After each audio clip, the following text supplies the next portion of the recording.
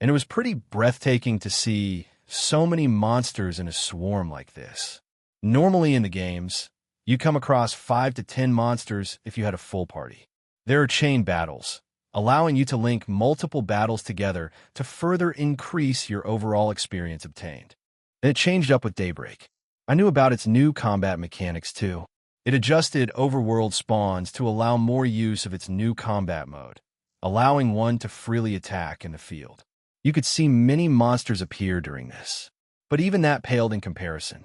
There were hundreds of monsters fleeing on the crooked paths that eventually led right into the Schwarzdrach barrier. Yet the man atop the gate remained serious, observing the rapidly approaching monsters. As he took the helm, he heard a couple of soldiers rapidly approach the top of the gate from further within.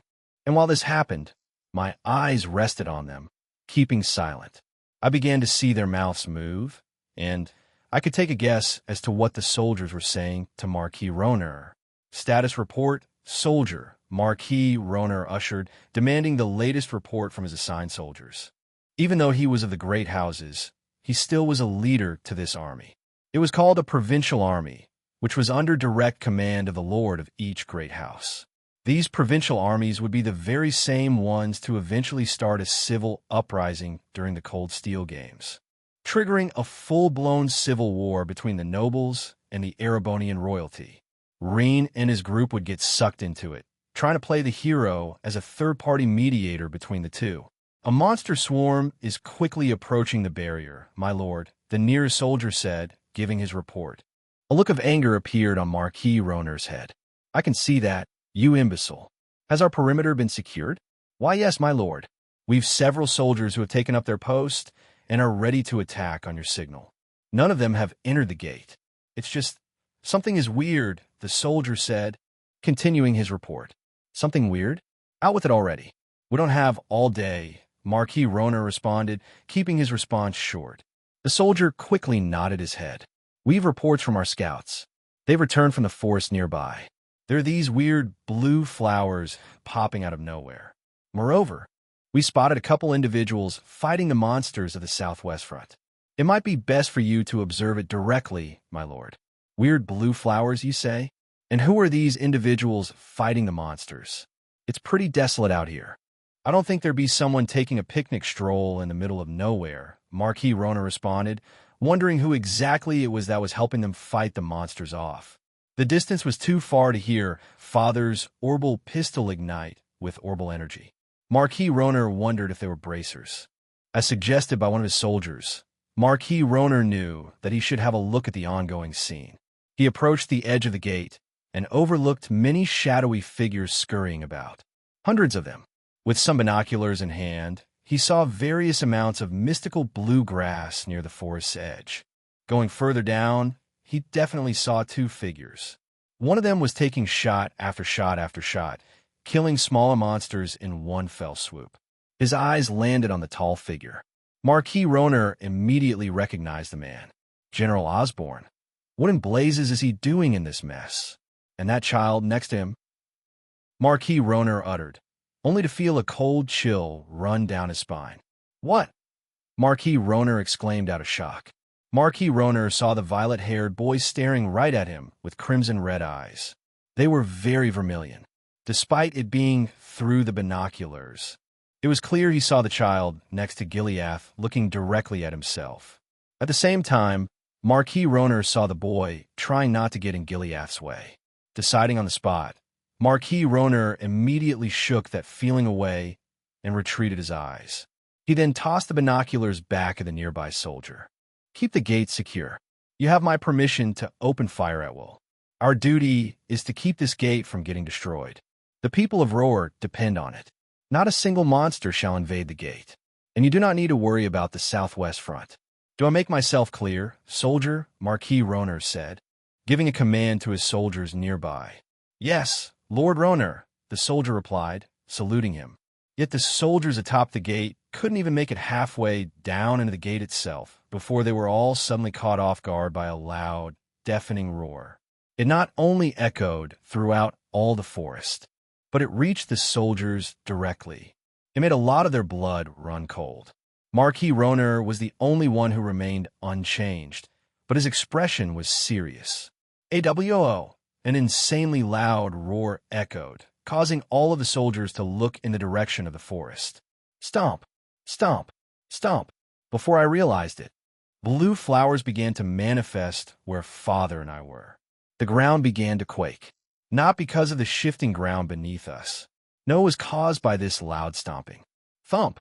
A gigantic fiery red wolf, which constantly released flames from its mouth, soon came into view, which was the source of the stomping all of us heard. This monster, no doubt about it. I immediately recognized it. These types of monsters were all in class of their own, making them unique from your typical monster. They didn't spawn from septium veins. They actually bled into Zemuria from planes further beyond. This monster was a cryptid. As always, you can read free advanced chapters on my Patter 0N. 666. Chapter 37. Agnagarn, the Flaming Beast. I have finished my first rewrite volume 1 over on Patter 0N. I've decided to release the rest of the chapters over here. It'll be taking a little time before volume 2 starts. I went ahead and split the original volume 1 into 2 volumes now. Volume 1, A New Life in Zemuria Volume 2. Turmoil in the capital. Let me know how you readers are enjoying the rewrite. As always, also going forward, I will only include this message in author comments further down at end of chapter. That way you readers can get the full immersion. All of a sudden, a giant and menacing fiery red wolf strutted through the forest, tearing trees down one after another. It left the grass burnt to a crisp as it continued its rampage. Without a doubt, this monster isn't your average monster. It's cryptid. Before I could take any action, however, I heard an unexpected notification sound off inside my head. Another type of quest was issued to me. You see, there are different kinds of quests available that the gamer system gives you. Some are influenced by the environment around you, depending on the time, place, or actions being done. That is the situation here. There are others where it depends on the person. Father initiated the daily quest, so that be an example. They come in all shapes and sizes. Most quests have a start and end, and have a mission of sorts to complete. Complete it, and you get rewarded. It can range anywhere from just being a simple task to being something super serious, like the quest info I just received. As far as I know, there are 4 main types of quests.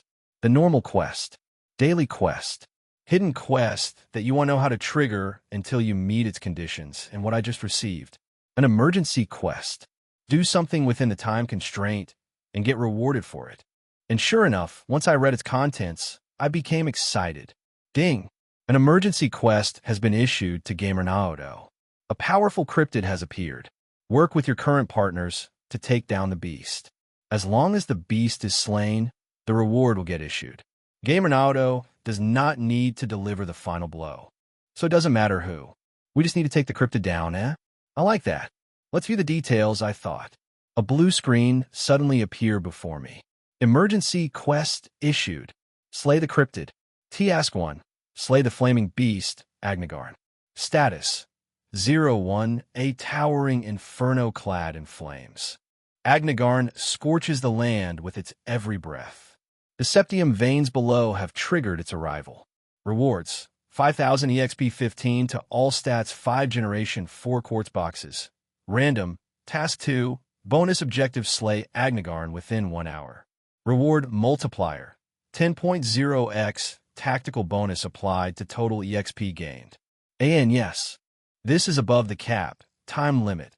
119:59:59. Music to my ears. A new kind of quest has appeared. No penalty either. Just the way I like it. We could completely ignore this giant wolf, but that'd ruin a lot of this forest I now call my home, minus the parts it has destroyed already. I don't want to back down from a challenge like this, even though I can't really attack. That's why I received that message earlier. Work with my partners and take it down. That means Father will have to take the brunt of the attacks. Can a man like Gileath solo a cryptid? I can actually see that happening. Still, to see a cryptid appear this early on, and moreover, these blue flowers, I recognize them at a single glance. They're a phenomenon that can't really be explained But when something otherworldly happens in the Trails verse, in this case the spawning of a cryptid, this grass will likely follow. It's called pleroma grass, the very same grass a certain cult uses to do its diabolical experiments, serving as the basis to creating the Gnosis drug. What would be the best way to explain what cryptids are? They aren't your average monster, like I previously said. Far from it, actually. If I had to relate it to something, they're almost like invaders. On the outside, they just appear to be your big baddie boss-type monster. They might even be a tier or two above your average boss-type monster. A super boss, even. Or even beyond that. But what are cryptids, really? From my understanding, they are creatures that exist within the laws and boundaries of Zemuria. But at the same time, they don't exist.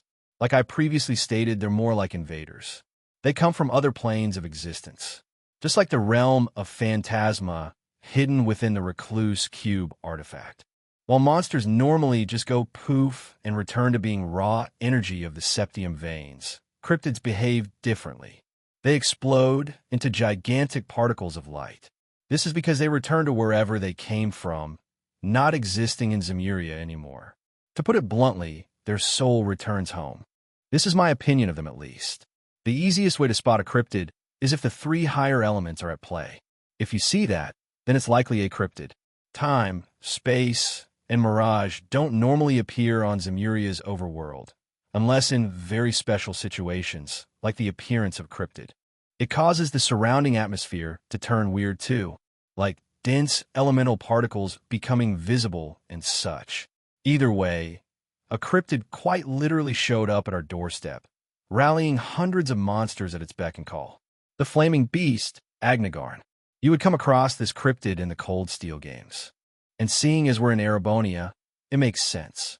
It was a massive fiery wolf-like creature trying to make its way to the barrier and likely roar beyond it. It was as if it was dead set on attacking the city, and Father and I were both in its path head-on. I had another look at it. The fiery flames constantly released around the giant wolf were setting the grass on fire as it walked. It left behind a blazing path. Should it continue like this, the fire would quickly spread throughout the entire forest. This is much worse than the little embers ignited by Father's first skirmish with the previous monsters. I could see it was heading northwest, which was mostly barren, but still likely within Marquis Roner's territory. It was dead set on attacking the barrier and head into Roar. Father, we have to make haste and defeat this wolf. Its target is the city of Roar, I yelled out to Gileath. Father's eyes remained on the giant wolf. The giant wolf didn't even have its attention on Father. It completely ignored him. A mistake on the giant wolf's part. So it doesn't even have me in its eyes. Does this foul beast have a name? Gileath asked. I saw Father grin. Sure enough, he really kept his sword hidden within that overcoat of his. I saw him suddenly swing out a great sword, ready to strike at a moment's notice. Agnagarn, the flaming beast, I simply answered, causing Father's gaze to remain on the gigantic wolf. Agnagarn is the name of this foul beast? Gileath responded with a wild grin on his face. I could only gull my saliva downward. I don't think I've ever seen Father this serious before, not even when he was teaching me. He's dead set on slaying this gigantic wolf. Stay close to me, Naoto. I don't want you getting swept away by this wolf. You cannot hold a sword on your own yet, so it will be up to me to take this guy down. Gileath continued. I will try not to get in your way, Father, I replied. Maybe it was because of the spar he recently had with Colonel Bright, but he was oozing bloodlust. The hairs on my back never stood back down. But I didn't back down. I couldn't. Not when this emergency quest is now on the line. It's essentially free experience for me. How could I not turn it down? I want to see what it looks like when I level up too. I know ITLL will give me at least a couple levels. Especially so if we manage to get that additional task out of the way, which is to slay Agnagarn within the first hour. Good. Remember to stay close by as I hunt down this Agnagarn. As you call, Gileath tried to say, bending his knees a bit.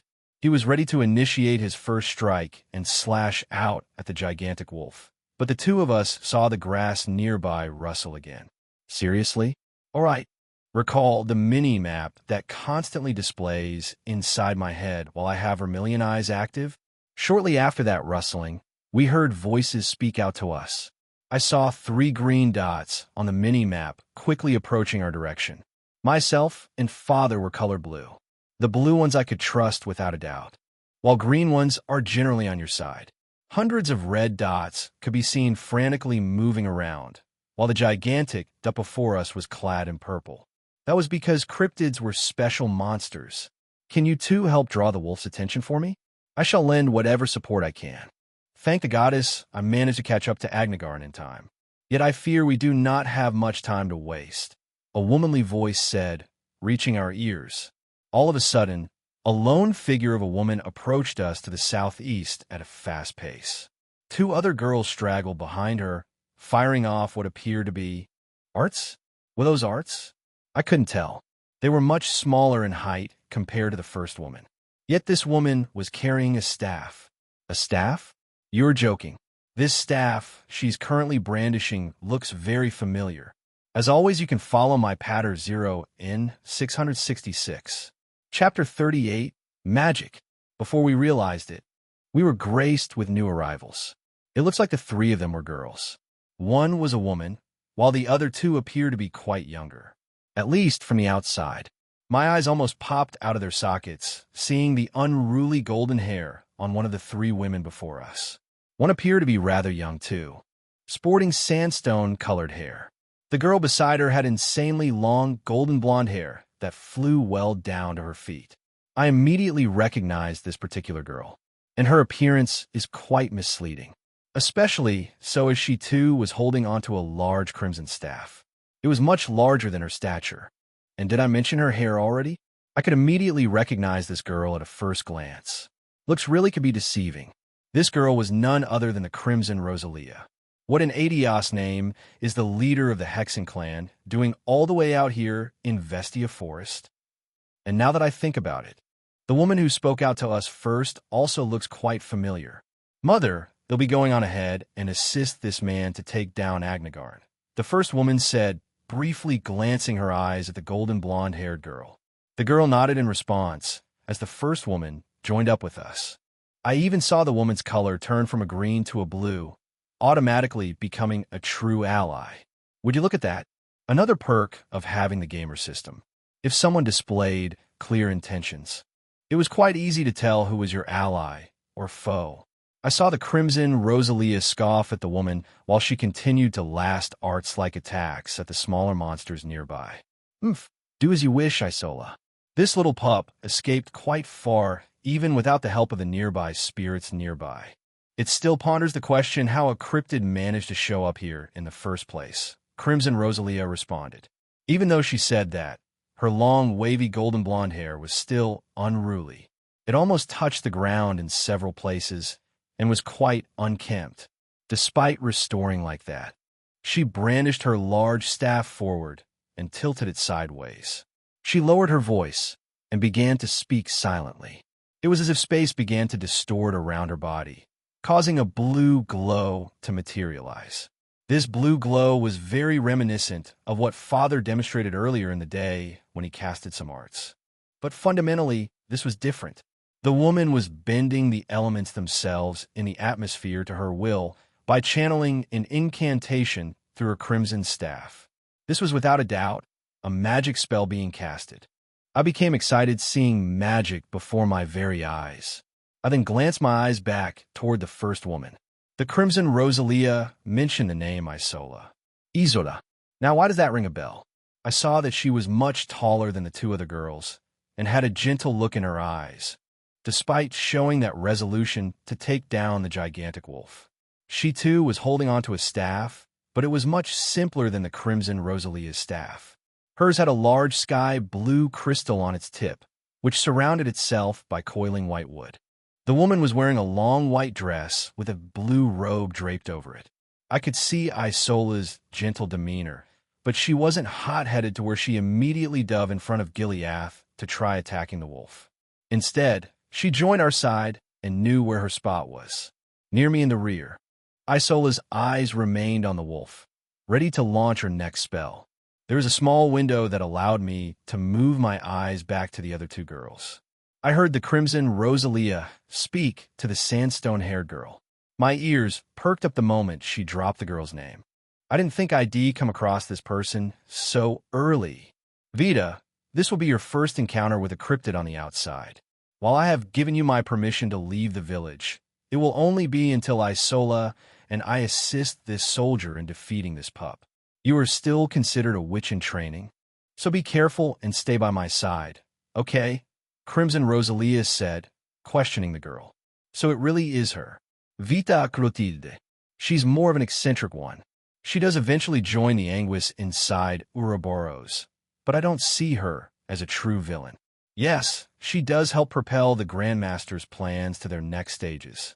But she's not crazy in the head like some other members of Ouroboros are, who actively seek out challenges and fights to the death. She strives for her own goals and protects her family in her own way, a path that I actually admire. I see myself in Vita's shoes. I understand, grandmother, but if you and Annie go help that soldier defeat the giant wolf, then who will be left to protect the kid in the rear? He's tending to his own devices, but he looks way younger than me.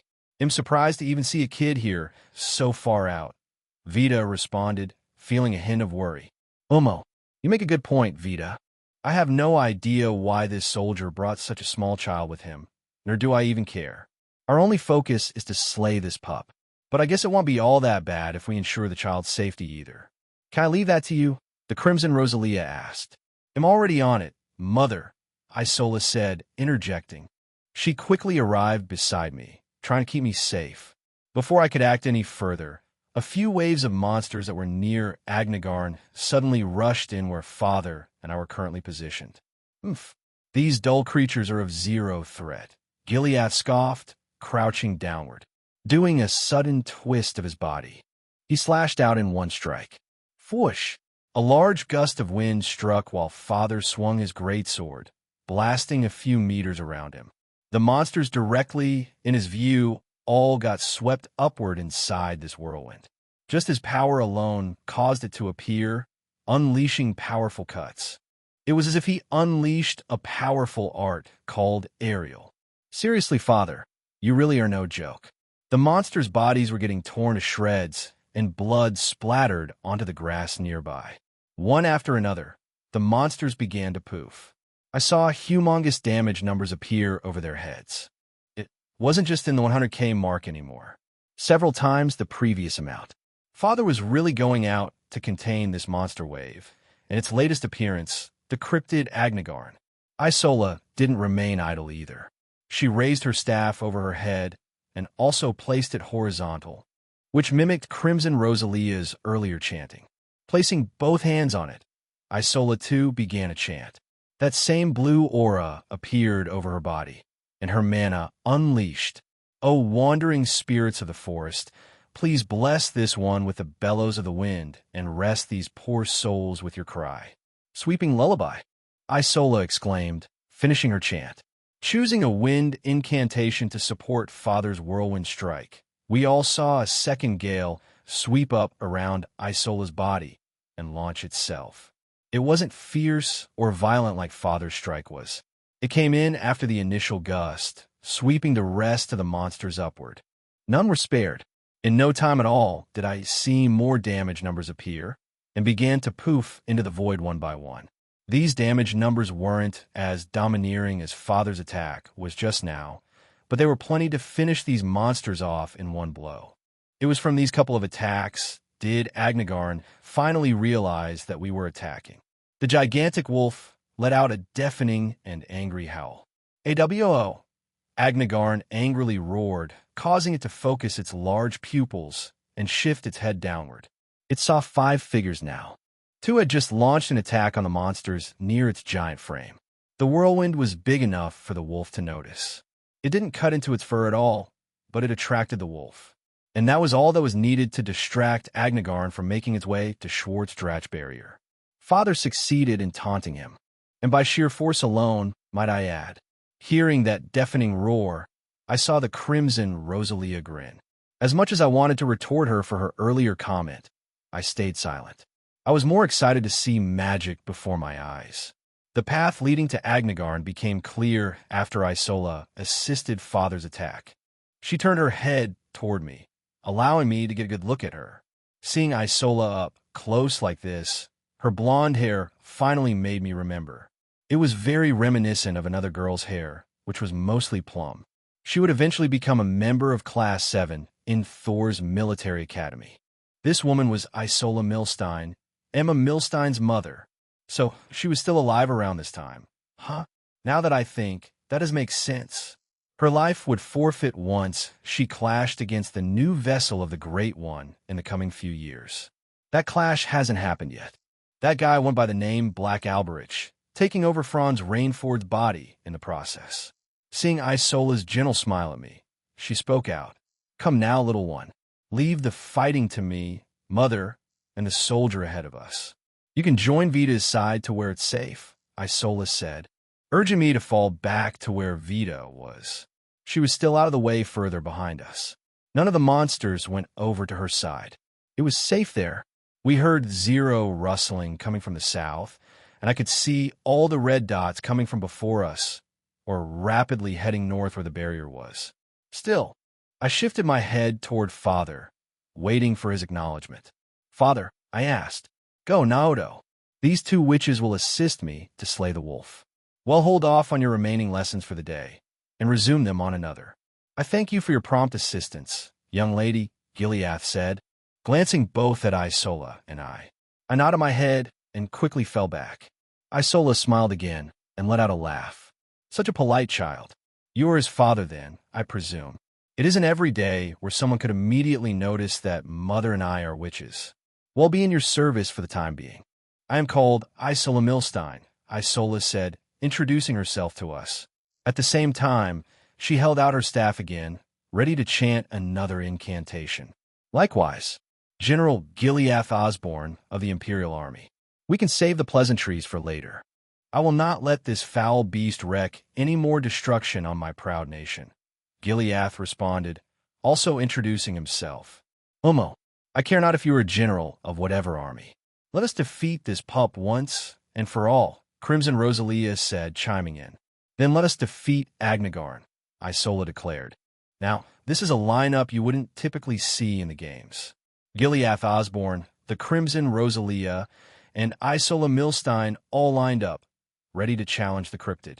And as for me, I retreated far back enough to where Vita was.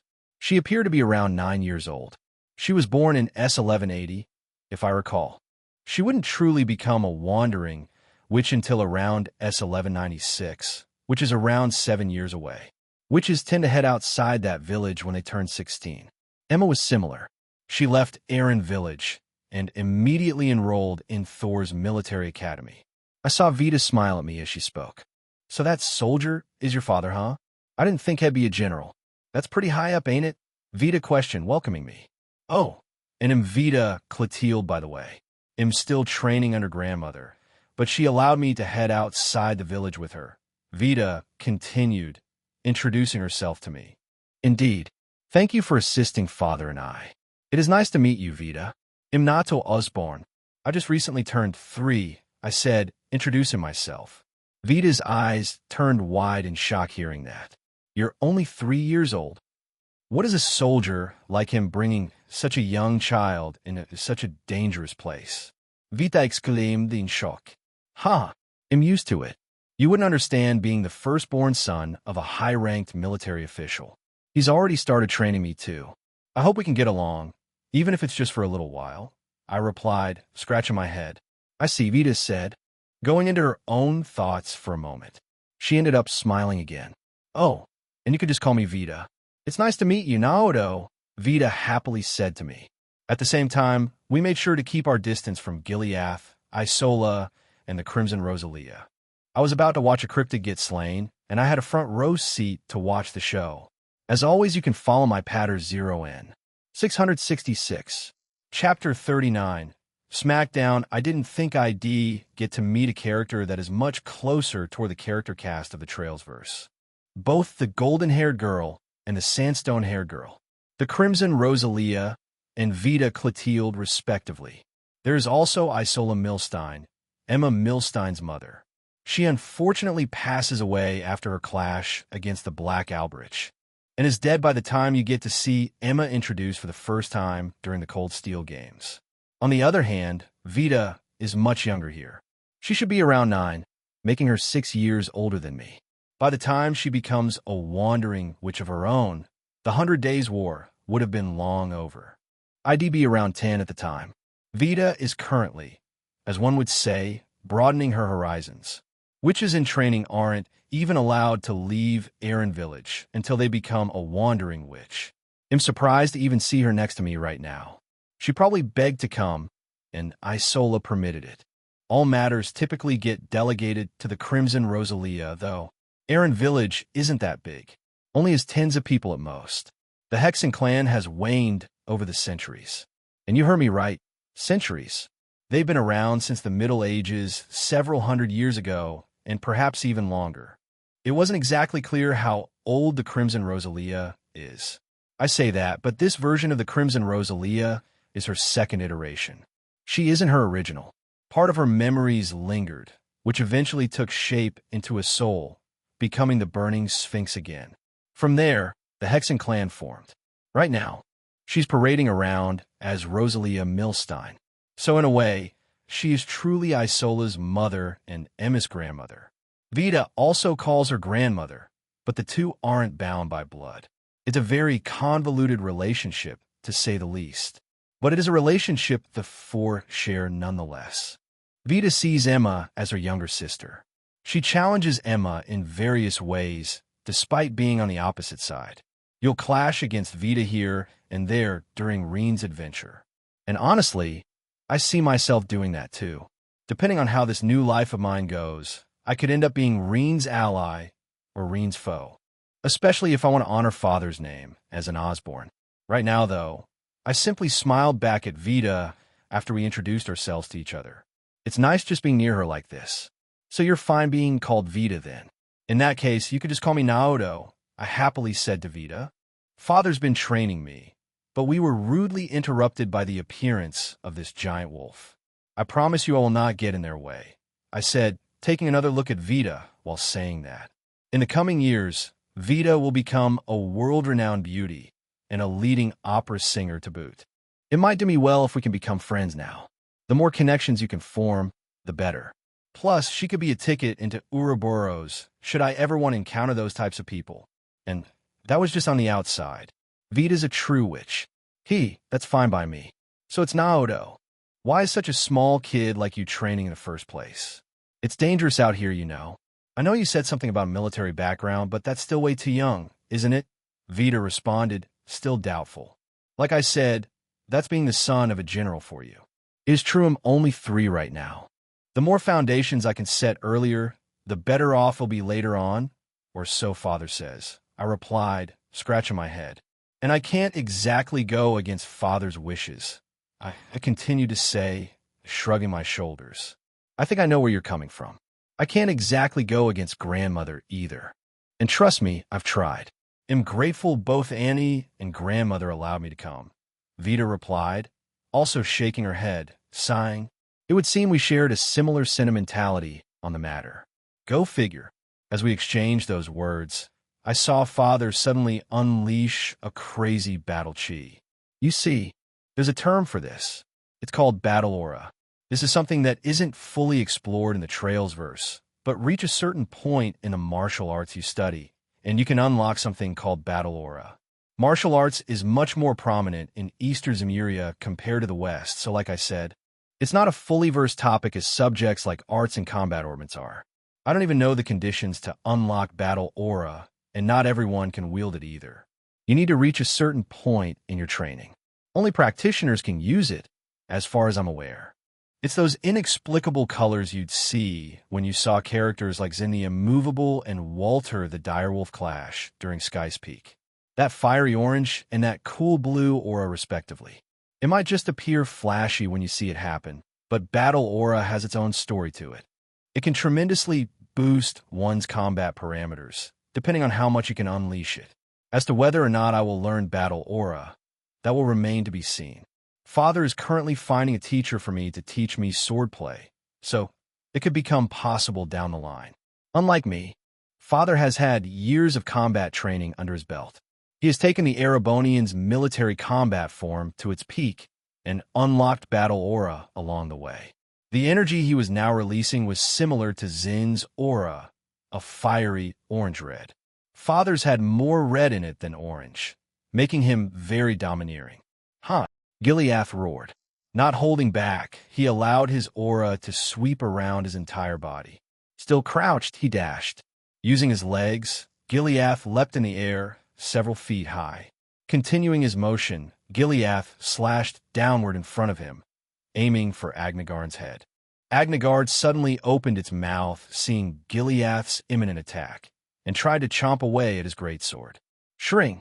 We heard a displeasing sound that caused the remaining nearby monsters to flee in terror. Agnigarn's large fangs clashed against the steel of Father's sword. It was surprisingly unpleasant to the ears.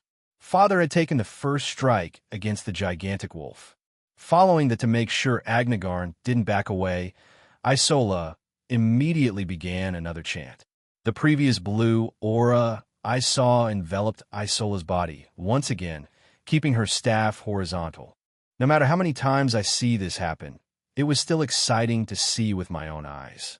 And it does beg the question, will I be able to learn magic somehow? It was practically non-existent in my previous life. It only existed in fantasy stories. I don't know how witches operate here in Zemuria. Is there mana decided at birth? Or it can be trained? If I get a chance to head inside Aaron Village, they'll try to find out to see if I have any chance at learning magic. O spirits of water, please listen to the soothing of my voice. Wash over this raging echo as you listen to the depths of my mana and strike at the heart of this beast. Rendering flood, Isola raged out. She raised her staff up high. The air began to churn and swirl. It condensed into a blue swirl, sweeping up around it. Boom! A deafening boom swept around us as Isola launched her incantation. Before we realized it, the churning air turned damp and moist, almost as if we had just entered a violent storm. The water then rapidly sped up, becoming a self-contained river. The river then burst, spewing water outward at Agnigarn. It raged onward, striking at the gigantic wolf, and landed a direct hit. "Oh!" Agnigarn responded with a painful howl, feeling its entire body being blasted apart by a flowing river of water. It was now in agony. Seeing this cryptid release a bunch of flames and destruction where it stomped around earlier. It should be weak to the water element. Most cryptids typically had one element that they were weak to, allowing you to take advantage of that. And in return, Isola managed to do so. She was using a water spell. As I was distracted by Isola's spell, I heard Agnigarn let out another painful howl. Father had launched himself all the way up, landing on Agnigarn's back. He had stabbed into Agnigarn's back. A deep gash appeared, and an insane pool of blood spilled out from it. Agnigarn had taken heavy damage from these 2 consecutive attacks alone. Gileath grinned, letting his battle aura continue to swirl around himself. This time, he switched up his battle style and brought out his combat ornament. Opening it up and tracing his fingers alongside the lines, Father's combat ornament lit up in a green glow. The glows swiftly moved to his feet. Pulling the blade out of Agnigarn's back, Father leapt again, striking closer toward its neck. More blood splattered after the second attack, struck the gigantic wolf's body, painting his clothes red. That was the downside of fighting a cryptid. You had to deal with this bloody stench. The gushing water soon began to die down, striking again where Gileath's sword struck. Bam! Taking the great sword of Agnigarn's neck, Father began to slash his sword sideways, delivering one strike after another. Agnigarn tried to shake Father off its body, but Father held tight, likely thanks to the active art he had over his feet. "AWO!" Agnigarn yelled, roaring in agony. Gileath was able to keep his momentum and continued his onslaught. Agnigarn's face was now bloody, letting its own blood seep into its eyes. The gigantic wolf even looked more crazed now. In the next moment, its fangs lit up in a searing flame, trying to respond to the thread on its back. "Huh, I haven't had a good challenge like this in a while, apart from that spar. This has been a good warm-up," Gileath responded, grinning while he was attacking the gigantic wolf. As he continued, he activated the same art again, and the green glow appeared beneath his feet. Leaping upward, Agnagarn opened its mouth in an attempt to bite Giliath in one gulp and get pierced by its flaming fangs. Giliath didn't let that happen and swung his greatsword down hard. It began to slide down right at Agnagarn's open mouth. Shirring. Another sound of clashing metal struck our ears while Giliath's blade became stuck in Agnagarn's mouth, just like a toothpick. It was stuck, unable to move any deeper.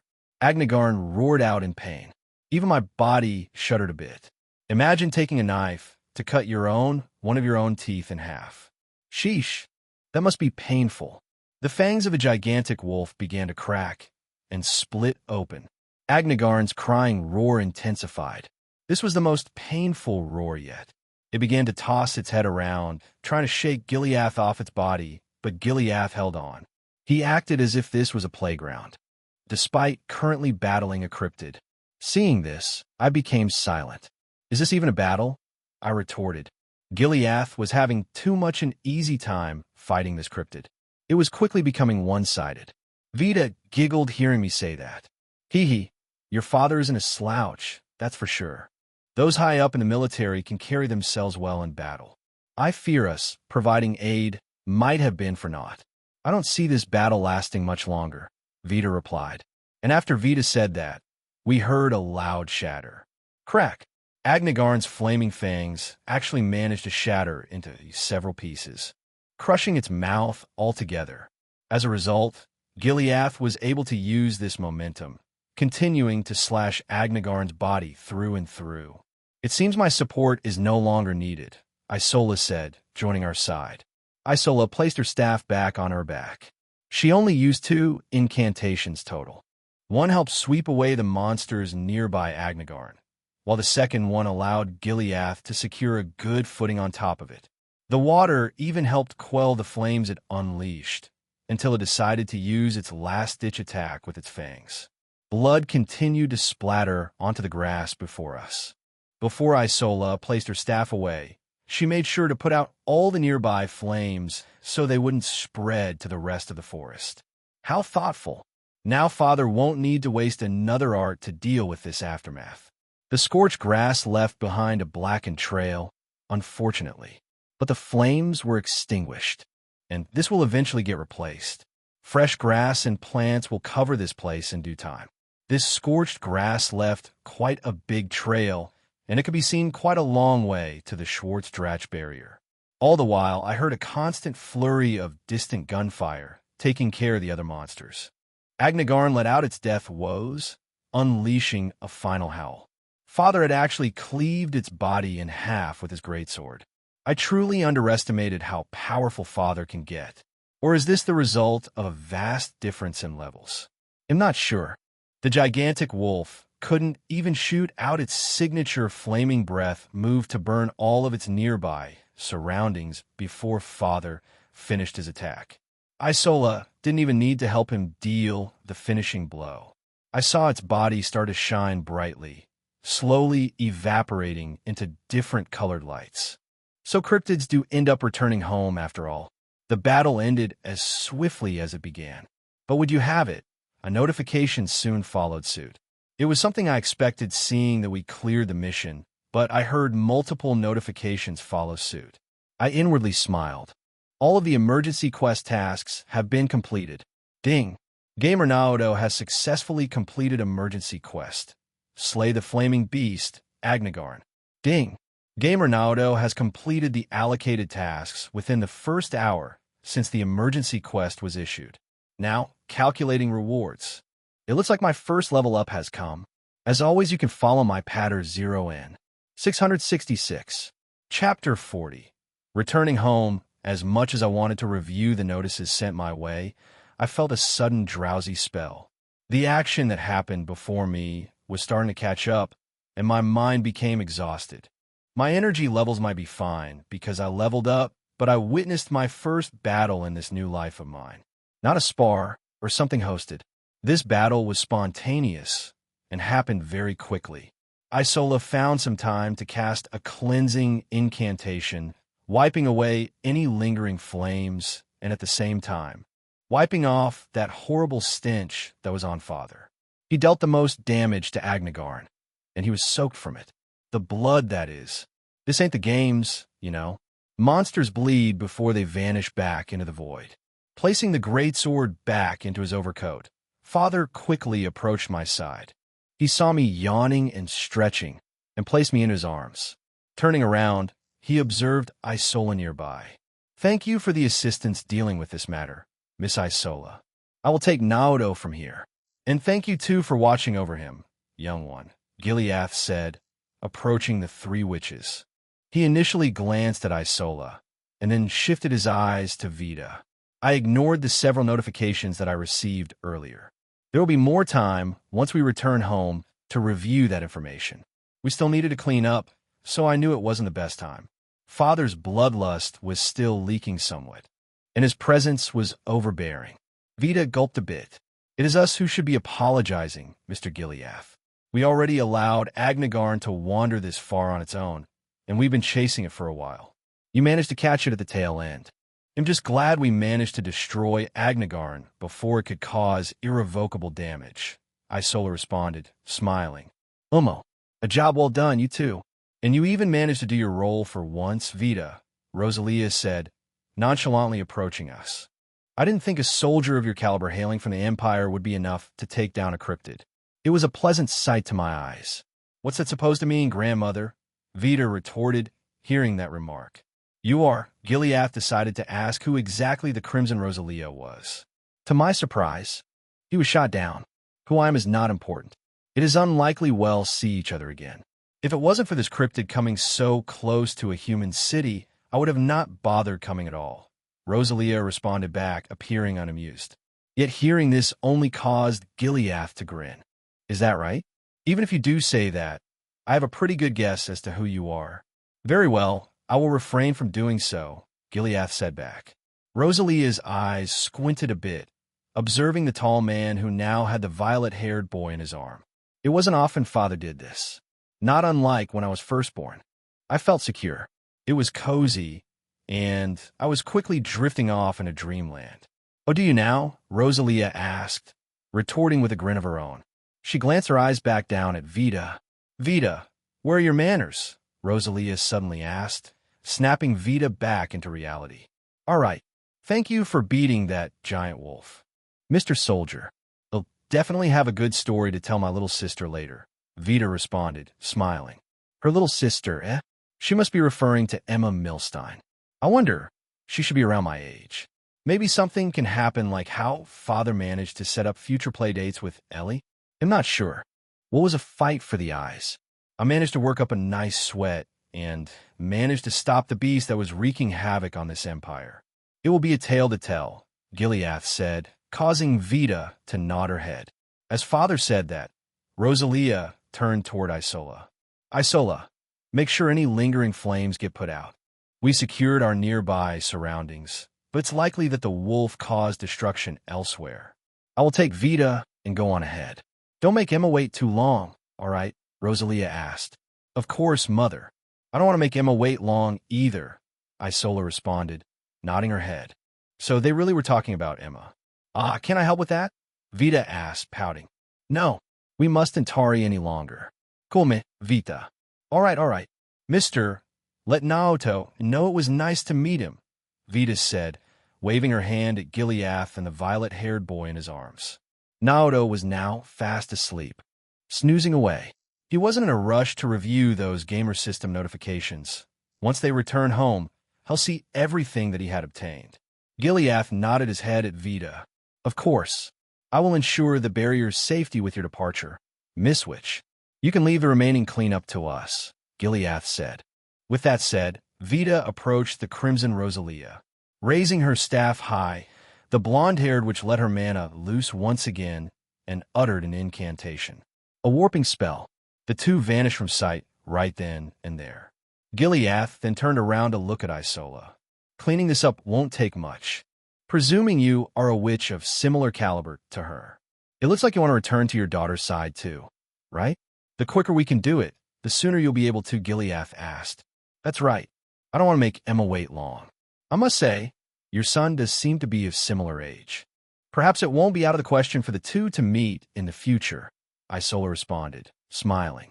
Ha ha ha.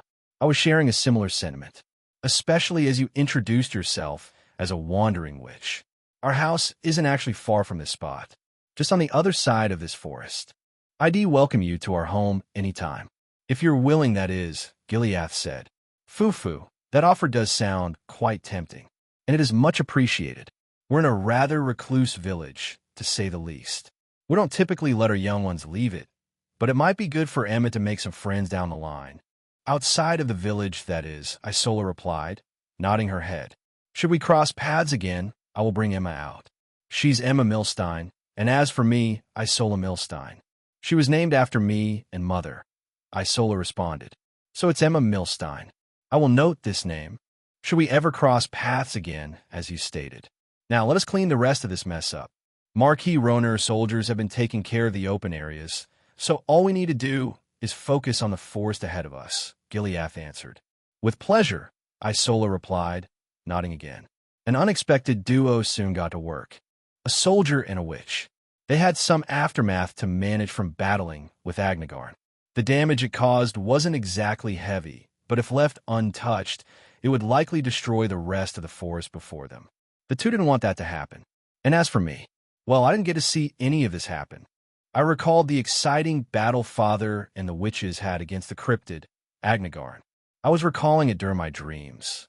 It didn't take long before we returned home, and what I received from the gamer system will be explored soon. As always, you can follow my Patter 0N. 666. Chapter 41, Blacken the next day. March 3rd. Naoto remained fast asleep, content with the battle Gileath displayed against their very first cryptid. Naoto had already finished his daily quest and the emergency quest. Seeing nothing else was pending and the fact he was mentally exhausted, he let his body enter dreamland. He ended up waking up for dinner and enjoyed a lovely meal with Gileath, Cassia, and Reen. Still being somewhat tired, Naoto quickly went to bed and decided that he would review all the new information the following day. Yet as the day became March 3rd, a new, different scene began to unfold. Not within the villa on the outskirts of Trista, but beyond the forest and beyond the Schwarz-Dratch barrier. The city of Roar. Despite the imminent attack from the monster swarm that appeared at the barrier yesterday, its citizens could still be seen bustling about their daily lives. They didn't show fear, as the result had quickly spread throughout, knowing that the giant wolf had been slain. Similar to the Zeiss Central Factory in Liberal, one of Roar's main attractions was the escalator unit built closer toward the further end of the city. This effectively connected Roar's upper half to its bottom half. It was literally a two-tiered city, and all the way in the back of the city was definitely its most dominant building, equivalent to the size of a giant castle. Two letters could be seen plastered on the front end, reading RF. The letters were while its backdrop was plastered red. This, of course, was none other than the headquarters of the Rainford Group. This building belonged directly to the Rainford family. The RF Group was one of the most industrious companies known in the continent, let alone being one, if not the top-tier industry in Erebonia. They had power, wealth, you name it. Lots of machines seen in use around Erebonia came from the Rainford Group development teams. Further, toward the top of this extremely large building complex was its executive suite. Rooms further down were split up depending on the department a worker was in, as it was split into 4 main departments. As for the executive suite, despite the day having just started, a sole person could be seen at its large desk toward the back. The space in front of the desk was largely empty, which allowed for multiple guests or workers to come in and report if needed. There was a table and a relaxation area off to the side, allowing one to look down to the rest of Roar, should they need a break. And yet, this person seated at the desk of this executive suite could be seen typing constantly on one of her laptops, to which she had multiple of. Not only that, there were a couple phones that would ring every so often as well. This figure appeared to be a woman, not reaching middle-age status yet, but more toward her late 20s, early 30s. And even then she still appeared very beautiful. She had blonde hair that parted to the side, and was pretty short. Sporting green eyes, she was wearing thin red-framed stylish glasses. In fact, her overall image acted as if she had been styled by a professional. Her dress was mostly a white skirt with a green undershirt sectioned off into a navy blue pattern. She was the spitting image of a fancy lady. Not fancy akin to that of nobles, but stylish to the point where any man would fall for her. This woman was the current chairman of the Rainford Group, Irina Rainford, the very same mother of one of the leading heroines in the Cold Steel saga, Elisa. It wasn't even time for breakfast, and yet she was already slammed with work as the chairman. She had recently taken up this position once her father, Gwyn Rainford, passed it on to her. Gwyn was now retired, and while she might have had laptops near her, they had zero connectivity. Their sole purpose right now was storing data. The Orbital Network project was still in development and wouldn't be announced for another year. After typing quickly on her laptop for a few moments while hanging up another call, Irina finally laid back in her chair and stretched out her arm. It's only been 5 years since the Transcontinental Railroad opened for public use. ID thought we entered a lull for iron and steel, but the demand for them are even higher than before, and these requesters, a lot of it is stemming from those Erebonian nobles and the military. Something is definitely on the rise here, Irina said to herself. Opportunists can be like that, Irina. They look for rare chances to strike and back out before the bubble bursts open. An aged voice said, only for the door to open on the far, and that leads to Irina's. Before long, an old white-haired man appeared. He could be seen wearing light leather tan pants and a sky-blue long shirt with a black undershirt. Father, Irina said, welcoming the man. How many times do I have to tell you that people without appointments cannot enter here? Irina retorted. Gaha, you may now be Rainford's acting chairman, but I'm still one of its predecessors, Irina, my dear. I can go to any floor as I please. Besides, it's time to have breakfast. I didn't come alone, the aged man said. Of course, this man was Irina Rainford's father, Gwyn Rainford. He had retired and passed his position on to Irina, and is enjoying a leisurely life now. Mama, a happy voice suddenly resounded in her office, only for a small figure to appear beside Gwyn. She appeared no younger than 2 to 3 years of age, wearing a frilly red sailor outfit. Her hair was reaching the point of developing pigtails, tied at each side with 2 flower-like ribbons. Seeing this little child appear, a rare smile formed on Irina's face. She decided to close her laptop for now and stood up, approaching the two. Seeing Irina come over, a smile bloomed on the little girl's face and quickly rushed up to her. Irina bent down and took the little girl into her own arms. It's time for breakfast, the little girl replied happily to her mother. Thank you, Elisa. I just had a pause in my current workload, so I have a few moments to spare. He wouldn't happen to be with you guys now, would he? Irina asked as her demeanor changed a bit. So cold. You just had to ask that in front of our lovable daughter. A fourth voice echoed, soon revealing the figure of that of another man. This one appeared more young. He used to sport darker hair, but it was slowly turning white. His current outfit was designed more to be of a professor than a worker at Rainford, which made sense after all, as he studied alongside Professor Schmidt, one of the few disciples of Professor Epstein, the founder of the Epstein Foundation. The man himself wasn't one of Epstein's 3 disciples, however. This man who just showed up at the entrance to Irina's office beside Gwyn, Irina, and Elisa was none other than Franz Rainford, Irina's husband and father of Elisa Rainford, who was the little girl in Irina's arms. So you were able to make it back in time. I thought you'd be gone at least for another week for your latest seminar, Irina said to Franz, who scratched his head in response. You see, about that, Franz tried to say. About what? Irina's eyes turned a bit colder, hearing him say that. You know, well, what? Irina, how could I deliver that seminar knowing I was attacked out of the blue yesterday? I took the quickest flight I could to come back home, Franz complained. Don't be hard on him, Irina. He was far more worried about Elisa yesterday than now. Still, I didn't think the situation was handled by the military. The news said that a giant wolf was defeated by one of our generals, Gileath Osborne. Gwyn said, detailing the attack of yesterday. Of course I know that. Who wouldn't by now? You weren't scared, were you, Elisa? No, Elisa happily responded back at Irina, enjoying her warmth. See?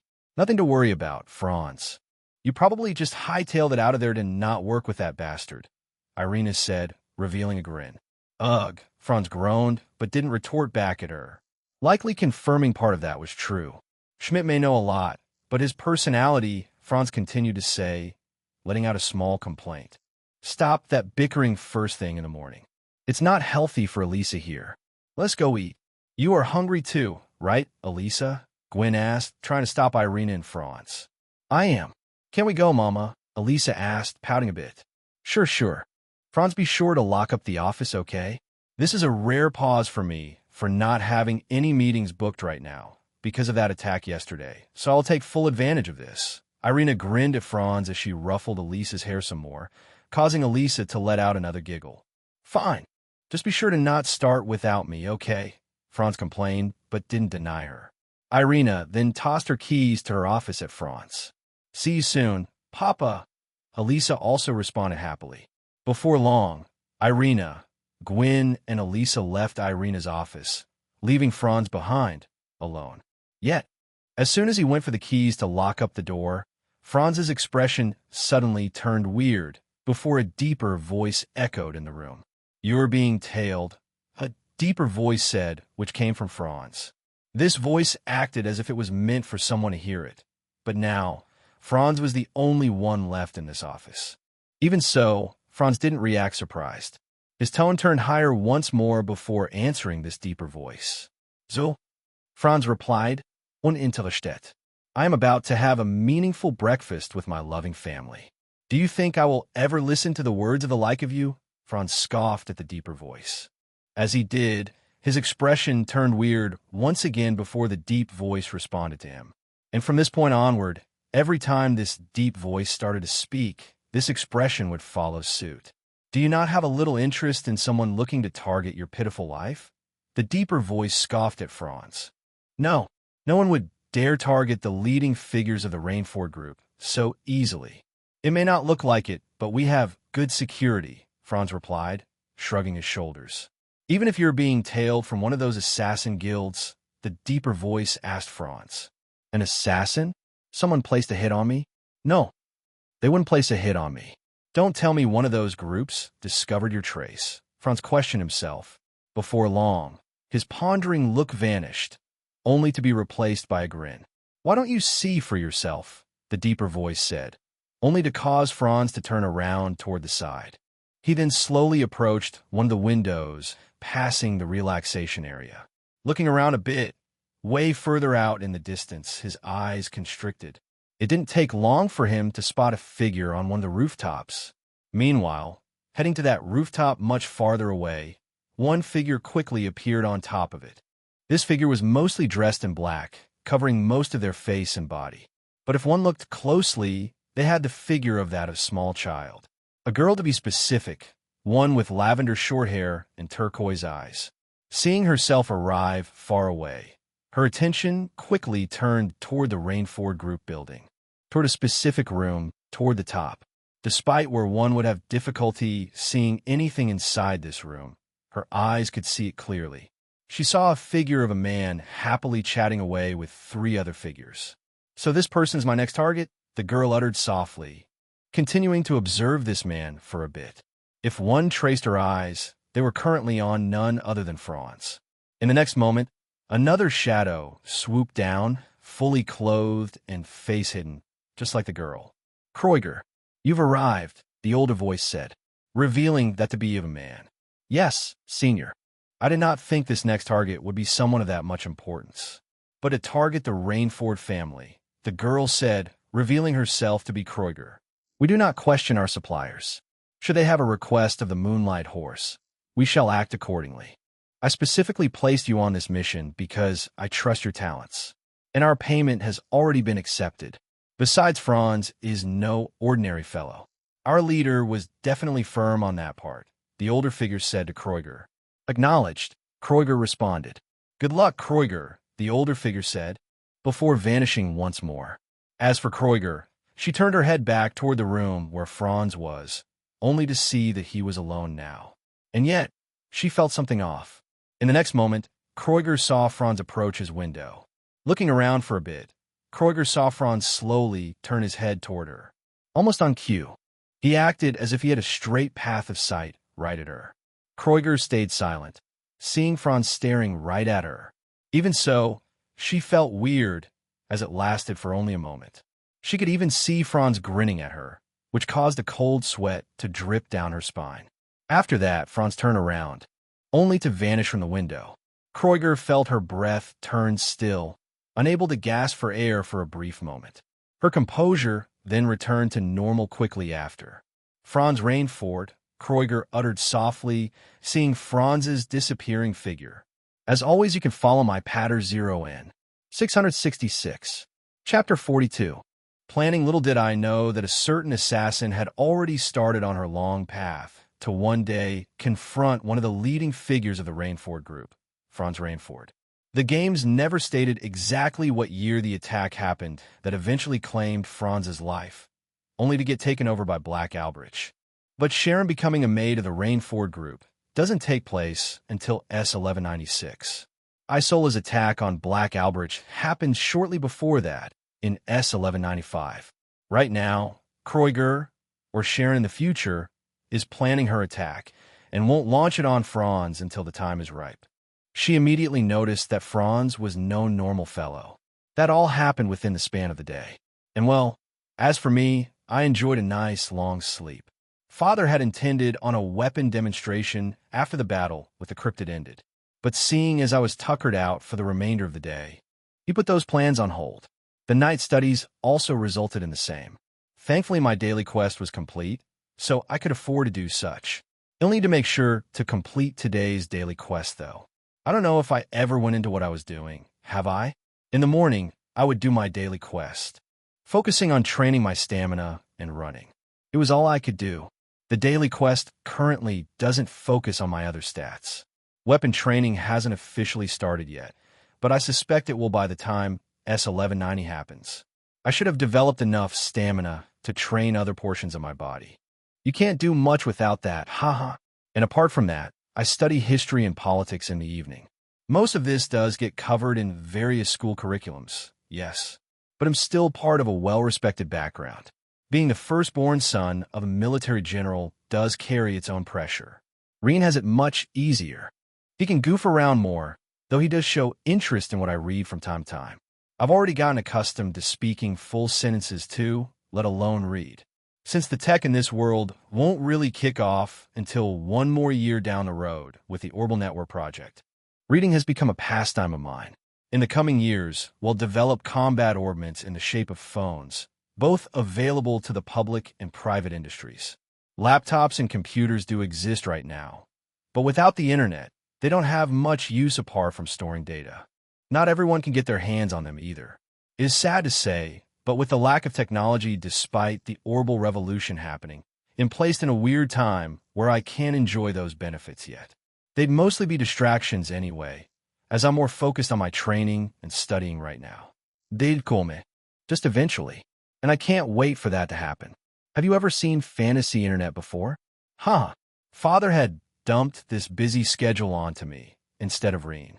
I have to take every advantage of it before all Gehenna breaks loose when the 100 Days War strikes. It's a ticking time bomb, and it will make our family split apart. In 3 years or so, shit's gonna get real. Real fast. I could forewarn certain people, but would anyone take the words of a little kid seriously? You want the real answer? No. And do I really need to? Not in the slightest. Grandmother's one of the wisest people in all of Liberal. She's sat on that throne for decades for a good reason. She's already likely preparing to respond, and I'm sure His Imperial Majesty thinks the same. I won't be sitting in the dark now. I have a rough plan in action once these events start to kick off. Lots of confusion will spread throughout Western Erebonia, and I will take advantage of that in my own way. I will quite literally enter the lion's den, not through the noble route. I plan to walk a different route. I plan to get abducted by a secretive group that rejects the existence of the goddess Adios. They're the lowest of the low, even lower than those hidden assassin organizations like the Moonlight Horse. Even worse than Ouroboros. They perform horrendous experiments, no matter the cost, to achieve their goals. I will enter the DG cult. Doing so will allow me to encounter some individuals that you normally can't come across until the events already finish. The first being Rennie Hayworth, aka Ren Bright. The second being T.O. Plato. I'm pretty sure there are others too, so it may be worthwhile trying to encounter them all, and potentially shed a little bit of light in their respective situations. These characters do get split up into different lodges, and hopefully, depending on how things go, they'll end up in one of them. But the real question is, do I feel compelled to save them? I will only be 5 or 6 at the time, so trying to save them is pretty unlikely. I mostly want to be by their side, alleviating part of what they deal with down there inside those lodges. Let's just say it's so bad, I refuse to even talk about it. If you can imagine such scenarios, it will likely happen.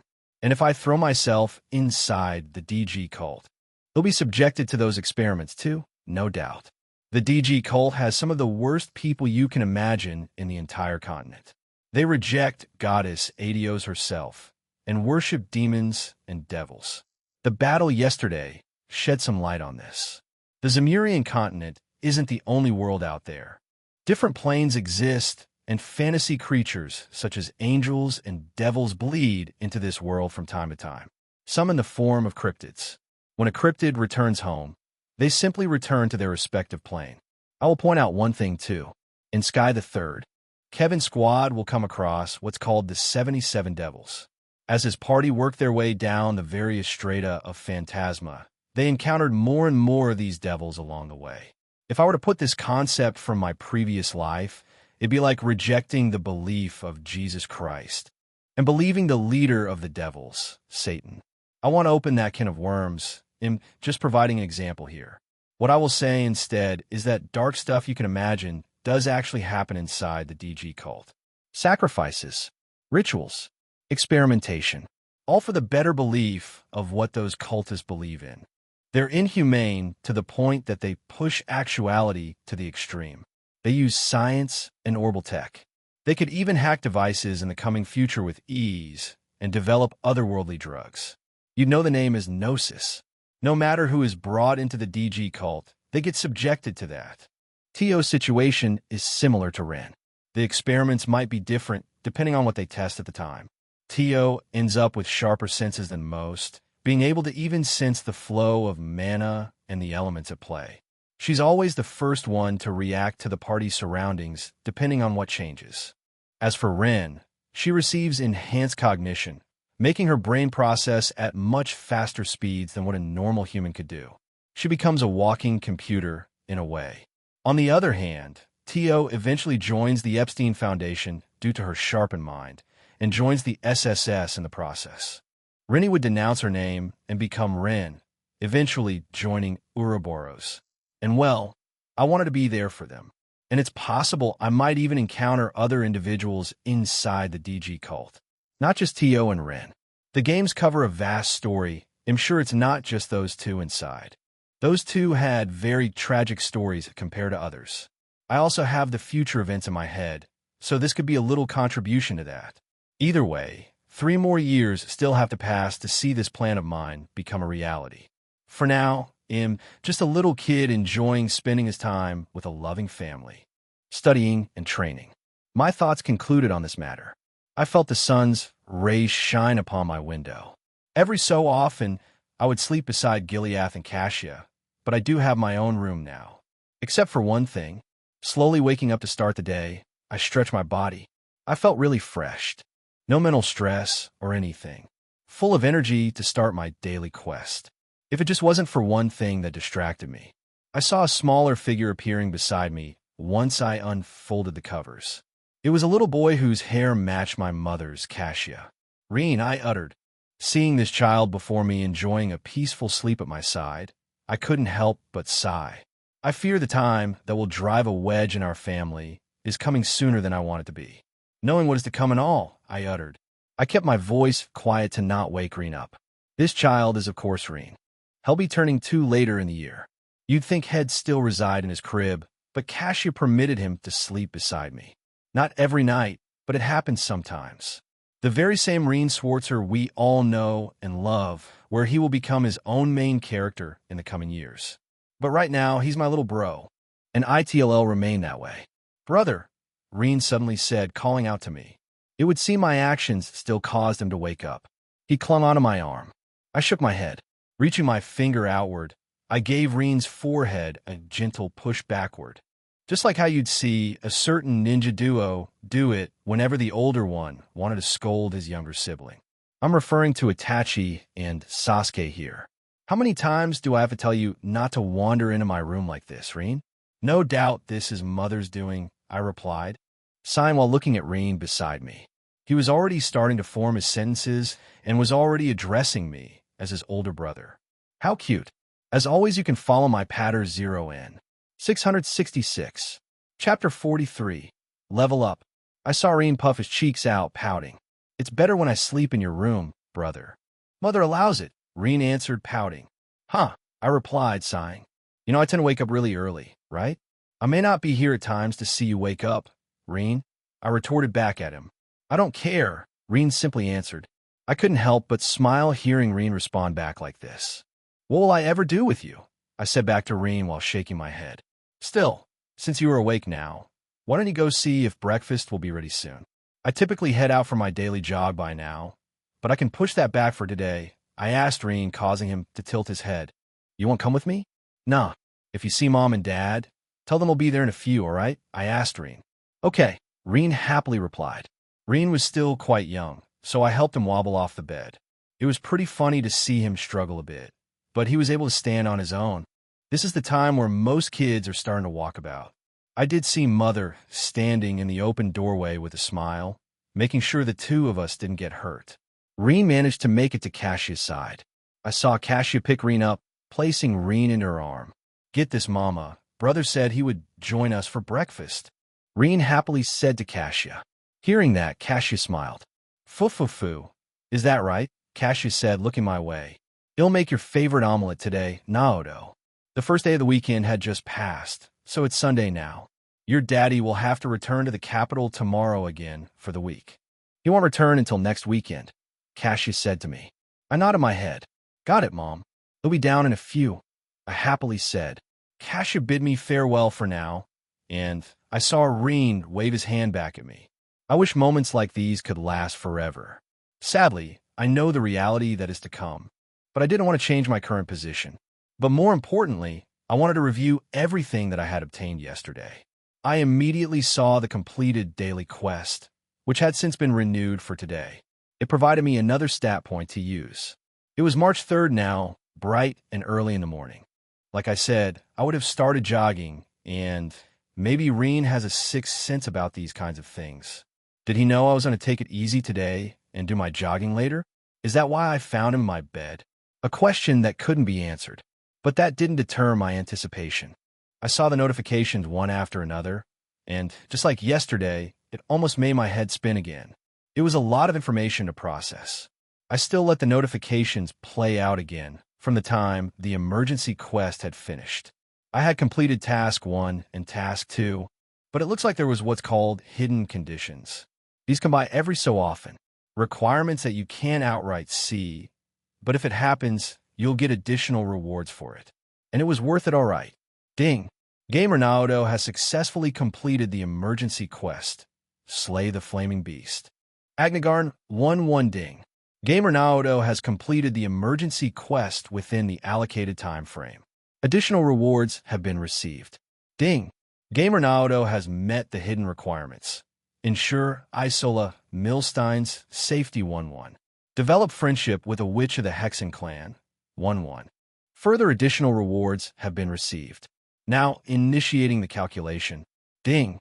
Tactical Bonus X 10.0 has been applied to Gamer Naoto's obtained experience. Ding!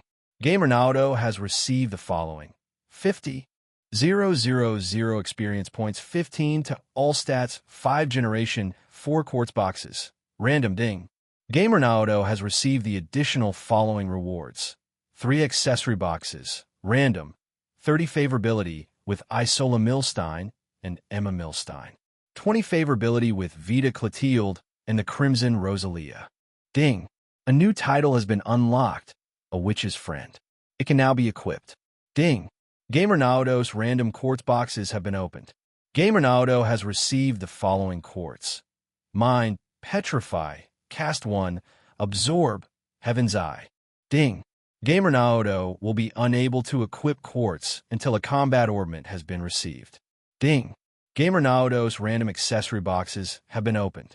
Gamer Naoto has received the following accessories: Gladiator Belt, Silver Chain, and Tiger Heart have been received. Ding! Gamer Naoto's inventory and favorability functions have been updated and are now available to view. Ding! Gamer Naoto has received 50,000 experience points. Ding! You have leveled up. Level 3, 4, 1,000. Remaining experience, 2,800. Ding! You have leveled up.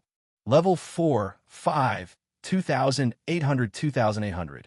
Total experience, 3,800. Remaining experience, 5,400. Ding! You have leveled up. Level 5, 6, 5,400. Total experience, 9,200. Remaining experience, 7,000. Ding! You have leveled up.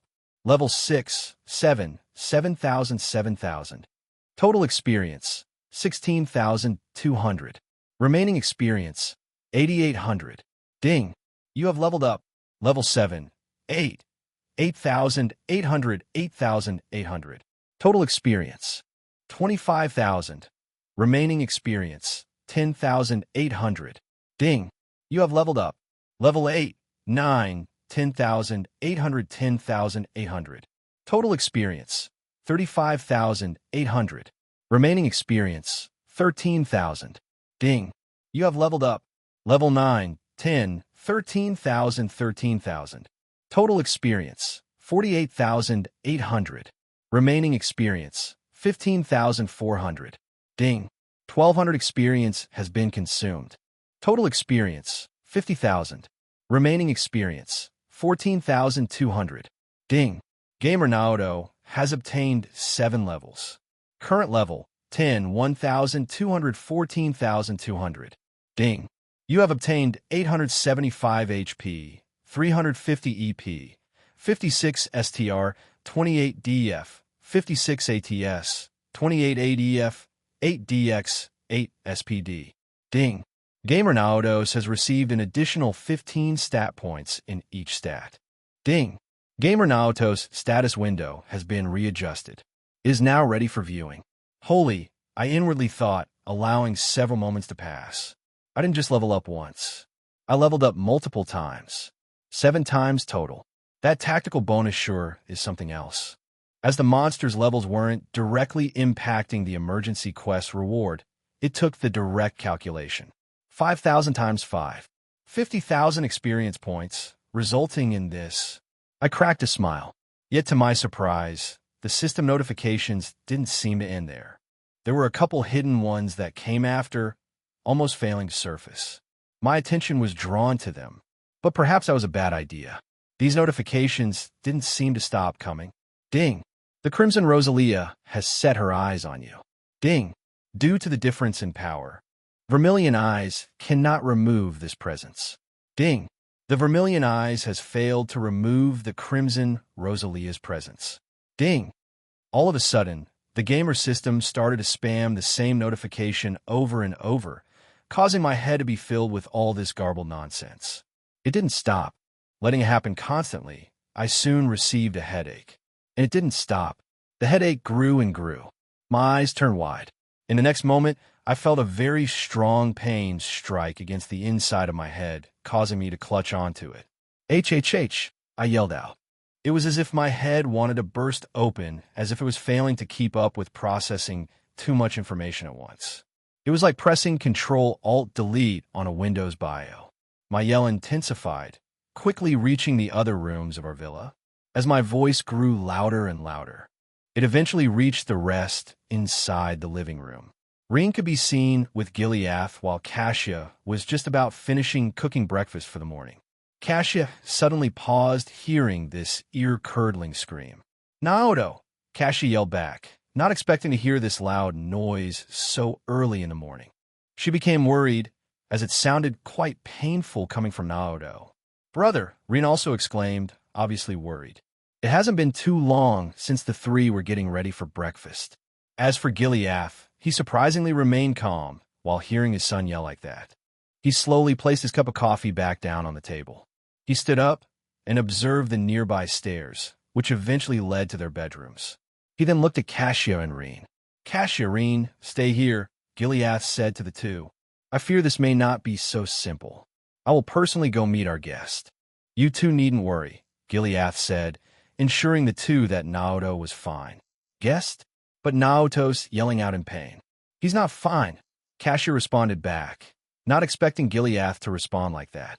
She became even more worried. Yet, shortly after Cassia tried to go check to see if Naoto was fine or not, the yelling soon began to die down. It wasn't as loud, and before long, Naoto's yelling soon turned still again. Gileath smiled, seeing this result, acting as if he had expected it. "See? Nothing to worry about, Cassia, Reen. I will proceed to check on Naoto's condition, and likewise, greet our new guest. I'm sure he's still exhausted from yesterday," Gileath said, ensuring the two that Naoto was completely fine. After an absurd amount of notifications, Naoto's gamer system did indeed die down. Naoto had already lost track as to how many he received. "Thank you, Gileath. I just can't help but worry. You know, perhaps you're working Naoto too hard by having him jog every day?" Cassia questioned and looked down at her side where Reen was. He was still worried. "And Reen, you stay here. Father is going to go have a look." "Okay," Reen uttered, accepting the outcome. He was reluctant and held on to Cassia's skirt.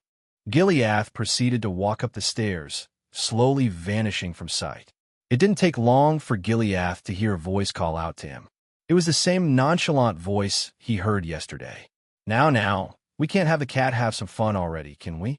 A female voice called out to Gileath. He saw that Naoto's pain had completely receded now. I was able to gain some clarity after that constant buzzing in my head. It was something I didn't expect, and hopefully it won't happen again anytime soon. The door to my room was partly closed, but I heard a familiar female voice call out to likely father who came to check in on me. My ears perked up, allowing me to hear. "Claude Ostium," the female voice suddenly said, initiating an incantation. After she did the crack, door forcibly closed the door shut on its own. My eyes turned wide, seeing this happen before me. It left Gileath stranded in the hallway. Shortly after, a second incarnation followed suit, and I saw a magic circle suddenly appear in my room, not so far away. The first incantation was still active on the door. All Gileath could do was simply grin. Seeing the way forward was now blocked. As always, you can follow my patter 0N. 666. Chapter 44. Invitation Suit Yourself, Gileath said, uttering to himself. Gileath shrugged his shoulders, seeing the door before him now tightly shut. He could attempt to smack it wide open, but it would likely prove no use. He saw a bluish barrier surrounding the door. This wasn't just any mere glow. The door was actively locked by magic. It was telling Gileath that he couldn't head inside Naoto's room. Someone was blocking him from doing so. That's why his eyes remained calm. He acted as if he expected this to happen once he realized there were guests here. Still, these witches are even more unpredictable than what past history dictates. If this guest would have shown even the slightest bit of hostility, I would have torn down this door right here and now. "I know you aren't normal like Reen is, Naoto," Gileath uttered to himself. From the day Naoto was born, he knew he was different from your average child. Not in the way of having the responsibility of nobility or potentially rising to the throne in the future. No, Gileath felt something else when Naoto was born. He couldn't put it into words. It was inexplicable. But either way, you are still my son, Naoto. If anything happens to you, witch or not, I will pull you back from that abyss, Gileath uttered, smiling. As he knew he wasn't welcome for the time being, something stopped him from immediately returning to the dining room. It was a voice. At the same time, his body was suddenly enveloped by a hidden black mass that the naked eye couldn't see. Gileath's expression turned weird for a split second, and this new expression was very similar to what Franz displayed back in the city of Roar. Yet this voice seemed to have come from Gileath himself. "Aren't you at least a little curious about the boy's origins?" the deeper voice said, escaping from Gileath's lips. Gileath didn't immediately respond. At first he ignored this voice, nor did he seem startled by it in the slightest. His eyelids shifted ever so slightly downward, becoming serious. "I know as much as Aurora does. Naoto has come forth to bear his other self, as a royal to the Auslese blood. However, Aurora's impurity will cause his path to be filled with uncertainty. That isn't his only inheritance that he is rightful to claim." Gileath spoke softly, answering the deeper voice. The voice seemed doubtful. "You know what I mean, Gileath. The boy's soul. It shines ever so brightly. I can hardly wait to savor it." "Kakik." Gileath's mouth moved again. The deeper voice said, letting out a creepy laugh. Hearing this, Gileath's expression turned even more serious. "As long as I am still standing, I will not permit you to touch Naoto. It is not, nor will it ever be your time," Gileath uttered, scoffing at the black mist. "Only for now. I will agree the time is not yet ripe. I still need to claim yours first. Yours will bring my plan to fruition. Do not keep me waiting for long," the deeper voice said, answering Gileath. The black mist soon vanished from Gileath's body, leaving Gileath alone to his own devices. Gileath could only sigh after this exchange took place. "I still do not know who you are. The day you decide to show yourself, I fear a calamity may come with it," Gileath said, shaking his head. "As to whether Naoto and Reen will take part in it, only the goddess Adios herself will know," Gileath said, concluding the matter for now. As he wrapped up his thoughts, Gileath felt the surrounding atmosphere back to normal, apart from the bluish glow still emanating from the sealed door. The incantation was still active, barring his entry into Naoto's room. Seeing as he had no business left here, he made his way toward the end of the staircase. Gileath carried his feet back down to the living room and kitchen. Upon seeing Gileath come back down, Cassia and Reen looked at him with a hint of worry in their eyes. But that wasn't the only thing. During these few moments, a couple figures wearing full-blown black suits and sunglasses could be seen next to them.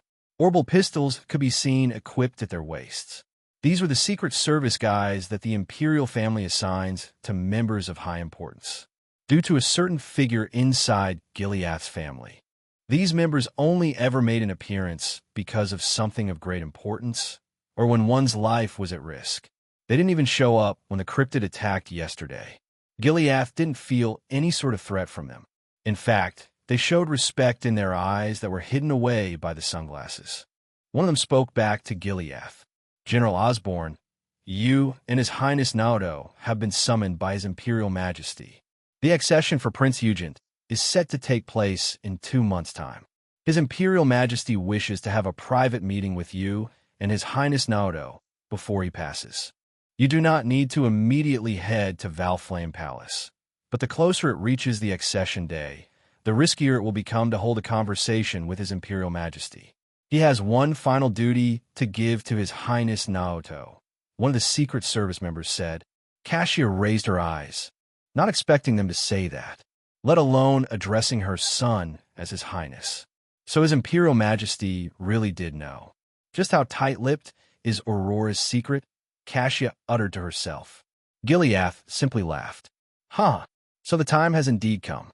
That old fool really did know all along. I don't even have access to those records. His Imperial Majesty only waited until now before he kicked the bucket. Is he intending to end it with him?" Gileath said, wondering. "Even you didn't know, husband?" Cassia said, raising her eyes at him. That came as a surprise to her. Unfortunately, as it is, His Imperial Majesty did remain tight-lipped on the matter. It is a matter of national security after all. It does sound like he wants to shed some light during his final moments. "I see no reason not to go," Gileath said, answering Cassia's doubt.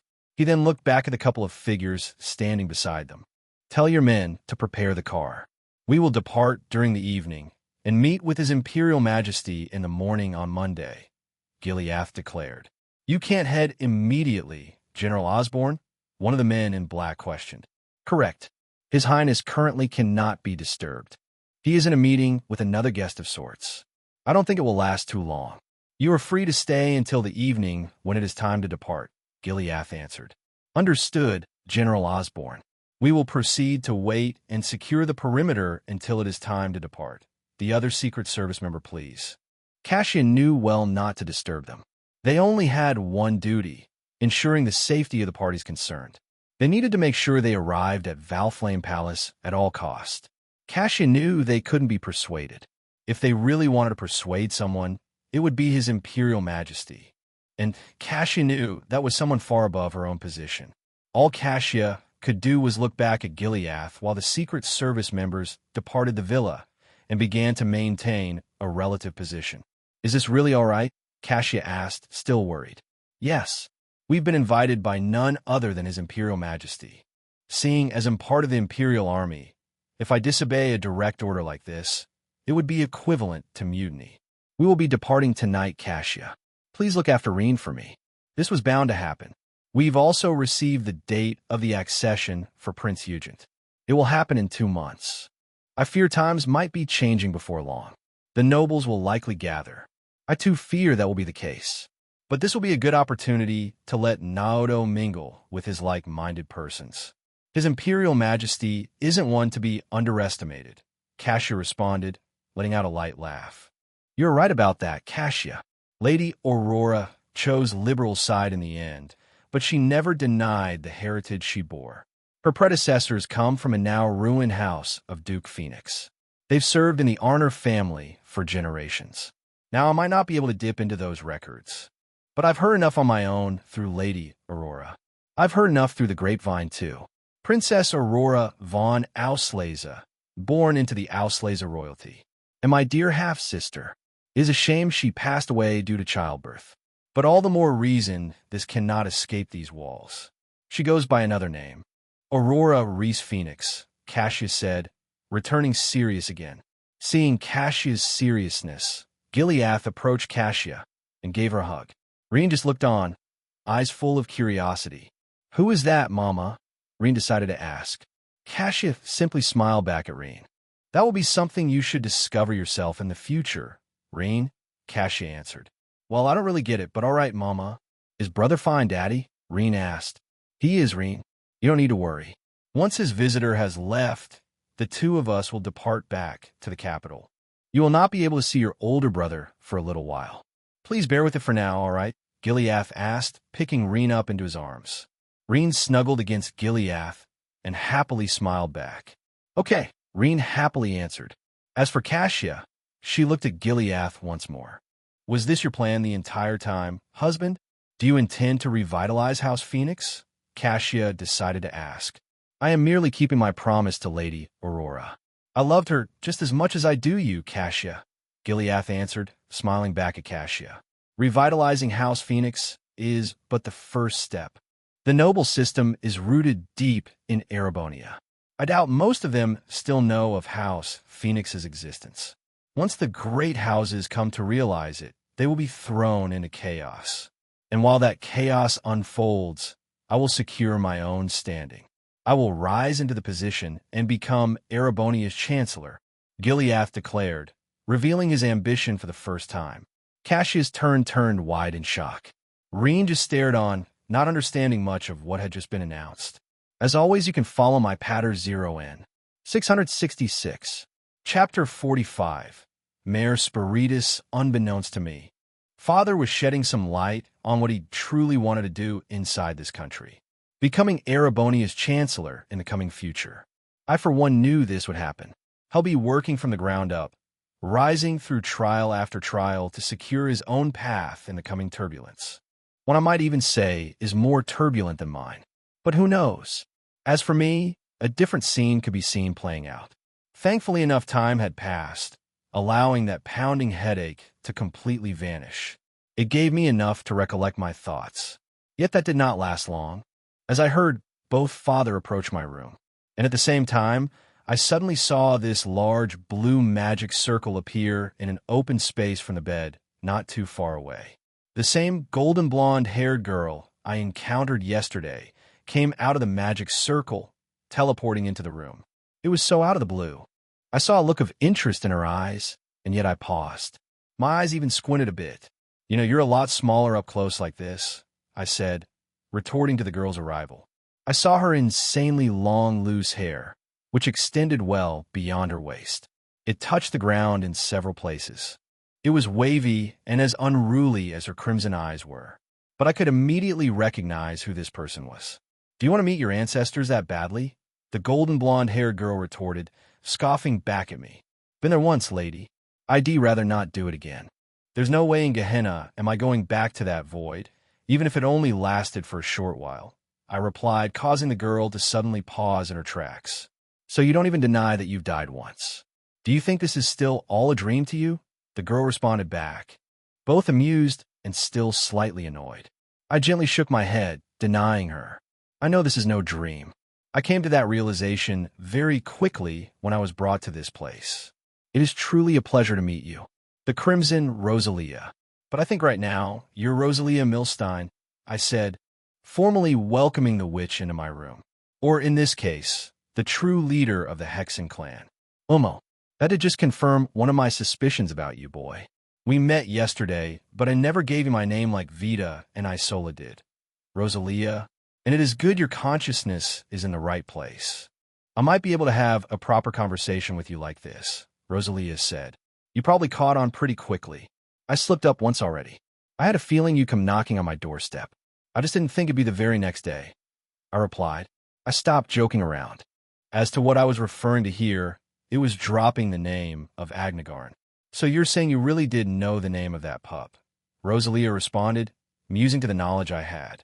Guilty as charged. I can take a crack as to why you've come here. I give you my thanks for giving me a reprieve in recovering from yesterday. But I'll be blunt, what you've come seeking may leave you with more questions than answers, I said to Rosalia. Is that right? I left Aaron Village with Isola and Vita to search for someone, Rosalia simply stated. And, as you've stated, boy, am Rosalia Milstein, the leader of the remaining witches of the Hexen clan. We reside in a secluded village deep within Ismia Great Forest called Aaron Village, Rosalia responded back. Her earlier annoyed look vanished, and she introduced herself to me. I found a trace not too long ago, and I found it tied to this place. A trace, huh? I did encounter two particular figures a couple years back. It seemed they were more interested in father rather than me. One of them was dressed like a knight right out of the Middle Ages too, I said. Rosalia's face immediately turned serious after she heard that. Did you happen to catch their name? Rosalia said. I knew I couldn't lie to someone like Crimson Rosalia. She has way too many powerful incantations within her grasp. Those included mind-bending ones. She could easily scour what I had, forcibly. Seeing the Crimson Rosalia not immediately do this, I already count that as a big win. If it's inevitable, why bother forcing it if you can do it cooperatively? That's what I thought anyway. I had no intention to run or hide. I'm more curious as to what the Crimson Rosalia will do from here on. Unfortunately, no. I gently shook my head, answering Rosalia's question. 'Tis a shame for that. Nonetheless, I do thank you for presenting this information to me, boy. The trail hasn't gone cold yet. Still, that was only part of why I came here, Rosalia said, speaking back to me. Hearing that drew my interest. Only part of it? May I ask why? I decided to ask. To put it bluntly, I came to see what Leanne was searching for, and whether or not you were that person. It looks like my searching has come to a halt for now. Instead, it looks like I stumbled across something I didn't expect to see, Rosalia answered. Her lips curved upward into a grin. What Leanne was searching for. And the way Rosalia worded that. She's looking for someone, not something. I answered that Leanne did come to my villa. It happened over 2 years ago. She was that night lady together with that other mysterious figure who I could likely guess who, but I won't dare say her name. As for the night lady, she received the name Arianrod from her. You could probably guess who the other person is. As for the night lady, her real name is Leanne Samlot, a master combatant who excels at fighting even more so than father and other influential figures. At one time, she was feared as the strongest throughout Erebonia, an entire continent. But hey, race the kicker. Leanne was alive over 200 years ago. She was a knight assigned to help and serve Emperor Drachels, who played a pivotal role and his accession. All of that took place in what we now call the War of the Lions. It's a popular subject to study if you attend Thor's military academy. During this time, Leanne would make a name for herself and earn the title Lance Maiden. I guess she goes by Arianrod, the Steel Maiden now, doesn't she? The Eisenritter are no more either. They're an order of chivalric knights that directly served Leanne and took part in many campaigns to help Emperor Drachels ascend the throne. Their primary weapons involved, as the name suggests, lances and spears. That's not all they used, though. Some in their ranks used giant greatswords, like what Father uses. The martial arts the Eisenritter had over 2 centuries ago have passed down to lots of schools that stand today. As for Leanne, once she becomes Arianrod, she would reform the Eisenritter into the Stahlritter. The likes of Duvalai, Ines, and Enya, among other people, would join it. I'm not sure if they have encountered each other yet. This will probably happen in due time. One of those people I will point out in particular. Enya.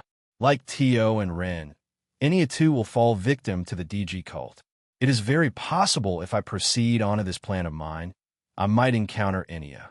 As I thought about Leanne, aka Arianrod, Rosalia decided to speak out, causing my train of thought to end. Seeing you not immediately respond to me, allow me to ask you another question, boy.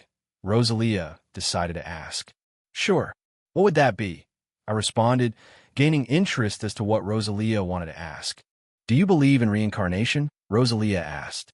I wouldn't call this unexpected, coming from the likes of the Crimson Rosalia. I didn't immediately answer her. This might be a turning point for me.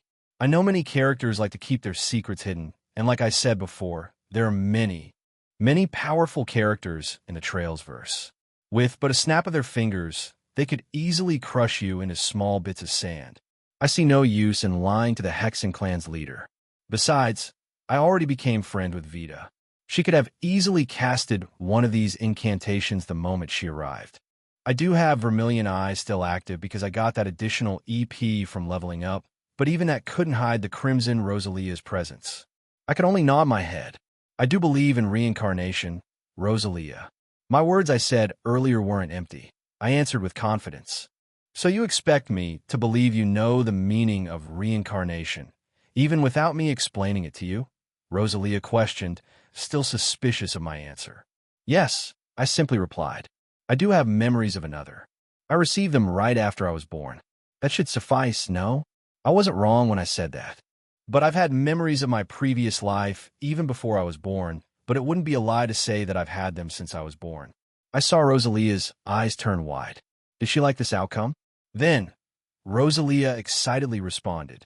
I quickly denied her, not wanting her expectations to go out of turn. Like I mentioned earlier, Rosalia, I fear only disappointment will come your way once you know who I am. Hell, it might even lead you with more questions than answers, I said, quickly denying Rosalia. She returned to her normal demeanor and nodded her head. Umo, you keep bringing that up, boy. You claim you have memories of another. And there is in fact a method to check whether you're telling the truth or not, Rosalia stated, drawing my interest again. What would that be? Before that, could you turn off that incessant buzzing that keeps gnawing away at my head? I swear this buzzing is more annoying than Isola berating me, Rosalia retorted, an annoyed look in her eyes.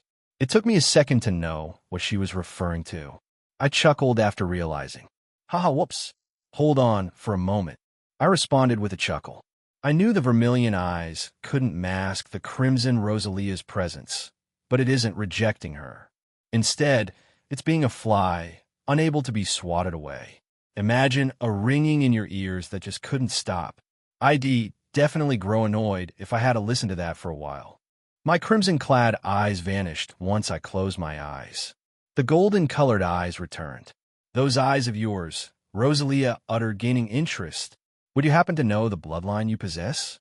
Perhaps only a part of it. I was introduced to it by grandmother. The details of my mother have not been revealed as of yet, I said, answering her. Is that so? Perhaps that father of yours will tell you one day. Maybe, I said back at her. So what I need to do? I asked. Umo, we shall make contact, Rosalia answered. See contact? Cool me. Sit in front of me, Rosalia said, urging me to approach her. Hearing that, I nodded. I shifted through the bedding quickly and reached the end of my bed. As for Rosalia, she climbed onto the bed and entered a lotus position. She placed her staff across her legs. In the next moment, our faces were close enough to where they could touch. Good. You didn't back away, Rosalia said, smiling back at me. I took this time to calm down.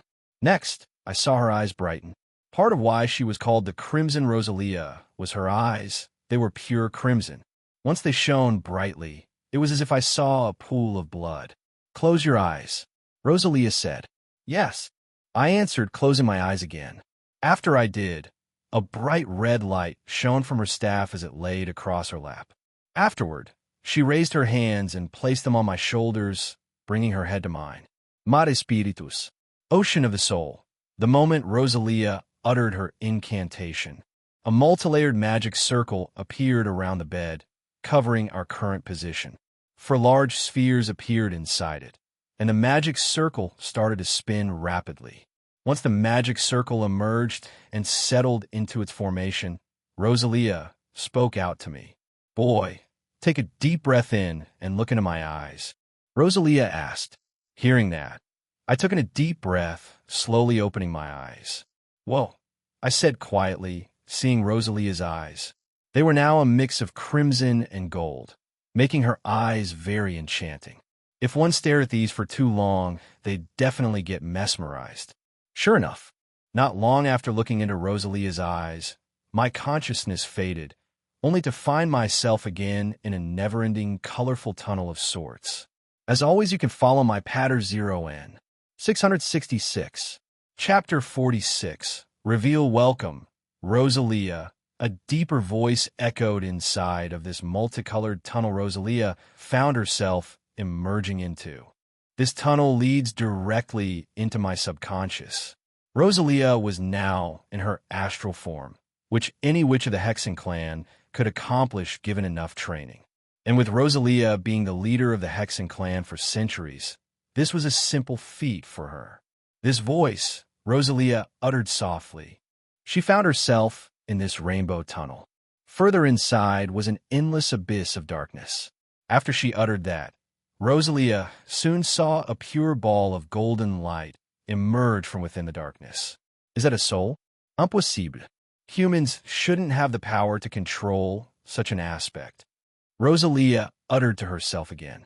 And yet her voice was crystal clear to my ears. While my soul now, seeing myself as a pure golden sphere of light now. I know. I was as surprised as you are, Rosalia. I did not know I looked like this before we entered this place. It never showed what I truly looked like. I explained to Rosalia. Is that so? This form is new to you? Rosalia asked with interest. Yes. Either way, welcome to my mindscape. My subconscious, whatever name you would like to call it. I said, welcoming Rosalia. After I said that, Rosalia raised her eyebrows at me. Despite being in her astral form now, it still showed Rosalia as a whole while in my mind. It was still easy to see her expressions. It sounds like you've been here before, Rosalia asked. I wouldn't call it here exactly. It was due to a unique interface I was given the moment my transference happened, or, as it is called, reincarnation. I explained to Rosalia. As I explained the situation of my gamer system a bit without revealing what it is entirely, I used this time to approach her. Rosalia saw my soul come within arm's reach. Once she saw that, her eyes turned wide.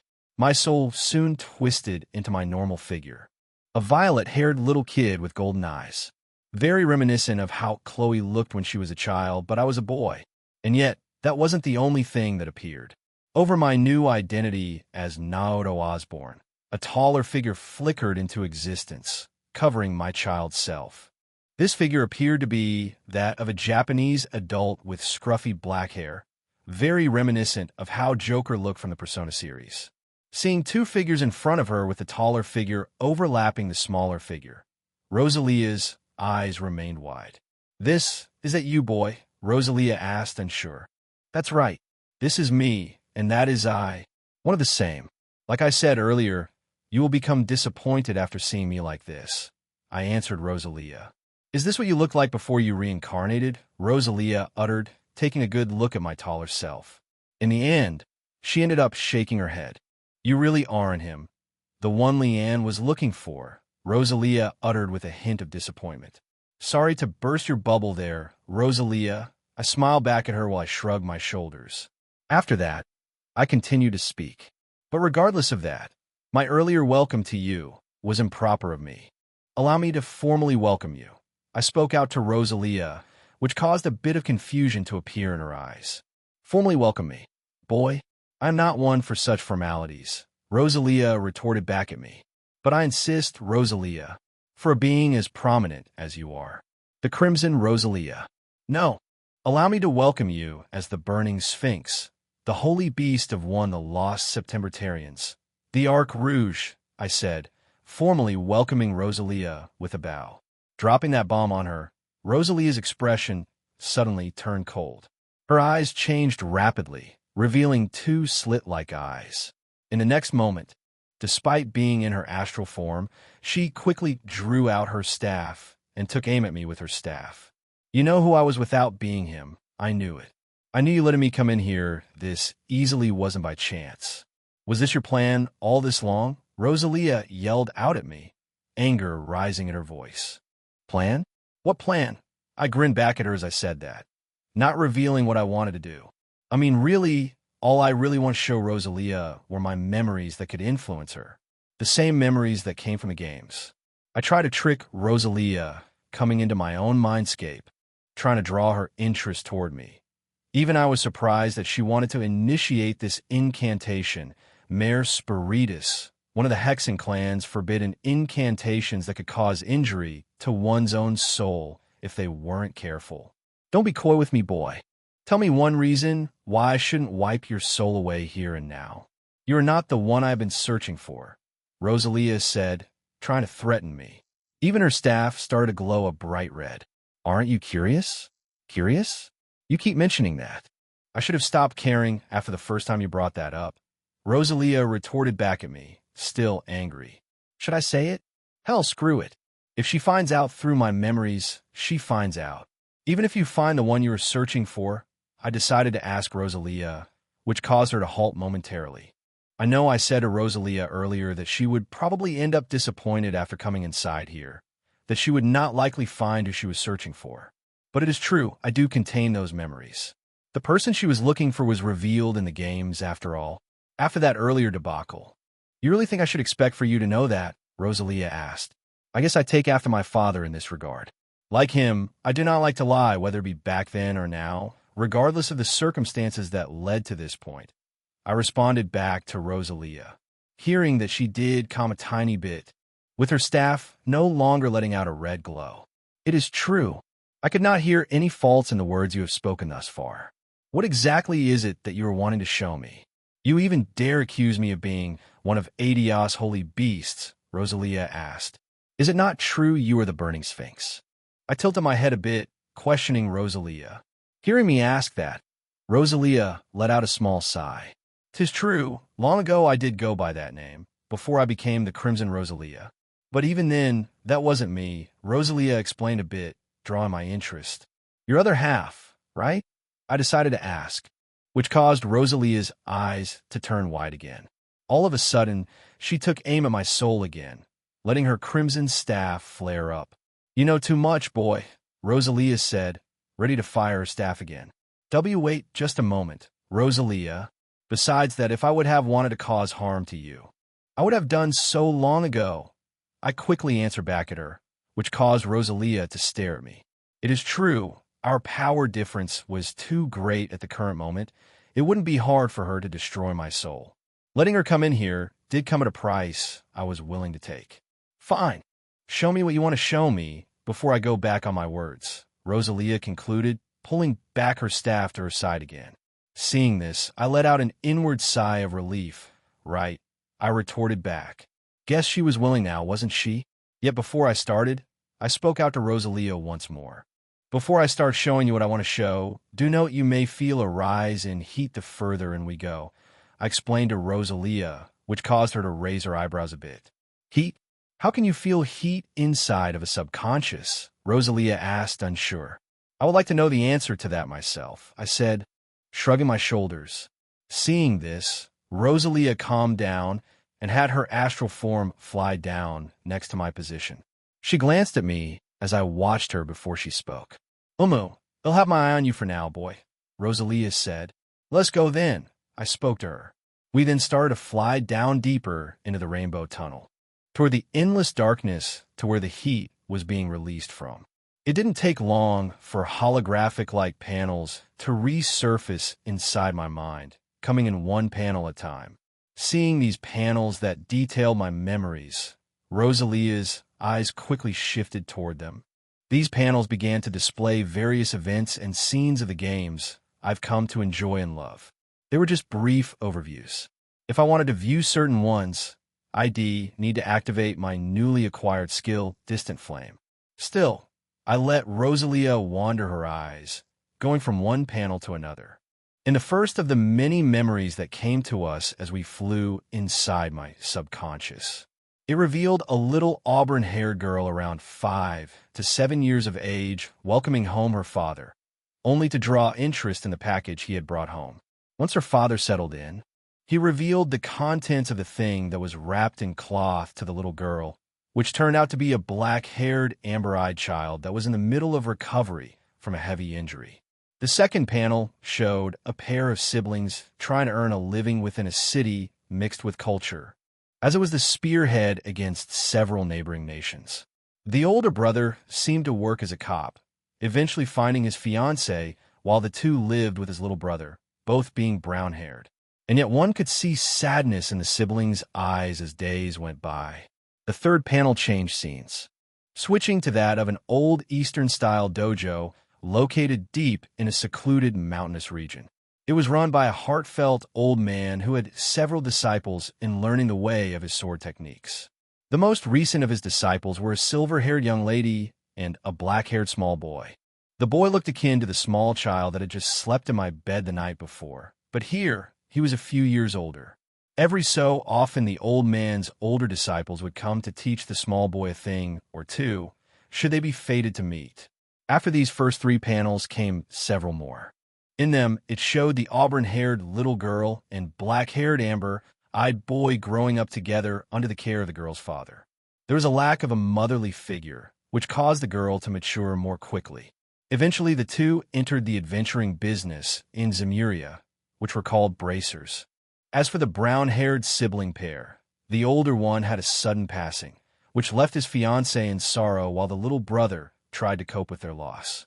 In the end, he ended up moving back in with his grandparents in Calvard and entered the police academy, to which he aspired to become a cop in his brother's footsteps. Eventually, he made it back to the same cultural city they wanted to reside in. In regards to the small black-haired boy, he eventually parted with the silver-haired girl, becoming an adopted son of a noble in the northern region. He continued to study many forms of his teacher's way of the sword while getting adjusted to his new family. Eventually, he found himself enrolled in his country's top military academy, entering a class with others that dealt with secret special operations. All the while, besides these few main figures, the panel showed a 4th green-white-haired boy trying to adapt to Achucha's lifestyle as a priest with a couple of other sisters after ditching the life of a street rat. Eventually, Rosalia saw all of these figures become adults, which continued to draw her interest. Operating as bracers, a detective, a military student, and a priest varied greatly in the land we currently live in, showing her different aspects. Eventually, no matter what group was shown here, they clashed with mercenaries, militarists, you name it. One special group these people clashed against operated in the shadows, to which the name Ouroboros was revealed to Rosalia. She knew what Ouroboros was already, but the moment she saw who was in it, her eyes turned wide once more. The same armored knight that came to my house a couple years ago could be seen amongst the group of people she worked with. Leanne, so this is where you ended up? Rosalia uttered herself as she watched a couple of Ouroboros scenes. In the end, I decided to show her the last few scenes of each game after showing how these people lived according to the games. They didn't go into too much depth, just an overview like I previously stated. Otherwise, I'd have consumed way too much EP that I didn't have. the phenomenon that caused all things related to orbital energy to run out of power, the orbital shutdown, the rise of an ancient floating city, the Liber Arc, the clash to stop the activation of the aureole, the spread of handmade demonic medicine which caused twisted transformations, the rise of the giant azure tree, the activation of the divine knights, the spreading of an ancient curse which almost drowned the entire continent into war they couldn't back out of, the rise of a floating fortress and the creation of a tower-like construct, a weapon of mass destruction, the introduction of special orbments created by the leading figure of the orbital revolution himself. I also didn't forget to show Rosalia how my father, Gileath Osborne, played into all of this. He was mostly prominent during the later half of these events. But one key event I showed Rosalia was his past, how he would often reflect the personality of the person she was looking for, the fallen Emperor Drachels. Eventually, I revealed to her the scene of which Gileath himself revealed that he was none other than the reincarnation of Emperor Drachels, to which left Rosalia stunned for words once again. The person Leanne was looking for. He was this close this whole time, Rosalia explained in shock. And he is actually your father? Rosalia asked, looking back at me. That does seem to be the case. I do not know if he is aware of this matter at this present point in time. I explained, not knowing. With me being born into this, I know my existence will probably alter a lot of things. What I showed Rosalia just now was just through what I saw in the games. I didn't even play Daybreak before getting reincarnated into Zemuria, but I still knew bits and pieces of what was revealed through its initial trailers. Now, the main question is, where did these memories come from? How on earth do you know all of this, with even me being a holy beast? Rosalia asked, pondering over my memories. We'll have to go in deeper for that. But it is getting quite hot now since we reached the end of what I wanted to show you. I answered, even though I couldn't sweat in here, I wanted to. We were approaching the depths of my consciousness, and it was quite blazing now. Serenus, Rosalia suddenly chanted. Her staff glowed a bit before a calming aura swept us both. Before we realized it, I was feeling cool again, which caused me to smile. Thank you. It is only proper for what you have revealed to me. I couldn't help but notice one thing, though. What would that be? I could not see yourself in any of the scenes you've shown me so far. It's like you didn't even exist here, Rosalia explained to me. Hearing Rosalia say that, I revealed a playful smile. That's a perk of being reincarnated, I guess. What I showed her was from my world, but I stayed quiet on that point until I would show her the memories that were from my previous life. I still wanted to try reaching the depths of my soul, too. Little did we know we would end up finding something chained up, preventing us from going down any further. The moment we saw this gigantic figure, I was surprised. So that's how it all ties in. Rosalia also uttered to herself, quickly realizing what lied in front of us. As for me, I could only think of one thing, the title I was originally given when I crossed over. Friend of the Vermilion Knight, as always you can follow my patter 0N. 666. Chapter 47. Testarossa, a giant red mechanical doll, could be seen in a crouching position, locked away in chains residing deep within my subconscious. It looked far more advanced than what normal humans could achieve in a lifetime. In my past life, we couldn't even reach this far, but in Zemuria, they managed to achieve this feat without a doubt. This being Rosalia, and I were now standing in front of after showing her my past life memories, was none other than the Vermilion Apocalypse, or what eventually becomes the Vermilion Knight. Testarossa. Testarossa was currently locked away inside my subconscious. The heat it was releasing was quite strong, even with Rosalia's calming incantation currently active. To think you would be one of the chosen ones to pilot a divine knight, an awakener, and perhaps your reincarnation is tied to this knight as well. I have no idea what that other place of yours was called, though. Rosalia uttered to herself with interest, observing the chained Testarossa. That place is called Earth. Back there, we were quite alone comparatively to the rest of the universe we resided in. Magic was essentially non-existent there as well, I said, explaining Earth's situation to Rosalia, causing her to raise her eyebrows. A place like that exists? I'm not sure anymore thanks to my reincarnation. I am now here with you beside me, Rosalia. I still see you as a brat, though. Regardless of both your lifetimes, I've lived for over a millennium after all. Rosalia retorted back at me. Haha, over 1,000 years? Shall I change how I should address you then? How does grandmother Rosalia sound? I responded with a chuckle.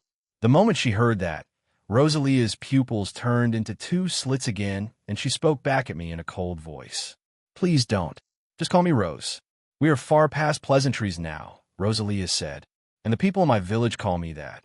Rosalia said, Is that so? They'll call you Rose then. I answered, smiling back at her. Rosalia responded, nodding with her head in agreement. I guess Rosalia no longer wants to kill me after showing her what I wanted to show, seeing her behave like this. She even told me to call her Rose. Those informal with Rosalia often call her that. So I guess that is a good sign. I saw her head turn my way before speaking again. From what you have shown me, there are a couple things of concern, especially with that crazy timeline of yours. I do not know how accurate it is, but before that, Rosalia to me. Before that, you wanted me to have a look at this knight, right? 'Tis be called Testarossa, the Vermilion Knight. Its abilities to wield weapons is said to be uncanny. It has met no match. You know the name already, Rosalia explained. Yes, but shouldn't only those of the Arner line of Erebonia's imperial family be able to pilot this knight? Father mentioned that he is a commoner. I came to learn of Mother's situation a bit as well. It only means one thing, boy. You possess the blood of the Arner line as well, Rosalia explained. How can that be? If it's anything in relation to Mother, I'm a member of a different royalty, but not part of the Arner line. I spoke back, confused. It is your eyes, Rosalia continued to explain. Those eyes, I have not seen them since that blasted war over 2 centuries ago. The same one that took Leanne's life away from me, Rosalia said, looking back at me. A hint of sadness was carried in her voice. My eyes. I knew they were something. I went to several doctors in my past life, but they could not determine the cause for them to look like they do now. Erebonia likely kept it under wraps after the War of the Lions ended. After all, a single house of dukedom was wiped clear off the map. I hadn't expected its bloodline to continue in secret, though. Rosalia explained of what happened during the War of the Lions. This war was one of the more well-known wars, as it was mostly internal strife within Erebonia, allowing Emperor Drachels to seize its land in its entirety, rising up to become its next emperor.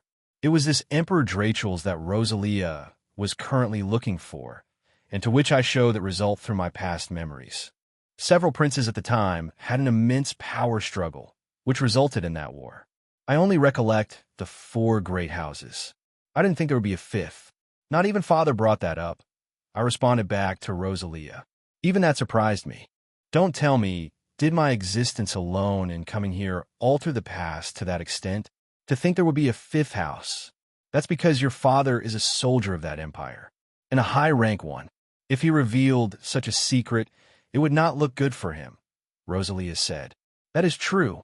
As a soldier, he would be forced to keep his lips shut, but I guess you aren't part of the military, Rose. So that doesn't apply to you, I said with a smile. That's right.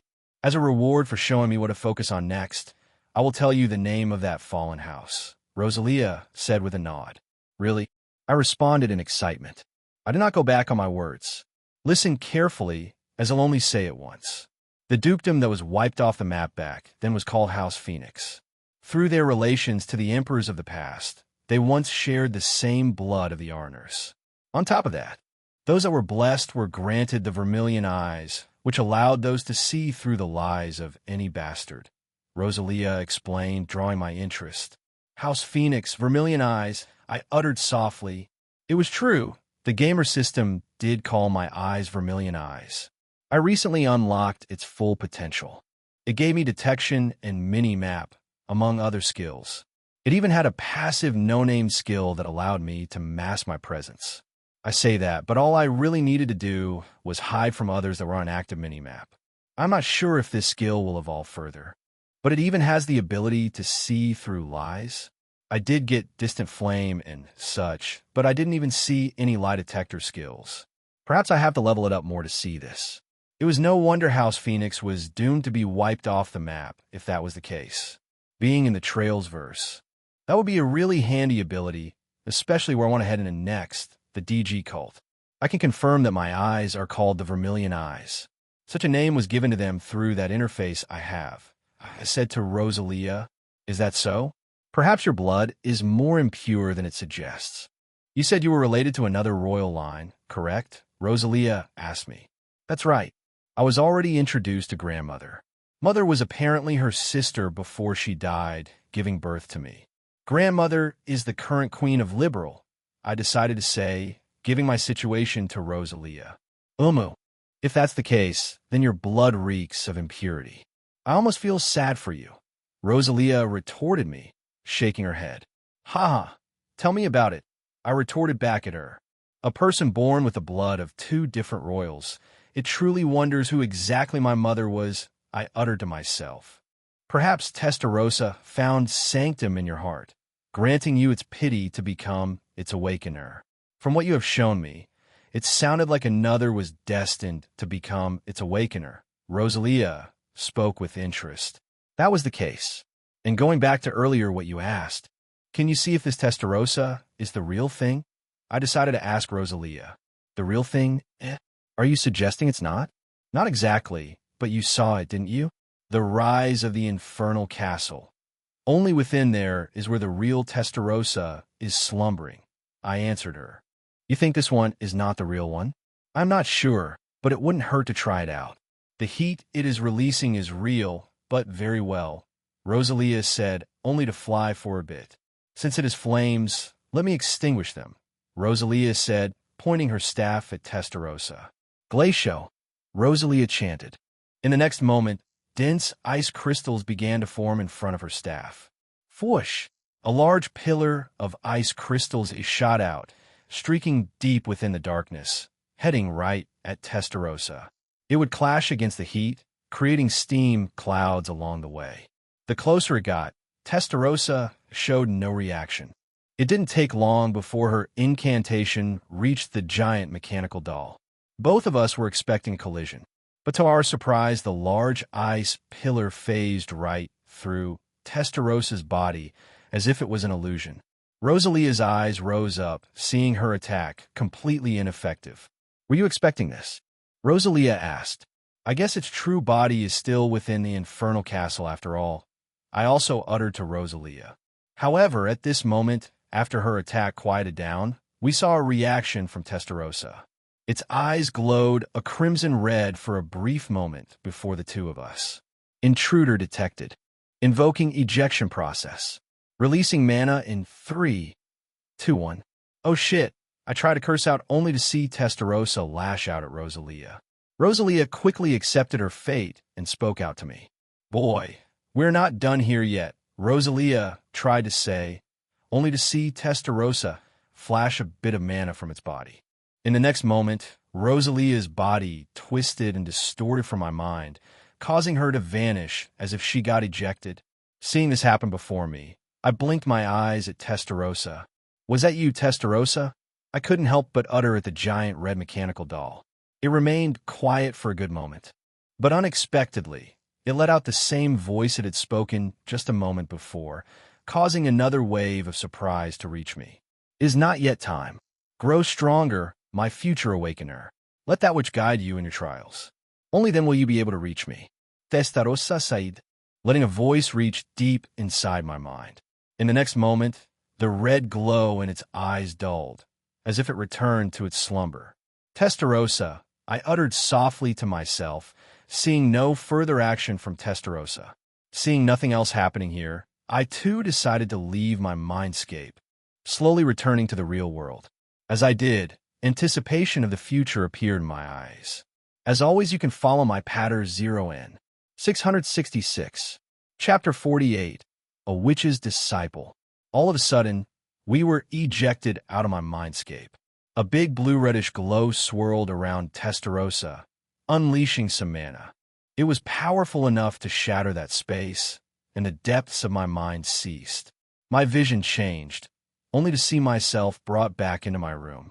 Rosalia was directly in front of me, but I quickly saw her face distort into anger. "Grr!" Rosalia growled, obviously angry. "How dare a mere divine knight kick me out of my own incantation, Rosalia complained.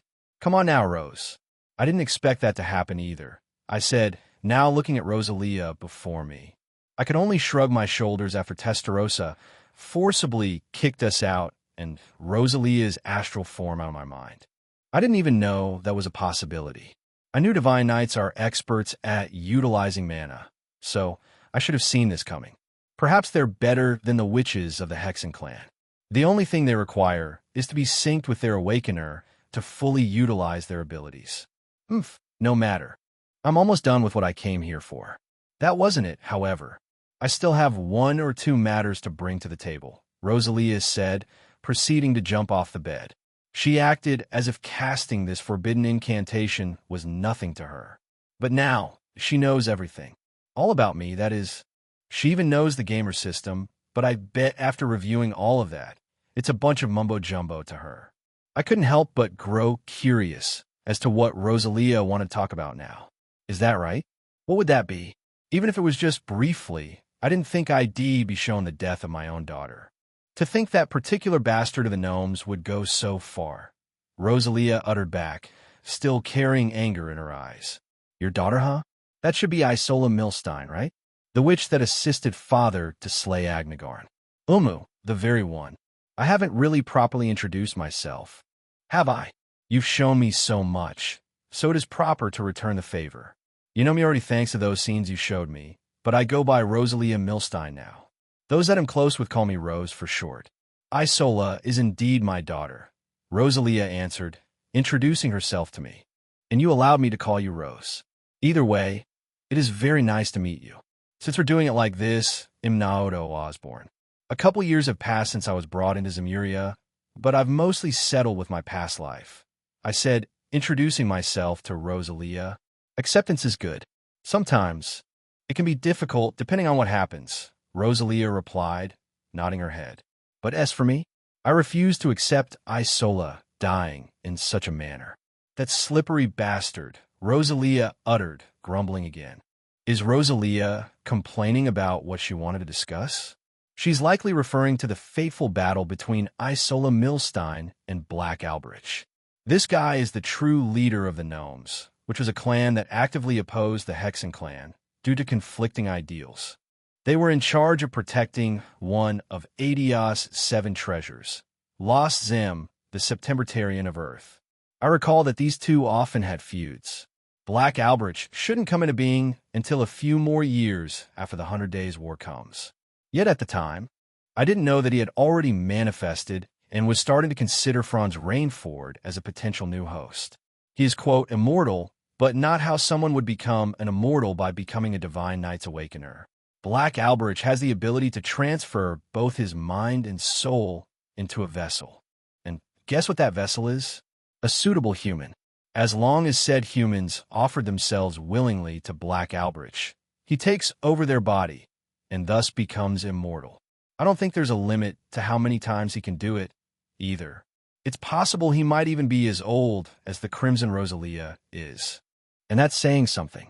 And Isola Milstein, Emma's mother, will end up getting caught in the fray during Black Alberich's next possession, eventually finding her own life forfeit. Now, that would be a battle to witness. It looks like Rosalia is not wanting to accept the outcome of Isola dying. I sighed seeing Rosalia like this. Some things are just fated to happen. You should know that better than anyone, Rose. You've been alive for over a millennium, I said to Rosalia. I know, and I've already done my due diligence as the Burning Sphinx. I now no longer serve that role, so I'm free to do what I want. Can't a mother be worried about her own daughter? I can give a nudge if I need to. You show me a lot of outcomes. As to whether they will still happen, that part, I'm not sure. After all, you are here now, boy. Your existence itself is an oddity. Rosalia responded back to me. Rosalia does make a good point there. What you say does prove a point, Rose. My existence could potentially lead to changes we're not aware of. Certain scenes may or may not happen. Back in my previous life, we called this the butterfly effect. I do not know what will happen in the future, I said. The butterfly effect, is it? I think here we have a similar phrase. What was it again? What goes around comes around. Rosalia spoke, tilting her head. One of my eyes twitched a bit hearing that. That's a real simple way of putting it, I retorted. Seeing me do this, Rosalia chuckled. Umo, surely ist. I know this is a matter to take to heart. From your perspective, you may be entering a busy period. Whenever that war starts. 3 years or so, Rosalia asked, try to recall all the information she was presented with. She must be referring to the 100 Days War. That sounds about right. Afterward, I may be cut off from communications for a while, I stated, causing Rosalia to pause. When Adios name are you planning to do? Nothing special, I simply answered, revealing a playful grin. I wasn't playing around, though. It's probably better not to bring this up to Rosalia that I plan to enter the DG cult. No one in their right mind would want to head in there willingly. If it wasn't for my knowledge of what is to come and the characters to interact with, I wouldn't even consider this plan. Ren and Tio play too big of pivotal roles to simply ignore. Bah, whatever. I do not care what you will do during that. I need to start my own planning. And even then, there's only a couple years. Whatever. I don't care what you'll be doing during that. I need to start my own planning. But even then, we still have a couple years, Rosalia responded. I raised my eyes when I heard that. Are you implying that you do want to change something, Rose? I asked. All of a sudden, I saw Rosalia turn around while I was still seated on the bed. Her eyes became vertical slits, just like how a cat's eyes are. It was rare to see Rosalia this serious. You should be grateful, Naoto. I am willing to take you in as my disciple, Rosalia declared, causing me to turn wide in shock. Did she just give me an offer to start studying magic? Heh, and here I thought you wouldn't extend your hand. Why the sudden change of heart? I asked with a chuckle. To be honest, I didn't think she would be so direct to ask me to become a disciple of others, let alone Isola or any other witch. Rosalia herself is taking up the role to become my master. Or sensei. Teacher? I'm not sure what you'd address this as. I'm not against it either. With Testarossa now coming into the picture, I should learn as much as I can. That being magic or not, I still plan to wield a rapier as my go-to weapon. But how cool would it be if I could wield magic as a sub-weapon of sorts? It'd be that popular trope, the magic knight. I know it's widely used in various Isekai stories, and some even cringe at it seeing it's so widely used. But as Father had mentioned before, the more diverse I can be during battle, the better. I plan to learn all the weapons and martial art styles I can get my hands on. Even magic can supplement that.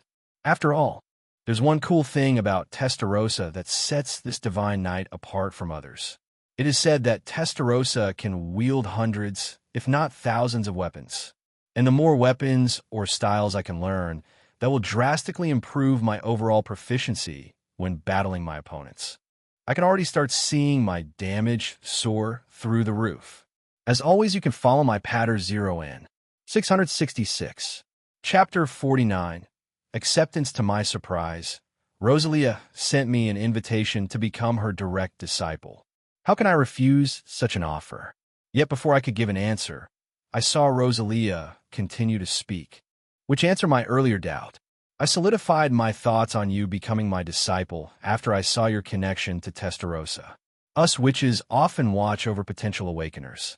I did not initially see you as one until what played out here. We assign a witch to help guide awakeners through their trials to obtain the divine knight. It will be dependent on your personal effort if you do complete the trials, however, Rosalia said, clearing away any remaining doubts I had. The question is, should I tell Rosalia what I had just seen at the very end before Testarossa kicked me out? I see. About that actually, I began to say. Rosalia hadn't learned of this yet, so I figured she should be aware of it, especially if she becomes my master.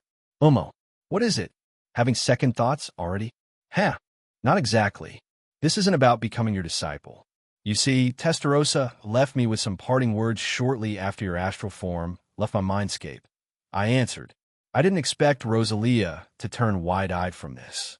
Testarossa actually spoke to you? Indeed. Testarossa is looking forward to seeing my future growth and becoming stronger. Testarossa also suggested you to become my guide, Rose. And if that can't fit the bill, perhaps you can find a guide to fill in your shoes, I responded. Hearing that, Rosalia laughed. Huh, so that was the case. I had my doubts as to why that happened. Testarossa did leave me with a parting gift as well, in the form of excess mana. My recovery period has shortened, albeit just by a tiny bit. Still, I was able to divert some of this excess mana to save for Emma and Vita. And well, if you become my disciple, ITLL involve you too. Perhaps this was Testarossa's way as a welcome gift for you. Naoto, Rosalia said, letting out a rare laugh. You received some mana from Testarossa? And what is this about being a welcome gift?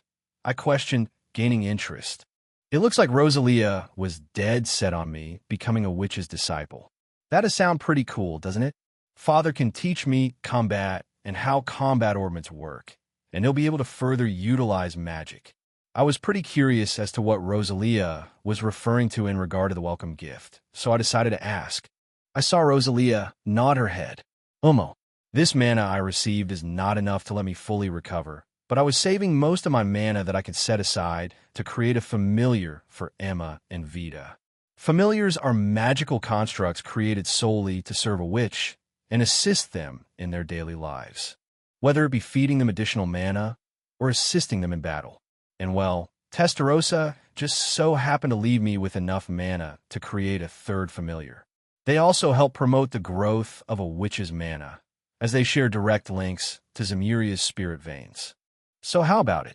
Do you have an interest in studying magic? Rosalia asked me. I do. I immediately responded, nodding my head. Anticipation appeared in my eyes. And with you suggesting that welcome gift, you'd grant me a familiar right off the bat? I appreciate your eagerness.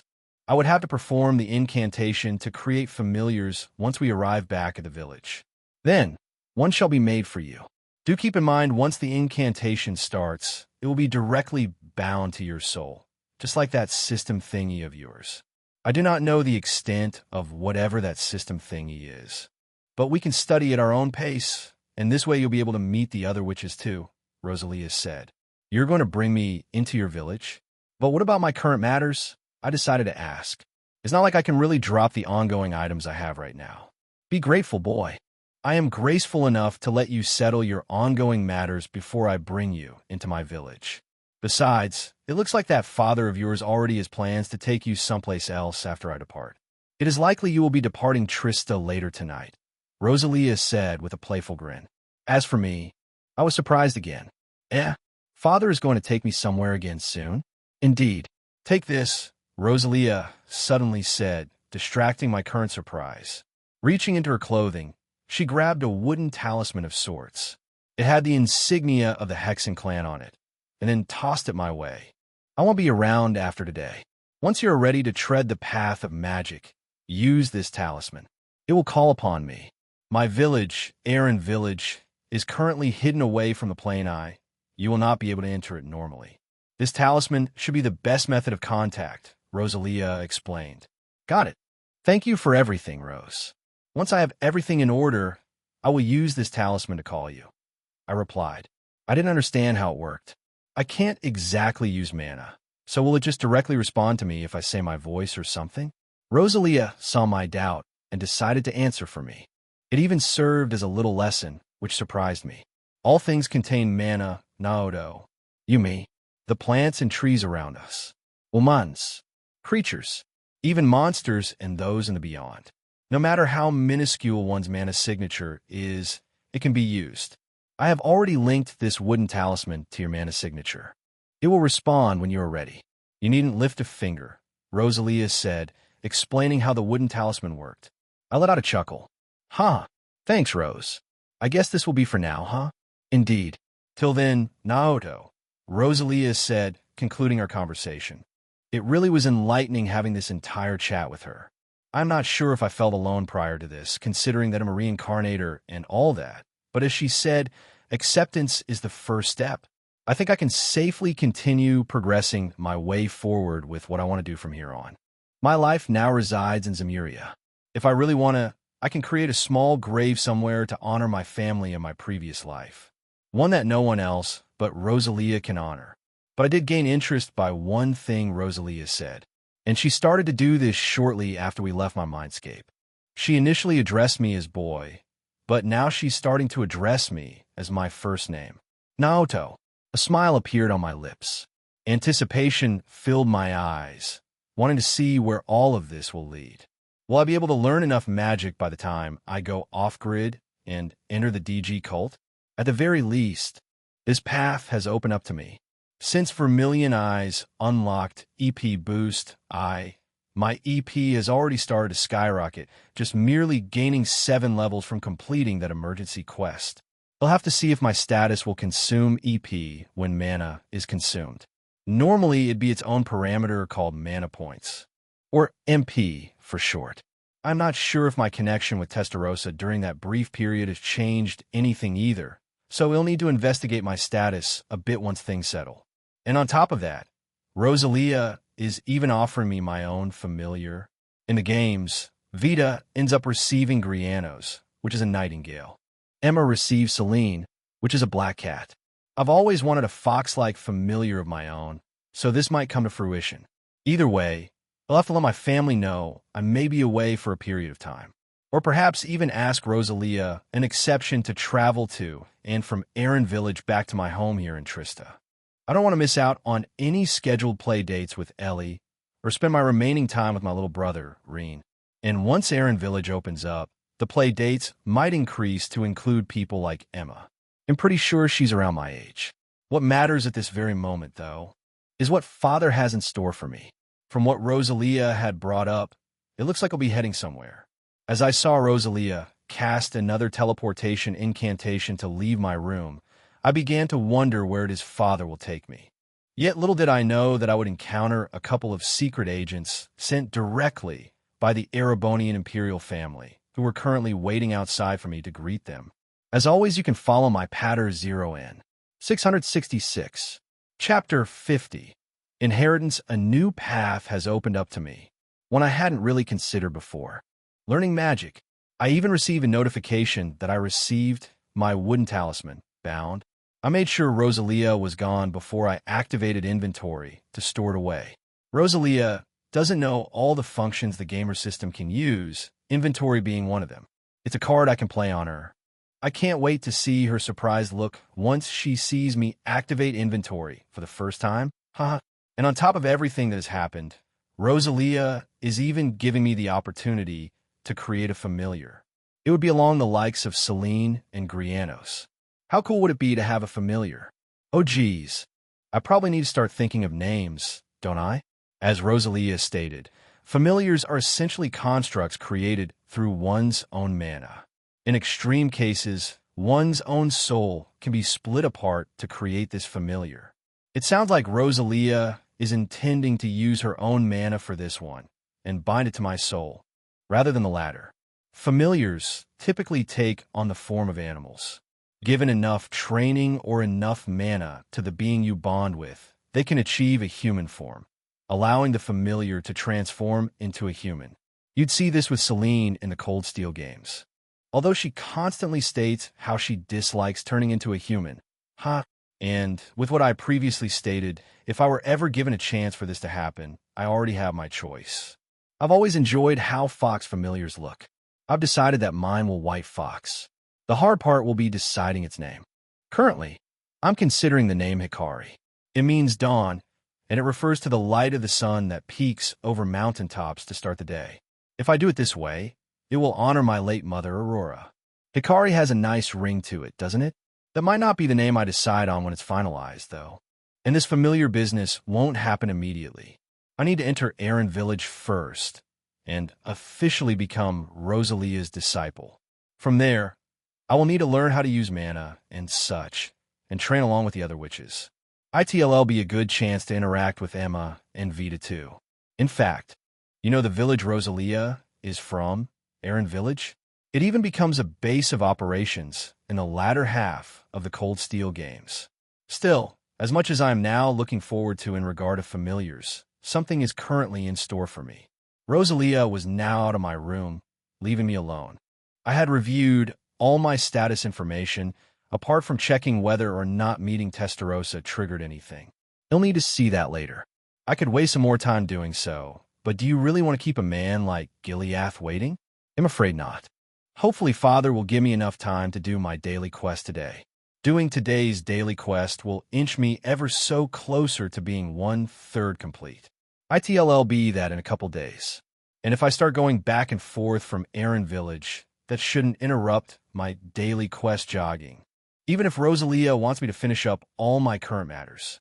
If I can unlock Daily Quest V2, ITLL, just be added training to studying magic. Now you might wonder, Aaron Village is situated on the other side of Erebonia, right before the port city Ortis. It'd normally take ages for me to head there every single day. But hey, race the kicker. The Hexen clan has a special formation you can use during the third game of Cold Steel, allowing you to teleport in and out of Aaron Village itself. How cool is that? I mean, seriously, teleportation magic is extremely convenient. I hope to master this spell among others. ITLL allow me to visit anyone I want to in the coming years. With that in mind, I was indeed alone. I had no more time to waste in my room. I got dressed to start my Sunday. I had to look prim and proper. If father is taking me somewhere, it's likely going to be serious. Not a training excursion this time around. After getting all ready, I left my room. I was able to make it back to the first floor. I saw Gileath, Cassia, and Reen chatting away with each other. Breakfast was also set. Mother did say she would make my favorite eggs, so I couldn't wait to dig in. Yet the moment Cassia saw me, she jumped out of her chair and quickly approached me. "Naoto!" Cassia exclaimed, suddenly giving me a hug. I paused in place, not expecting Mother to do this. "Mom?" I asked, wanting to find out. "You aren't hurt anywhere, are you?" Cassia responded back at me. I pondered for a moment, wanting to know what all that encompassed. She likely doesn't know about Testeros's nor Rosalia's matter, so I gently shook my head. "I feel fine, Mom." "Is something wrong?" I answered. Gileath smiled, hearing me say this. "See, Cassia, my dear? Naoto turned out fine after meeting our guest." "I told you not to worry," Gileath stated. "I know you did, but a mother can worry about their son. Can they not?" Cassia responded back, still worried. "I think I know what they're getting at here. You probably heard me right, Mom. I'm sorry if I caused you worry. I can tell you I'm fine and dandy. The person who met me earlier has also departed. I am free now," I said, trying to ease Mother's worry. Hearing that, I saw Cassia's eyes drop a little and gave me another hug. "Well, as long as you're feeling fine, Naoto, that's all that matters. I made you your favorite eggs. You'll have to leave with Daddy today, but there's enough time to have some breakfast with us," Cassia said. Any lingering worry vanished. I looked over to Gileath. "Dad," I asked, calling out. "It looks like he'll indeed be heading somewhere. The only question, where to exactly? Come and eat some breakfast first, son.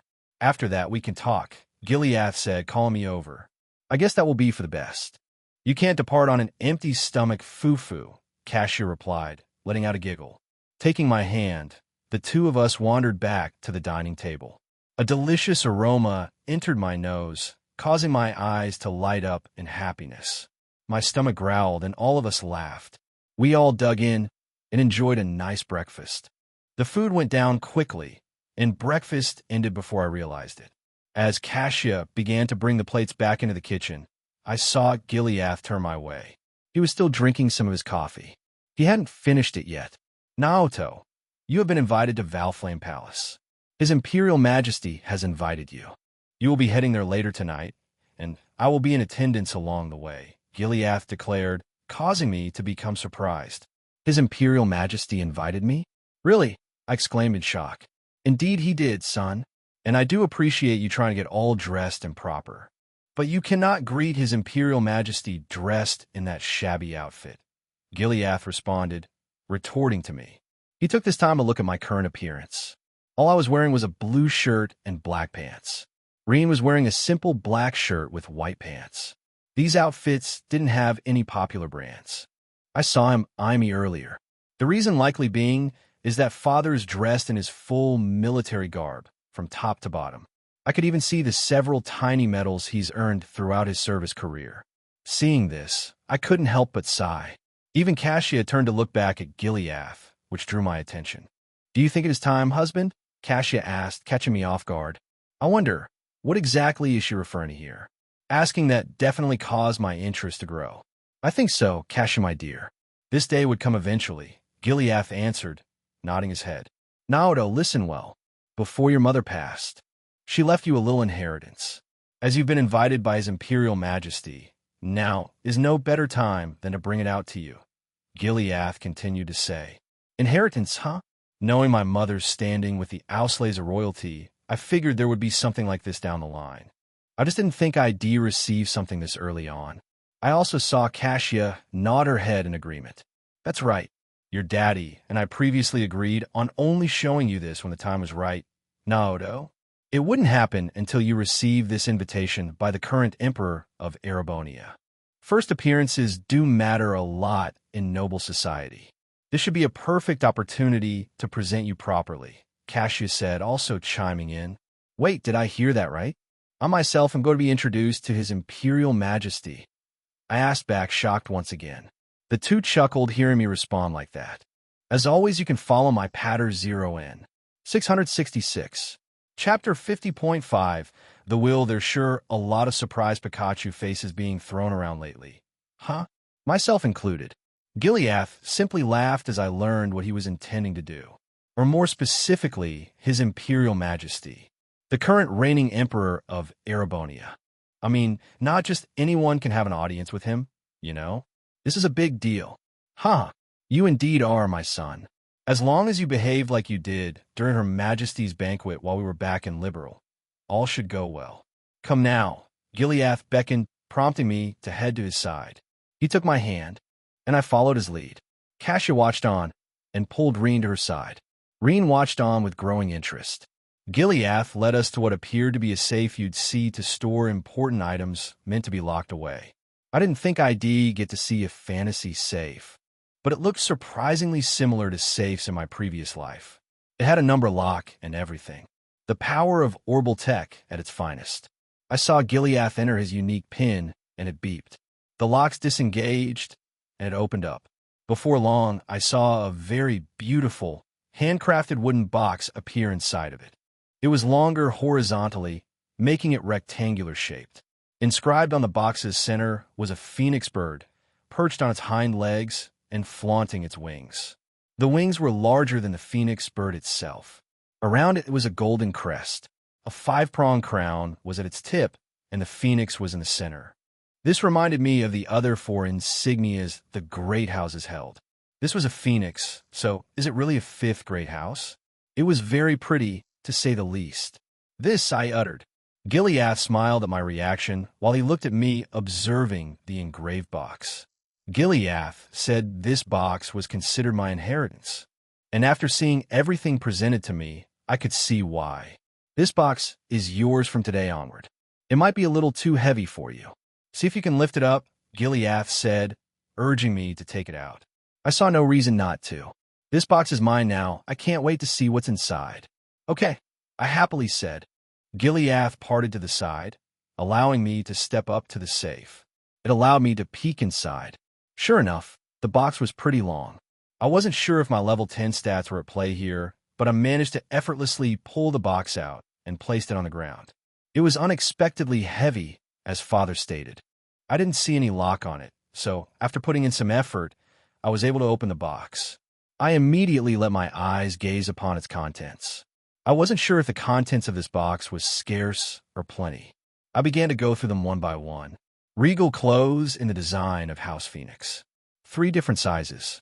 Small, medium, and large. It was likely set up this way to account for my growth spurts as I grow up. The small one I will probably wear currently. Is this what Father and Mother were referring to when they wanted me to try something on?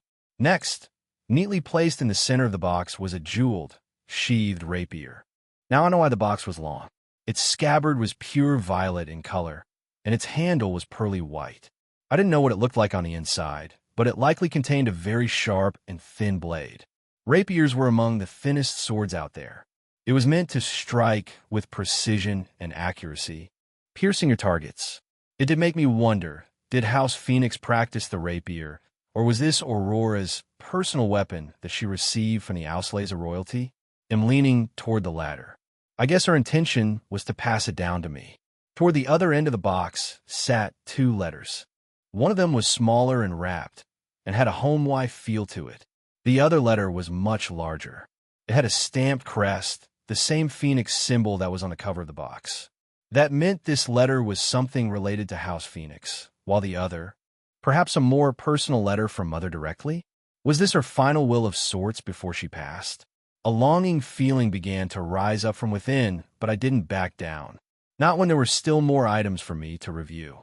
The robes occupied the bottom half of the box. The sheathed rapier occupied the space right above that. The two letters were placed in the top right. In the top left, I saw two books. One was pitch black, while the other had, you guessed it, a phoenix on it. It was fiery red. This second book likely contained House Phoenix's personal history. As for the pitch black book, I gulped. There's no way, right? It couldn't be related to that forbidden series that even His Imperial Majesty keeps secret. Only a select few members of the Imperial Army is aware of its existence. The Black Records. Was this black book part of its series? I had no idea, but I will need to look into it. Now's not the time, sadly. It's something I can do once I return from the place Father is taking to next. This wasn't the end of the contents either. There was something placed in the very center of the box. It was as if all of this content was carefully placed inside, making sure I wouldn't miss any of it.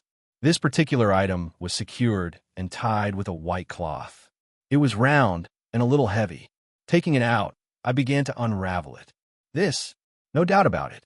It was a personalized combat ornament. I was wondering how I'd procure one in the coming future. But now I don't need to worry about that. Really, was Mother planning on handing down everything to me when the time was right? And with that time being now, I also was very curious to see the number of slots it has. Father has his customized, and seeing it containing violet and blue hints within the pocket watch-like device, I have a feeling it is customized. I also need to figure out what generational model it is. We can only go up to generation 3 or 4 right now, most likely. If it's generation 3, I might need to work with Father to upgrade it. Seeing all of this before me, that nagging feeling inside grew. I felt a wave of emotion come over me. Mom, I thought, feeling saddened. It really was a shame that I couldn't get to know my late mother. Instead, I had Cassia. I'm not complaining, though. I love both Cassia and Aurora, regardless of who my mother currently is. And I know passing down an inheritance can be a hassle, especially in my previous life. It typically involves lawyers and written wills. But here in Zemuria, it isn't that fancy. Both Cassia and Gileath kept it safe and sound, and simply presented this to me when the time was right. If only Aurora was still around. But that was all in the past. I was but a newborn baby at the time Aurora passed away. I can only accept what is now laid out in front of me. Ilonor madres guischis. Everything is present before me. I now have what it takes to dress like a prim and proper noble. So that is what I shall do. Yet before I could proceed, I heard a few notifications sound off inside my mind, causing it to stir. I was greatly surprised. The gamer system triggered, responding to me receiving these items. They didn't immediately land in my inventory, but it still allowed me to see what the items were. I didn't expect to receive not one, but 2 growth-type equipment. Ding! You have received Phoenix Robe, Growth LV10, 1,214,200 ding. You have received Glistening Moonlight, Growth LV10, 1,214. 200 ding. You have received Combat Ornament Generation 3 Custom ding. You have received the record of House Phoenix X1 ding. You have received Black Record Volley X1, 2 growth-type equipment right off the bat. You really are spoiling your son, aren't you? I thought. Yet something else attracted my eyes. There appeared to be something buried beneath where the clothed combat ornament was. It was a tightly sealed leather sack. What is this? I wondered. Once I picked the sealed sack up, I received one more notification, following another update to my status. Ding! You have received 25 million Mira. Ding! Gamer Naoto's inventory has been updated and is now ready to view. Bruh, I thought. Shock was written all over my face, seeing this sack of money now in my hand. Gileath simply smiled, acting as if he had expected this reaction from me. He then began to speak, explaining what all transpired. Lady Aurora was pretty frugal with her money. She knew when to set some aside and didn't actively flaunt it at others like certain other individuals like to do. She kept it secure and allowed it to pile up. This was Lady Aurora's personal funds, not tied to the treasury. It should be enough to give you a smooth ride during your future curriculum studies. We do have personal accountants under my name, so if you decide you want to invest in certain markets in the future, we can brush on that topic later on. We already have an account stored in IBC once you're ready to start using it too, Gileath said, explaining the story to me. An account is already ready for me to use? Mom, I replied, sighing again. She's really spoiling me from the heavens, isn't she? This ride is too smooth, if you ask me. But this is royalty we're talking about here. It's not like they want to have money to spend. Sounds like Aurora knew how to invest too. 25 million Mira is a lot of money. Even orbital cars that will get thrown in the marketplace soon cost around, on standard, 1 million to 3 million Mira. I could definitely downpay a house like this if I really wanted to. And that's not all, son, Gileath suddenly said, causing my thoughts to pause. There's more? I exclaimed in shock. Don't tell me. Am I going to get my own orbital car or something, and that I can't drive it until I get my license much further into the future? Gileath stayed calm at my excitement and simply nodded his head. Indeed there is. Well, that smaller sealed letter you see will give you further detail about it. You see, Lady Aurora had a private villa of sorts. This villa wasn't heavily influenced by the Auslese royalty. Her Majesty the Queen insisted on hiring maids to help the upkeep on it, and that was it. It's a nice beachside house in the outskirts of Valeria, lakefront north of Liberal. One day, I might take you to it. For now, it's under Her Majesty the Queen's name. I feel she won't pass it down until the time is right for you. That place holds no purpose for the time being anyways, Gileath explained, causing me to suck in a cold breath of air. I even glanced down at the smaller sealed letter. Part of me didn't even want to open it. I didn't think I'd be getting a whole entire villa in my far future. Seriously, it's already starting to make my head spin. It was already enough giving me these few items and the money. Now you want to pass a whole house down to me? I could only sigh, seeing this outcome. Is this what it feels like to be fed a silver spoon? That's a popular trope in those Eastern martial arts stories. Haha. A.N. This is the private villa Naoto builds in the future near Valeria lakefront. The very same one that will allow his royal harem to live and have fun inside. Instead of it happening in the future, and bringing it forward, now as part of the will left behind for him. The overall outcome will not change much. As always, you can follow my Patter 0N. 666. Chapter 51. A new look for the time being. I put aside all my shock for now. Mother is really wanting to spoil me, even beyond her grave. I really wish I had a chance to get to know her. Even her image is already fading. I only had a single day to see Aurora before she passed during childbirth, but I knew not to dwell on the past. I will accept what Mother has given me and honor her name. It won't happen immediately, but one day, I might become Naoto von Auslese. I know I'll have to review these items later, especially this custom combat ornament. I can't wait to do it. But for now, I let these thoughts settle, allowing my eyes to wander back toward the bottom half of the box. I reached in and grabbed a hold of the smallest of the three robes. To my surprise, it suited my current stature almost to a T. I'm guessing you want me to put this robe on now, before we go see His Imperial Majesty? I asked Gileath and Cassia. Yes. Cassia thinks you might struggle trying to put it on for the first time. Why don't you go with her to try it on? Gileath suggested. Cassia giggled. Fufu, you don't know how long I've been waiting for this day, Naoto. It'll make you the best noble yet, Cassia happily replied, and began to pull on me without even taking no for an answer. I simply turned my head toward Gileath. Is Mom always like this? I asked Gileath. He just shrugged his shoulders. Only the goddess Adios knows the answer to that, son, Gileath replied. Try to dodge my question. I just blinked at him in disbelief. He simply allowed Cassia to do what she wanted to do. Instead, Gileath turned his head toward Reen. Reen, why don't we go wrap up breakfast and wait for your brother to change his outfit? Okay, Reen happily replied. The two proceeded to ignore my question, causing me to sigh. I let Mother drag me into one of the nearby empty rooms. We have a couple of guest rooms, which included a walk-in changing room should we ever have guests. Once Cassia closed the door shut, Gileath and Reen were left to finish up breakfast. It didn't take long for the sound of ruffling clothes to echo around the first floor. From there, a few moments passed, ending the morning altogether. It was more around noon on March 3rd now. A handsome and dashing young lad who was just a little over 3 years old walked out of the room once the door opened back up. His short violet hair and golden eyes could be seen, full of confidence. His mother Cassia helped change his clothes, and his simple outfit from earlier now acted as undergarments. Naoto felt his body a bit stiff while walking around. It was very shiny, almost as if it was brand new. Cassia clapped her hands together, happy to see my new outfit. "Oh my, you really are starting to look like a dashing young boy, Naoto. As your mother, I couldn't be happier," Cassia said. "I'm sure you'll be able to impress those nobles with this. First appearance is everything to them." "You'll agree on that point, Cassia, my dear. First impressions mean a lot. And who you connect with will also determine your place in those inner circles," Gileath replied, nodding his head. I saw Reen's eyes begin to sparkle in excitement, too. "You look really cool, brother," Reen happily exclaimed. "Huh, it's a little stuffy wearing this. It's something you'll need to get used to," I said, feeling the stiffness of the robe. "It's been in there for a few years, likely.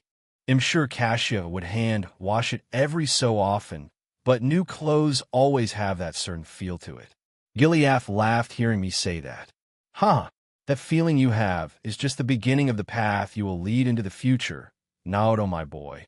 Gileath responded in approval after he took a moment to observe my current appearance. And not a wrinkle out of place.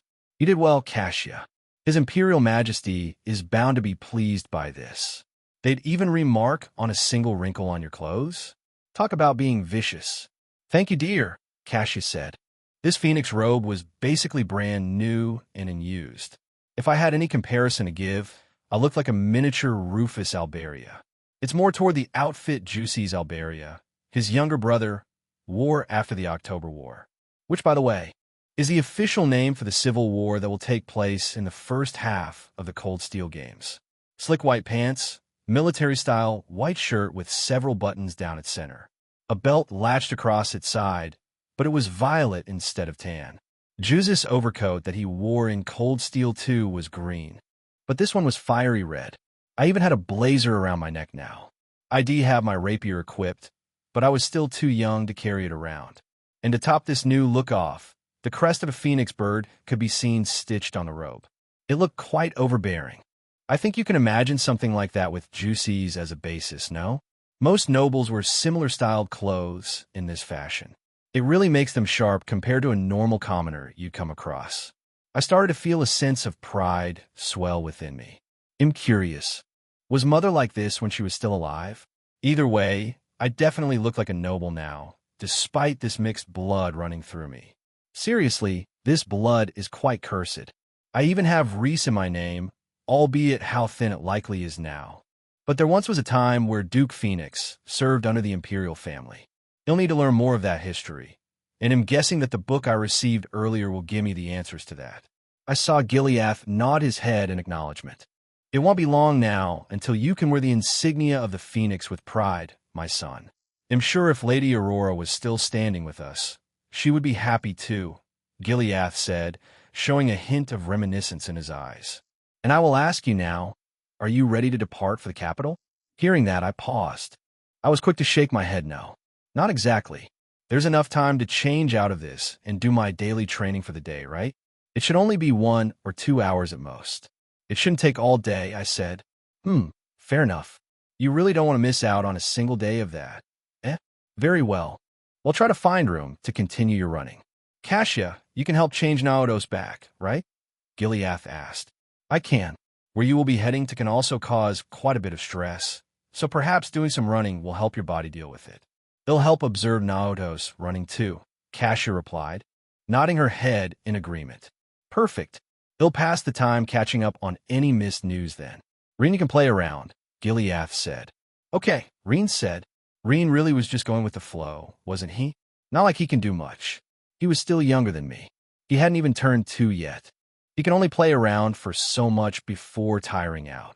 Since both father and mother approved me to continue my daily quest, I didn't remain idle. Cassia helped me change my look back to what I wore before, and I departed the villa, quickly making through my personal tracks. I already had a good layout of this forest.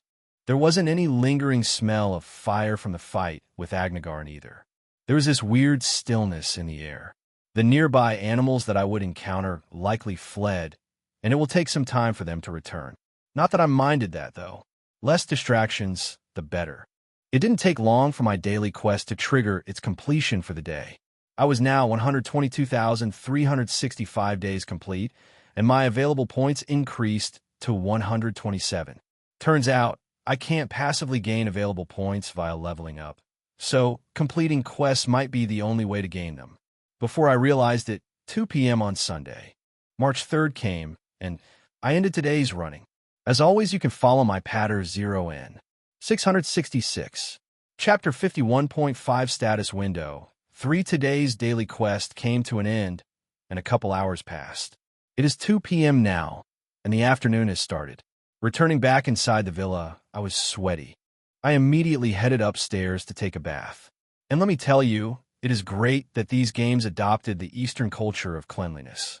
Every typical home or apartment you come across in Japan had a bath where you could run some water and dip into it. It was a part of their culture, unlike others. And I hear in Daybreak, this adopts a more Western culture, bringing in showers and such. Showers do exist now, just more scarce. We do have a shower or two inside this villa, but there were more baths than showers. Ding! Your HP and EP has been fully restored. Neat, I thought, smiling as I came out of the bathroom that connected to my room, feeling fully refreshed.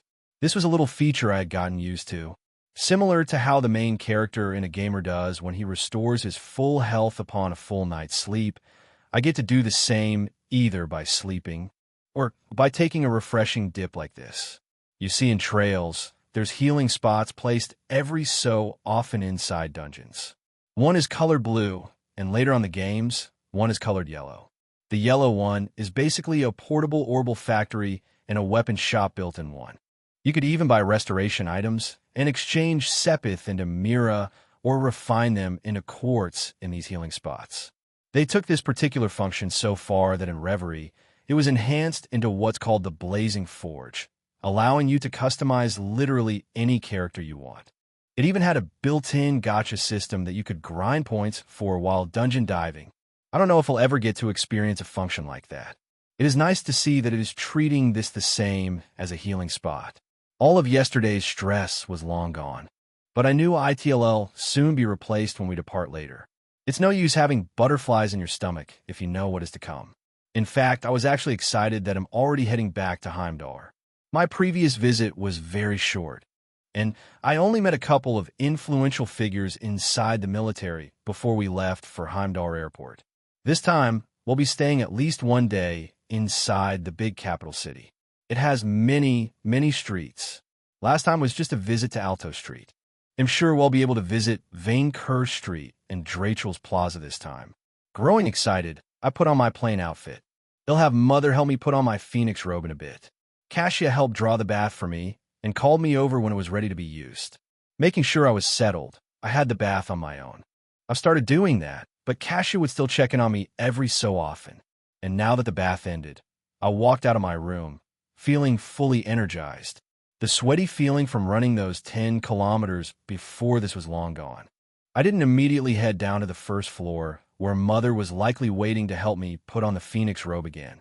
Cupping my chin with one of my hands, I tilted my head a bit. I should have a few minutes to review my status, right? Knowing that I'm going to meet with His Imperial Majesty and potential other nobles, I should be ready. I don't think I can wait any longer to see the changes from yesterday, I said to myself. Concluding that, I activated the gamer system. A large blue holographic panel didn't appear inside my mind this time. I was alone in the hallway, so I willed my status window to appear before me. It's not like other people could see this anyway. Not until they join the party, which isn't a function I have unlocked yet. And sure enough, my stats greatly improved. One thing in particular was my EP. Seriously? Receiving EP boost from Vermilion Eyes is such a boon. I can see my EP being insanely high once my levels start to soar. Status window name. Naoto Osborne level. 10 1,214,200. Next level. 13,000 EXP total EXP. 50,000 EXP occupation. In A title. Friend of the Vermilion Knight stats W title HP. 2782,780. 100 EP. 1015 1015 STR. 163. 35. Def. 68 ATS. 121 ADF. 68 DX. 53 SPD. 43 attack damage. 163 arts damage. 121 resistance. 68 arts resistance. 68 available points. 127 base stats, HP. 1390, 890, EP. 1015, 1015, 365, STR. 121, 71, Def. 68, 43, ATS. 121, 71, ADF. 68, 43, DX. 53, 23, SPD. 43, 28, damage boost skills, weapon boost I, LV1, 0 100. 1 attack damage if any weapon is used. Stackable, rapier mastery I, LV1, 0 100. 1 attack damage if rapier is used. Frostfire pulse, LV1, 0 100. 1 attack damage if using fire art, 1 attack damage if using water art. Frostfire reversal. 50 fire efficacy after reversing resisted stat. 50 water efficacy after reversing resisted stat. Titles. Friend of the Vermilion Knight. 100 HP. 35 STR. Weapon boost I. New. Harem Seeker. Favorability meter. Friendship boost I. Perk 3 locked. A Witch's Friend. New. 25 ATS. 100 EP. New. 100 fire efficacy. New. Other equipment. Gladiator belt. Silver chain. Tiger Heart combat ornament. Skills Vermilion Eyes LV1, 8 100. Flameborn Intuition. Detection LV1, 7 100. Minimap LV1, 100. Septium Sensor. Distant Flame. Crimson Tide Resonance. Frostfire Enchant. Name change. Frostfire Pulse LV1, 0 100. Name change. Frostfire Reversal. Name change. Rapier Mastery I, LV1, 0 100. EP Boost I, 8N. This is my final product of Vermilion Eyes for now. Until its skills start to level up, new skills may or may not get introduced. This is the only real skill Naoto has right now. All of these skills are an umbrella underneath Vermilion Eyes. He has not learned a second skill yet. He has others, but they are bound by a title. Favorability, General Van Dyck 20, General Craig 20, Fiona Craig 20. Isola Milstein 30, Emma Milstein 30, Rosalia Milstein 30. 10 was received off-screen during time spent with Naoto. Vita Clotilde 20, Estelle Bright 20, Cassius Bright 20, Ellie McDowell 20, Henry McDowell 20 inventory. Phoenix Robe, small, medium, large. LV10 1,214,200. Glistening Moonlight LV10 1,214. 200. Combat Orbit Generation 3, Custom. Record of House Phoenix X1. Black Record Part EX X1. Sealed Letter X1 Quartz. New. Mind. Petrify. Cast Eye. Absorb. Heaven's Eye Currency 25 million Mira. New Crafts Arts. Quest Daily Quests. Daily Quest V1. Task 1. Run 0 10 kilometers. Current progress. 122 365 reward. 1 stat point limit. 1 year completed 365 times to unlock Daily Quest V2 Slay the Flaming Beast, Agnigarn. 1-1 completed miscellaneous calculations experience points base. If target's level is higher, target's EXP 10.2, target level, character level. If target's level is same. Target EXP, no adjustments. If target's level is lower, target's EXP 1 to 0.3 for each level of difference. Experience points final. Base EXPX tactical bonus next level EXP. 100 XLV2, level squared, 300 XLV. Experience isn't immediately awarded when one target is defeated. It is calculated when the battle ends. If you fight a group of monsters, the experience won't be calculated until all monsters are killed. This means you can stack and stack and stack experience, gaining different types of combat parameters called tactical bonus. Once the base EXP is calculated after battle is over, tactical bonus is applied. I will use the following for tactical bonus, as this fanfiction is not a turn-based game. Some are removed or changed. Some tactical bonuses will be unique to this fanfiction. Naoto's per level stats. HP, 125 EP, 50 EP boost I, STR, 8 DF, 4 ATS, 8 ADF, 4 DX, 1 SPD, 1 tactical bonus and scathe, 0.2 when a battle without getting hit, sidestep, 0.1 dodge an attack, speedster, 0.3 hit a target with an art or craft before target attacks, switcheroo, 0.5 switch position with an ally and have them attack before target attacks, party stomper, 0.3 hit all targets before they attack, first strike, 0.2 land a strike first when battle begins, vanquisher, 0.4 defeat 4 or more targets in one attack, vengeance, 0.5 win a battle while health is low, canceller, 0.3 interrupt a target's casting or craft use, tenderizer, 0.2 attack a weak point, superstar, 0.5 inflict a critical hit, overpowering, 0.3 knock an enemy down, overkill, 0.1 do more than x5 damage of current target HP, can stack, and I am removing the combat mechanics to condense the status window.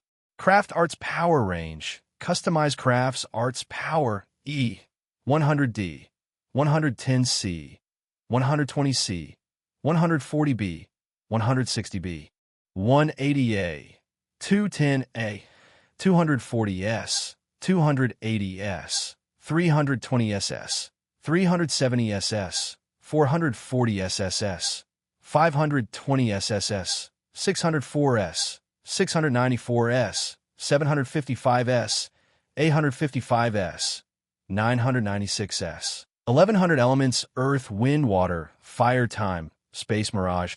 As always, you can follow my patter 0N. 666. Chapter 52. The capital awaits. I felt very satisfied seeing my newly acquired status window. I know of its effects too. The running I spent today didn't feel as tiresome, nor take as long. My speed stat almost doubled thanks to the flat 15-point gain from the emergency quest.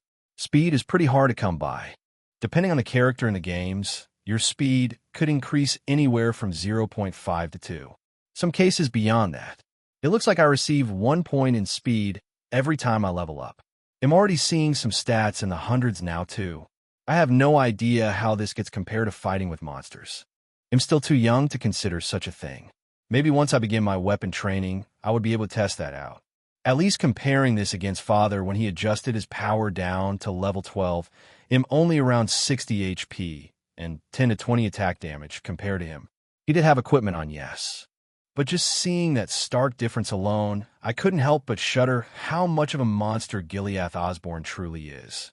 He has one of the highest health pools in the entire series.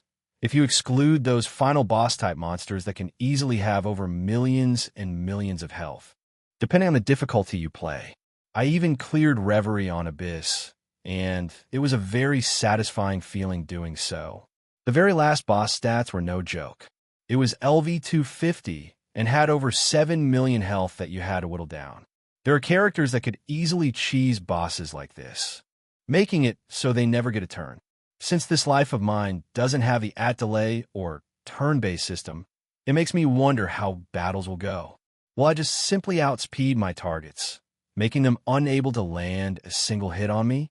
Imagine Quartz being able to alter your physical parameters, allowing you to evade attacks just like how dodge works in the games. Now that would be something, wouldn't it? I didn't see any agility stat under my status window, so that led me to assume you can't dodge like that here. All of these extra parameters have just either been wiped away or adjusted to match how the real world works. And honestly, I like that. I've read that Daybreak's combat became different, becoming a hybrid style that introduced action combat. no longer making it solely a turn-based game. There's something called shards which get introduced with the latest generation 6 combat ornament Zypha model once S1208 S1209 come around. These shards trigger various effects in combat, such as adding certain elements to your attacks or triggering bonus attacks while attacking. And honestly, that is already happening thanks to the gamer system I have. I have that nifty Frostfire enchant that was rewarded to me after Vermilion Eyes and the Auslese bloodline triggered a resonance effect. The two merged altogether while I witnessed monsters being battled for the first time, and triggered Vermilion Eyes to upgrade to its full potential, at least up until the point where new skills might be received the more I level Vermilion Eyes up. It's still level 1. One of the skills that came with that upgrade enchants my attacks with both the fire and water attributes. This did cause some things to go away, like my flat 50 boost in fire and water damage. That is now Frostfire Surge LV1, which boosts attack damage by 1 if I use fire or water attacks. This damage should increase the more I level the skill up. This is better overall, because by the time it reaches max level, it will be well over the previous 50 boost. Considering dual element is now at play for what I will do, it will be interesting to see how that plays out. Will it factor in both elements for a multiplicative damage increase? Or will it just take the higher one of the two weaknesses and make that the primary source of damage? Let's say a monster's weakness resists 50 fire and is weak to 125 water. In this situation, Frostfire reversal triggers, making fire go from 50 to 150. If I have a Witch's Friend title equipped, that would get boosted to a whopping 250 fire damage.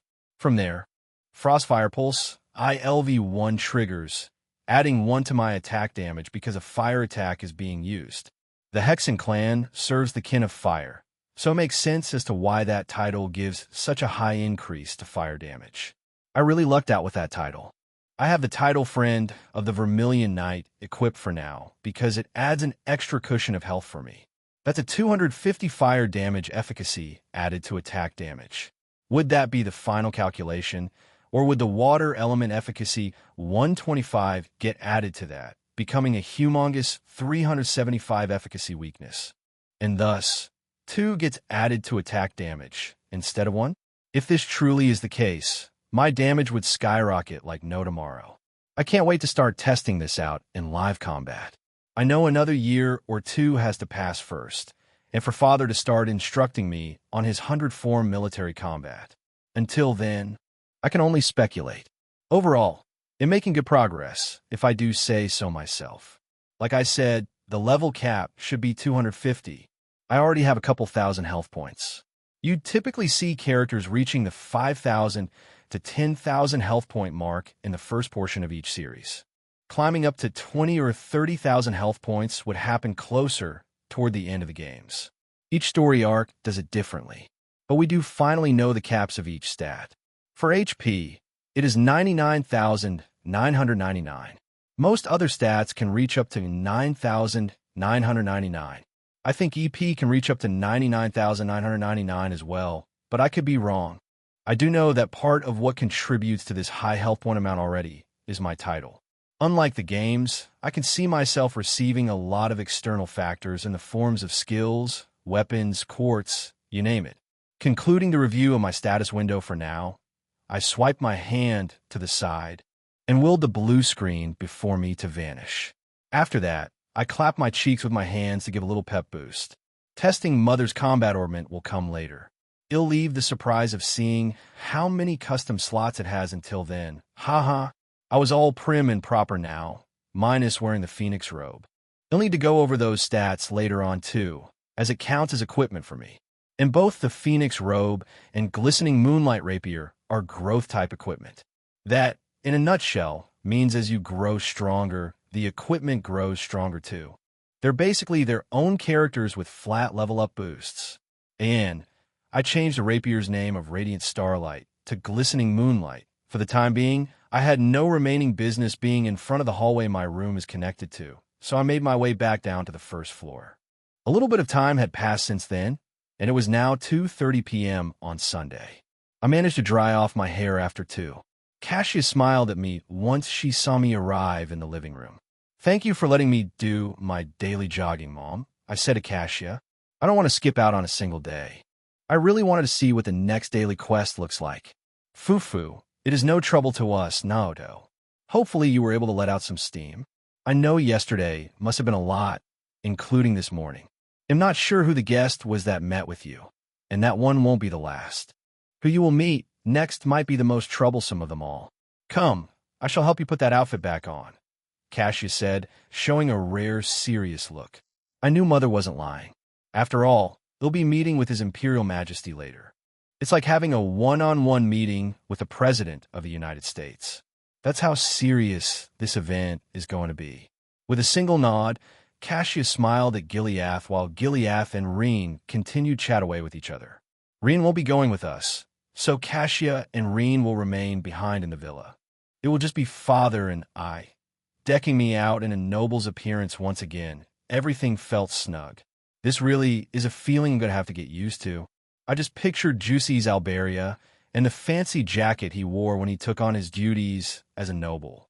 Once the October War was underway, Rufus would join the enemy's side, causing Juicy's to take hold of House Alberia. With that in mind, I think my current appearance now should be suitable to meet with other nobles and the imperial family.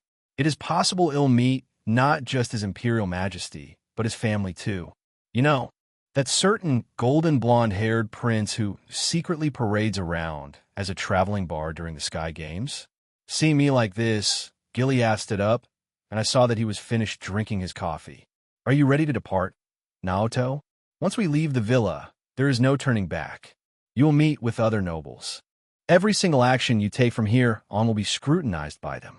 The circle of nobility is a lion's den," Gileath said, sporting a very serious look in his eyes. It was rare for him to be so serious like this. He wasn't as serious like this yesterday when he slayed Agnigarn. This was a league above that. "I am ready, Dad. I will not back down from this. I was given a chance to enter this circle, and I shall do that," I replied, not backing down. I felt my own resolution appear in my eyes. I locked gazes with Father. Seeing this, he grinned. Good, good. A lot of nobles can be venomous snakes and know how to switch sides with a mere flip of a coin. Whatever actions they want to take that will benefit their family the most. I want you to keep this in mind once we depart, Naoto. It will be up to you to decide on who to get connected with, Gileath said to me. I understand, Father, I replied, nodding my head with a resolute look. Have safe travels, you too. I will pray to the goddess for your safe return, Kasia replied, waving her hand. Bye-bye, Daddy, brother, Reen happily said, waving his hand at us. Kasia was carrying Reen now, and the two bid us farewell. Father intends to stay in Heimdall for a day, so we won't be back until tomorrow. On a nice spring Sunday around 3 p.m., a violet-haired boy and a tall, overbearing man who was dressed in his military garb departed the Osborne villa. Naoto Osborne and Gileath Osborne stood side by side, full of confidence, as the two left, acting as if they were ready to take on the world. Vol 1 E&E, Chapter 53. Picked up on this fateful day, Father and I departed from the Osborne villa. We took our steps from the house, full of anticipation in our eyes. It was as if we were ready to take on the world. I do not know what will transpire in this coming Heimdall visit, but I know it will not be one of leisure. I will encounter many individuals, likely nobles, and Erebonia's imperial family. The current emperor is on his deathbed, and it would seem he has some knowledge on Mother's origins. We're probably going to hold a private talk. I'm still in shock of everything I received from my late mother. I can't think of these as mere pieces of equipment, even if they're the super special growth type. These are mementos of Mother, something I'll hold dear to my heart. She even left me a customized combat ornament, likely a Generation 3 model, a house deed, some family history books, and even millions of Mira that Father will likely put into some type of trust fund. I don't know how all that works down here in Zemuria, but there are banking industries, and the International Bank of Crossbell, or IBC for short, sits at the very top. Will I end up with my own bank card at some point? I don't even know how those things operate. Do they have unique identification numbers to tell who you are? Huh. Along the way, on the front side of our house, stood an open-floor-style garage. It wasn't exactly the type of garage you would see in my previous life, just a couple spots where we can park orbital vehicles. I spotted Father's fancy car, and Kasia also had one for personal travel. She hasn't gone out on a long trip lately, though, considering she's been looking after Reen and I. Father's too busy being a general of the Imperial Army, so it's not like we can exactly take time off like a normal family. Mother had her paid leave due to her pregnancy, but that was it. Father had to assume his post once that duration of time was over. Not that I mind.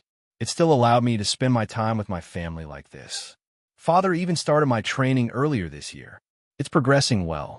I'm about 4 months of the first 12 for daily quest. I don't know how long this visit in Heimdall will last, even if Father stated it would only just be for a couple of days, but I still need to make room to do my daily jogging. I can't skip out on a single day, or the quest will be forfeited. No more chance to let it upgrade to daily quest 2. Hopefully Father understands this point, so he should make exceptions. We'll just have to do it super early, or right after we wrap up for the day. Maybe even at sunrise. But to my surprise, apart from our 2 orbital cars, there was a third one parked. It was lit up and running, but completely silent. That was the beauty of orbital tech. Gas-powered technology was a thing of the past. It's not like this style of machinery didn't exist in Zemuria. In fact, it did, and it was widely used before the orbital revolution took place. It almost mirrored my previous life to a T. Around 40 years ago, this new technology was discovered, causing humanity to leap and progress by leaps and bounds, treading uncharted territory. At the same time, humans have begun crafting more and more pieces of technology that my previous life had, but also introduced tech like combat ordnance, allowing humans to interact with the elements without magic. You can see why I'm so excited to test out arts, right? Especially after Father did that entire showcase. I saw 2 men in black standing on each end of the orbital car that was still running. Their faces were hidden by black shaded sunglasses and wore full-on black suits. Orbital pistols could be seen equipped at their waists. The moment Father came into view, they paused and immediately saluted them. Greetings, General Osborne. His Highness is glad that you can part some time for this sudden visit. All parties of interest have been confirmed and are waiting inside the car. Are you ready to depart to the capital? The man on the left side of the car, where the driver's side said. As for me, I stayed quiet and observed the car. It was very similar to Dieter Croy's orbital car, who would eventually end up becoming Crossbell City's next mayor after Mayor McDowell. But it wasn't the exact same design. This orbital car was much more fiery red. I also saw Erebonia's golden stallion crest on it, signaling that they belonged to the imperial family. Only important figures of a country would flash their crest like this. Erebonia has the golden stallion. Crossbell State has the silver bell. Libel has the white falcon. Calvert has the 3-leaf clover. Just seeing this crest of the golden stallion alone signifies that someone of importance is seated inside this orbital car. We are. I take it things are stirring in the capital, which prompted this sudden visit by His Highness. Gileath responded, assuming what had taken place. There will be no one else coming with us. Let us depart at once, Gileath stated. Understood, General, the man responded, giving Gileath a salute. Meanwhile, I was gaining interest in my eyes, observing these suited men. These guys seriously looked like they belonged to what's called the Secret Service. You know, those guys that would always lurk around important people, especially those who are from a government. They'd have earpieces in their ears and everything. They're personal bodyguards, basically. I'm sure Father has some too, but I haven't seen any assigned to this villa. Or maybe they're too good at their job for me to notice. I do have the vermilion eyes, but I haven't really tested things out in this fashion yet.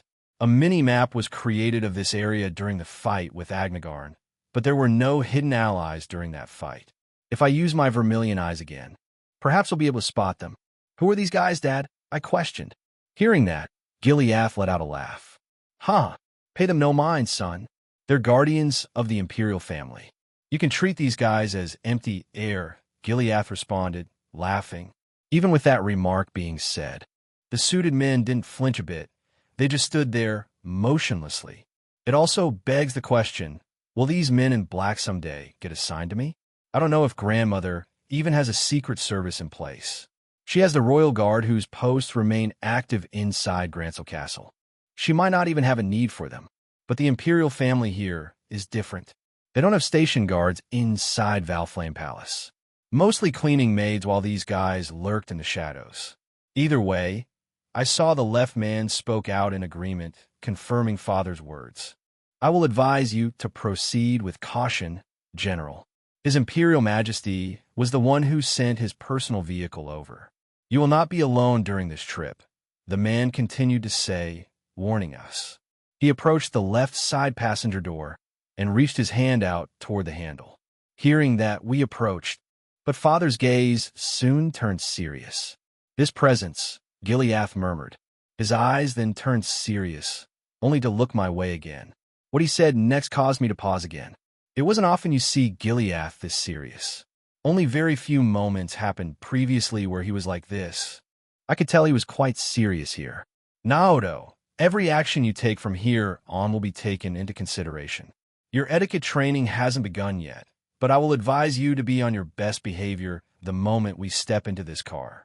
Understood, Gileath said. Yes, father, I replied. I could only nod my head to his words. Seeing how serious Gileath is here, just who is inside this car.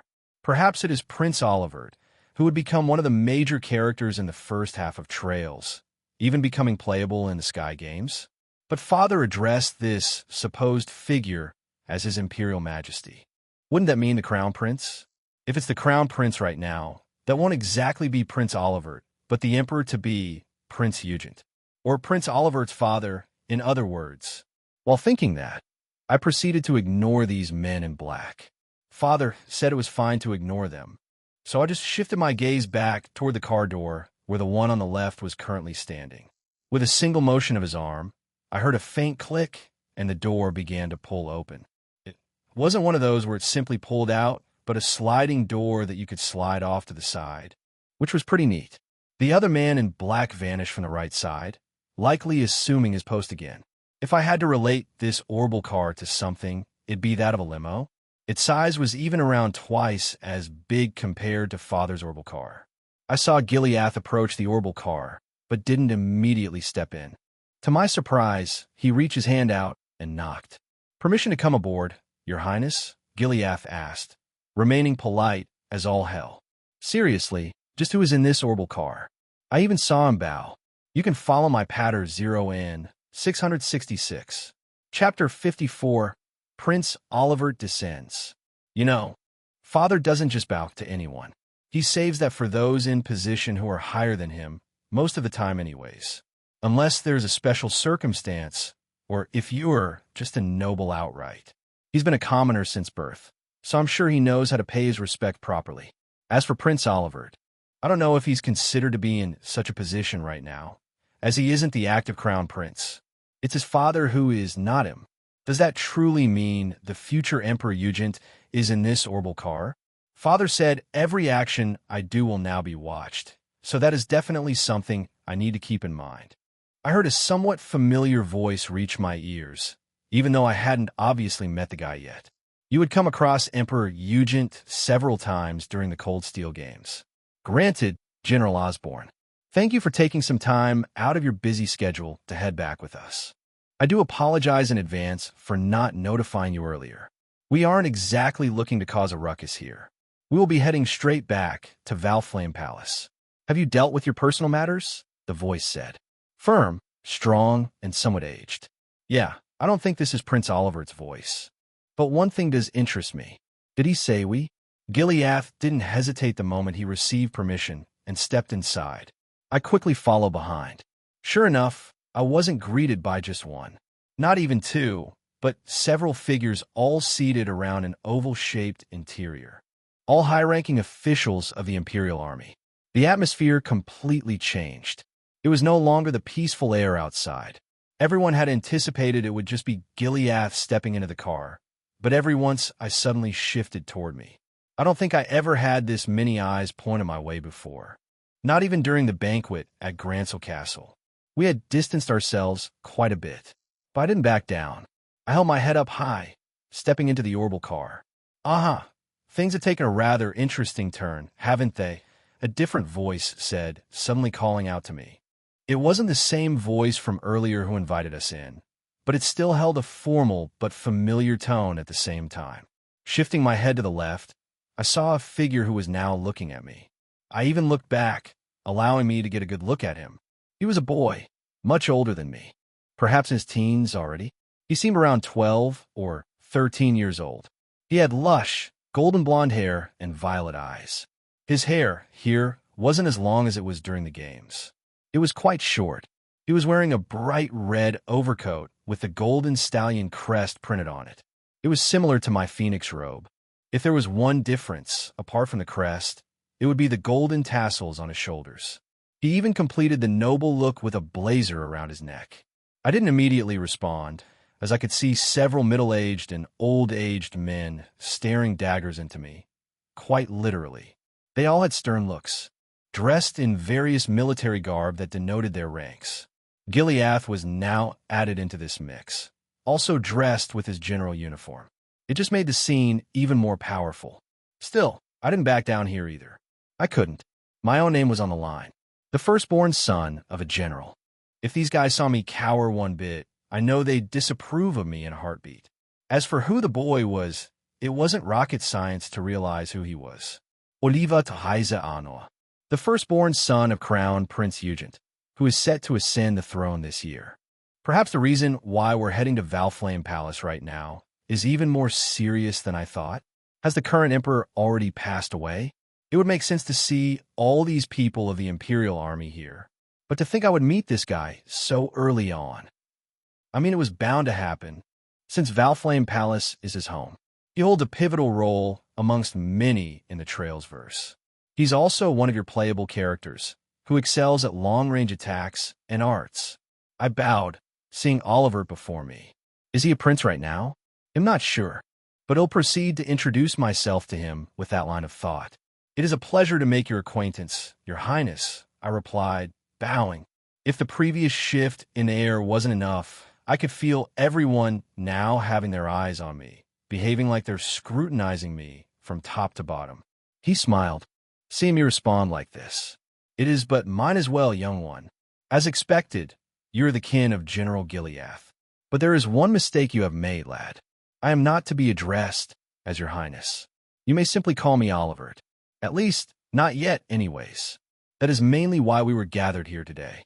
I am the son of the current crown prince, Eugent Rhys Arner, Oliver stated, shifting his eyes back toward a figure seated in one of the center seats. Sure enough, I saw a much older, more middle-aged man. His hair was identical to Oliver's. He had a much more regal and dignified air about him. I didn't panic, but simply bowed. It is very nice to meet you as well, Your Highness the Crown Prince. I continued, introducing myself to both Oliver and Crown Prince Eugent. You needn't stand on ceremony, young one. We invited you without precedence, Crown Prince Eugent responded, keeping his words short with a curt nod of his head. He then shifted toward Gileath. Life sure works in ways you don't expect it to, doesn't it, General? Well put, Your Highness. I have been rather busy, as you can see, but I've already taken up my post again. Seeing all of you here like this, something is definitely happening inside Valflame Palace. Your ascension to the throne is set in stone, Gileath said, musing to himself before he looked back at me. Come, Naoto. Let's not keep the crown prince waiting. I wonder if father initially wanted to have me seated beside Oliver, but looks like that won't be the case. He beckoned me over to be seated beside him. Apart from Oliver, Crown Prince Eugent, and father, I could see a total of 6 figures. If you include us, it makes 10 total. Most of these men were middle-aged, around the same age as father is. Apart from one, that is, there was a youthful woman, sporting silvery white hair. She was quite beautiful, and she was wearing a uniform that I recognized all too well. This woman was a current Thor's Military Academy student. To think we would get to see the phoenix soar into the skies once again, the brown-haired man said, uttering to himself from where he was seated. I could see a surprised look on his face. Crown Prince Eugent raised his eyes to that comment, but stayed quiet. Something indeed has transpired inside our capital, which is what prompted us to gather, Crown Prince Eugent stated. We were already on the road driving, and it was still silent. How cool is that? I thank you all for this sudden gathering. It won't be long until we return to Valflame Palace. Let's make haste. Governor Carl, if you would please. Understood, Your Highness. I too will express my gratitude on His Highness' behalf for this gathering today. We will begin this round table shortly. Allow me to begin with a roll call. A stern-looking man wearing glasses said. I immediately recognized him. Karl Regnitz. He's a top government official in the Imperial Diet and would often clash ideals against my father, Gileath Osborne. But he holds a more moderate outlook and is actually one of Father's few friends. And Karl Regnitz is none other than the father of Machias Regnitz, who would become one of Thor's Class 7 in the future. Commander of the Imperial Army, 1st Division. General Matthias Vander. Governor Karl spoke, calling out the first of the names to come. Yes, the brown-haired man said, just doing a simple nod. So the voice who spoke of the Phoenix earlier belongs to this guy, huh? He hasn't shown a lot, but he's one, if not the most powerful individual on the entire damn continent right now. Matthias Vander, current strongest swordsman, and headmaster of the Vander School of Swordsmanship. I wouldn't mind learning a thing or two from this guy, should the opportunity ever present itself. Commander of the Imperial Army 2nd Division, Victor Arzid, Governor Karl said, calling the second name. Shifting my eyes, I saw an azure-colored man who was still in the process of graying. Hearing this name, too, was a shocker. Matthias might be the strongest right now, but this guy is the second strongest. He's the headmaster of the Arzid School of Swordsmanship, and the two often clash as rivals. On top of that, he's the father of Laura Arzid, another person who will eventually join Thor's military Class 7. Victor responded, nodding. Commander of the Imperial Army 3rd Division. Governor Karl started, only to shift his eyes to see the beautiful woman seated before him, legs crossed over one another. Go on. We don't have all day. The woman responded, quite rude at that. Of course not. I just wasn't expecting General Le Guin to send his daughter in his stead. Please forgive my impertinence. It is great of you to come, Miss Aurelia, Governor Karl responded. She was quite stunning, all right, and she hasn't matured yet either. She stuck out like a sore thumb among the rest of these middle-aged men present. Like I said, long silvery white hair and purple eyes. She would become the epitome of beauty later on. She should be around 15 years old right now. The girl seated to my right was none other than Aurelia Le Guin, future principal of Thor's military branch campus. You can follow my Patter 0N 666. Chapter 55. Roll call to think I would get to meet Aurelia Le Guin this early on. Not only will she be acclaimed to be a world-renowned beauty once she matures, she'll become one of the strongest powerhouses on the continent, easily capable of rivaling S-rank bracers or SS-rank Jaegers.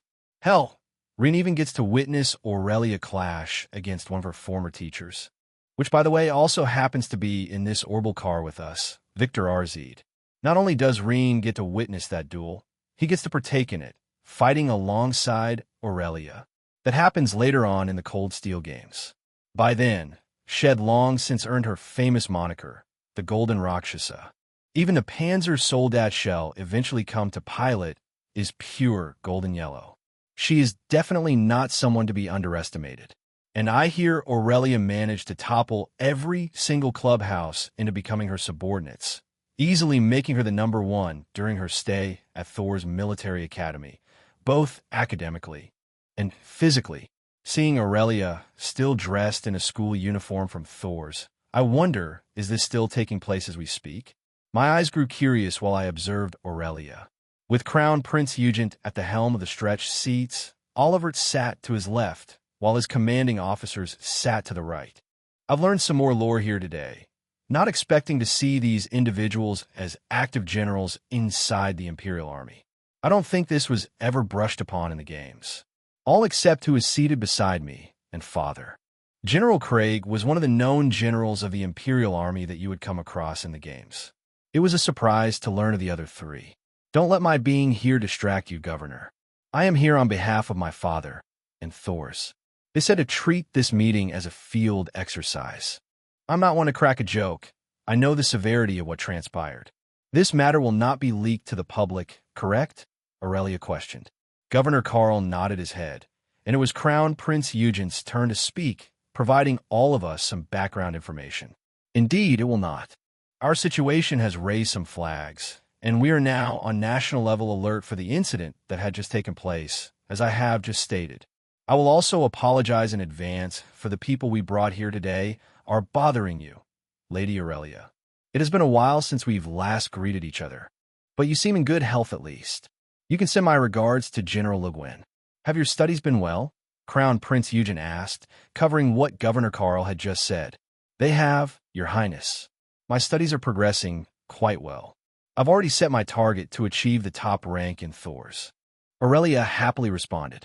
So it looks like her clashing against other clubs and students is still underway, but hasn't ended yet. Then, it was General Craig's turn to let out a hearty bellow, sending loud laughter across the interior of the orbital car. Gahaha! Well, how it is good to be young. I can feel such vigor from you, Missy, General Craig responded, laying out a big laugh. Right next to Father was the same man I had encountered earlier during my previous and short visit, to whom I've already unlocked favorability with. I've unlocked favorability with a handful of characters here in the Trails verse already. I don't read most of these notifications as they just display the same message over and over. The only difference is who I interact with. I haven't seen favorability reach 100% on any one person yet, so I'm not sure what kind of reward I will receive upon doing so. For now, the assumption is more stat boosts, and this orange-haired man is one such individual I've had the pleasure of meeting once before. Craig the Red. All I saw Governor Karl do was cough, before continuing roll call.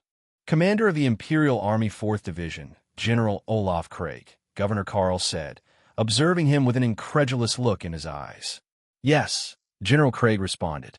I will point out that his division is one of the more well-known ones amongst not only the Imperial Army, but to those outside of Erebonia. They bolstered some of the best cavalry in the entire continent, and was known for riding their tanks into battle. Even General Craig himself loved to physically stand on tanks while they're moving around. It doesn't matter if one was doing drills or was in live combat. A far cry from his son, who, by the way, would also become one of Thor's military academy, Elliot Craig. Despite this momentary outburst, General Craig quickly regained his composure, as he knew the severity of the situation at hand. He knew he couldn't fall out of line, so he announced himself, to which Governor Karl thanked. His eyes then shifted downward. Right next to Father and I, Gileath simply smiled during the whole conversation. Commander of the Imperial Army 5th Division, General Gileath Osborne, Governor Karl declared, taking a moment to observe him. Present. Looks like I was the last one to be called in. Not a single hair out of place. All of us are gathered per His Highness' instruction, Gileath responded, nodding his head politely. I could see he was keeping up his calm look and chose his words carefully. All of this is to act as a lesson for me, seeing as he stated that every action that I do will be observed from here on. I don't think Crown Prince Eugen as expecting to bring Gileath's son along with him, but I couldn't shy away from this. I kept my head held high as I began to ponder Gileath's current status. Turns out he is the acting commander of the Imperial Army's 5th Division. It was nice to learn something new about him. He shouldn't become Erebonia's chancellor until after the 100 Days War, so I assume he will have an active post inside the 5th Division until then. I think it was stated in due time, around the time Sky wraps up, Chancellor Osborne is set to lead around 70 of all of the Imperial Army? Talk about crazy. I guess I could go into a little detail about that, right? What we've been talking about are the armor divisions. On top of that, you have the General Office Staff, the Imperial Guardsmen before the noble uprising begins in Cold Steel, the Railway Military Police, to which characters like Claire are assigned to, the Heimdall Military Police, which are tasked to protect Heimdall. Soldiers who are part of the armor divisions wear purple, so I could see a bunch of purple highlights around the individuals' uniforms here. If you're assigned to protect the capital, then you're wearing blue instead of purple. That's how you can tell what corps you're a part of. You also have the Imperial Navy and the Marine Corps. The Imperial Air Force is still in its budding phase. It wouldn't be until the Hundred Days War where aerial combat truly takes a shine, making Cassius tactics rout a lot of Erebonian numbers thanks to a counteroffensive that involved airships. And as a byproduct of this, the Intelligence Division will be formed, but not for a few more years. The reason why the Armor Division is present here, unlike other ones, is because that is the bulk of the Imperial Army. Most soldiers join these divisions, unless they want to be assigned to a noble or serve the homeland's railways. And to think Father will hold 2/3 of this in the coming years. Do I have what it takes to follow in this guy's footsteps? It's stated the size of the Imperial Army is around 6 times as big as Liberal's Royal Army. I can't even begin to fathom controlling so many troops. And Father does it with ease. For some reason, I felt a strange pride swell inside me as I continued listening to these high-end commanding officers speak in front of Crown Prince Hugent. Thank you for taking some time out of your busy schedule, General Osborne. If we exclude me as a speaker to the Imperial Diet, we now have our last commanding officer. If you would, General Van Dyck, Governor Carl suddenly said, distracting me. I was too focused on these 5 generals to see that here was a 6th one present, marking 11 people in this car. And boy, General Van Dyck sure is something himself. He oversees all other generals and lower-ranked officers of the Imperial Army. He sits at the very top. It's really hard to imagine the kind of pressure he faces while in service on a daily basis. With Governor Carl announcing that, our eyes shifted once again. General Van Dyck was seated right beside Crown Prince Hugent. He towered over him, almost painting the picture comical, but this was definitely not the time to be joking. I've also had some time interacting with him during my first visit to Heimdall. Seriously, just what kind of event took place that could mobilize the acting commander of the Imperial Army and several generals that serve under him? I don't think this involved the ascension of Crown Prince Eugen anymore. Thank you for handling the roll call, Governor. As General Osborne stated, this marks all of us present. We can now begin to discuss what His Highness has brought us here today. Due to how sensitive the matter is, we are holding it here while we travel. It involves hired Jaegers, so we don't know who all we can trust right now. The nobles did something that we can't forgive. General Van Dyck stated, even going as far as clenching his fist.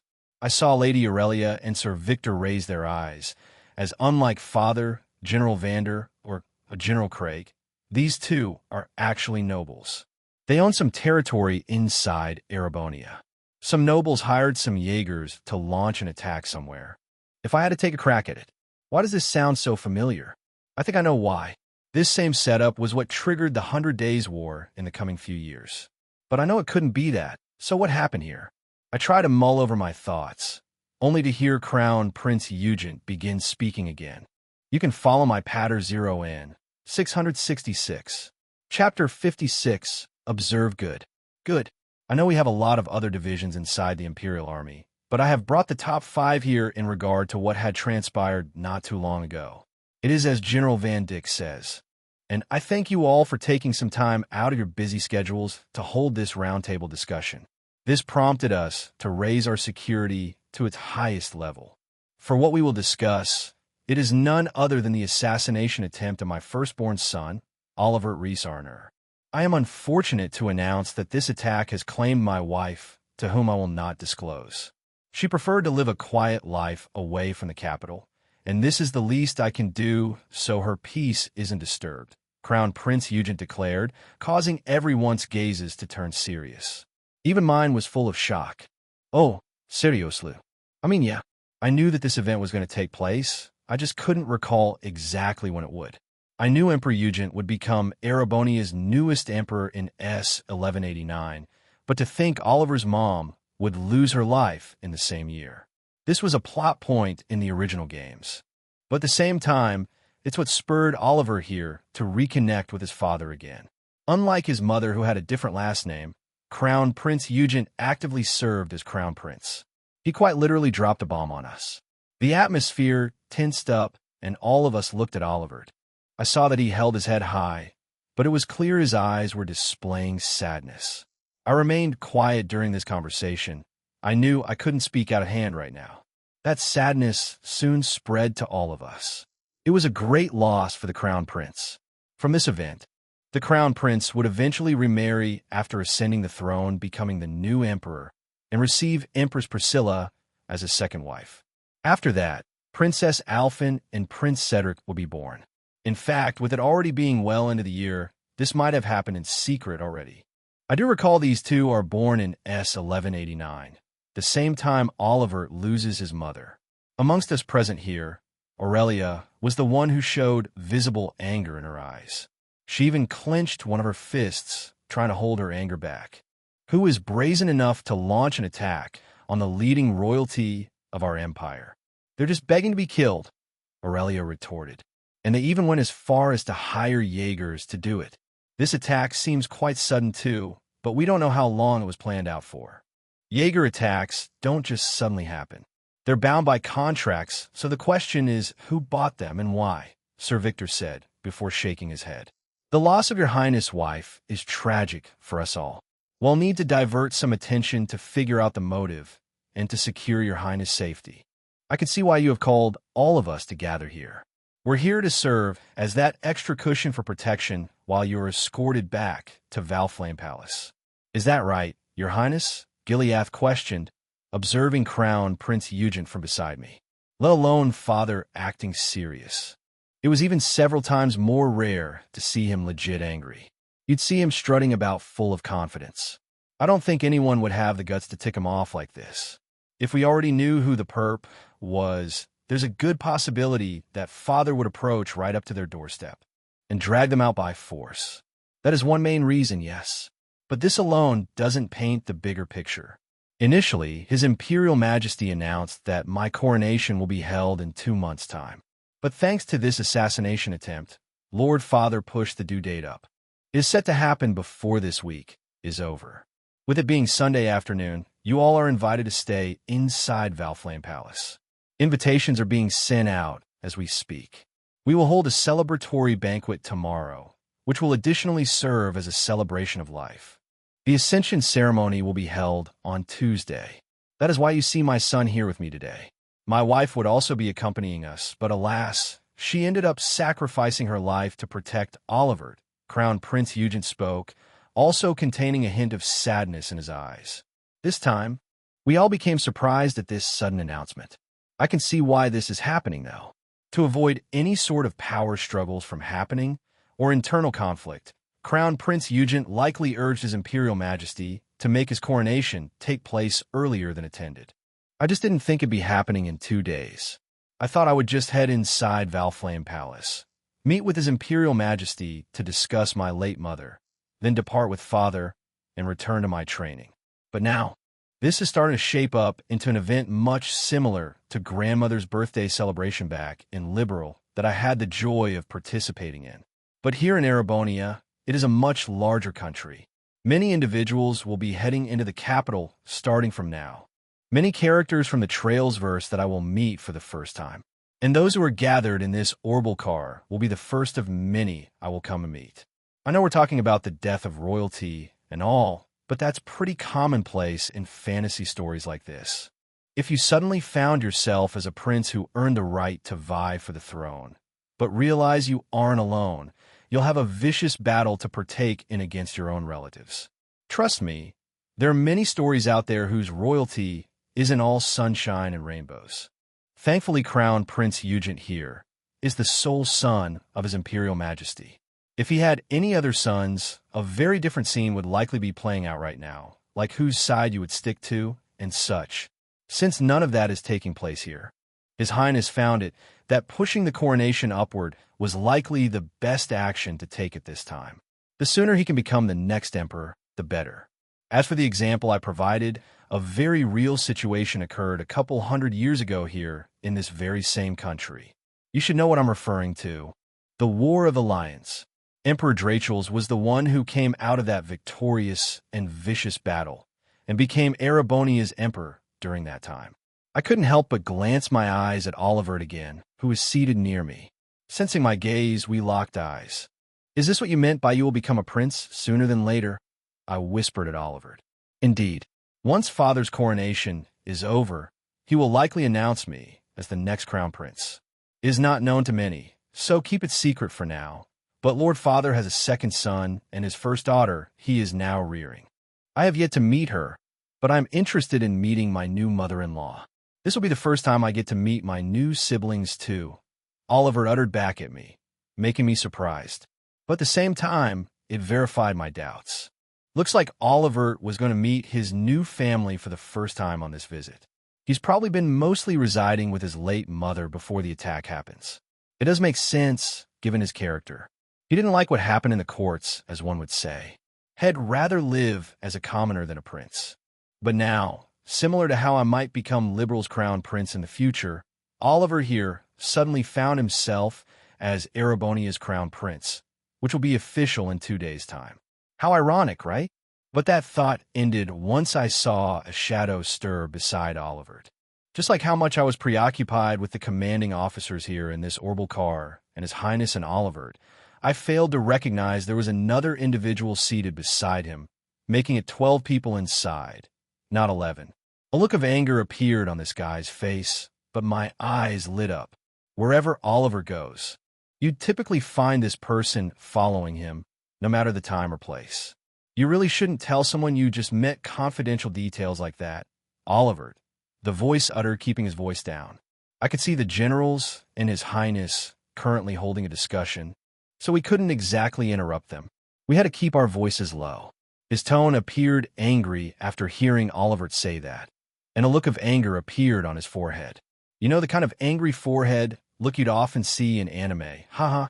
But that is where you are wrong, Mueller, my boy. Met, we have just done. But in a way, all of us in this vehicle are connected in one way or another.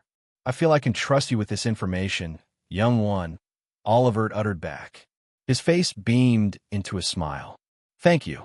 I promise I will not tell a soul of this to anyone, I replied, smiling back at him. Now listen here, you two. It isn't just about making promises.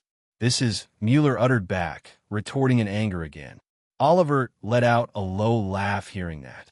Sure enough, this was the same Mueller Vander, Matthias Vander's first son. Kurt Vander would become his second son.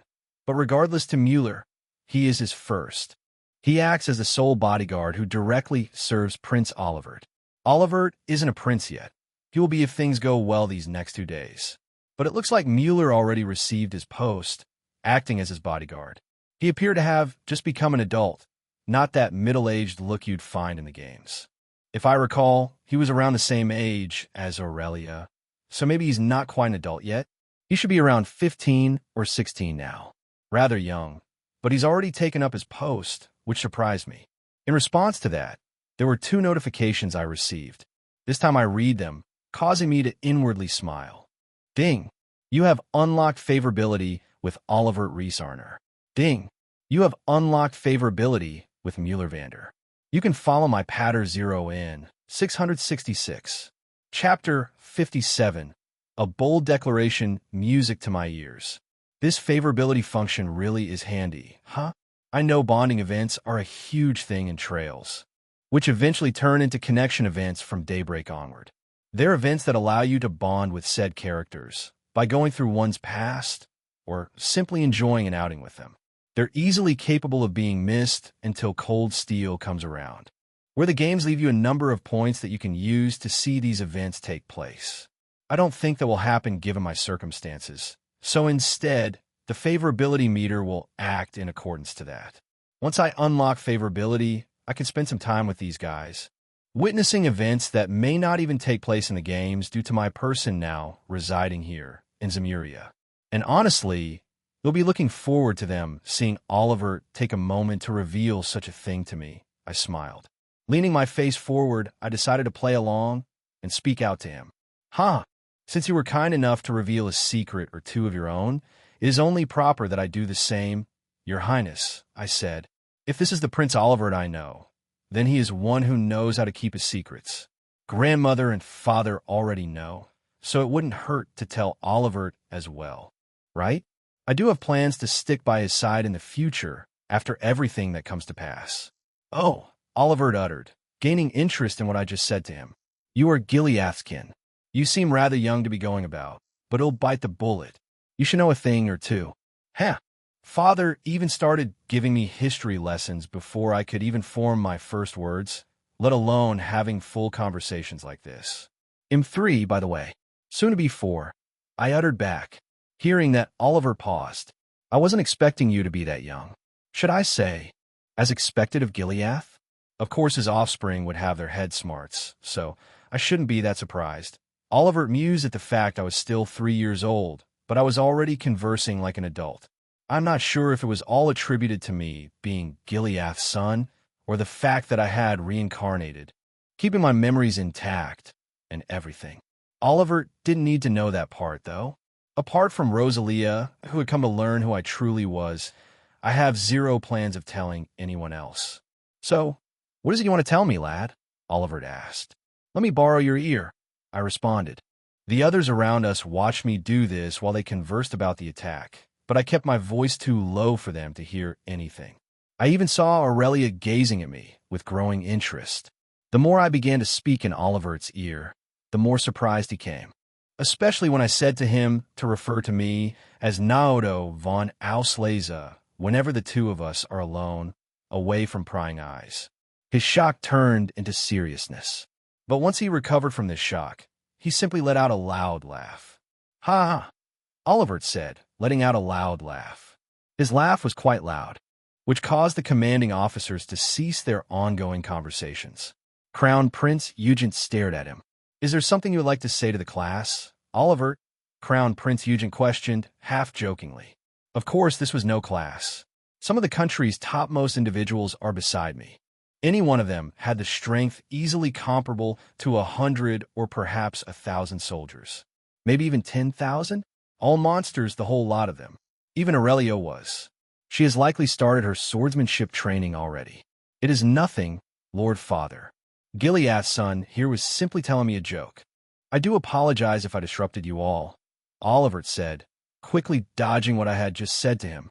But seeing him do that alone, I knew I was right on the mirror. He didn't outright say, I was a prince of liberal. I may, down the line, just end up being a prince. Liberal is usually run by matriarchs. So I don't know if grandmother truly intends to have me inherit her position. Only time will tell for that. Gilead's son, Aurelia said. Now it's starting to make sense. Turns out you aren't just some random kid. To be honest, I didn't think a man of your stature would be one to rear children, General. Fate works in mysterious ways, Lady Aurelia. One day, you too will become a mother, Gilead stated. Oh, I'll see about that. Whoever my fated person is, they'll have to beat me first, Aurelia declared. I wanted to gulp at that. That's basically asking for a death wish. Oliver laughed again. Huh. I can only feel sorry to whoever will end up being your partner, Lady Aurelia. Oliver retorted with a playful smile. As for me, I grabbed Oliver's attention again. This will be a secret between us two, right? I uttered back at Oliver. He smiled and nodded. But of course, young one, Oliver responded, keeping a grin on his face. I still don't know what an adios name you two are blabbering on about, Mueller retorted, still angry he was being left out.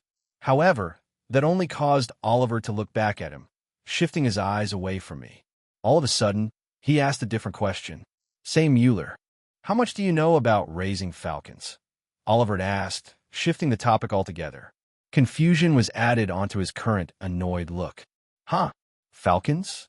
I can never guess what goes on in that head of yours, Oliver, Mueller responded, not having a single clue of what Oliver was going on about. Exactly, Oliver responded. He quickly glanced back my way and gave me a wink. Seeing this, I knew I could trust him with this matter. Seeing this awkward exchange, Crown Prince Eugent coughed, causing us to turn around and look back at him. Good. I'm glad Oliver will stay quiet about the other identity I possess. It should bode well to be by his side in the coming years, should I successfully come out of the DG cult. I don't have plans to tell anyone of this, as a certain event should happen which will allow me to enter that place. Mueller simply shook his head after regaining his composure. Try not to cause too much of a distraction, all right, Oliver? I do appreciate you bringing your son here, Gilead. I know what His Imperial Majesty has requested of you, and the request will be granted. You needn't worry about that. Just don't act too out of line while we head back to the palace. The same goes for you. Naoto Osborne, was it? Crown Prince Eugent. Yes, Your Highness. I do apologize for that just now, I replied, nodding my head seriously, and kept my mouth shut again. Gileath saw me and had a look of interest in his eyes, wondering what I had talked with Oliver about. But he complied and nodded his head too. I had nothing else to say, and I didn't want to cause another interruption. Aurelia also turned quiet. Sometimes she would glance my way with an interested look too. She was treating this as a field exercise, and unless she had a point to make, she kept her mouth shut like I did. The commanders continued their talk, and before I realized it, Heimdallr's perimeter was already in view. The vermilion-clad city glistened in the background as the afternoon sun passed over the mountains. Father continued speaking to Crown Prince Eugent, keeping the conversation going. So it really is true that His Imperial Majesty is pushing the date up of your coronation, Your Highness. Do the great houses know about this? Gileath asked. They will. I've already sent out those invitations to attend the gathering that will take place in the capital. We will all hold that banquet tomorrow, before the ceremony happens. Even if this coronation will be held in secrecy, it still needs to be official. Members of the military, the nobles, and the Diet are required to be present. And not just them, I sent invitations out to the Seption Church. This monumental event will need to be recognized by them too. Crown Prince Eugent responded, answering Gileath's question. I almost forgot that was a thing. To make something official more on a global scale, the Seption Church does indeed send its members to officiate the event. Coronations and arranged marriages are the most common events the church heads to, and this one will be no less to that. I wonder, will I get to see Ein again, or will it be a different member of the church? I doubt it will be Kevin, since he hasn't become a Grousritter yet. Wazy for that matter either. Haha. Of course, everyone will be required there to witness Your Highness' steps onto the throne. It will usher us into the next era, and we will be there to respond in kind, Gileath stated, suddenly dropping a powerful statement. I felt the atmosphere turn vigorous, making me more upbeat than usual. My blood started pumping hearing such a line get declared like that. Father always had his way with words. You can follow my patter 0N. 666. Chapter 58. Introducing myself. You're always one to mince words, General Osborne. Not all of us have that silver tongue of yours. Either way, we need to remain vigilant during this coming week. It would be great for the ceremony to go without mishap, but strange things have been happening in our country as of late. And I'm not talking about the movement of those nobles, Mattius responded without remorse. Amongst the commanding officers here, he had the most stern look out of them all. He was much more stern than Father is, but he had a lot of weight to carry. After all, Mattius Vander here is the headmaster of the Vander School of Swordsmanship. Not only that, he is the current strongest swordsman in not only Erebonia, but the entire continent. I wouldn't mind learning a thing or two from him, given the opportunity. I doubt even Father can match up to Sir Vander here, if they held a 1-versus-1 duel. This guy was the Hulk in human form. Even Reen and Kurt, during their training excursion in Reverie, couldn't hold up against him. Reen had to use his entire party to fight on equal footing, and that was 4 against 1. And I'm pretty sure Lady Aurelia here also is learning swordsmanship from Mattius. Not only from him either, she's also learning from the guy beside Mattius, who is Victor Arzid, the second strongest current swordsman. Both of them often butted heads in duels. I saw a hint of worry in Sir Vander's eyes, and it isn't often you get to see that. You mean that beast that showed up on the outskirts of Roar yesterday? We've received several sighting reports already, General Craig stated, only to shift his eyes toward Gileath. And I saw it was already taken out by none other than you, General Craig continued, rubbing his orange beard slightly. You mean that gigantic fiery wolf reported in the news? I've heard the nobles have already started to spin tales that it was slain by them, taking the reward for themselves. Are you saying it was killed by you, General Osborne? Aurelia asked, gaining interest. The gigantic fiery wolf, huh? I wouldn't be surprised if the nobles in the surrounding area, which should be serving House Roner, were trying to take the credit for themselves. They're referring to Agnagarn. There must have been a reporter or two from far distance, taking some photos of the slain beast before it vanished. am not sure it captured the witches, but father likely made a headliner in the papers. I hadn't had a chance to read it, but just hearing their words here, I didn't need to. The very same wolf. After cross-referencing some documents and from a source I will refrain from identifying due to personal request, I found out that these beasts are called cryptids. They manifest whenever the septium veins beneath the earth grow rampant. Most are out of our control, but they do serve a good challenge. Gileath replied, still reminiscing of the fight he had just a day prior. I can't believe it's only been a day since father had slain that cryptid. It's already creating waves around Erebonia. And I fear there may be more scenarios like this happening in our near future. We are entering a time unknown to us. It will be tumultuous, and in response, the land around us may react to it. I know you've gathered us here today, Your Highness. You did well by doing so, Gileath continued. I've heard of the same, and on top of this surfacing, I've also heard rumors spreading through Western Zemuria of an organization hidden in the shadows. I do not know why they're gathering such individuals, but I was able to come across a name. They call themselves Ouroboros, Crown Prince Eugen stated, revealing a frown. Ouroboros, a group of individuals pretending to be snakes? Gileath uttered to himself. I'm not so sure of them myself. I have people looking into their whereabouts right now. As long as they don't attempt anything funny, it won't be our main item of action. A lot of people are going to gather. ITLL be hard enough keeping order within the capital while it happens. I don't know what would happen if something goes wrong during the ceremony. No one would be brazen enough to attempt such a thing, especially since the Seption Church will be present. Crown Prince Eugen responded. He was right. Only an idiot would launch an attack where several powerful and influential figures gathered together. I won't lie, assassination attempts aren't a foreign concept to Zemuria. This land is wrought with political strife, some countries doing far more worse than Erebonia.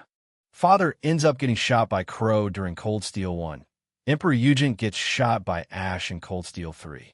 A full-blown coup d'etat happens during the games and trails in the sky, and while it didn't directly involve any form of attack on Her Majesty the Queen, it had severe implications that brought turmoil to liberal following it.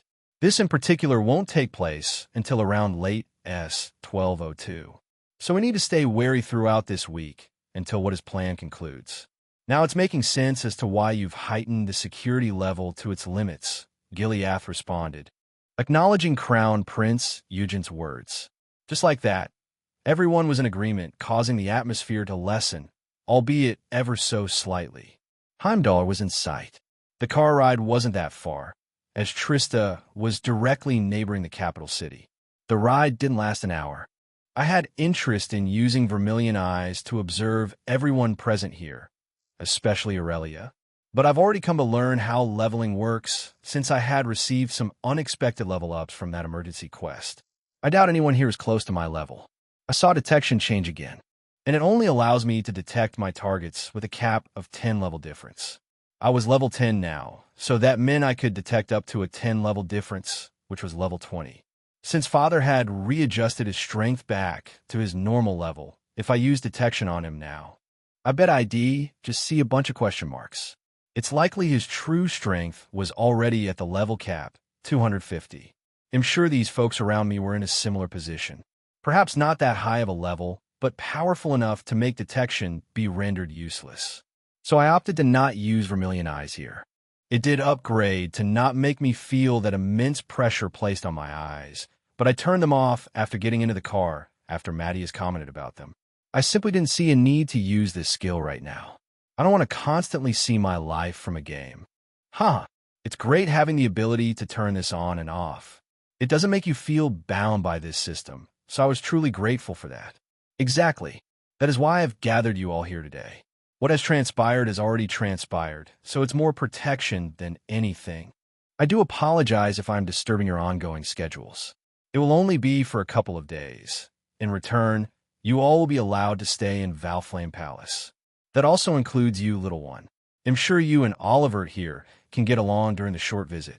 To be honest, I wasn't expecting you to bring one of your kids, General Osborne, but with what His Majesty has requested, it does make sense. You will have your audience with him in due time, so please relax until then. Crown Prince Eugen said to me, causing my eyes to light up. Really? I replied with growing anticipation. I looked back at the golden blonde-haired boy seated beside me. Haha, I look forward to spending some time with you, young one, Oliver said, nodding his head. The other commanding officers nodded their heads to our words. Aurelia's gaze grew interested, landing on me again. Now that I think about it, I haven't introduced myself, have I? Seeing everyone now looking my way, including Father, I figured this was the time to introduce myself to them. Thank you, Your Highness. I know I've met a couple of you already, but once again, it is a pleasure to meet you all. I am Naoto Osborne, firstborn of General Osborne. I turned 3 earlier this year. Father has already begun my training. I don't know if I'll follow in his footsteps and become a soldier, but I hope to get along with you all like this for the time being. I'll try not to get in your way, I said, introducing myself, and kept my tone formal. A few raised their eyes. After all, I was still just a little kid. I doubt they were expecting me to speak so fluently. Even Crown Prince Eugen smiled after regaining his composure from his surprise. Huh, I wasn't expecting you to be that young. Naoto, was it? You sure have stayed busy these last couple years, General. Crown Prince Eugen said, revealing a smug grin on his lips. Even Oliver chimed in, nodding his head again. I know, right? What do they call this? Like father, like son, Oliver mused. And yet, as for Aurelia, her eyes grew cold, seeing how young I was. I saw this subtle change and couldn't help but grow curious. Aurelia was very proud of the strength she held. Seeing me step into the picture, did she feel threatened by my genius? I know normal kids can't speak like I can, let alone start training this early in martial arts. If I wasn't a genius, then what am I? Did Aurelia feel her current position as one of the most feared students in Thor's military academy falter? I wasn't sure. I simply smiled back at her. You can follow my Patter 0 in 666. Chapter 59. Glistening Moonlight opting not to use vermilion eyes. The conversation continued in a way that eventually made it around a circle and back to me. I stayed mostly quiet while the adults spoke. They are all high-end military officers of the Imperial Army, and the Crown Prince was present. It's not like I could have interrupted them. So I either stayed quiet or whispered with Oliver. He was one of the most enjoyable characters in the Sky games, in my opinion, and later on in Cold Steel. Able to meet him this early on was fantastic. I even unlocked favorability with him and Mueller. It was nice to meet Aurelia like this too, but she was quite different compared to how she is in the games. She loved flaunting her strength around, as she toppled every single clubhouse during her cold reign. Seeing how I'm acting like a genius in front of her, Aurelia likely felt threatened by me, or to be more precise, her image. But then she realized how young I was, and her gaze became indifferent. She was over a decade older than me, so by the time I start showing my real strength later on, she'd leave me in the dust. That's what I'm imagining she's thinking, anyways. To say Aurelia is a monster is an understatement. She's extremely powerful, and you get to learn that strength as you play through the Cold Steel games 3 and 4. That isn't the first time you get to see Aurelia, but that is when her role in the games is defined. You'll even get to fight her during certain super boss-like scenarios. Fights that you aren't even supposed to win. She even claims number 1 as a swordswoman on top of that. Truly someone to be feared. And seeing her like this, I need to choose my words carefully whenever we converse. I'm sure there will be opportunities to do so. Considering all of us were invited by Crown Prince Eugen to stay inside Valflame Palace over the next 2 days. As I mulled over whether or not I would encounter Aurelia during our stay, I heard Governor Carl speak out, continuing the conversation. You know, this isn't a leisure trip, General Osborne. We've taken measures to ensure the safety of His Highness. It's not like this is going unwarranted. You've made arrangements prior to holding an audience with His Imperial Majesty. Governor Carl questioned while pushing the frames of his glasses upward. So even he's curious? Huh? I mean, it's not like just anyone could meet with the reigning emperor of one of the largest countries in all of Zemuria. Especially so as he's on his deathbed. We do. You can rest assured His Highness took the appropriate steps to grant this audience with His Imperial Majesty. The exact time frame wasn't given, but shouldn't take too long. I will make sure the two of us remain respectful when it happens. It shouldn't affect any of the proceedings that are already in place for that matter either. A minor situation, Gileath answered, nodding his head in acknowledgement. A minor situation, you say? Father? This is my livelihood we're talking about here. I know little to nothing about Mother, but in the grand scope of things, in the eyes of His Imperial Majesty, this could just be passing words to him. Crowning the next emperor is definitely way more important to him than some little talk he'll have with the current emperor. For Father to say that, he isn't wrong. I'm just surprised he's so blunt about it. Still, I saw Crown Prince Eugent nod his head. No matter big or small, it is still an honor to receive a personal invitation from Lord Father himself, especially since he is not greeting any guests at the moment. Crown Prince Eugent responded. This time Aurelia raised her eyebrows. No kidding? This brat was seriously granted a chance for an audience with His Imperial Majesty? It doesn't matter if he's the son of General Osborne. Just how important must this be? Then again, your mannerisms have been polite since stepping into this car. Aurelia mused, giving me a nod of approval to my surprise. Thank you, I retorted, tilting my head a bit. Unsure, it was then I felt a powerful gaze strike my body. It wasn't Aurelia's, nor the Crown Prince's. It came from someone who remained silent during our entire conversation. I saw Matthias Vander looking straight at me, quite seriously. Or to be specific, he was observing the jeweled rapier I held at my waist. It's more of a prop than anything right now, considering Father has yet to instruct me in the way of the sword. I know the training is going to come soon, likely within this next year, but he's currently having me train my muscles for that. I wound up bringing it with me.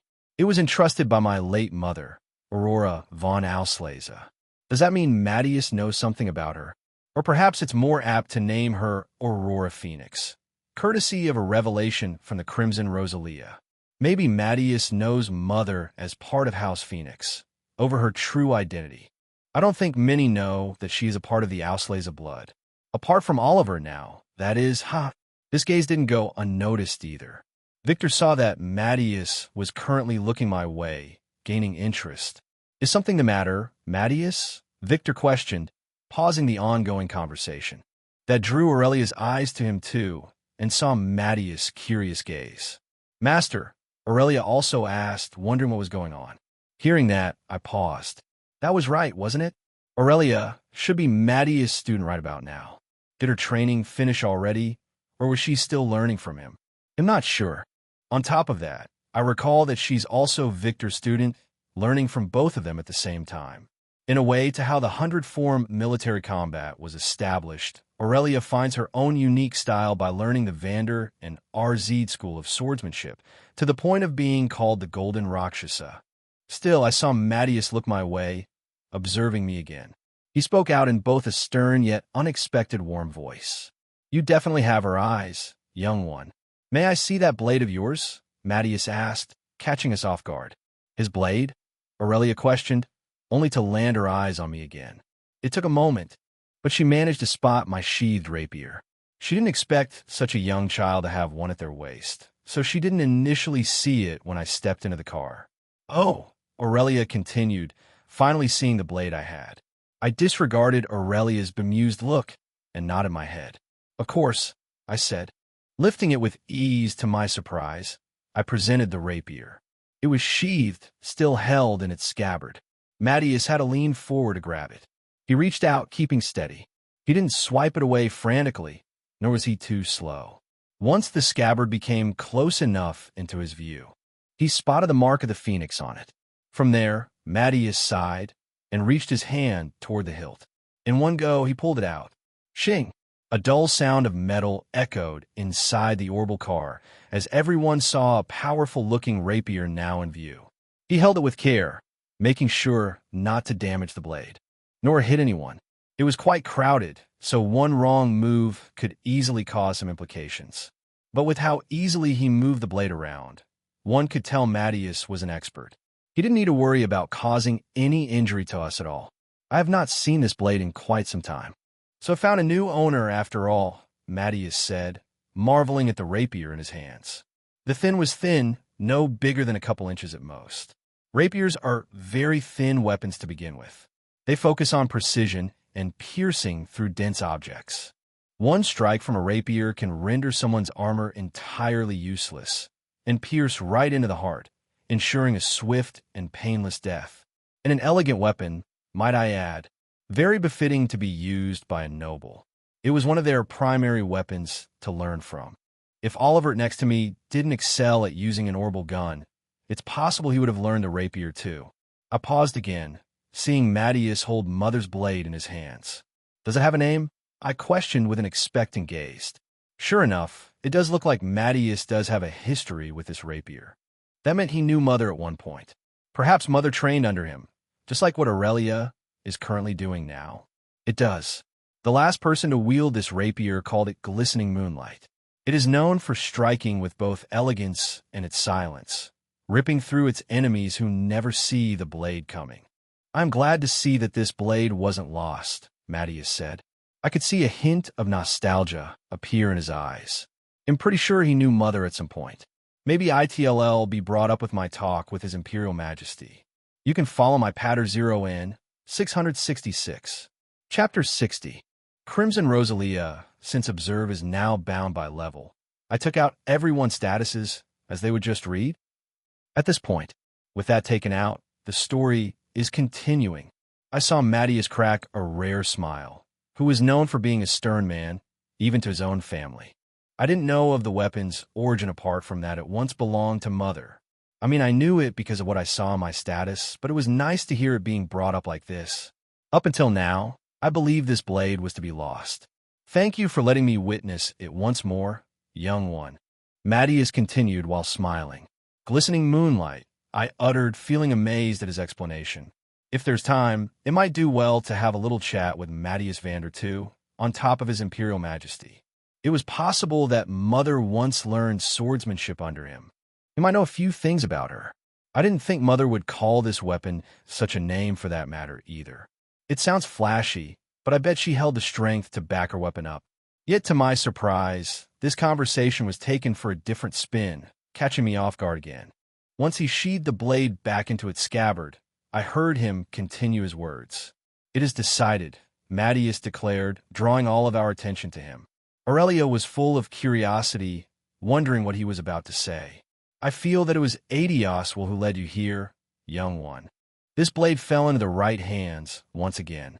You shall become my disciple, and learn the way of the Vander school, Mattias continued, causing a lot of us to become wide-eyed. Me included. He want me to become his personal disciple, on the same level of Mueller. Even Aurelia had her mouth open, contrary to her usual aloofness. Now, isn't this an unexpected twist? It is rare for you to offer a position to become a direct disciple, Sir Vander. I know how strict your school is, Oliver mused, not expecting him to say that. I also saw Victor chuckle, responding to this. Ha! It is clear you have some sort of past with this blade, Mattias. How about we up the ante a bit? Victor suddenly said, drawing our gazes toward him this time. I was already surprised by the offer Mattias gave me. Does Victor have something too? Thinking that, we heard Victor continue. Naoto, was it? Why don't I follow suit with your declaration? Are you perhaps interested in learning the RZ style? Victor questioned, causing me to get surprised a second time. Aurelia sucked in a cold breath of air. Even Crown Prince Eugent laughed, hearing the two strongest swordsmen start fighting over me. You really want this brat to learn both the Vander style and the RZ style? How precocious. This blade isn't that important, is it? Aurelia scoffed, not expecting to believe what she had just heard. It is. It has quite the history to its name and its own legacy. It caused quite the amount of destruction during the War of Alliance. Mattias tried to answer, but he couldn't even finish his explanation of where this weapon came from. All of a sudden, we all heard a cold voice reach our ears, almost as if this voice spoke directly into our minds. I was the one who was the most surprised out of the bunch. It was a very familiar voice. I didn't think I would hear this voice again so soon. Mattias, you brat. You dare try to steal my apprentice from me. So brazenly, an angry voice spoke out. Perhaps it was Aurelia who was surprised the most this time. A look of anger flashed in her eyes. I bet she didn't expect anyone to address Mattias like that. Master, I uttered to myself, immediately recognizing this voice. Thud! Before we could do anything, a loud thud struck our ears from up above. It seemed to have come from the car's roof on the outside. The hell? One of the secret agents who was sitting beside the driver said, letting out a curse. He quickly realized where the sound came from and rolled down the nearest window. Beneath his black shades, his eyes turned wide, only to spot a figure actually sitting on the roof of the car. Hey, get off the damn car. You're standing on a privately owned vehicle. You have until the count of 3 before I open fire, the agent exclaimed, yelling out in anger. The other agent beside him continued to drive, so this agent had free hands to pull out his orbital pistol, aiming it right at the figure who landed on the car. And yet, the newly arrived figure didn't bat a single eye, seeing a gun pointed directly at them. Upon a closer look, this figure appeared to be a girl with very unruly hair, letting it drape down the side of the orbital car. It could easily touch the ground in several places if we weren't inside the car. One thing to point out here was the large red crimson-like staff she currently held in her hands. Try me, the girl declared, responding in a playful manner. You, the agent responded, mouth agape at the challenge, before it soon turned into anger. Don't you know who it is that's inside this car? The agent exclaimed, still angry. Don't know, don't care. I couldn't give a single shit about who it is that's inside this car. No one touches my apprentice, let alone steal them on my watch. Those 2 brats think they can one-up me, the girl retorted out of anger herself. Her eyes remained cold, and a hidden pressure escaped from her body. A powerful one. The agent taking aim couldn't help but shudder. This girl does know who it is exactly who is in this vehicle, right? Did she just call the war god and the radiant blade master a couple of brats? Just who in ADOS name is this girl? The agent thought to himself, remaining silent after that remark. Yet he was quick to resume the situation at hand, realizing what was going on. I don't care who it is you are. Stay on there any longer and I'll open fire, the secret agent yelled out again. His orbital gun remained cocked, ready to unleash its bullets. It made a clicking sound, and he took aim. Good luck with that. I honestly doubt you'll even hit me. Instead, why don't you be a dear and let those 2 brats know that Naoto is taken already? The girl responded, revealing a playful grin. Sure enough, it really is Master. It's only been a day since we've met, but did I forget to mention that she made me her unofficial disciple? That's right. On top of learning the way of the sword from Father and his military tactics, I decided to become a witch and learn under this woman, the Crimson Rosalia. To make sure things didn't escalate further, I decided to roll down one of the bulletproof windows beside me. Lo and behold, the first thing that greeted me was that unruly hair of hers. I saw her act so nonchalant being held at gunpoint like this. I just stared wide-eyed at her, at a loss for words. Rosalia decided to show up out of the blue like this. Just great. Then again, she does tend to do that a lot. Doesn't she? I let out a low groan, seeing Rosalia now on the car's roof nonchalantly. Might I add that we were currently driving at a fast pace toward the capital that was now in view? Her hair was fluttering around in the wind. She straight out ignored the gun pointed at her. And while that happened, going backwards in time for several moments, Aaron Village, a rather lovely and mystical village, as if it came straight out of fantasy world. It was a very, very secluded village, and you either need godly luck to find it, or through invitation. A gigantic barrier stood erect around not only the village, but around its entirety inside the forest it resided in, the Great Isthmia Forest. This barrier obscured the town from view, and normal humans couldn't even wander into it, unless they had that godly luck. This town was located in the western edge of Erebonia. It didn't include too many homes, only a handful at most. And yet, there were dense blue particles scattered everywhere, floating around naturally as if it was air itself. This was visible mana. The closest place to this area was to the southeast, a region governed by one of the great houses, the High Arms family. They looked over the city of St. Arc, and it is none other than the same family that Patrick High Arms hails from, who you can meet in Cold Steel. For the time being, Aaron Village lived in seclusion, away from the public populace. You can follow my patter 0N 666. Chapter 61. Emma Milstein Aaron Village remained in seclusion for a good reason. It was entirely hidden and housed the witches of the Hexen clan, the witch trio that assisted Gileath in slaying Agnagarn on Saturday, the day prior, hailed from this very same village. On top of that, it held a special rule: no ins or outs, unless permitted by Crimson Rosalia herself. Both Vita and Isola receive her permission to become what are called wandering witches. Isola is one by now, but at this point in time, I don't think Vita is. But the Crimson Rosalia permitted Vita's exit either way, likely as part of training. It's not like a wandering which couldn't re-enter Aaron Village. They had all the freedom a normal witch had, as long as they abided by the village's rules. That was key. Everything passed through the girl I saw looking nonchalantly at the secret agent, held point blank at gunpoint.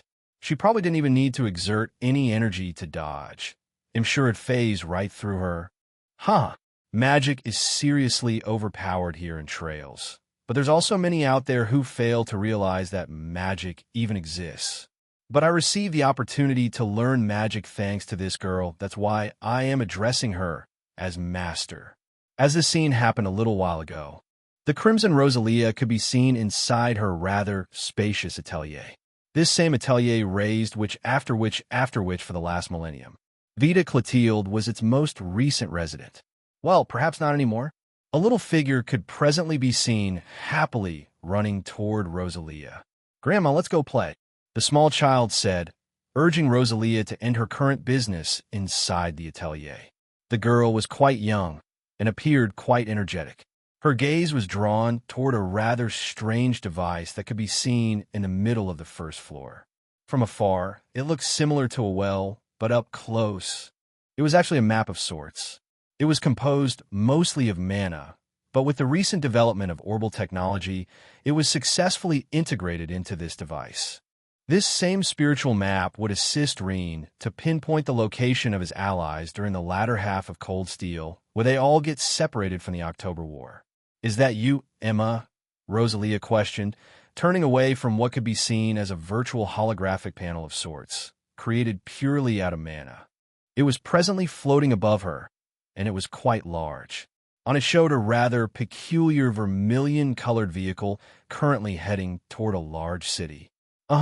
"Mama said you returned." "Grandma," the girl responded, rushing into the first floor. She seemed to be no more than 2 years old, turning 3 soon. She's a year younger than Naoto. Her plum-colored hair was fluttering behind her, and she wore a tiny pink robe, acting as if she was a real witch. And of course, she wasn't alone. A much taller figure could be seen in the near distance, making sure that her child didn't tumble over from excitement. She was Isola, of course. It looks like you'll be here for the time being, my dear Emma." "Remember what I said to you last time?" Rosalia asked, causing the girl named Emma to come to a sudden halt. She arrived right before Rosalia, who gave her a rare hug. Tilting her head a bit, she looked confused for a moment. This little girl was none other than Emma Milstein, the very same Emma who would join Reen's Class 7 in the future. But right now, she happily resided here in Aaron Village alongside her mother, Isola Milstein. Unlike Vita, who acted like an older sister, this duo held true to their name.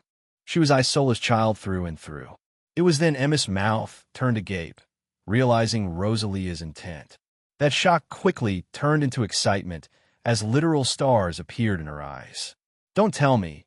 Did you find a little brother, Grandma?" "Why, yes, I did," Rosalia simply answered, patting Emma's head for a little bit to calm her excitement. And yet, it was Isola's turn who showed even more shock. These weren't just empty words to her. "You really did find an outsider, Mother? One proficient enough to learn magic?" Isola asked, still shocked. "To think there would be people like that still out there. The world just doesn't revolve around us, Isola. There's still many mysteries out there that even I haven't solved yet. For the time being, a new path has been etched for me, one that I will take seriously. The next awakener has been found, one whose fate will be bound by blood and iron, and likely political uprisings," Rosalia declared. Isola tried to say, but found no words to Rosalia's declaration. And it shall fall on to us to bear this responsibility. Emma here will be instructed on being a guide for these trials, and we will assist her in doing so. Rosalia continued. Only then will the next divine night reveal itself. I understand, Mother, Isola responded, eyes full of determination. She didn't know what was in store for her, which would be the fight for her life, the very same one to claim it. All she did was look at her daughter, Emma Milstein, who showed a confused look in her eyes. Mama, what's a divine night? Emma questioned, still confused. She tried following along, but didn't understand what was being exchanged between Rosalia and Isola. Seeing this, Isola smiled and proceeded to lift Emma back up into her arms. You see, Emma, Isola began to say, only for the memory to suddenly turn blurry. That was what Rosalia recalled before arriving here on top of the Crown Prince's car, still ignoring the fact that a gun was pointed at her. Seeing her arrive, I couldn't help but sigh. How nice of you to pay me a visit, my dear apprentice, Rosalia playfully responded, ignoring the ongoing scene altogether. A look of annoyance appeared in my eyes hearing that. Aren't I the one who is supposed to say that? I retorted, speaking back at her. You do realize what is going on right now, don't you, Master? You're a few seconds away from being shot at. Oh, that reminds me. Hold that thought, Rosalia suddenly said. I did grow interested in this, wondering what Rosalia was going to do.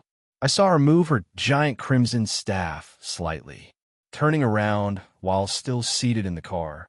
The secret agent was about to open fire, but he couldn't do anything as Rosalia revealed a quick chant. Lucero, Rosalia chanted, causing confusion to appear in the secret agent's eyes. What the secret agent tried to respond, only to feel his hands feel lighter all of a sudden. Clank, clank. Before we realized it, the secret agent saw his orbital pistol shred into tiny bits and pieces of metal dust, quite literally. As the name implies, it lacerated the orbital pistol into smithereens. The dust couldn't even make it down onto the pavement beneath us before it completely vanished from sight. It was then I heard a sigh coming from inside the orbital car. Stand down, agent. Don't be rude to our guest now, Crown Prince Eugent said, calling out to him. Be but, your highness, this person is clearly an intruder. This woman is no intruder. I can guarantee you that on behalf of the royal family. You are to treat her with the utmost respect. You know this well, don't you, Gileath? Crown Prince Eugent said back inside the orbital car. Gileath simply smiled hearing that. Ha ha, you know me too well, your highness. Though if I'm speaking honestly here, I've only come to learn of this result several moments ago. I can say this person has a rather peculiar bond with my son, Gileath explained while remaining vague on the topic of witches. It was then Victor raised his voice. Why am I suddenly getting this strange feeling? It's almost like I've felt this before. Umo, 'tis a good feeling this way, brat. Your familial ties are being kept in check, RZ'd, Rosalia stated, which drew even more curiosity from not only me, but from everyone else inside the orbital car. Just who in Adios name are you? Victor questioned, wondering who exactly Rosalia was. That was, of course, she's a witch. But not just any witch. She's the leader of the Hexen clan. And on top of that, she is my new master who will instruct me with the ways of magic in these coming few years before my own plan starts taking shape. You can follow my patter 0N 666. Chapter 62. On the roof, seeing this exchange, Victor's eyes turned wide in shock. It was rare to see surprise appear on his face. Instead, Rosalia responded with a smile and didn't directly answer his question. Good, good. It looks like Leanne didn't waste her breath with a lot of you. You've got good foundations, Rosalia said, praising Victor. But alas, I have no need for you. At least not right now. So why don't you move along back inside? I'm already inside the car, though, Victor murmured. After Rosalia said the name Leanne, he was stricken with a weird sense of déjà vu and familiarity. Perhaps nostalgia? It was a weird feeling nonetheless, but for a good reason. He didn't know why this little girl before him knew his ancestor. Leanne Sandlot is the person who Rosalia was referring to. Leanne perished over 200 years ago in the War of the Lions. He didn't think she'd be so brazen to call Leanne by her first name so casually like this. It was as if she was a close friend to this girl before him. In the end, Victor could only sigh, seeing Rosalia not giving him an answer on the matter. "Very well, I will not inquire about this," Victor said, only to turn toward me next. Seeing him do this, I pulled my head back into the orbital car and looked at him. "Naoto, was it? Our talk about teaching you will be put on hold for now. It seems you are quite preoccupied at the moment," Victor continued to say. "You could say that," I replied, simply nodding my head. "I already have one master, and a teacher, who is none other than Father. If I wound up taking 2 or 3 more teachers like this, my schedule would implode on itself. Haha." Seeing this, Rosalia grinned and called out for me from the rooftop. "Now that the brats are out of the way, why don't you join me on this here rooftop, Naoto?" Rosalia asked me, causing me to look at her again. "You do realize we're driving, right, master?" I retorted again, hearing that question. "Don't sweat the small details," Rosalia replied, shrugging her shoulders. She acted as if the wind brushing against her face didn't bother her one bit. It's not like I could refuse her, though. I followed along, making use of my small frame. Bonus points for being a small child again. I can slide into cracks that adults would have a hard time doing so. And perhaps it was my stats that were at play, but I nimbly made it upward and arrived at Rosalia's side. "Much better," Rosalia said, smiling at my arrival. She saw me sit cross-legged beside her. I started to feel the rush of the cold wind blasting against us. It wasn't super uncomfortable, but still a first for me. I didn't think I'd ever see myself riding on top of a car before. People usually ride inside them, you know? As for the secret agent who was left to his fate, he quickly turned around at Crown Prince Eugen's request and quickly disappeared into the car, leaving the 2 of us to our own devices. The talks about what's currently happening around the capital resumed, and I wasn't going to disturb them any longer. They're the highest-ranked military officers of the Imperial Army, and their primary mission at hand was protecting the Crown Prince. Seeing as I'm still a young child, they'll leave it to them to protect the prince. Ha. While the talks resumed, it didn't take long for Oliver's eyes to shine. Just like how he normally acts, it was Aurelia's turn to speak up, drawing eyes to her. "Am I the only one who is confused about all of this?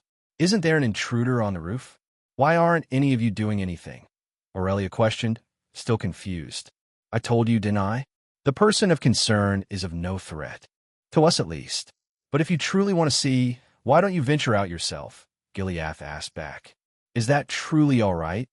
Aurelia responded back, not expecting to hear such a suggestion. "Yes, you may go. You can leave the rest of the discussion to us, Lady Aurelia. Just be sure not to disturb them too much," Crown Prince Eugen said, confirming Gileath's instruction. Aurelia smiled hearing that. After that was said, Aurelia hoisted herself up out the window in one fell swoop, making it appear like it was an easy feat for her. She moved much more gracefully and steadily than I did a moment ago. Doing an action like this on a moving vehicle wasn't easy. Oliver smiled, seeing Aurelia do this. "Perhaps I ought to join them," Oliver tried to say, only to quickly get shut down by Mueller, whose anger returned on his face seeing Oliver behave like this. "Oh no, you don't, Oliver. You're staying right here. I will not let that kid influence you, even if he is Gileath's son of all people," Mueller retorted, only to place his hand on Oliver's shoulder, which prevented him from moving beyond the window. "Alas, I fear this is what fate lies in store for me." For now, at least, Oliver responded, not wanting to anger Mueller any further. He could only remain inside the orbital car. It was about an hour's drive left before we reached Heimdall. All of the officers present resumed their talks with Crown Prince Eugen. As for Aurelia, the only thing that could remain in her eyes was simply that of shock.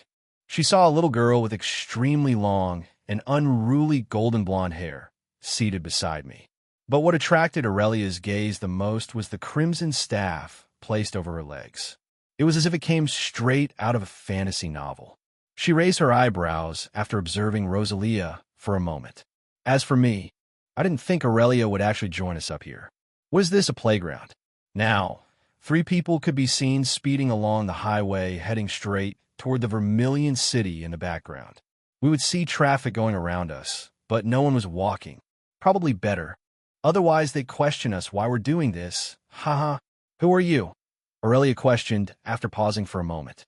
Instead, Rosalia shifted her eyes back toward me, ignoring Aurelia's question outright. So this little girl is the one you're interested in, boy? Rosalia asked. Being so blunt about it caught me off guard. It almost caused me to spit out my saliva in surprise, but I held it inside. That's a pretty blunt way to put it, Master, I said, stealing a glance at Aurelia beside me. Her confusion quickly turned into anger, realizing what had just been said. I'm not just some little girl. I am a proud, noble hailing from the Le Guin family. Just to an Adios name are you for acting so brazen toward Erebonia's nobility? Aurelia retorted out of anger. She even scoffed at Rosalia. Well, props to her for actually going through with it. I dare say you're a millennium too early to even consider challenging someone like her, huh? Yeah. Rosalia retorted back without batting an eye. I've met nobles far worse than you, little girl. Just shut up and sit down, or else I don't mind blasting you off this car myself, Rosalia said, threatening her. Oh, seriously. You, Aurelia tried to reply. And yet, in the next moment, I saw Rosalia's eyes constrict. Her irises distorted and became two slit-like eyes, very reminiscent of a cat. Just seeing that alone, a hidden pressure escaped from her body, which caused Aurelia to pause in her tracks. A hint of fear appeared in her eyes while she began to shiver. This pressure, Aurelia thought. Don't tell me. Someone like me is scared of this little girl? Just who is she? Aurelia inwardly exclaimed. Reluctantly, Aurelia agreed to Rosalia's demand and proceeded to sit down cross-legged beside us. Good girl, Rosalia said, causing me to sigh. And now, with the hassle out of the way, we can continue our conversation.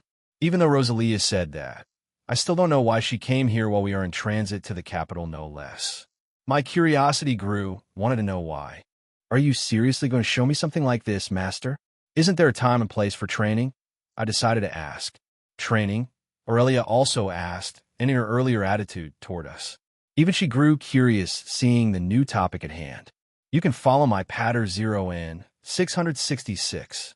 Chapter 63, Meditate Umo. To be honest, if it weren't for the severity of what's at large, I would rather teach you this step as soon as possible.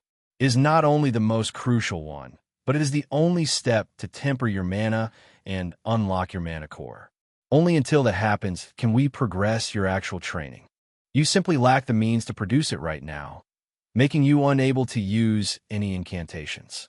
You likely know what this method is already from those memories of yours, Rosalia said, shrugging her shoulders while she explained the situation to me. The what now?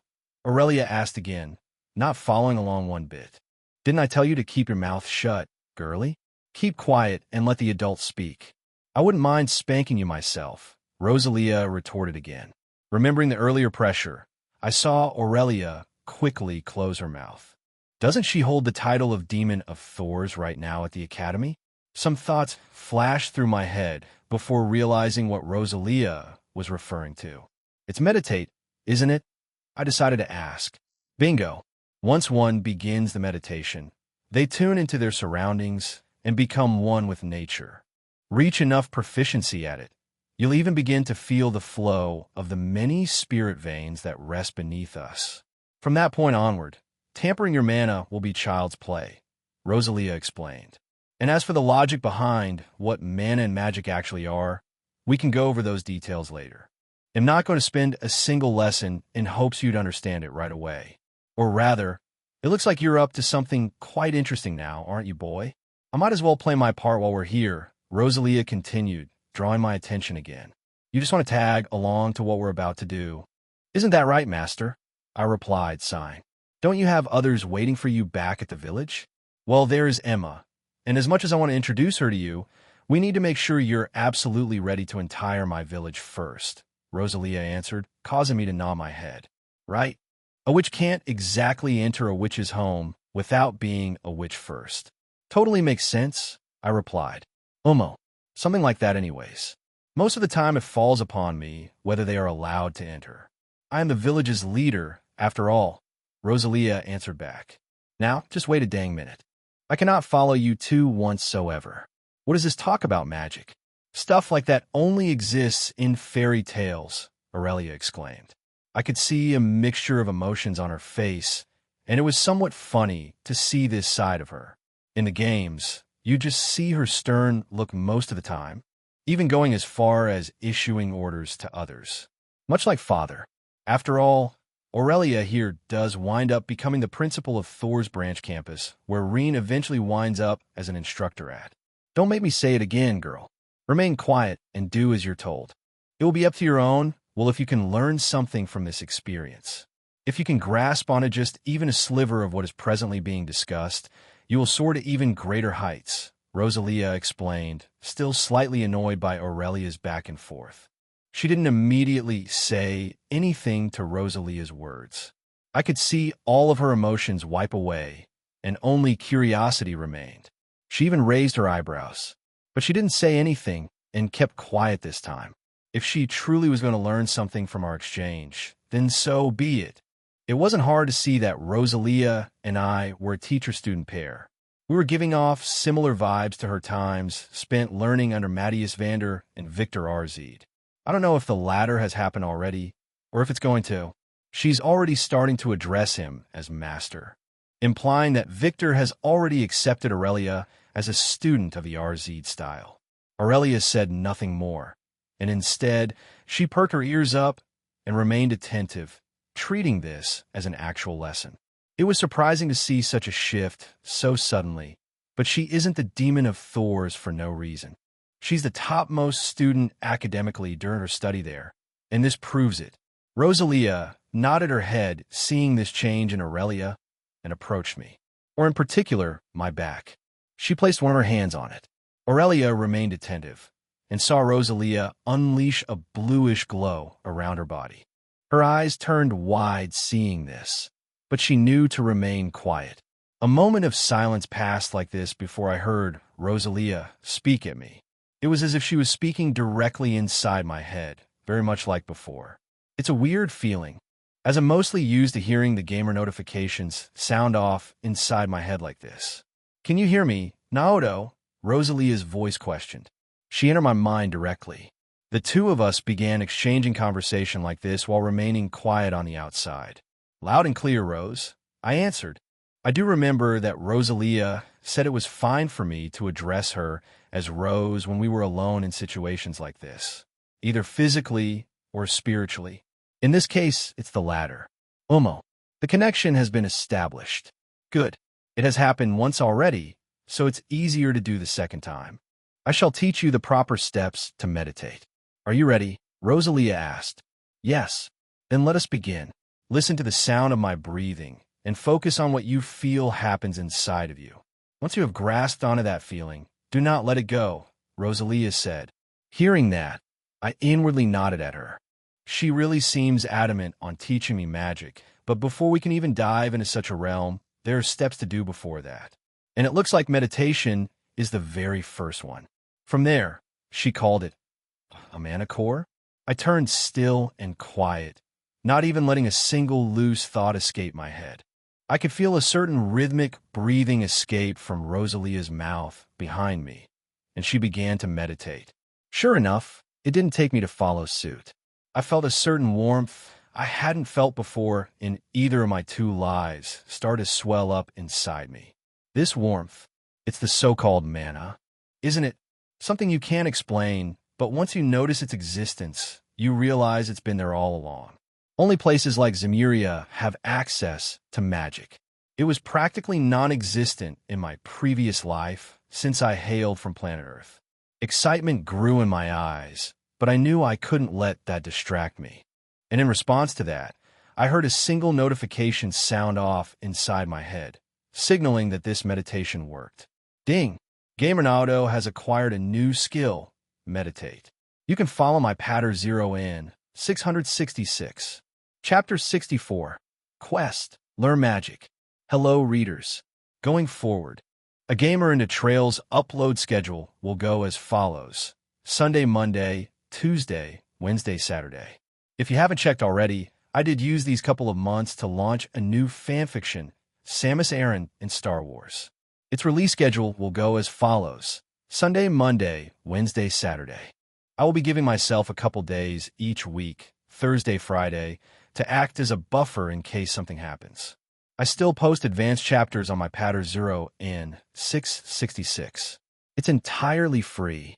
Happy reading. Seeing this new prompt appear, I inwardly smiled. I do believe this is my very first skill that I had unlocked that wasn't given to me through a silver spoon or from birth for Million Eyes upgrades. Well, Master to play a role in this, but that just means I am capable of wielding mana. So cool. But let's not get ahead too quickly. There's proper steps left. I quickly let that thought subside and focused on the breathing. It carried a certain rhythm to it. It wasn't random. I could feel this weird energy start sweeping through my body. It was very calm and soothing. This must be mana. You're learning fast. As expected of my disciple. I did not pick wrong, Rosalia said, smirking. But what was that buzzing just now? It does get quite annoying. Hearing that, I paused. You truly are able to see the notifications of the gamer system? I asked after pondering whether or not I should. She had seen my memories and now knows that this system exists. She can now easily connect to my mind since she has done so once already. I don't think it is out of the question as to whether or not she can actually see it.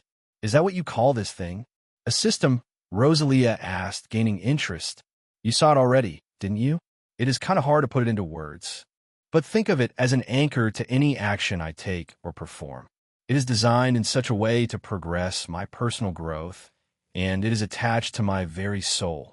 I don't think there is a single being in this entire continent that can actually destroy or wipe away this system. I explained.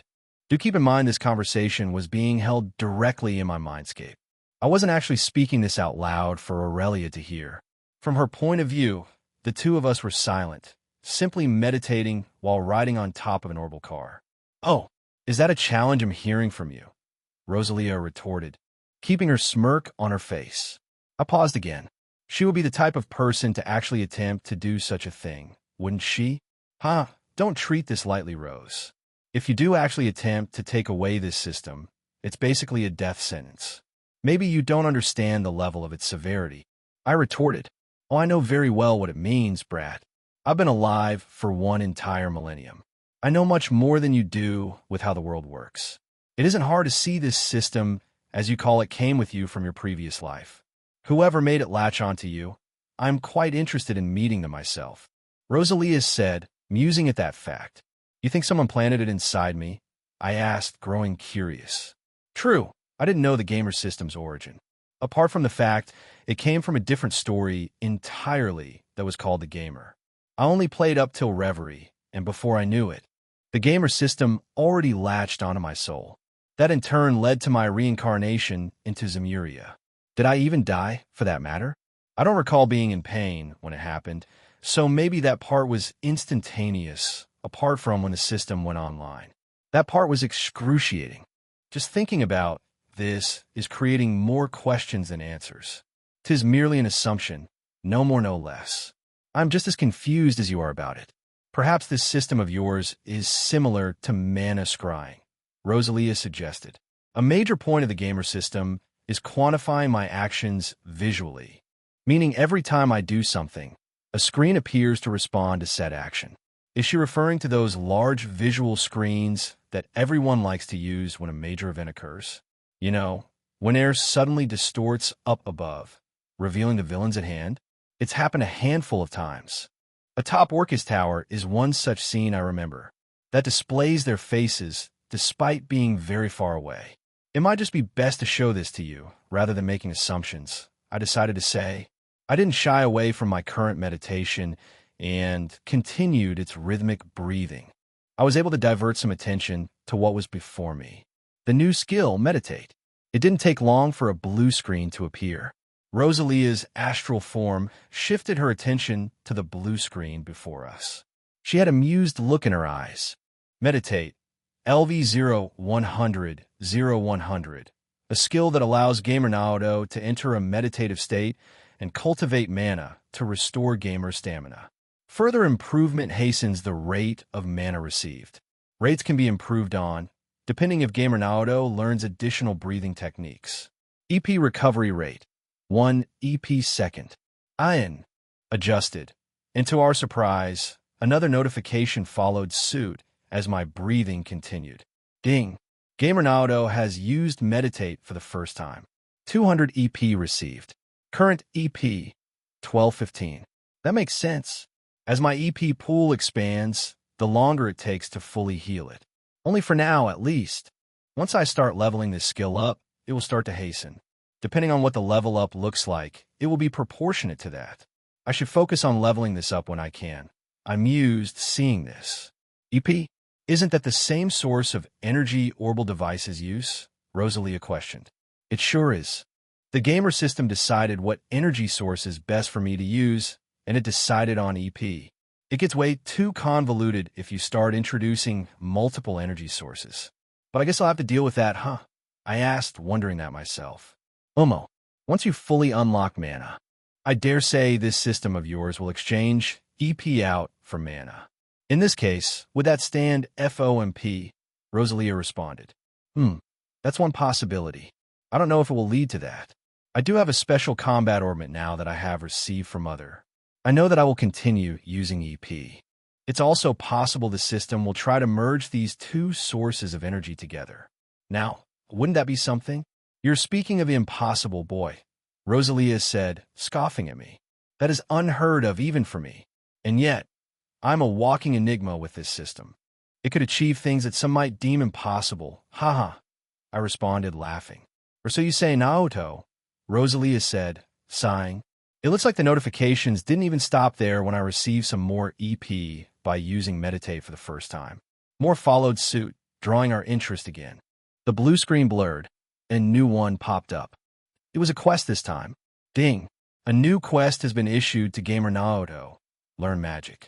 The continent of Zemuria has a lot to offer, and is a wide place that consists of many countries.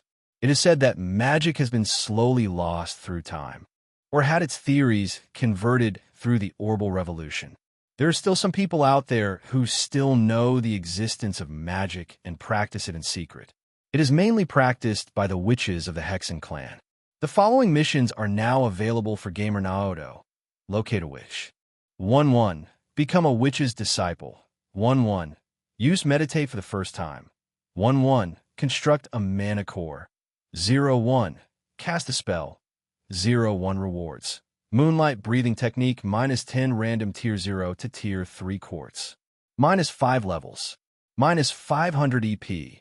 Chance to promote the title, A Witch's Friend. Both of us blinked at the same time, seeing this new quest appear, and didn't say anything. Not only did Meditate trigger a reward for me, but to think I'd receive a quest too? Is this supposed to be a reward or something? When Adios' name is a quest, Rosalia asked, confused. Hey Rose, you're supposed to be the one with all of the knowledge. It is exactly as it sounds. I do certain actions, I get rewarded for it.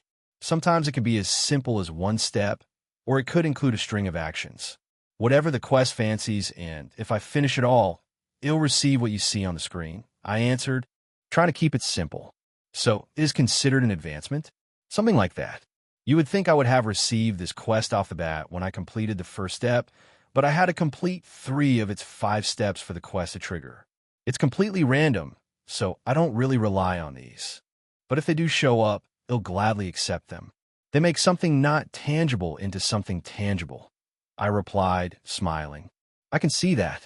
Quite an amazing feat only alchemists of old could even attempt such crude methods, and yet this system of yours makes that a reality.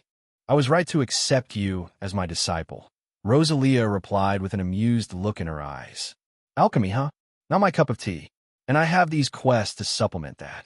They're additional motivators for me, and could provide implications of what happens in our coming future, I said. You definitely know what will happen in those coming years, but who knows if any of that will even happen. You're here now, Naoto. Your presence was not among those memories at all. For all I care, all of that is fake. It may look fake to you, but it's real to me. At least in the heart. Truly a fantastic story. And now I get to create my own from now on. It's as you say, Rose, I'm here now. And that is all that matters, I replied, teasing her. Yeah, do not be that coy with me. I don't know, though. Was this your only quest you had thus far? Your training with that father of yours looks like it's progressing well, Rosalia asked with an interested look. It has. Training with father has been pretty busy, but up till now, only one quest is triggered. I didn't have an active role in it, but still got rewarded for it. I also have a daily quest in managing. This one's a little different. I have to do certain actions every day to experience the entire reward, otherwise it fails. I answered. That sounds a little forceful, don't you think? Rosalia asked. Unfortunately. Not the type of quest I particularly fancy, but they typically lead to personal growth, and I'm curious to know what it will give me. For now, why don't you have a look at my status? Once you see it with your own eyes, you should get a better understanding of the gamer system, I suggested. Very well. Let away. As always, you can follow my pattern 0 in 666. Chapter 65, Status Window 4. I completely forgot I rewarded Naoto with a breathing technique, so I will attempt to make use of that more in this rewrite. Nothing too Eastern style though, haha. It was pointed out, but the rapier got a name change. Radiant Starlight, Glistening Moonlight. Stellar Breathing Technique. Moonlight Breathing Technique also changed its name. Status Window Name. Naoto, Osborne Level. 10, 1,214,200. Next EXP. 13,000 total EXP. 50,000 occupation. In a title. Friend of the Vermilion Knight stats HP. 1390 EP. 1215 200s TR. 121 DF. 68 ATS. 121 ADF. 68 DX. 53 SPD. 43 available points. 127 attack damage. 163 arts damage. 121 resistance. 68 arts resistance. 68 current HP. 2780 100 current STR. 163 35 AN. How do you readers like this view? Trying to merge base and adjusted stats together. Boosting skills weapon boost I. LV1 0 100 1 attack damage. Stackable rapier mastery I. LV1 0 100 1 attack damage W rapier frostfire pulse. LV1 0 100 1 attack damage W fire art 1 attack damage W water art frostfire reversal reverses fire resistance, then boosts 50 efficacy. Reverses water resistance, then boosts 50 efficacy.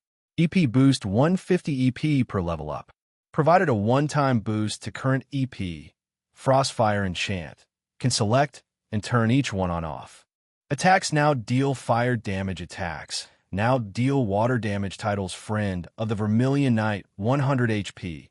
35 STR Harem Seeker Favorability Meter Friendship Boost I. Perk 3 locked.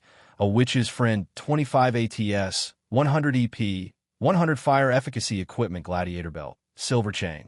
Tiger Heart Combat Orb Generation 3 Model Skills Vermilion Eyes LV1 8100 Flameborn Intuition Detection LV1 7100 Minimap LV1 100 Septium Sensor Distant Flame Crimson Tide Resonance Frostfire Enchant Frostfire Pulse LV1 0100 Frostfire Reversal Rapier Mastery ILV1 0100 Meditate LV1 0100 New Favorability General Van Dyck 20 General Craig 20 Fiona Craig 20 Isola Milstein 30 Emma Milstein 30 Rosalia Milstein 30 10 was received off-screen during time spent with Naoto. Vita Clotilde 20 Estelle Bright 20 Cassius Bright 20 Ellie McDowell 20 Henry McDowell 20 Oliver Reese Arner 20 New Mueller Vander 20 New Inventory Phoenix Robe Small Medium Large LV10 1,214,200 Glistening Moonlight LV10 1,214 200 Combat Orbit Generation 3 Custom Record of House Phoenix X1 Black Record Part EX X1 Sealed Letter X1 Quartz New Mind Petrify Cast Eye Absorb Heaven's Eye Currency 25 million Mira New Crafts Arts Quest Daily Quests Daily Quest V1 Task 1 Run 0 10 kilometers Current Progress 122 365 Reward 1 stat point limit. 1 year, complete it 365 times to unlock daily quest V2 Slay the Flaming Beast, Agnigarn. 1 completed. Learn magic. New. Miscellaneous experience points base. If target's level is higher. Target's EXP 10.2. Target level. Character level. If target's level is same. Target EXP. No adjustments. If target's level is lower. Target's EXP 1 to 0.3 for each level of difference. Experience points final. Base EXP X tactical bonus next level EXP. 100x LV2, level squared, 300x LV. Experience isn't immediately awarded when one target is defeated. It is calculated when the battle ends. If you fight a group of monsters, the experience won't be calculated until all monsters are killed.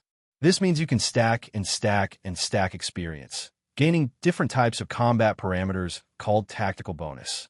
Once the base EXP is calculated after battle is over, tactical bonus is applied. I will use the following for tactical bonus, as this fanfiction is not a turn-based game. Some are removed or changed. Naoto's per level stats. HP. 125 EP. 50 EP boost die. STR. 8 DF. 4 ATS. 8 ADF. 4 DX. 1 SPD. 1 tactical bonus in Scathe. 0.2. Win a battle without getting hit. Sidestep. 0.1. Dodge an attack. Speedster. 0.3. Hit a target with an art or craft before target attacks. Switcheroo. 0.5. Switch position with an ally and have them attack before target attacks. Party Stomper. 0.3. Hit all targets before they attack. First Strike. 0.2. Land a strike first when battle begins. Vanquisher. 0.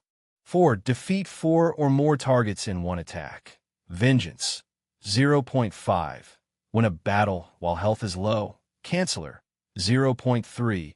Interrupt a target's casting or craft use. Tenderizer. 0.2. Attack a weak point. Superstar. 0.5. Inflict a critical hit. Overpowering. 0.3. Knock an enemy down. Overkill. 0. 1. Do more than x5 damage of current target HP. Can stack. Crafts arts power. E. 100D. 110C. 120C. 140B. 160B. 180A. 210A. 240S. 280S. 320SS. 370SS. 440SSS. 520SSS. 604S. 694S. 755S. 855S. 996S. 1100 elements, earth, wind, water, fire time, space, mirage. As always, you can follow my pattern 0 in 666. Chapter 66. Arrival. Just to remind you readers, I have taken the intelligence stat out. It now all falls under EP ATS and level UPS from EP boost I. Pretty good if I do say so myself. I'm used. See my stats again. I think I'm a little over 10% stronger than someone like Lloyd Bannings, who is the main character from the Crossbell arc. ID need to see the stats of others, though, to get a more accurate reading. And since Observe can only go up 10 levels to my own at its current level, I basically cannot use it on anyone, unless I want to see some question marks. It is all dependent on their current growth. If, let's say, Lloyd has yet to enroll in his police academy, he likely doesn't have much stats to his name since he receives the bulk of his training there. So if I encounter him right now, he very well could be at level 1. And in that case, I'd be far more powerful than him. And now that Rosalia is teaching magic, even more quests might sprout up now to further increase my stats. My strength is my highest due to Father, but this should round out my ATS and ADF more. I should go into that a little too. ATS is one's art strength. The damage stat is how strong arts can hit onto your target. ADF is art's defense, which counteracts the damage. The more defensive you are, the less damage you receive from arts. The main way to increase EP is by unlocking slots on your combat orbit. You can't do that until you start obtaining Sepith, which are naturally dropped from monsters around the continent. You heard that right, monsters. just like the beasts that swarmed the bridge that ran away from Agnagarn yesterday. Those very same monsters. Specialized engineers can embed this sepith to unlock those slots. The more you unlock, the more EP you gain. And combat ornaments even have tiers. The more tiers you unlock, the bigger EP pool it becomes. At first, you don't get much, but then you rake an EP, kind of like that. But the gamer system threw me a bone. I get EP every time I level up now, and it was all thanks to my Vermilion Eyes. My EP is going to easily reach the limit, to which I think is 999. It will be interesting to see if it goes beyond that. And yet, no matter where Rosalia looked, only confusion remained in her eyes. I have no idea what these numbers mean. But according to what you said, this visuals your actions, meaning this tells you how strong you are, Rosalia asked. That's a very simplified way of saying it, but yes. And to be honest, I still don't know much about this system. I'm the only one who has it. But it does seem to affect my surroundings no matter who gets in contact with me. And as far as I recall, the highest level ever recorded is 250. I do not know if it goes beyond that. I answered, but these levels can still be raised through various means? And the way you worded that almost makes you out to be an artifact bestowed by the goddess, Rosalia said, musing to that. That's another way of putting this. And there sure are various ways to level up. What you're seeing is just the beginning, Rose. Allow me to ask you one single question, I suddenly said. Oh, and what would that be? Have you ever heard of the grind? I declared, smirking. Rosalia just stared at me with a blank look in her eyes. What an Adios name is that supposed to mean? Why on earth would I want to grind anything? Rosalia retorted. TSK, TSK, TSK. That's where you're wrong, Rose. Once you've started the grind, you can't stop. It never ends. It started once I turned 3 when Father began instructing me. It still is questionable why Father would train such a young child, though. Most kids, if they hail from a prominent martial arts family, don't start until they're 4 or 5. 3 is pushing it, I retorted back. It only proves your father is an extraordinary man. Too much so. Those revelations you showed me realized his true caliber. But it is not like we can dwell on the past.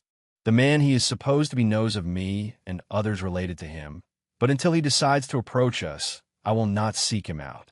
Instead, I will ask this of you, Naoto. Does he know of your secret? Rosalia asked with a serious look. Not directly, but knowing Father, he likely knows something. As to what it is, only time will tell, I guess, I replied, unsure myself. Rosier has seen my memories. She knows who Gileath truly is, as do I. The reincarnation of Emperor Drachels, who ascended the Erebonian throne over 2 centuries ago in the War of the Lions. So in a way, I am a descendant of Erebonian royalty, despite how convoluted it seems. Father's own plot hasn't kicked off yet, and it won't for another couple years. I'm not sure if he realizes who he truly is right now. Does he know he's Emperor Drachels? Knowing Father, I'm sure he does. But he hasn't said a word to no one. Not even me. And I'm pretty sure he knows I'm special. That I'm not from this world. Rosalia nodded her head to those words. Acceptance is a good thing, boy. You may have lived the life of another. But as you said, you are here now. Even this quest thingy confirms that you have accepted me as your disciple. I do not plan to be easy on you. Having an outsider create a mana core can be quite excruciatingly painful. Rosalia smirked, causing me to pause. How painful exactly? They'll leave it up to you to find out, Rosalia answered, teasing me. Fair, but there really is no one better than to learn magic from you, Rose. I replied, shrugging my shoulders. Umu, Rosalia said, simply nodding her head. You've been meditating for a good moment now. How does it feel now? Rosalia decided to ask. Now that you've mentioned it, I feel extremely calm now to the point where we can talk like this. It's as if any worries I've had have been washed away. Almost serene, if I'd take a guess, I responded in wonder. That is a good sign. Do not let that feeling escape your grasp. Meditating can ease the nerves, but what it does most importantly is that it can help you improve your mana. We've not reached that part yet, until you form your mana core first. Most witches inside the village skip this step since they have this from birth. But any outsiders not so lucky, Rosalia explained. And that is none other than me, I said. That must be this unique warmth I am feeling. I can feel it all around me, but I cannot get a proper read on it yet. I murmured softly, letting this new sensation sweep my body. It felt very good, to say the least. Magic sure is something all right. Your senses are keen as it is, Naoto. Perhaps the Vermilion Night has something to do with it too. But it's not like this is my first time assisting someone, nor will you be the last. I take it you've guided others then, I replied. Umo, I've assisted that brat Drachels to become the previous awakener of Valimar. Not to mention, I've assisted Leanne to become the awakener of Agrayan. I even helped that Arner pup become the previous awakener to Testarossa. It will be up to you to see if you can become its current awakener. Testarossa hasn't found a new awakener since. Not until you came along, Naoto, Rosalia explained, drawing my interest. Was it all right for you to say that to me? You've shared your secrets, so it is only proper that I share some of mine. What I've said, however, most of it you already know with those memories of yours, Rosalia answered. The concept of equivalent exchange, I like that, I said smiling. Nonetheless, you've gotten used to the breathing pattern I have taught you. You do not feel discomfort, right? Rosalia asked me. None whatsoever. Good. I wish we could proceed with the formation of your mana core right here and now, but it would not sit well with me to do so. We're not in the right place. It will be more effective once we arrive at the palace. The spirit veins are much more active there. It is good the palace sits atop of one, Rosalia said, so it wins back to spirit veins. I have this septium sensor skill, which can detect septium nearby, but I do not know if it is strong enough to detect spirit veins. It does make sense for someone like you being able to tell where they are. It must be child's play to you, I replied. Indeed, spirit veins are the very essences of the magic we currently know. Given enough training, you too will be able to locate where they are, regardless of whether or not you have this septium sensor skill, Rosalia said. My eyes grew in anticipation just hearing that. I still look forward to that day happening, haha. Heimdall should be one of the testing grounds, so it does make sense as to why it would have a spirit vein beneath it. Right? I asked. That's right. For now, we will just continue meditation. Rosalia nodded, answering me. Got it. After we finished exchanging some more words, I continued to match my breathing to Rosalia's as we sat cross-legged on this fast-moving orbital car. To be honest, I thought this wind would cause a much bigger distraction, but it didn't. I felt serene. It was as if I was already one with the wind. And, Gaius, is that you? And yet, behind me was another spectacle. A pretty silver-haired girl dressed in her Thor's military academy uniform could be seen, wide-eyed and all. She continued observing the two of us out of shock. This is unbelievable. How could these two suddenly meditate with all of these distractions? Hell, is this even meditation?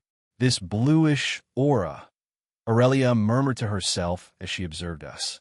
Since I had my eyes closed, I didn't know there was this bluish thin layer of aura currently surrounding my body. I was completely unaware of what was going on outside of my head. But to my surprise, this is strangely calming, Aurelia continued. This little girl did say, there is something to learn from this. Is this it? Aurelia said, wondering what Rosalia initially referred to. Aurelia wasn't rude this time and kept quiet. She too sat cross-legged, just like us. Before we realized it, the remaining ride passed by uneventfully. That is, until we arrived at the eastern gate of Heimdall. I felt this weird, dull pressure that made me too distracted to meditate. My eyelids suddenly flipped open, and in my session altogether, my eyes shifted outward, only to see something in the distance. It was a lone figure, casually walking with their hands tucked away inside their pockets. As always, Chapter 67.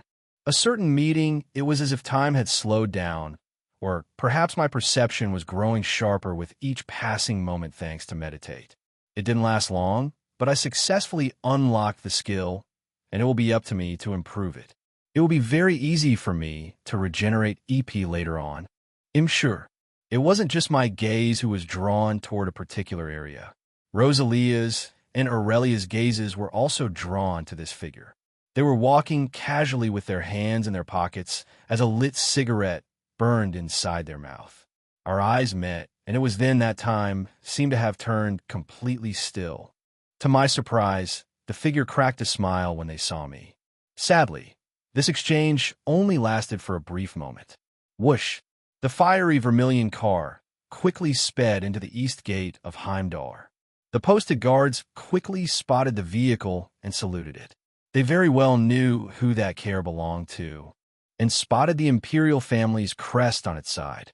While the orbital car disappeared into the capital, the lone figure paused and turned around to see it vanish.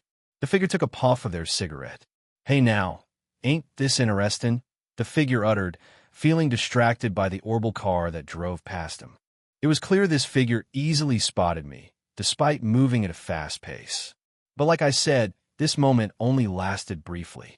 It was funny to see the guards scramble as Crown Prince Eugent flashed his ID at the gate. There wasn't any time to pause and get a good look at the figure, unfortunately. But even with that being the case, I could recognize this person. Rosalia saw my sudden shift in my expression. "Is something the matter, Naoto? Was that person someone you recall?" Rosalia asked with growing curiosity. Her eyelids suddenly flipped open since our meditation came to an abrupt end.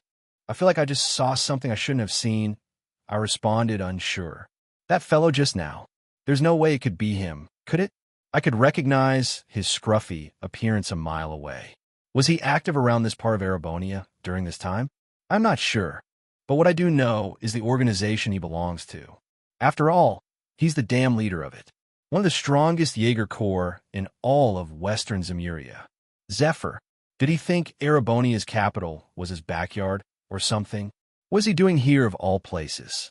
I remember his name too. Rutger Klauschel. You know, that very same Clausel name that one of future Thor's Class 7 members also has. Fia Clausel. She should have been born just under a year ago, making her around 2 years younger than me. She doesn't get picked up by this man for another 5 years or so. Seeing him alone like this makes sense, now that I think about it. Otherwise, he'd likely remain with his corp to oversee his daughter's training. But yeah, this man is her so-called dad. Future dad, anyways. According to how the games went, it's still S1189. This won't happen for a while. Since it won't, it really does beg the question as to why Rutger is here of all places. It really was him. Unfortunately, that fleeting moment didn't last long. I was already gone, vanished into the capital alongside His Highness and everyone else. I wish I could have jumped off to see what this man was doing, huh? As for Rutger, he stood around the eastern gate, out of sight, out of mind. He made sure no one followed him. He didn't want to be spotted by the guards lurking around the east gate. Finishing his cigarette, he tossed it aside and stomped on it. After that, he cracked a wide grin on his lips. It looks like he wasn't alone. A massive, towering figure appeared beside him. Their shadow alone towered over his body. "Heh, I guess even an ogre can appear on time," Rutger said, staring into the shadows. It wasn't just a single shadow that arrived. It belonged to a couple. They all sported the same fiery red hair. Amongst them was a youthful boy, but his eyes showed no sign of life. He appeared no more than 6 years old. A little older than Naoto, but still a kid. But it wasn't just any kid. A kid like him shouldn't have such cold, dead eyes. He remained silent, undisturbed by what Rutger said while he called out to them. "Anywhere the mirror goes, I follow." I must say our contractor this time is rather devious, aren't they? A plan like this won't happen for a couple more years. Something big must be going on in this country to call not one, but 2 corps. If this wasn't the capital, I wouldn't mind sending some of my guys for another bout with yours, ha! The ogre-like man replied with a hearty laugh. It's enough where it's causing 2 of the strongest corps on the western side of the continent to fight for the bid. Even I'm curious to see the outcome of this. Rutger said with a nod of his head. Either way, it will become a battlefield nonetheless. That much I am certain of, the other figure replied. He seemed to be a middle-aged man with that fiery red hair of his. It looked more like a mane, belonging to that of a lion instead of a human. It was very unruly, almost as unruly as Rosalia's hair. He was extremely tall and well-built too, jam-packed full of muscle, very similar to a modern-day bodybuilder. But this man was someone to be more fearful of. He also led one of the strongest Jaeger Corps in Western Erebonia, just like Rutger here. He is the acting leader of the Red Constellation, who are rivals to that of Zephyr. In the future, anyway. Right now, he's the leader's first-hand man, as that man is still alive. Rutger shifted his eyes to the red-haired boy beside the man. He had zero reaction to him, but he grinned again regardless. I see you've got some fresh blood in the making. Your kid, I take it, Rutger said, musing at the red-haired boy. Not mine, I'm afraid. Much worse, haha. This boy's the son of the war god. Too busy right now, so he sent me in his stead. He's even letting me do all of his training regime. Already been through Gehenna and back, and will continue to do so for a few more rounds. Come on now, boy. Introduce yourself to the Jaeger King, the man said, who was none other than the Red Ogre. He slapped the boy's back, prompting him to take some steps forward toward Rutger. Randolph. Randolph Orlando. The boy uttered, voice appearing dead and cold, just like his eyes. It showed absolutely zero emotion. Even Rutger found it amazed that he saw such a boy standing before him. Rutger wondered how cruel of a training course the Red Ogre put him through for him to behave like this. And yet, little did Rutger know at the time that he too would pick up a child of his own, a daughter who would eventually enroll at Thor's military academy and join Reen's side. Fieclosel. As always, you can follow my Patter 0 666. Chapter 68. Initial planning. Little did I know that a certain meeting was beginning to take place just right in the outskirts of Erebonia's capital, held within its shadows. On one side is an individual who calls himself the Jaeger King, and he has the strength to back that title up. It isn't just for show. He truly is one of the strongest Jaegers out there, and his weapon is badass too, a gunglaive. He can strike long range, mid-range, and close range. He knows how to close gaps in just a mere moment, and is quite a dangerous fellow. On top of that, he has this laid-back attitude, which makes the corp he manages a more welcoming one, a corp called Zephyr. Then you have a monstrosity who goes by the name Sigmund Orlando. He's the right-hand man to the individual who actually leads the corp they're assigned to, the Red Constellation. His name goes by Baldur Orlando, or more commonly known as the War God. It wouldn't be until S-1203 during the Sky Games that the War God and the Jaeger King have a duel that lasts for an entire 3 days and nights, only for both of them to perish in a draw. Right now, it is S-1189, so there is more than a decade until this happens. I don't need to worry about it for now. But if anything, the individual here who is meeting with the Jaeger King is a much more frightening person, who goes by the name Sigmund Orlando, or the Red Ogre. He eventually brings his own daughter into the corp who is quite crazy herself, Shirley Orlando. You'll get to see her later on starting from the Crossbell Games and get many opportunities to fight her as a boss battle.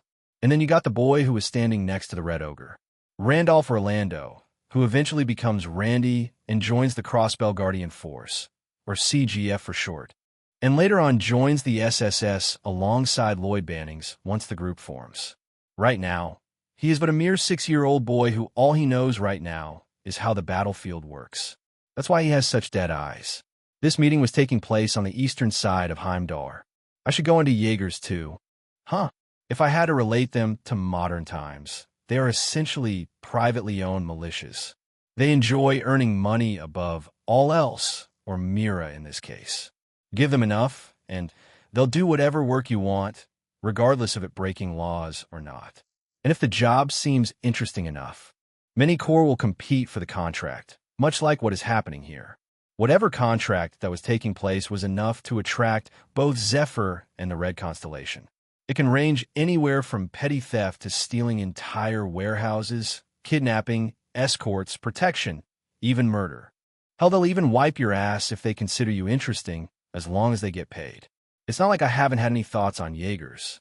They're by far the best way to gain real combat experience. Monsters can only take you so far. Jaegers practically live on the battlefield.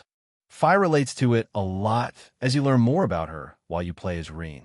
They're very different from bracers who mostly focus on fighting monsters and helping keep peace around towns and cities. As for soldiers, they mostly fight fellow humans following orders of their nation. but to experience real life and death situations. Becoming a Jaeger is by far the best way to do so. They have a lot of freedom too. I have a plan in motion right now that will last me a good while for the rest of my childhood into my early teens. It goes as follows. Become Rosalia's disciple and learn magic. Acquaint myself with Erebonia's imperial family and its surrounding nobles or figures of influence. Create a familiar. I didn't go into too much depth on this topic yet, but if you become a witch, creating a familiar becomes possible. And I already have ideas of who it will be. Find a way to enter the DG cult and get acquainted with the high priest, Joachim. Join Zephyr. From there, when I turn 15 or so, I will enroll in a school that's called Jenny's Royal Academy, which is the #1 school throughout all of Liberal. If you're any person of influence inside Liberal, more than likely, you'll attend Jenny's. I don't plan to spend all 4 years of my studies there, however. For me, it is the most logical step to start there based on the background I was given. In considering both Thor's military academy, situated right beside my home in Trista for 1 or 2 years, and a school in Calvert called Aramis High School, one if not the most prestigious school you can get into inside Calvert. I'm sure you'll be able to encounter several characters from Daybreak if I choose to do that, as a foreign exchange student. As for the order of these 2 schools, that part I'm still undecided on. But I want it to happen in a way where I join Crow's class, which happens 1 year prior to Reen in Class 7 forming. I want to become his upperclassman. There is a breaking point to all of this, which is set to take place in the coming couple of years. The 100 Days War. I want to spend as much time as possible with my family and those who I've made as friends so far, which include Ellie. Father has already started creating playdates with Crossbell's mayor, and her visits at the villa will begin happening soon. For the time being, they will happen on weekends where both father and mother will likely be around. I want to stop this from happening. I will also continue training with both Rosalia and father so I can improve my own foundations, and hopefully receive some sword training after father find a proper teacher for me. It's going to be one hell of a task to shuffle all of this around. At the very least, I can say my childhood is going to be quite fulfilling regardless of whether I have my gamer system. And as much as I'm looking forward to all of this, I can only put this at the back of my head for now. I didn't know what the Jaeger King was going to do here. Lots of things might be in motion that I'm not aware of yet. For the time being, I shifted my attention from the fleeting Jaeger King to the vibrant, vermilion-painted city of Heimdall. It was fiery red, no matter where I looked. Really makes you take in the entire thing, you know? You get to see the entire scope of how big this city is during the intro of Cold Steel, where it pans across it while a train rides into the city. Over 500,000 people live here, and I wouldn't be surprised if it ended up being more than that. Along the way, we received an escort. I saw a car soon arrive in front of Crown Prince Eugen's car, and one in the back. It was very similar to how the president's limo received their escort back in my previous life. Many watched, both surprised and interested. We drove right into Alto Street and arrived at one of the main intersections that connected to the rest of the city. The same intersection we used prior to reaching Heimdall Airport, but we didn't go there this time. Our destination was straightforward this time around. I ignored all gazes directed at me. It's best not to answer why 3 people could be seen seated on top of an Imperial family's orbital car. The street we headed onto is called Vain Kerr Street. This street connected to each of the 4 cardinal directions, allowing one to visit every single district inside Heimdall. Once we arrived at the center of this street, a gigantic fiery red palace could be seen all the way in the back. I mean, it was huge. It overlooked the rest of the city quite easily. And before long, it would be none other than Father who would find spending most of his time being spent here, inside from his private office. It was several stories high and was a gigantic castle. All the way in the back was a lone tower, almost as if it was like a giant clock tower. Seeing this palace was much more thrilling in person. It really does do it justice. As always, you can follow my Patter 0 in 666. Chapter 69. A new Aurelia, no changes to current upload schedule, just in my busiest 5 days of my work year. It will become more frequent once it's over. Even in the games, there were only a handful of opportunities to explore this place, let alone do it free roam style. Heading here this early on is a plus in my books. This might just be my second time coming into the city like this, but no matter how many times I observe it, it's really pretty, I said, speaking up to the two. Aurelia cracked a rare smile hearing me speak this. But of course it is. Heimdall is the pride of us Erebonians. It's been standing for several centuries. Even I am but an ant compared to its grandeur, Aurelia responded, acting a little more humble now after her initial shock of our meditate session ended. Umo is still as flashy as ever. It almost hurts my eyes seeing Heimdall again. It is way too red for my liking, Rosalia replied, chuckling. Aurelia raised her eyebrows at Rosalia's words. Who exactly are you? You're talking as if you're returning home after a long visit away. And yet your appearance is that of a little girl, Aurelia questioned, still doubtful about how Rosalia currently looks. I mean, anyone would at this point. But let me tell you, Rosalia is no mere child. She has lived far much longer on this land than I have. Now you're getting more interested, eh? I can humor you. For now, it looks like you gained something from our session. You see, I've been around even before your NC, Rosalia began to say. My eyes turned serious, seeing Rosalia actually trying to give Aurelia her answer. I quickly placed my nearest hand over her lips, shushing her. Now, master. Let's just say you're old enough to be Aurelia's grandmother, all right? I quickly retorted. She snorted as I released my hand, but didn't fight back on it. She nodded her head. Fine. That's how Emma and the others call back at home anyways, Rosalia answered. Still, that caused Aurelia's eyes to turn wide in shock regardless. You're seriously that old? You're retaining both your youth and vigor, Aurelia exclaimed in shock. Umo, magic works wonders, little girl, Aurelia simply said. Magic really is real? It's still so mind-boggling to me. I may have to rework my entire training regime. Hell, is it even possible for me to even learn it? Aurelia said, beginning to ponder. Rosalia grinned hearing that. Magic resides in all things around us. Everyone is capable of learning it. People nowadays have strayed too far from the truth to even know it still lingers. There are some who even deny its very existence. But where would orbal energy be today if it weren't for magic? All answers lies within the spirit veins beneath us, Rosalia said, giving Aurelia a little bit of insight as to what magic really was. Her initial shock began to shift to that of anticipation. Spirit veins, Aurelia responded, reveling in that information that was just given to her. And you have a lot of potential yourself, girlie. Enough to the point where even vessels would run from fear. This talent of yours shouldn't go to waste. Learning the way of the sword is fine and all, but we are approaching an opportunity after we enter the palace, to which I have reached a decision on, Rosalia suddenly declared, drawing our eyes to her. Master, you don't mean, I try to say, surprised to hear Rosalia say this. Oh, Aurelia asked, gaining interest. I shall give you a single chance to grasp onto it. I will not teach you anything. It will be up to you and you alone as to whether or not you can benefit with what I will provide you. How does that sound? Rosalia questioned. Aurelia could tell Rosalia was being earnest here. If magic truly did exist from her eyes, there's no way she wouldn't let this escape from her grasp. I am grateful for giving me such an opportunity, to which I am fine with. I love pursuing both knowledge and strength. I will attempt to live up to your expectations.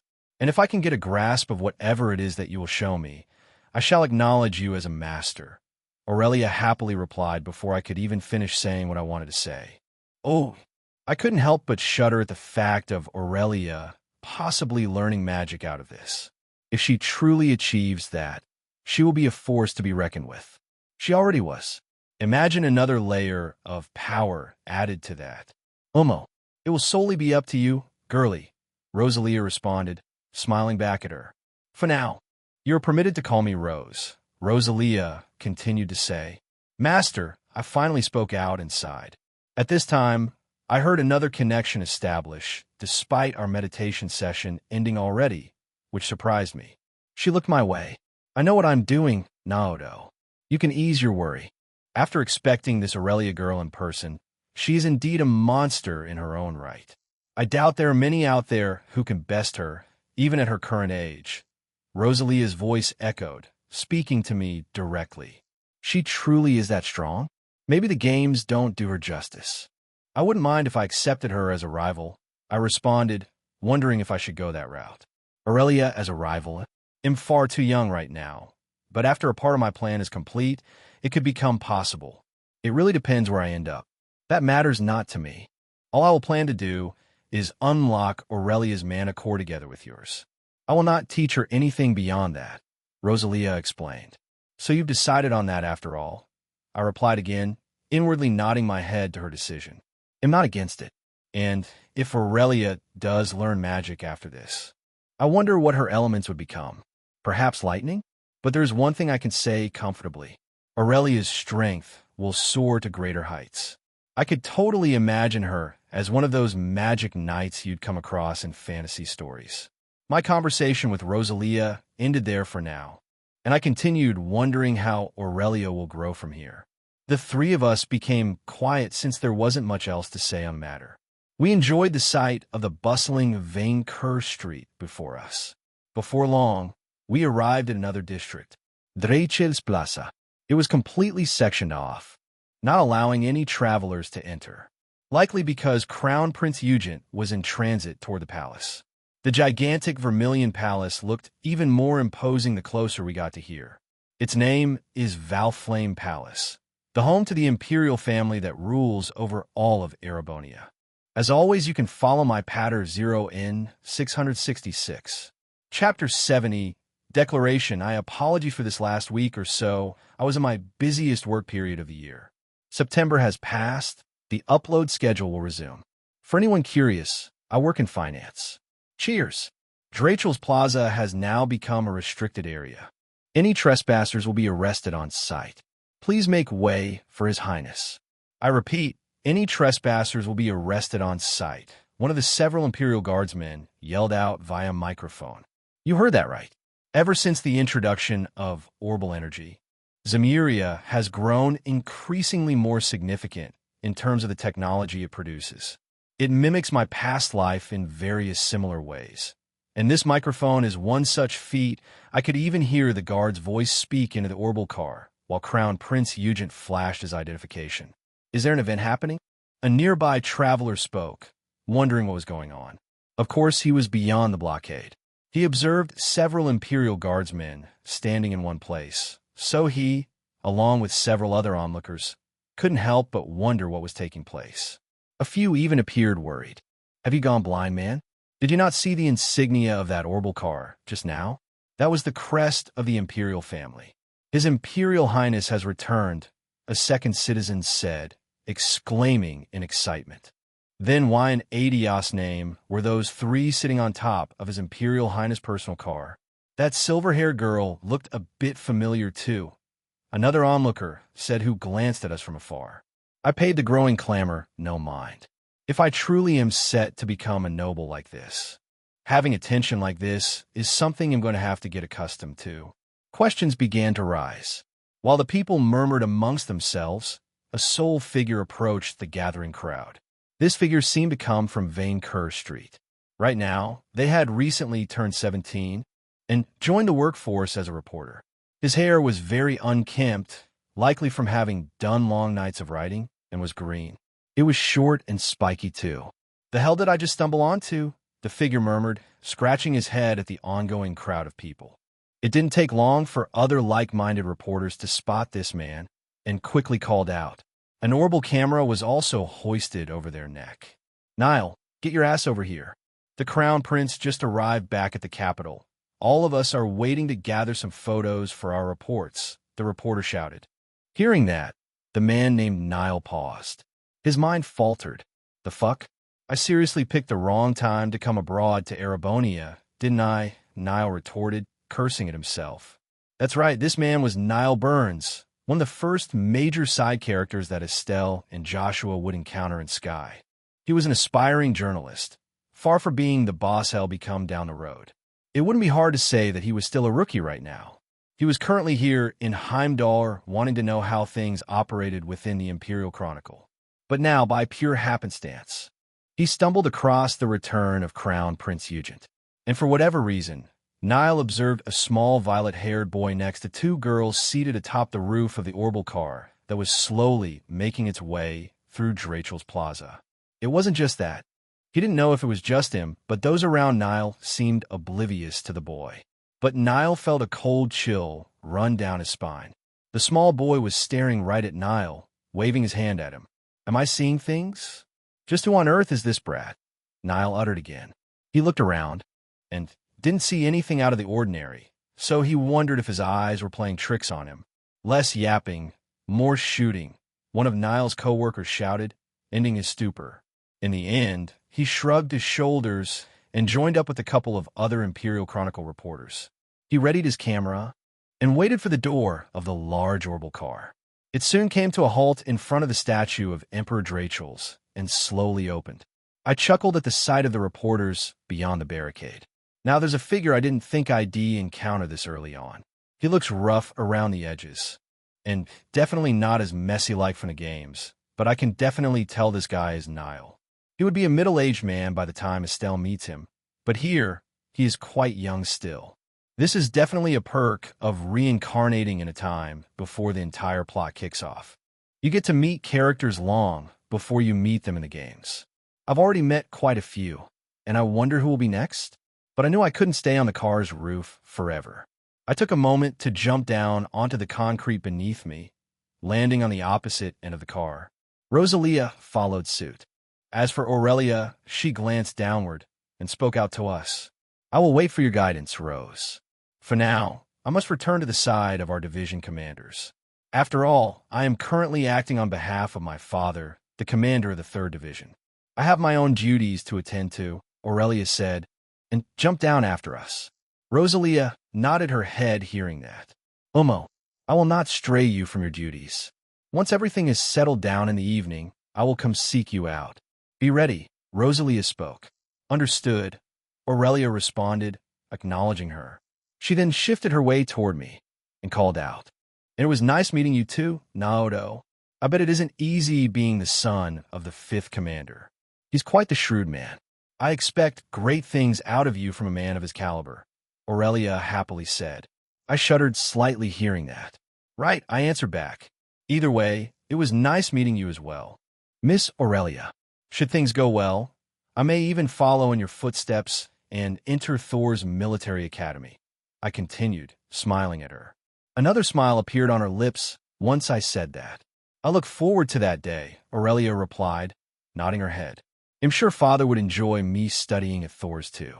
Aurelia's words didn't hold any false meaning to them either. Being the firstborn of someone like Gileath isn't just for show. His words carry lots of weight, and mine will too, eventually. The main door was now open on the other side, and the couple of secret agents assigned to Crown Prince Eugen were the first to step out to ensure his safety. Before long, other figures began to step out, one by one. Seeing Matthias Vander the first to step out, it caused several onlookers to blink at him in shock. It didn't take that long for one after another to yell out in excitement. That's the Thunder God, one of the onlookers exclaimed. Matthias simply ignored them and walked off to the left side. Victor soon followed suit, causing another wave of surprise. No way, even the Radiant Blade Master is here. Another onlooker uttered, even more surprised now. As the crowd continued to watch, Aurelia approached her 2 masters. How did your conversation go with the young lad? Victor asked. It was quite enlightening, if I do say so myself. I might be able to reach even greater heights after tonight is over. I still have high hopes to learn under you too, Master Arzid. Aurelia responded politely. It does look like she had already acknowledged the Radiant Blade Master as her 2nd master, the Thunder God being her 1st master, and if it works out, Rosalia would become her 3rd master. It sounds like you had a fortuitous encounter then. As for your current proposal, I might not be able to fulfill that for a little while. You see, I have a rather lovely daughter at home. It is hard enough as it stands being away from her, Victor said. You have a daughter? Aurelia asked, gaining interest. Indeed I do. She just turned 2 this year. Her name is Laura S. Arzid. I have high hopes for her, just as you have placed yours on me, Victor replied, nodding his head. That overprotectiveness of yours hasn't changed a bit, Matthias retorted, grumbling while he heard that. "Ha," Victor said, letting out a loud laugh in response to that. As the two exchanged these words, a third figure stepped out and spoke out to the three. "It looks like my fellow commanders have successfully gathered. Welcome back, Miss Aurelia," Olaf said, greeting the three while he stepped out. "Isn't that the 4th Division commander?" another onlooker asked. "Wow, it looks like we've got a crowd amongst us," Olaf said, raising his hand toward his forehead, overlooking everyone. These commanders were already used to situations like a simple gathering of people, and seeing this many didn't bother them one bit. They even felt flashes of light hit their eyes by the nearby reporters that were actively using their orbital cameras, but they paid them no mind. Just let them be, and let the Imperial Guard do their duty. It will be relayed to the public in due time, Mattias responded, causing the others to nod their heads. Still, what's keeping the 5th commander? Did General Gileath have something to discuss with His Highness? That does seem to be the case. Olaf responded with another nod. To their words, something was indeed taking place inside the orbital car. With most of the division commanders now emptied of their seats, the Diet member Speaker Carl, the 5th Division commander, General Gileath, Crown Prince Eugent, his son Oliver, and his active bodyguard, Mueller-Vander, could be seen left inside the car. It was then Gileath directed his head toward Crown Prince Eugent and asked another question. "Are you sure you want to do this, Your Highness? We could still keep this event under wraps. At least until your originally appointed inauguration in 2 months' time," Gileath asked. "No," Crown Prince Eugent answered, shaking his head. "Our people must know what has transpired. My ascension cannot be delayed any further. If I am to become the next Emperor of Erebonia, time is of the essence. I cannot stand by idly, waiting for Lord Father to pass. We do not know if any more attacks will strike if we do nothing but wait." Crown Prince Eugent continued, displaying a serious look in his eyes. "Would that not pose even more risk to Your Highness being?" Gileath asked, still doubtful. "Be as that may, I will head inside strong, knowing that my family now rests within our castle walls. Who would be brazen enough to launch an attack on Valflame Palace, where the next emperor will soon be declared?" Crown Prince Eugent asked back. "Only fools who seek death would, Your Highness. If this really is your will, I shall humbly accept and follow." Governor Carl said before General Gileath could add more words in. "Then I shall not object to this either," Gileath also said. "That is most excellent," Crown Prince Eugent responded, nodding his head at the two. He then shifted his head toward his son and spoke out to him. "My son," Crown Prince Eugent began to say. It was as if Oliver already knew what his father was going to say and nodded back. "Yes, Lord Father," Oliver responded. "I will apologize to you now for placing this burden onto you. Once my ascension is known to our people, I will announce you as the Crown Prince. Lord Father already knows I am set to receive the crown before the end of the week is over. Things will happen fast, and there will be many people coming in and out of our palace during it," Crown Prince Eugent said to Oliver. "I had a feeling this was bound to happen, so I had anticipated it from the very beginning since that attack was launched on my mother, Lord Father. I have no objection to your will." "It will only be temporary, yes?" Oliver asked. "Correct. Once things have settled, I will formally declare Cedric as my rightful heir to the throne," Crown Prince Eugent declared. Hearing that, Gileath smiled. "Cedric," Gileath uttered. "I see. You've been rather busy yourself, haven't you, Your Highness?" Gileath continued. His lips curved upward into a grin as he asked that. "Ha!" Crown Prince Eugent responded with a quick laugh. "You aren't the only one who has stayed busy, General Gileath. I've been blessed with twins myself earlier in the year. Even our fellow commanders around us are already paving through for the next generation to take its place.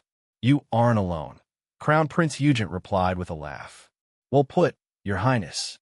As we grow older, we will have no choice but to leave it to the youngsters that will eventually take our spots. It is inevitable," Gileath said, chiming in with what Crown Prince Eugent said. "It sounds like you were blessed with both a boy and a girl. What are their names?" "Cedric Rhys-Arner and Alfin Rhys-Arner," Crown Prince Eugent declared, his face beaming into a rare smile. As always, you can follow my Patter 0N 666. Chapter 71, Declaration 2. Just like that, Crown Prince Eugent revealed the names of his two newborns to those who remained inside his orbital car. Cedric Reese-Arner and Alfin Reese-Arner. Both of them will come to play pivotal roles during the Cold Steel games. And with Naoto taking the role of becoming Testaross's Awakener in the far future, it is very possible that Cedric may be able to live how he wants this time around, without carrying such a burden, or be played a fool by the nobles. Only time will tell for that. Gileath turned serious after hearing Crown Prince Eugent declare that. As much as this calls for a joyous occasion, I fear there is a time and place for everything, Your Highness. Besides, we still have some preparation to do if you truly are set to ascend the throne this week. We still have to rally the great houses, don't we, Speaker Carl? Gileath asked, looking toward the black-haired man beside him. He pushed his glasses upward toward the ridge of his forehead. That's right. We have the Imperial family present. I have already accounted for some members of the Imperial Diet. And now we have the Imperial Army in check. The four great houses are set to arrive any day now. It won't be just them either. This is considered a formal proceeding.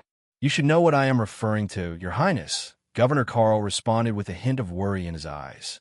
Crown Prince Eugent nodded his head. It is a recognition of the Seption Church. Only by receiving their recognition will the rite be complete. Do not worry about this. I have already taken this matter into consideration. Crown Prince Eugent responded. Indeed, through the annals of our history, regardless of it being the nation of our own, our friends or our enemies, our actions are recorded. Whether it leads a society to ruin or it advances one into an era of prosperity, the Seption Church has stood by us since the beginning. Without us receiving that approval, I fear your attempt to ascend the throne will be for naught, Your Highness. Gileath explained. I know I said I've taken this into consideration, but you've done something to address this, haven't you, General? Crown Prince Eugent questioned after a little bit of hesitation. You've read the reports, right? Aren't you curious about the place I departed for 2 years ago? Gileath questioned back, revealing a playful grin. I have. So this ties into that, then? The report mentioned you left the country. I personally refrained from going into it fully, out of respect for you and your family. Crown Prince Eugent responded. Governor Carl's eyes grew wide in shock hearing that. You actually dared to leave the country 2 years ago, General? Governor Carl questioned, sucking in a cold breath of air. Ha ha ha. That I did, Speaker Carl. And it was to liberal no less. Gileath responded, keeping the grin on his lips. Liberal, Governor Carl uttered while shock swept around him. How could you step into liberal now of all times? Tensions are at an all-time peak. War could break out at any minute. Governor Carl continued to speak, still shocked. Gileath calmly shook his head, easing his worry. You can be rest assured, Governor. I did not venture in a liberal by bearing Erebonia's crest, nor of the Imperial Army. It was related to a family matter. Gileath answered, reassuring him. Even so, Governor Carl tried to say, only for another thought to flash across his mind while he recalled what Gileath had just said. What do you mean you had to enter liberal for a family matter? I thought you had no ties there. Unfortunately, even as a general myself, I am unauthorized to disclose this information to you, let alone the other commanders. It is a national-level secret. Only His Imperial Highness is at liberty to discuss it. Should he proceed to do so, Gileath explained while shaking his head. Governor Carl shifted his head toward Crown Prince Eugent, expecting an answer. Crown Prince Eugent sighed and nodded his head. It is as the general says, Governor. This piece of information is set at such a level. Even I shouldn't speak of it out in the open like this, and that's with my status of Crown Prince we're speaking of here. It is that important. Crown Prince Eugent responded, his eyes remained serious. I see, Governor Carl said, accepting that truth. For now, anyway. Then I won't speak of this matter any longer if it is that tight-lipped. Even if we can't go into that detail, you can at least explain why this matters to the recognition of the Seption Church. Yes? However, Governor Carl's question couldn't even be answered in time before a loud hum of an orbital engine began to resound around the entirety of Drachel's Plaza, causing his eyes to turn wide. What did you do, General? Governor Carl exclaimed, asking him out of shock. Gileath simply smiled back at him. Why don't we go take a look ourselves? After you, Governor, Gileath said, drawing some steps backward to allow Governor Karl to step out of the orbital car. Crown Prince Eugent, Olivert, and Mueller followed suit, which made Gileath the last one out of the orbital car. The humming engine grew louder and started to tear through the skies above Heimdall. It wasn't just those around the orbital car to shift their heads upward. Even all of the onlookers beyond the barricade became wide-eyed. Their attention also shifted up. Even I was included in this new debacle. I did not expect to hear the sound of an engine strike against my ears. I soon saw a large shadow swoop downward, approaching at a fast pace. It was clear that it was an orbital aircraft, and it was pure white. It had the shape of an arrowhead with two propulsion engines parallel to each other. You could even see an observation deck up above. Its design overall was very sleek. "No way," I uttered, seeing this aircraft quickly approaching our direction. Rosalia chuckled hearing me say that. "Did your head go daft, boy? Or did you forget that the little prince is speeding up his plans?" Rosalia asked me while chuckling. I know. But isn't it not supposed to take place for another day or two? If the church is coming already, I fear it may happen even sooner than I had anticipated, I said, shrugging my shoulders. You ought to know yourself, Naoto. The presence of the Seption Church is required for any monumental occasion within a country. 'Tis does not matter where you are located. The church must record it, Rosalia explained. There was that, wasn't there? But how did they arrive here so quickly?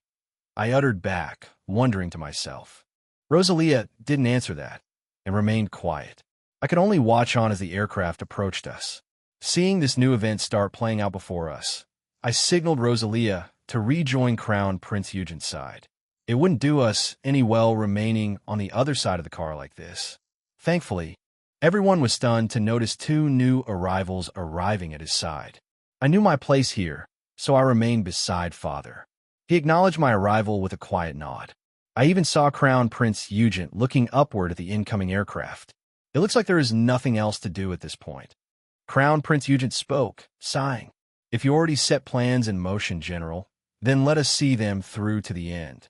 It took the reporters to recover from their stupor, but they started flashing their cameras, seeing Crown Prince Eugent now surrounded by several commanders of the Imperial Army. They didn't even bother seeing me beside them, let alone Rose. Even Niall was amongst them now. He could only lament as his fingers rapidly pressed the button of his orbital camera, and yet his attention remained elsewhere. It was on me.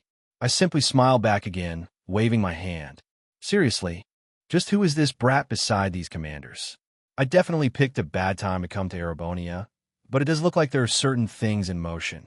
He'll get a nice pay stub out of this as long as I write a decent article. Niall murmured to himself as his attention shifted from me back to the others. It was then the reporter's attention shifted to the golden blonde-haired boy standing next to the Crown Prince. Isn't that the son of His Imperial Highness? One of the reporters questioned, his fingers flashing across the button of his camera. Of course it is. You don't even know that? He returned alongside His Imperial Highness, another reporter said. This earned more clamor from the civilians nearby, also remarking on the boy next to the Crown Prince.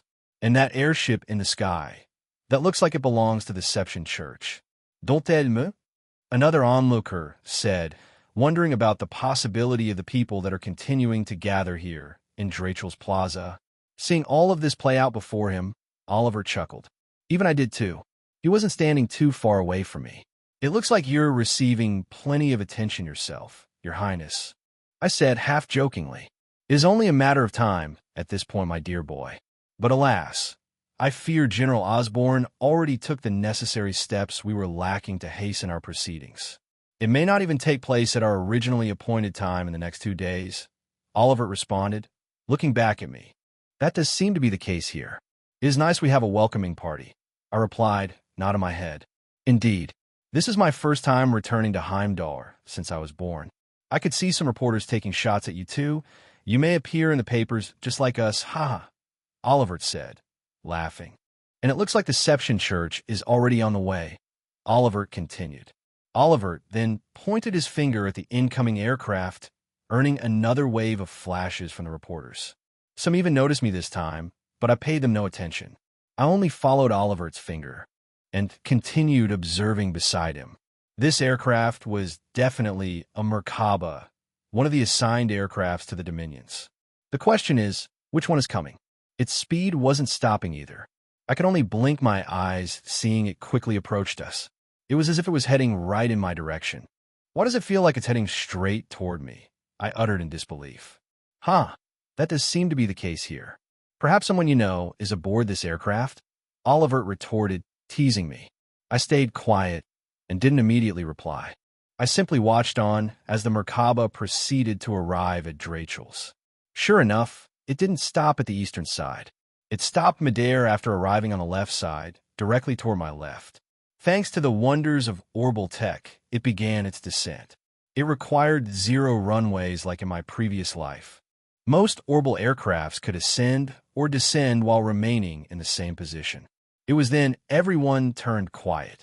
Even the flashes of orbital cameras stopped.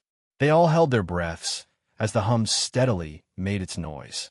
It kept making noise until the moment it touched down on an empty lot nearby. Before long, the observation deck opened up with a loud clunk. A hissing sound of a door followed. Several figures began to emerge from inside. I was surprised yet again. There were a couple who I was already familiar with, but there were smaller figures amongst them, appearing to be young children. One such figure was a spiky white-green-haired boy dressed in Squire's training outfit, appearing to be a few years older than me, making him around 8 years old. This boy is... As always, you can follow my Patter 0N for free advanced chapters 666. Chapter 72. Declaration 3.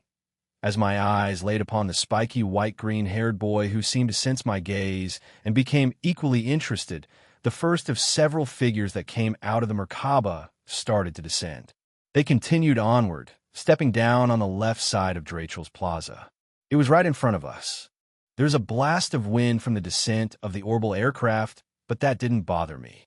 Sure enough, once I began to observe this person arrive, it appeared to be a girl around 15 years old. Her hair was longer than before and more wavy. It sported a greenish-blonde hair color. She was wearing a rather unique version of the Grousritter attire, a black, long-sleeve top and a long skirt over her front. A couple of leather pouches were attached near her waist. Auburn stockings were around her legs, and to top off her image, a golden medallion of the Deception Church was present around her neck. No doubt about it. This person is Einselnate, the very same girl I met before. She seemed somewhat older than our previous encounter within Grancel Castle's walls. She was sent back then to determine whether or not the Shining Ring was still sealed within the castle. A recent shift in liberal royalty took place before I came into the picture, so that action was justified. And the girl next to her was also someone I met prior. She sported the same red hair as before. She had the appearance of a knight. She was a couple years older, around 13 years old now. Deception Church accepts just about anyone as long as they meet the requirements, don't they? Of course, the person I'm referring to here is Rufina Argent. She will end up becoming the last villain of Sky's story when Kevin takes over as its main character. It takes place in the 3rd game. Right now, she is still alive, but her death will be coming soon within the next couple years. Her death will cause Kevin to unleash his stigma, prompting Kevin to join the Dominions as the Heretic Hunter. With me in the picture now, I do not know if this will come to take place. It is solely dependent on whoever acquires an artifact called the Recluse Cube. If I let Kevin take it, I'm sure the events of Sky the Third will continue to take place. But let's say someone like me takes it. Who knows what would happen? This artifact manifests entire worlds based on who initially acquires it. Will it even react to me, knowing I came from a different world? I couldn't help but wonder whether or not this possibility will happen. As I wondered about that, I saw more squires and knights descend off the Merkaba, arriving beside Ein and Selnate. There was even a cardinal present, who hailed from another division with the Deception Church, the Congregation of the Sacraments. This cardinal was likely Ein's direct superior, her boss, as one would say. Seeing such a formality arrive, no doubt about it, they are here to recognize Crown Prince Eugen's ascension. My attention wasn't solely drawn to the cardinal either, but to the 2 smaller kids beside them who were still dressed in a squire's trainee uniform. Apart from the boy, The girl next to him sported very similarly colored hair to Rufina and was much younger than her. I could recognize these two at a glance. One would even be one of Trail's protagonists, albeit only for a short while. The boy is Kevin Graham, and the girl is Rise Argent. I didn't think I'd get to meet these two so early on. And seeing Kevin here, his own story has already kicked off. I could easily confirm that thanks to the clothes he was presently wearing, he was a street rat before this. And seeing him wearing clothes of the church, he no longer was. As simple as that. It looks like his induction into the Seption Church has already taken place. I saw a crossbow hoisted on his back. That was oddly his primary weapon of choice. We're in the age of rapidly developing technology, but there are some out there who still value traditional weapons. Swords are number one, but you'd still come across a user of bows every so often. Kevin is one such person. As for Rise, her weapon was more of a standard issue amongst the Seption Church. They use what are called Templar swords. They can detach into segments, extending their reach outward far beyond their average person. Doing so helps fight against monsters at a long range. They can easily slide into mid-range or close range, making them flexible within your party. They're even taking in kids into their ranks. Their requirements are far different than your typical organization. Then again, Rise is Rufina's younger sister, so she probably used some connections to join early. Kevin's situation was special, so I'm not entirely sure what their requirements are. Despite that, the first thing I saw and do was smile. Emmy no less. She took some steps and did a light bow, placing her arm over her chest. "It looks like you've been well, Your Highness. You've grown a little taller," An said, greeting me. Those around us raised their eyes. The commanders were expecting the church to greet Crown Prince Eugent first, but instead, she directed her greeting at me. Even he mused at the sight, raising his eyebrows. Still, I waved Ein off with a laugh. "Ha. And you've become even prettier during our time apart, Miss Ein." "I still have a lot of growing to do myself," I replied, smiling back. It was then the cardinal stepped forward, arriving beside Ein. He was dressed like a proper priest like you'd see inside the churches scattered across the continent. He scoffed after looking at me for a moment. "So this is the boy who was brought to our attention?" The cardinal questioned, remaining firm. He gave me a glare. This was definitely the head priest, all right. He seems much more like a boss than Ein is. If I had to relate this person to someone in my past life, it'd be the Pope. He even had a pointy hat. "Ha. He is the one, Your Eminence." But it looks like we were presented with yet another surprise. I did not expect to see the son of His Imperial Highness arrive beside us today. "It is a pleasure," Ein said, greeting Olivert. He smiled back at her and looked my way. "So you're acquainted with the church already?" "No, Olivert said, glancing down my way again. "It was just a chance encounter. Miss Ein and I have met before, and she knows about you-know-what." I answered him. "Is that right?" Olivert asked back, curving his lips upward into a grin. "Well put. This is our first time meeting each other. You may address me as Ein cellmate. I am the one in charge now of leading the Grousritter, a subdivision of the Congregation of the Sacraments," Ein said, keeping her tone formal. Gileath chuckled hearing this, causing our eyes to shift toward him. "I am so very glad you were able to answer my call. Thank you for stopping by." "Miss Ein, was it?" Gileath responded and reached his hand out to initiate a handshake. Ein accepted, and Gileath continued to speak. I did not think the leader of the Grousritter would be someone so young, yet so capable at the same time. Gileath continued and winked at her. Of course Father knew about Ein already. He was there with me inside the castle back then, and yet he's playing it off as if he's meeting her for the first time.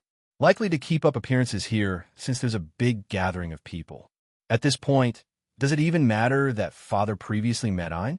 And yet, it didn't take long for the crowd of people to burst out in shock once again. Excitement quickly spread amongst them. "Oh, look, that's the Wolf Slayer standing next to the members of the church. I can't believe he took down such a ferocious beast single-handedly." One of the onlook seeing Gileath addressed like that. Even I raised my eyes. Looks like I went ahead and earned himself another moniker to call him by, eh? The Wolf Slayer. A bit cringe, but that will soon be replaced by the Blood and Iron Chancellor in the coming years. I saw Ein giggle in response. Is that what the public is calling you now? Mr. Wolf Slayer? I feel General Osborne is more appropriate, especially with what is to take place here, I replied while chuckling. I will admit the name is a tad embarrassing. I only did what I had to do to protect Roar, Gileath responded, keeping his response short. Is that right? Well, it looks like we've successfully arrived on time from the looks of it. His Imperial Highness preparations are still underway, yes? I asked. Indeed they are. All that is left is for the rest of the nobles to arrive. Then we can get started with our rite of passage and share this moment of history together. Gileath answered. We do not need to wait 2 more days for this. The sooner it happens, the better. Sure enough, Father's true intentions are to speed this ascension ceremony up. I thought it was going to happen on Tuesday, but that doesn't seem to be the case anymore. It's going to happen today on Sunday. Here and now. Boy, am I glad that I finished my daily mission already. If we conclude our business with a banquet after this, we might be home tomorrow for me to continue my training. So this is what you wanted, General. The pieces are falling into place. True, the sooner this ceremony takes place, the better we will be overall. I will run this by Lord Father later.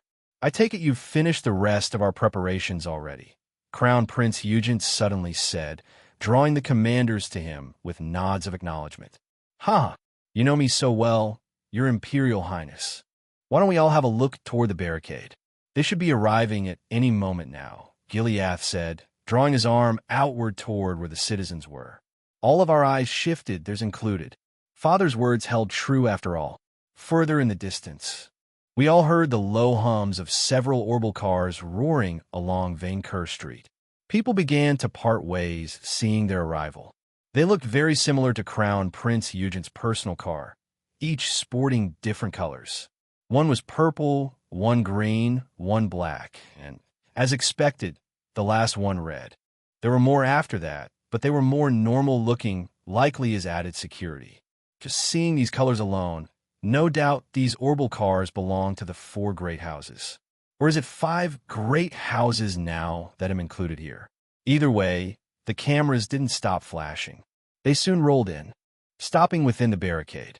Lots of people could be seen on each side of the street now. One by one, figures began to disembark from their orbital cars. Immediately at the forefront, I saw someone with olive-colored green hair, to my surprise. It wasn't the person I was expecting to appear here. Someone who would become the focal point of Cold Steel 2 with his flamboyant outfit and all. No, this person was actually the acting Duke Kian of the Kian house. He seemed to be a very stern noble, dressed in a green-white robe. Later on, he would be the father of a certain girl who would appear at Thor's Military Academy's branch campus. I guess that particular maritime accident hasn't taken place yet. Sir Duke Alfred of Kian has arrived. One of the Imperial Guardsmen announced through the same microphone that was used earlier. No doubt about it, this guy is Muse's father. He remained calm and steadily approached Crown Prince Eugent. Arriving at his side, he didn't say a single word. One nod was all that it took.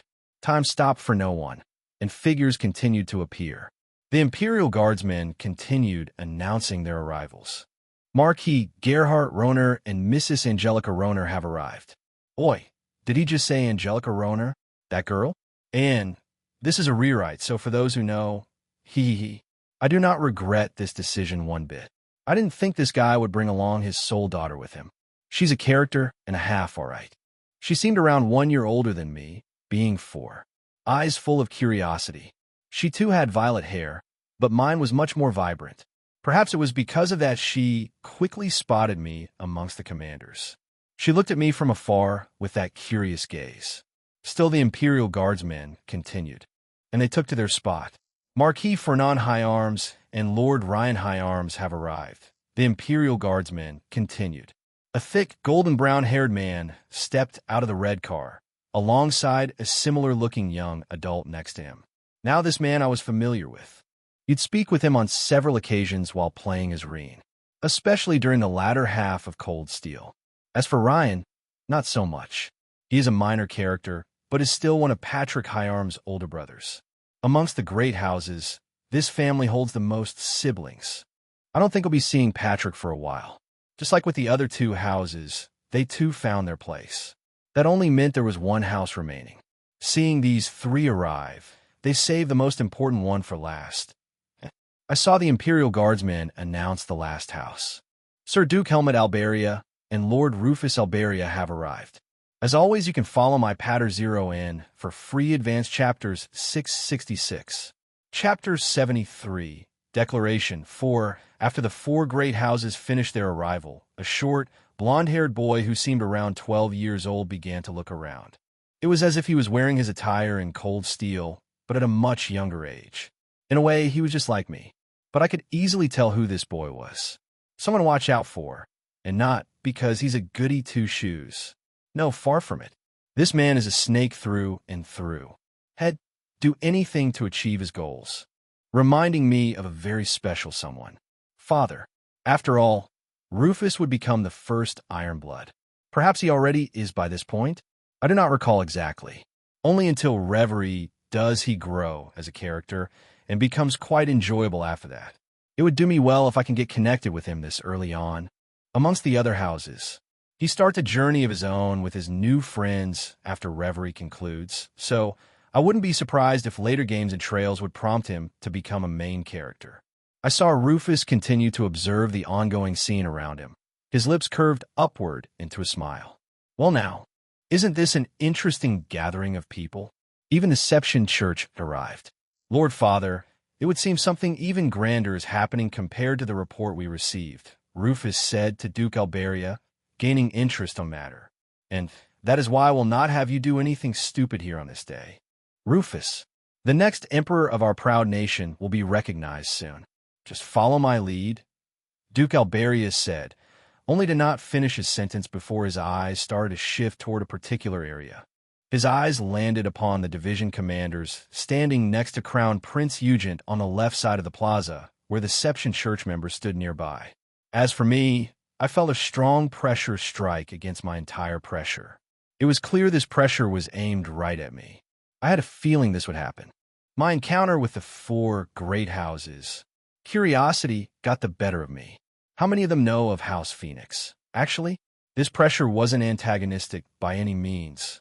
It was just extremely heavy, one with a lot of oomph to it. From some who had built up their identity from years upon years of experience. And honestly, I was a bit jealous of this pressure. How long would it take for me to develop something like this of my own? I wanted to take a few steps back, but I held my ground. I did not flinch. As for Rufus, it was rare to see his own father smile. He couldn't help but raise his eyes the moment he saw the lips of Duke Alberia move upward. It is rare that Lord Father cracks a smile like this, even at home. Just who in the world? Rufus asked himself, only to follow his father's gaze. He saw the division commanders too, but Duke Alberia's gaze was looking elsewhere.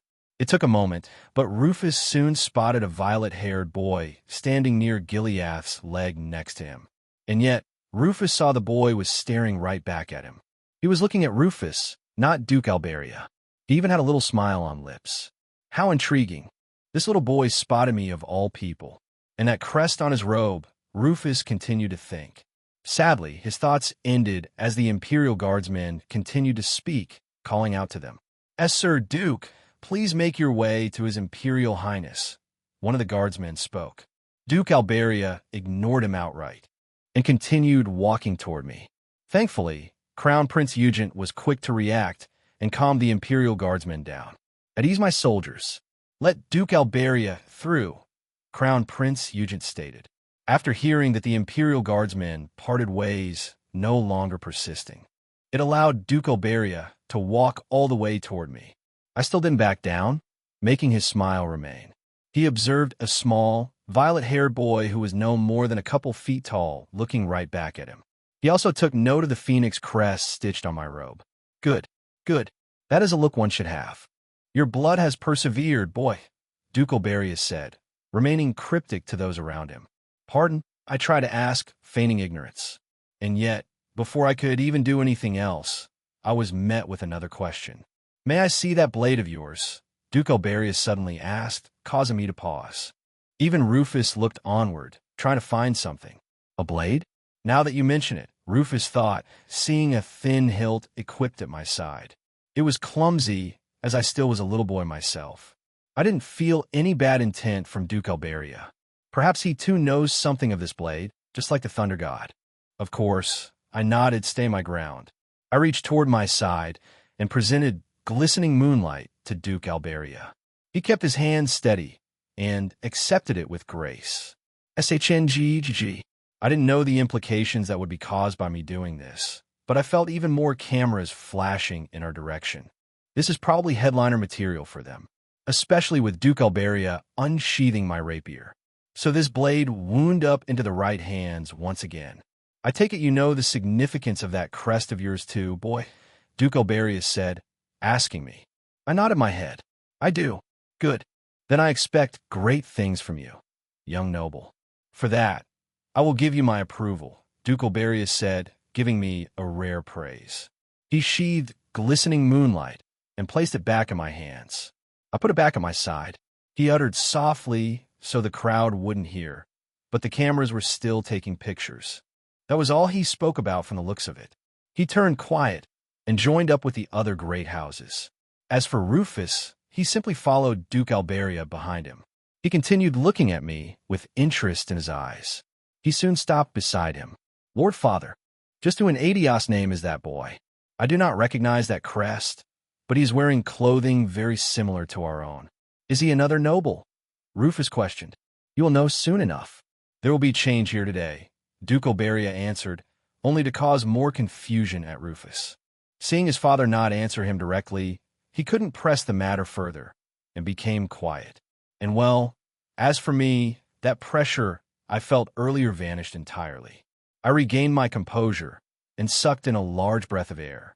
No doubt Duke Alberia is a powerful man, perhaps not the strongest in terms of strength, but is one of the most influential figures amongst the entire noble faction. Seeing Rufus come with him was a surprise. He's a real jerk of a character, like I said, and many people, myself included, didn't like him as a villain during Cold Steel. He constantly stole Reen's romantic interests everywhere he went, whether it was directly or through the shadows.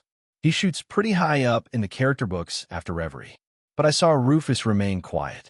I definitely am meeting a lot of new people here. It's likely we'll have some opportunities to exchange words later, but we all heard the crowd quiet down. The 4 great houses arrived. Well, the 5 great houses if you include me. Father did his magic to arrange all of this beforehand from the looks of it, and this will allow Crown Prince Eugen to do what he wanted to do much earlier than what he had planned for. If there was one presence we lacked, it was bracers. Unfortunately, their influence here in Erebonia compared to other nations. Perhaps they do have some people mixed in a crowd of people, but they weren't on the stage like we were. And during the 100 Days' War, their guilds would succumb to an attack by Jaegers. The very same attack that would distract Cassius Bright to leave Liberal so the Imperial army can invade. That silence didn't go undisturbed. A glint of light streaked across Ain's eyes as she observed what happened before her. Now that's something you didn't have when we met prior, boy. Just who are you? Ain thought to herself. Sadly, she could only shake that thought away for now, and took this time to approach Crown Prince Eugen. I do apologize if this was dropped on you so suddenly, Your Imperial Highness, but as you can see, the pieces have already fallen into place. Everyone has gathered by your will. We do not need to stand on ceremony and delay this proceeding from taking place later in the week. The stage is ready, Ain said, doing another curt bow at Crown Prince Eugen. I understand. It has come to that, Crown Prince Eugen responded, nodding his head. Now that I've thought about it, there was even a stage equipped with a podium that was prepared for him. It was slightly elevated from the rest of us, allowing all present to see. He approached the stand located in the center of Drachel's Plaza, equipped with an orbital mic. Before I realized it, Vainkur Street was littered with people. It stretched in all 4 directions, which even surprised me. There's thousands and thousands of people here now. Look, His Imperial Highness is taking the stand. Something is about to happen after all, one of the onlookers shouted. What could be? For even all of the nobility to be present. Something must be going on, a second one said, still doubtful. Growing concern started to rise between his people, and he couldn't help but chuckle. It didn't take long before all of Heimdall began to hear Crown Prince Eugen speak. He sounded confident, and didn't back away. Now let's settle down, everyone. I deeply thank you all for taking the time out of your busy schedules to attend today's conference. To begin with, we will be announcing a few items delivered not only to you, but it will be addressed to the entirety of our proud nation. The country of Erebonia, Crown Prince Eugent said, beginning his speech. It was then his eyes lit up brightly with one flash after another. The reporters weren't taking their chances here. I even saw Niall again with such a serious look in his eyes. Ha ha. And here I stand before you all as Erebonia's crown prince. Today, I bear unfortunate news. As a result of a recent tragedy, my first wife will not be here with us. The boy you see before me is my son. I hereby declare him the new crown prince. Due to certain circumstances, he was living outside Valflame Palace until now. But he has returned home, to where he belongs. Crown Prince Eugent continued. And for me to announce my son as the next crown prince, all of you might be wondering where I presently stand. Fret not. From today onward, with Deception Church as witness, I will be taking my spot as Erebonia's next emperor. From here on, I will be called Emperor Eugent III, Crown Prince Eugent declared, letting his speech go off without a witch. He raised his arm upward, letting his voice carry throughout the entire plaza. Everyone stood there dazed, not expecting this bombshell of news to be dropped here today in Heimdall. But that silence didn't last long. One after another, the crowd erupted into cheer. Long live His Majesty Emperor Eugent III. As always, you can follow my Patter 0 in for free advanced chapters 666. Chapter 74, Toll, I. Just like that, Crown Prince Eugent declared himself the next emperor of Erebonia, Emperor Eugent III.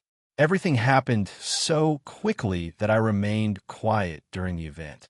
I just tried to take in everything that I saw, witnessing history in the making. From here onward, Emperor Eugent will be the one to act upon the throne. You even get to meet him several times during Cold Steel. But because I was trying to take in the entire event like this, time stopped for no one. Later, that same evening, Valflame Palace. Inside one of the many guest rooms that was connected to the first floor of the palace. A little violet, short-haired boy with golden eyes could now be seen in one of these rooms, deep within Valflame Palace. He was presently wearing a white-violet fancy robe with a phoenix crest on its front. A tired look was in his eyes, but unfortunately for him, he could not rest yet.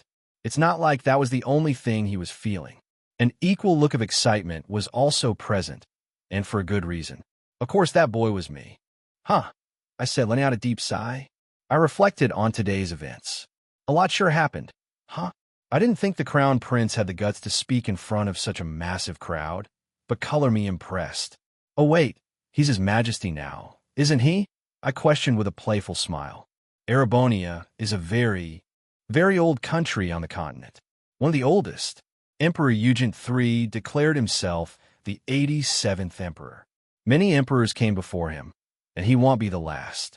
But declaring himself the 87th emperor wasn't the only thing he did. He abolished the great houses right then and there. He no longer addressed the nobles as the 4 great houses, but now as the 5 great houses. It brought great shock to everyone present. And guess who was at the forefront of that? Yours truly, me. Now do you understand why I'm so tired now? Ha ha ha. I thought there would be an objection to that formation. But surprisingly, there wasn't. That was likely because Duke Oberia gave me approval up front like that. The other houses welcome me and are looking forward to my debut in what's called high society. My path to become a noble in the future has already begun, and I don't know whether or not I like that. I have to be prim and proper toward others. I just want to live my life here, you know? And when does one debut in high society to begin with? I was left with more questions than answers. Answers that Father likely has. He'll definitely need to have more chats with him once we return home. Does it happen when one turns 5? Or much older? I will need to look into this further. For now, the banquet was still held as scheduled. The new emperor invited us in, and the major characters remained behind. Most division commanders returned to their duties while it took place. But it allowed me to interact with all of the other nobles present. They praised me for the polite mannerisms I displayed despite being so young. And Aurelia was there to make sure nothing went sideways. It wasn't hard to see that she was beginning to look at me in a new light. The banquet went off without a hitch, just like His Majesty's speech earlier in the day. I went into my thoughts again, finally plopping myself near a bedside. Still, I wonder how these guys will react once they know they'll be off the radar in 2 or 3 years. Should I still enter the DG cult like this? I uttered, wondering if what I currently have planned is the right way to go. Just that thought alone is crazy. No one in their right mind would choose to wander into such a place. But I'm different from them in the aspect of knowing the future. I know who enters that place, so I want a chance to interact with them. I could only put that thought aside for now, as I heard the door of my guest room knock. "It's open," I said. A sole figure entered upon opening the door, one who sported short golden blonde hair and violet eyes. He was dressed in his signature red robe. My eyes raised, as I wasn't expecting it would be this person to enter my room. I quickly stood off the bed and did a polite bow, greeting him. "Your Highness," I said, greeting the boy with a playful grin. "At ease, Naoto. It's still somewhat new being addressed as Your Highness, but you're in the same boat, aren't you now?" "Young Duke." "Ha ha," the boy said, smirking back at me. "Please don't," I retorted. "I'm merely jesting, of course. Today was rather packed, wasn't it? I'm already looking forward to the day you debut in high society, however long into the future that is," the boy responded. I can now start addressing him as Prince Oliver, just like in the games, haha. Today was fulfilling, that is for sure. "Did you decide to check up on me, Your Highness?" I decided to ask. I did. "Unlike the rest, you are definitely the youngest here." I did not think General Osborne would take his kin with him to this event, but now it makes sense as to why. You can be rest assured there is nothing else major. You held your discussion with Lord Grandfather. I take it most of your questions have been satisfied. Prince Oliver shot back. "They have for now. I will be retiring for the night soon, and Father and I will likely depart tomorrow. Based on what you have said, however," I began to say, drawing Prince Oliver's interest, "I am planning to stay beside him in the future, so I've decided to reveal some of my plans to him. Do you have something you wish to discuss?" "Sort of. I have some plans of my own that will be in motion soon. I cannot say much now, but it will make me go off-grid in a couple years' time," I said, remaining vague on the matter. "Off-grid, you say? Is it possibly related to that staff wielder, perhaps?" Prince Oliver questioned. "You can say that. Her name is Rosalia, and she is my master. I'll be training under her for a period of time. I will be unavailable during it, most likely. That will mean I'll be completely out of the picture after that is over," I happily replied. "That is rather unfortunate, but it looks like this can be stopped. You know the twins took a rather good liking to you, right?" "Ha ha," Prince Oliver said, smirking again at me. "You aren't immediately opposed to this?" I questioned back. "Nah. With how things will proceed in the future, the nobles might suspect something. They'll ensure Lord Father will keep them in check," Prince Oliver responded, reassuring me. "Thank you. After tonight has passed, I suspect Father will take me home in the morning. Honestly, I was expecting to be here for a couple more days. It's a shame we won't be able to hang out more like this," I replied, shaking my head with a sigh. "Then this will likely be our last day. We will see each other for a while. How about I give you something in return to look forward to after you are back?"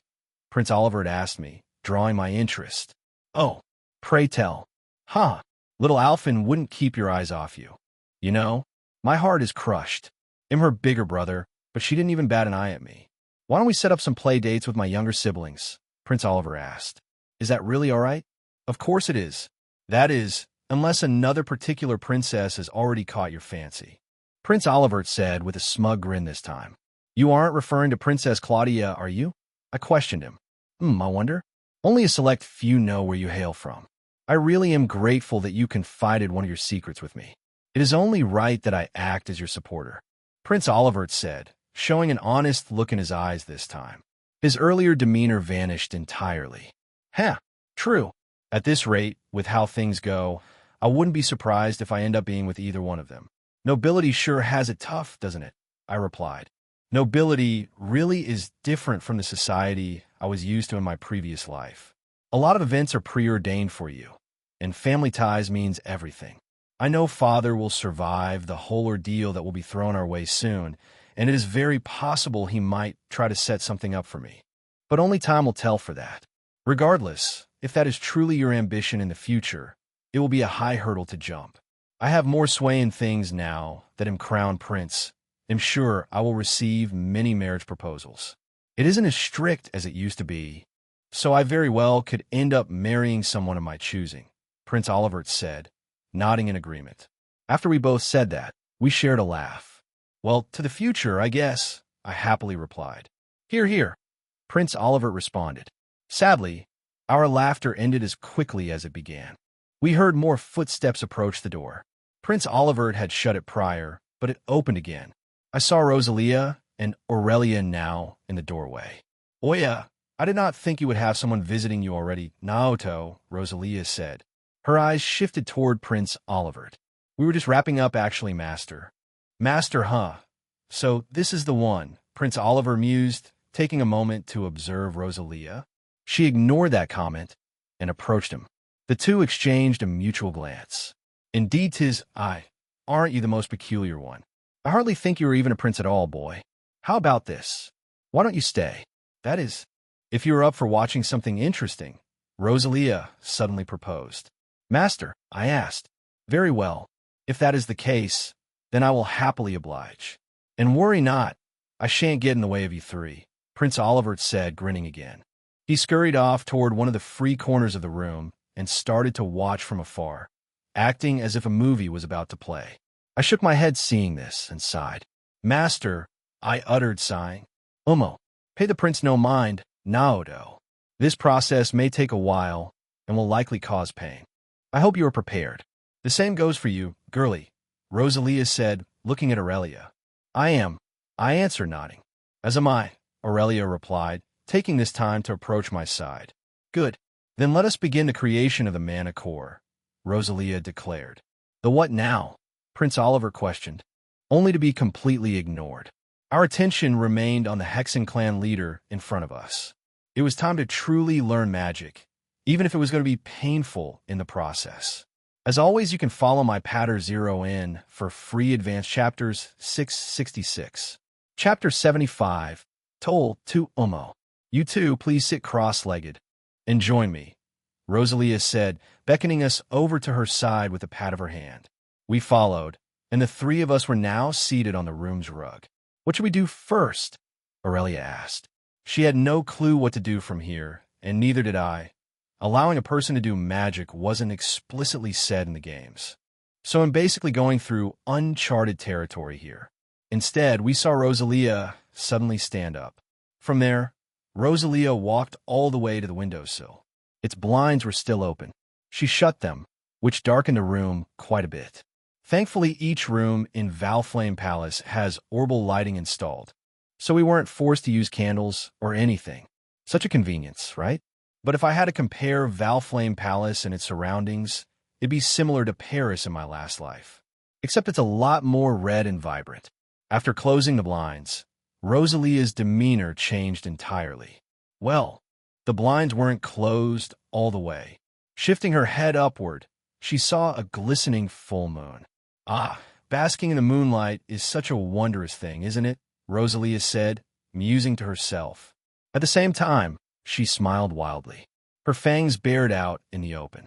These fangs weren't something you'd see in humans. And there was a very good reason for that.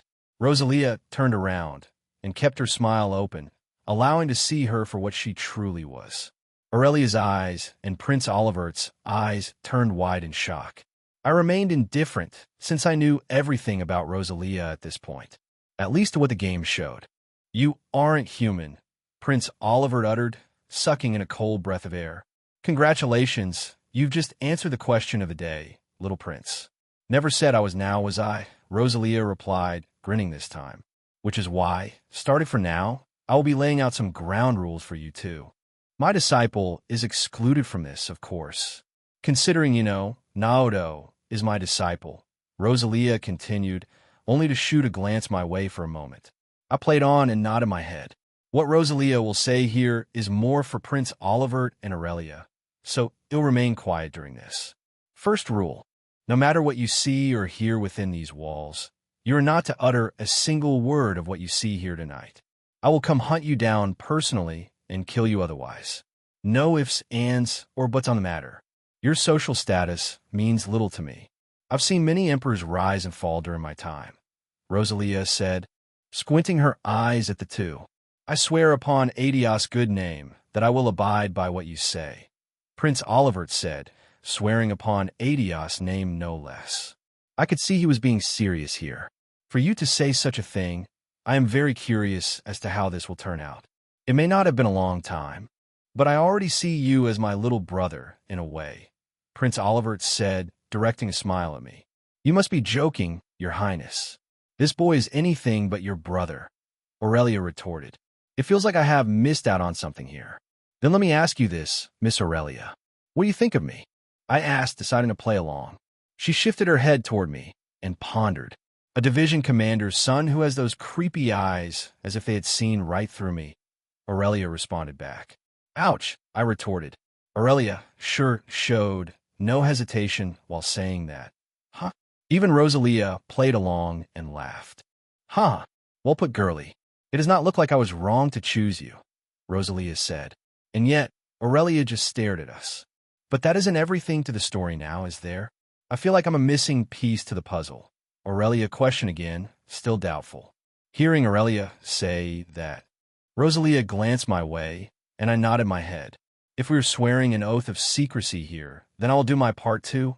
I started, only to do a formal bow at the two. Not one of a division commander, but that along the lines of royalty. I informed Prince Olivert earlier in the day. But it is only right I tell Aurelia too. Long story short, I am Naoto von Auslese, bastard son of my late mother to Liberal's throne. It is a pleasure to formally meet your acquaintance, Miss Aurelia, I said, introducing myself. I can tell you're being serious here. You really are the same like His Highness here, Aurelia replied. This time she was on the receiving end of being shocked. It didn't take long for something to click inside her head. Why an Adios name is someone of Liberal's royalty doing all the way out here in Valflame Palace? Ha ha ha. I have been wondering that myself lately, Prince Olivert said, smirking at us. Things aren't looking too hot between Erebonia and Liberal right now. And yet, you have two princes of our respective nations present here, sharing one room together. If this isn't fate at play, then I don't know what it is. Fate my ass. I'm surprised Liberal hasn't done anything yet, Aurelia retorted again. You needn't worry about that part, Aurelia. Grandmother gave me the freedom to do as I see fit. Basically, my mother is grandmother's sister. I do have a right to succeed the throne in the future. Only a select few know my true identity like this. Things aren't set in stone yet. This is still a lot to take in, Aurelia uttered and sighed. Rosalia kept her grin on her lips, seeing Aurelia react like this. Just so, if you would have walked out of this room with this knowledge intact and didn't swear an oath to secrecy, I would have wiped your memory right here and now, girlie, Rosalia said, chiming in. I have already resolved myself the moment I stepped into this room. Rosalia, this is such an opportunity to increase my battle strength if I can learn to wield magic like you. I will take this conversation to heart. I too swear upon Adios' good name that what is spoken here will not leave this room, Aurelia said, nodding her head with a serious look. Her earlier stupor had vanished. Excellent. With the first rule out of the way, this ties rather nicely to the second one. This more relates to you, Aurelia, rather than the prince over there. I will be tapping into your soul directly to unleash both your mana core and Naoto's mana core. It is an excruciating process. There will likely be pain. I do not have a slightest care in the world if you perish here. I will only blame it on your potential and bad luck if you succumb to this spell of mine, Rosalia explained. I understand. My current master, Master Vander, says I have no equal. If my potential is the one thing that nips me in the bud, then that would be such an ironic way to go, haha, Aurelia responded, laughing. So the Thunder God has given you such praise, Prince Olivert mused, gaining interest. He did, Aurelia happily replied. I don't really have a third rule in place, but have you decided, Naoto? Rosalia questioned. I replied, unsure. We would have left this part until you arrived at my village. In reality, it is no better than to do it now, since we are situated above a spirit vein. Unlocking your mana core will be when your mana is most pure. Creating a familiar comes with that. As to what you want to make, that will be left to your imagination. Naoto, Rosalia continued to explain. My eyes lit up hearing that. A familia. How exciting. Will Rosalia attempt to do both at once? I take it you'll be doing both at once then.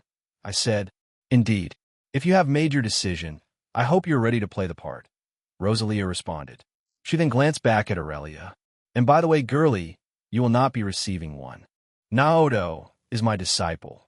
Only he and he alone will be receiving a familiar. A familiar, Aurelia tried to say. Are those related to magic? Take it as you will. There's just one slight problem to the process you'll be doing. Rosalia suddenly said. Even you have problems, Rose? I asked, grinning. The two of you will technically be classified as wandering witches, considering you do not hail from my village. To ensure the quality of this process, they'll be inscribing the seal of the Hexen clan onto your backs. As for you, Naoto, I will also include my personal seal, Rosalia explained. So we'll be getting 2 seals while Aurelia receives one.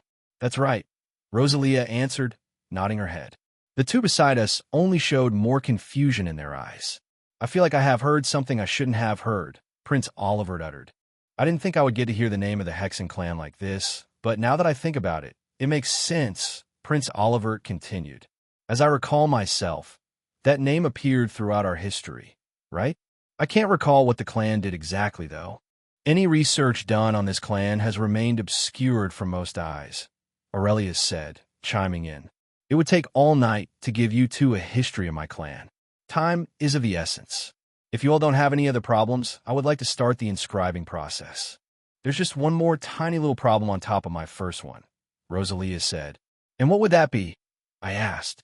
I am in a state of recovery, as one would say. I currently do not have access to my full strength.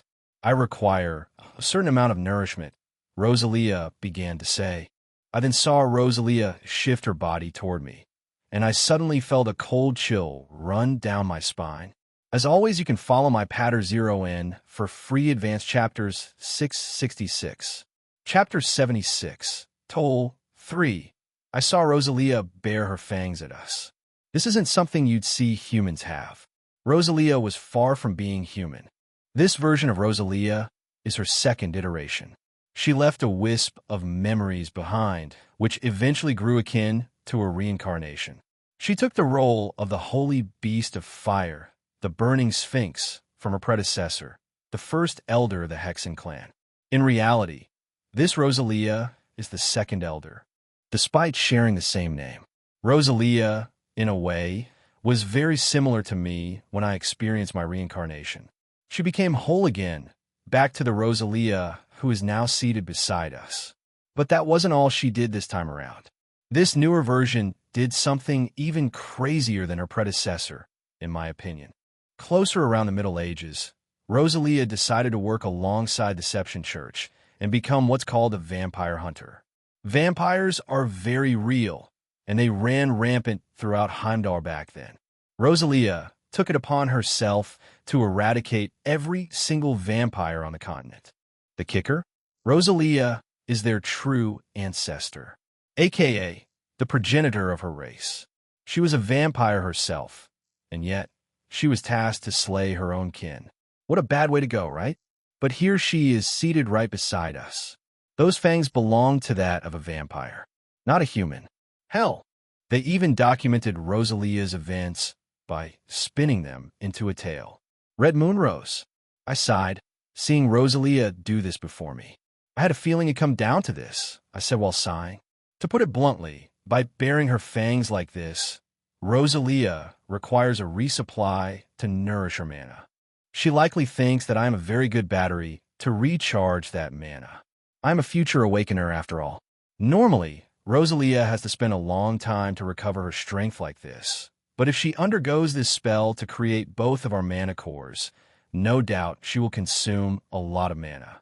I doubt she even has enough right now to perform it. I wasn't the first awakener she has come across. It really does make me wonder if she has shown this side of her to other past awakeners. You know, the fact that she's a vampire. Still, I do not back down from it. The prospect of learning magic in this second life of mine weighed too heavily for me to simply ignore it. It just involves a little puncture to the skin. I think I can survive that. I nodded my head at Rosalia, causing her to smile at me. If you're ready, Naoto, then turn around and show the back of your neck at me. Rosalia issued. Got it, I said. Remaining seated, I turned around and scooted closer to Rosalia. My back was now against hers. Thankfully, my hair was still really short, so I didn't have to move it out of the way. She saw my neck become visible. She then glanced back at Prince Olivert and Aurelia. I have little interest in what you two do during this. If you are squeamish, you may want to look away, Rosalia said to the two. Squeamish? Aurelia tried to ask, but she couldn't even finish her words before she was interrupted by Rosalia's swift action. All of a sudden, she opened her mouth wide and moved her head toward my neck. She found an area on it to her liking. Chomp! HSSS. A low-pitched hiss resounded around our ears as my neck felt a puncture. To my surprise, it wasn't painful, but rather numbing in a way. A couple droplets of blood began to drip down my neck while Rosalia gobbled most of it up. She was pretty messy. A few droplets of blood splashed onto Aurelia's face not too far away, painting it bright red. This, Aurelia uttered while shock returned on her face. Raising a finger, she wiped the blood off with one of her fingers, only to see it stained.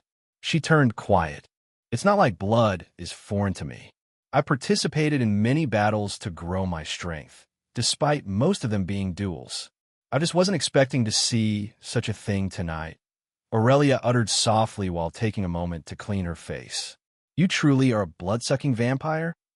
Records of old indicated they were all wiped out, but that clearly isn't the case. Prince Olivert mused, seeing this play out before him. I winced my eyes for a moment upon the initial puncture, while expecting the pain to gradually grow during each passing moment.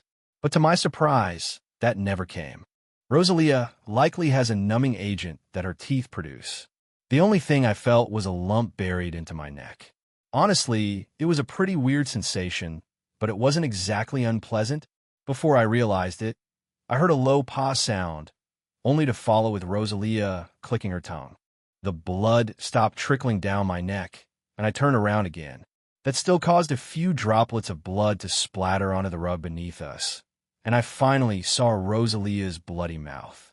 TCH, I really am rusty at this to let a few droplets of blood go to waste, Rosalia said.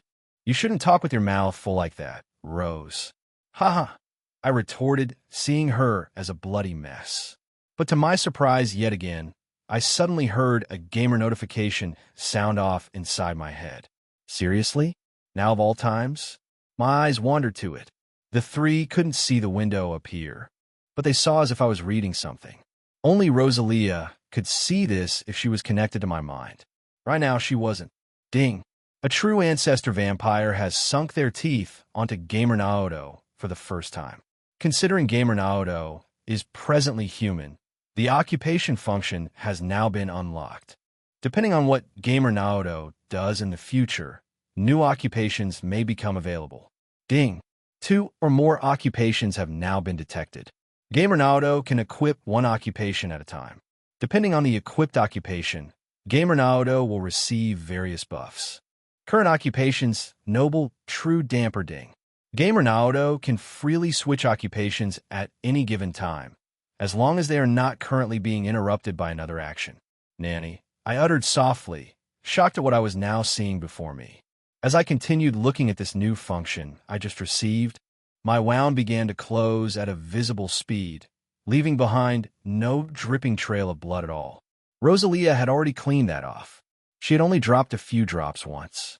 She savored it, even going as far as using her finger to wipe away any remainder of it from her lips. Thankfully, it looks like my surprise went unnoticed.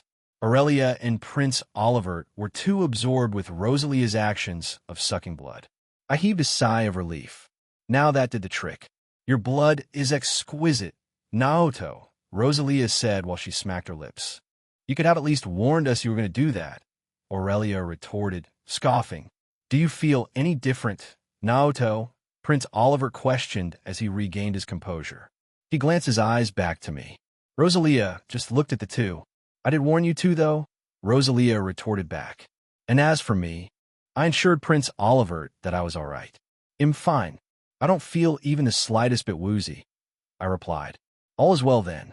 I've replenished a hefty amount of mana, thanks to you. I would even go for seconds, Rosalia said, grinning. Even though most of the blood was now gone. You could still see her teeth were still stained red. Yeah, I'd rather not. I shot back, keeping my cool. More importantly, what's the next step from here, Rose? You've enough mana now, right? I decided to ask. What comes next is the easy part. At least for me. You, on the other hand, may not like it so much, Naoto. As for your answer, I can now attain my true form again. It will only last for a little while, so we need to act quick. And before you even ask about it, it isn't what you're thinking of. I am simply returning to how I look. Remaining a little girl like this helps me conserve mana. Rosalia explained, shutting me down before I could even ask more. Rosalia still had her large crimson staff beside her. She grabbed it after standing up. She now had our undivided attention. Making sure she had enough space, she twisted her crimson staff horizontally. All of a sudden, a rather complex bluish magic circle appeared beneath her, which contained symbols. I had no clue what they were even for. The two beside me just stared on with a blank look in their eyes, seeing magic cast before them for the first time. As much as I wanted to laugh, I didn't. Rosalia didn't even need an incarnation for this spell. She simply transformed just like that. We were then greeted by a white puff of smoke, hiding Rosalia's figure entirely. Her shadow began to stretch. This played out very similarly to how clones appeared and disappeared in Naruto. She grew taller and taller, no longer appearing like a little girl. Once the smoke vanished, an entire new Rosalia appeared before us.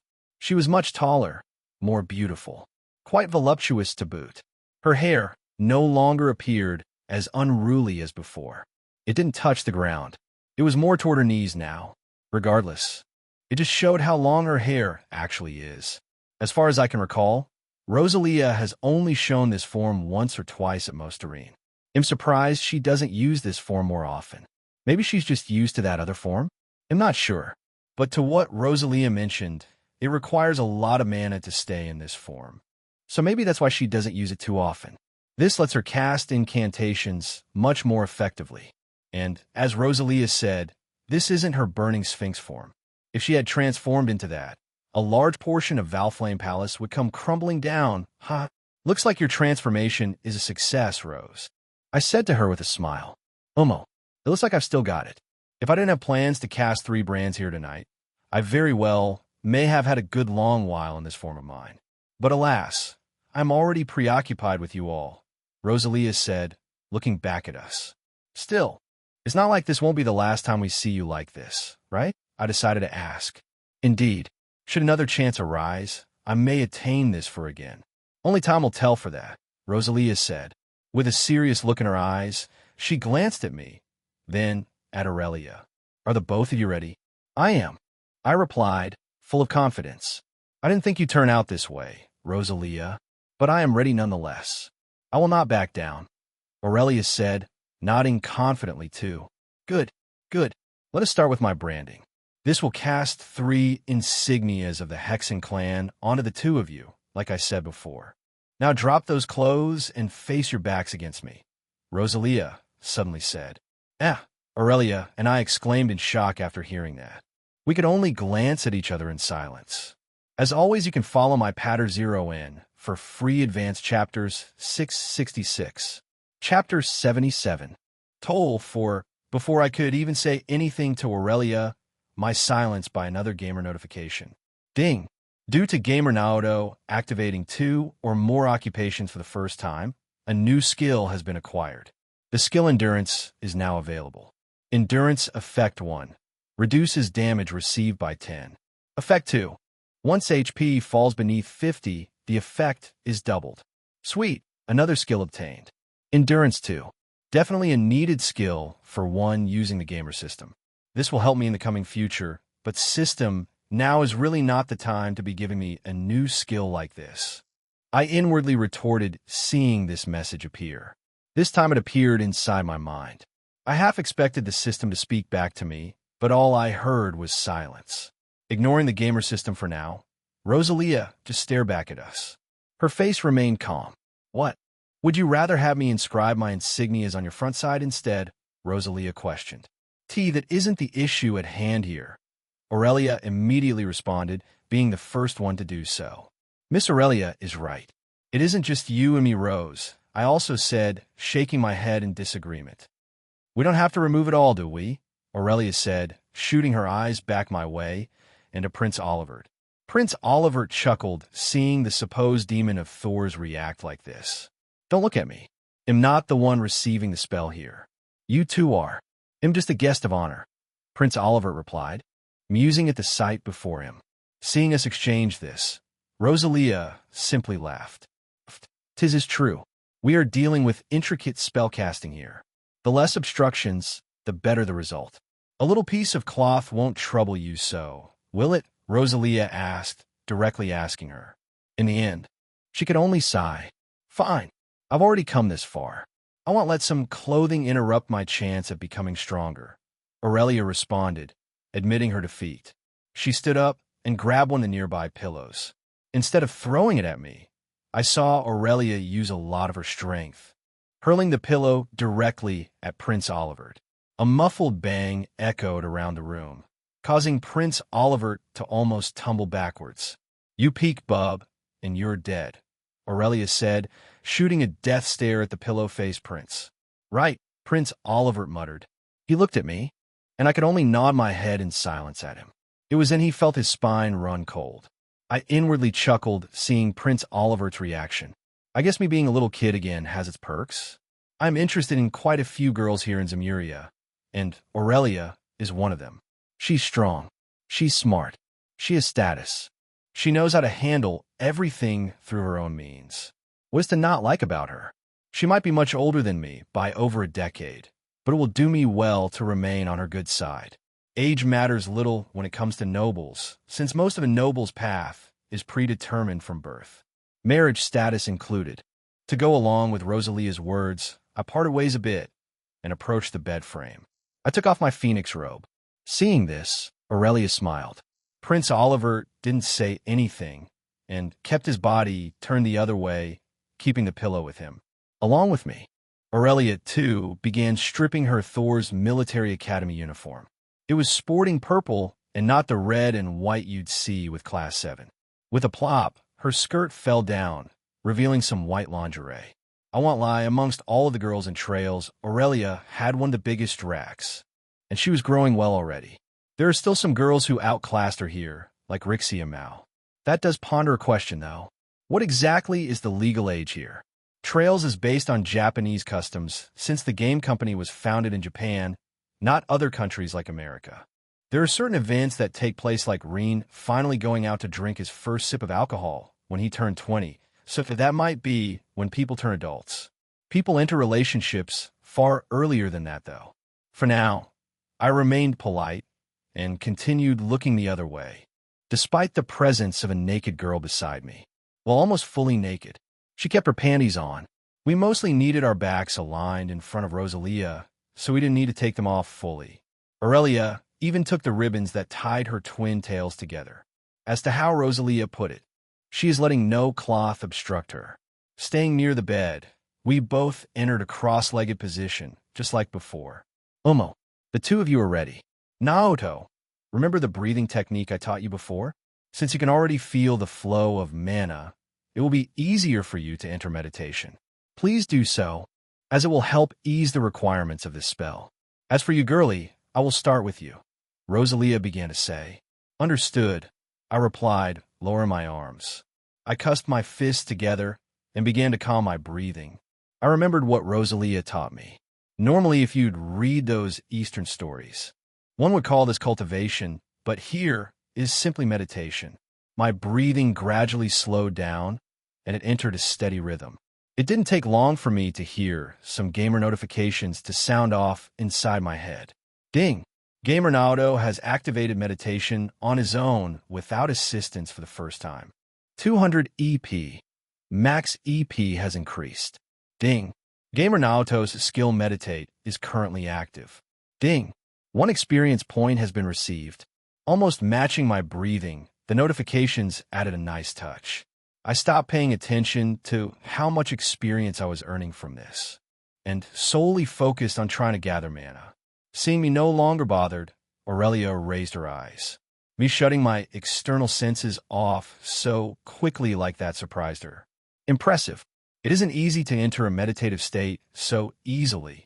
You mentioned this little child is your apprentice? Aurelia asked, keeping her face forward while she observed me. Indeed he is. Feeling jealous already? I'm not sure if this is jealousy that I'm feeling. Perhaps it is admiration, Aurelia responded, unsure herself. Well, it doesn't matter. Like I said, I will be starting with you, Aurelia. Are you able to enter a similar meditative state like Naotos? Rosalia asked. Of course I can. Both Master Vander and Master Arzid have various breathing techniques their respective schools use to help develop their battle chi. I'm sure this will be no different to that, Aurelia replied, full of confidence. Very well then, let's put your words to the test. And just so you know, the pain you will feel will likely far outstrip Naotos, as you haven't an ounce of mana in your body. One that you can't tap into yet, anyways, Rosalia said, remaining serious. You aren't suggesting this boy has more talent than someone who has yet to meet her equal? Aurelia shot back. Higher talent? That I cannot answer. Instead, what I can tell you is that Naoto is more experienced in this state of mind. He far outclasses you.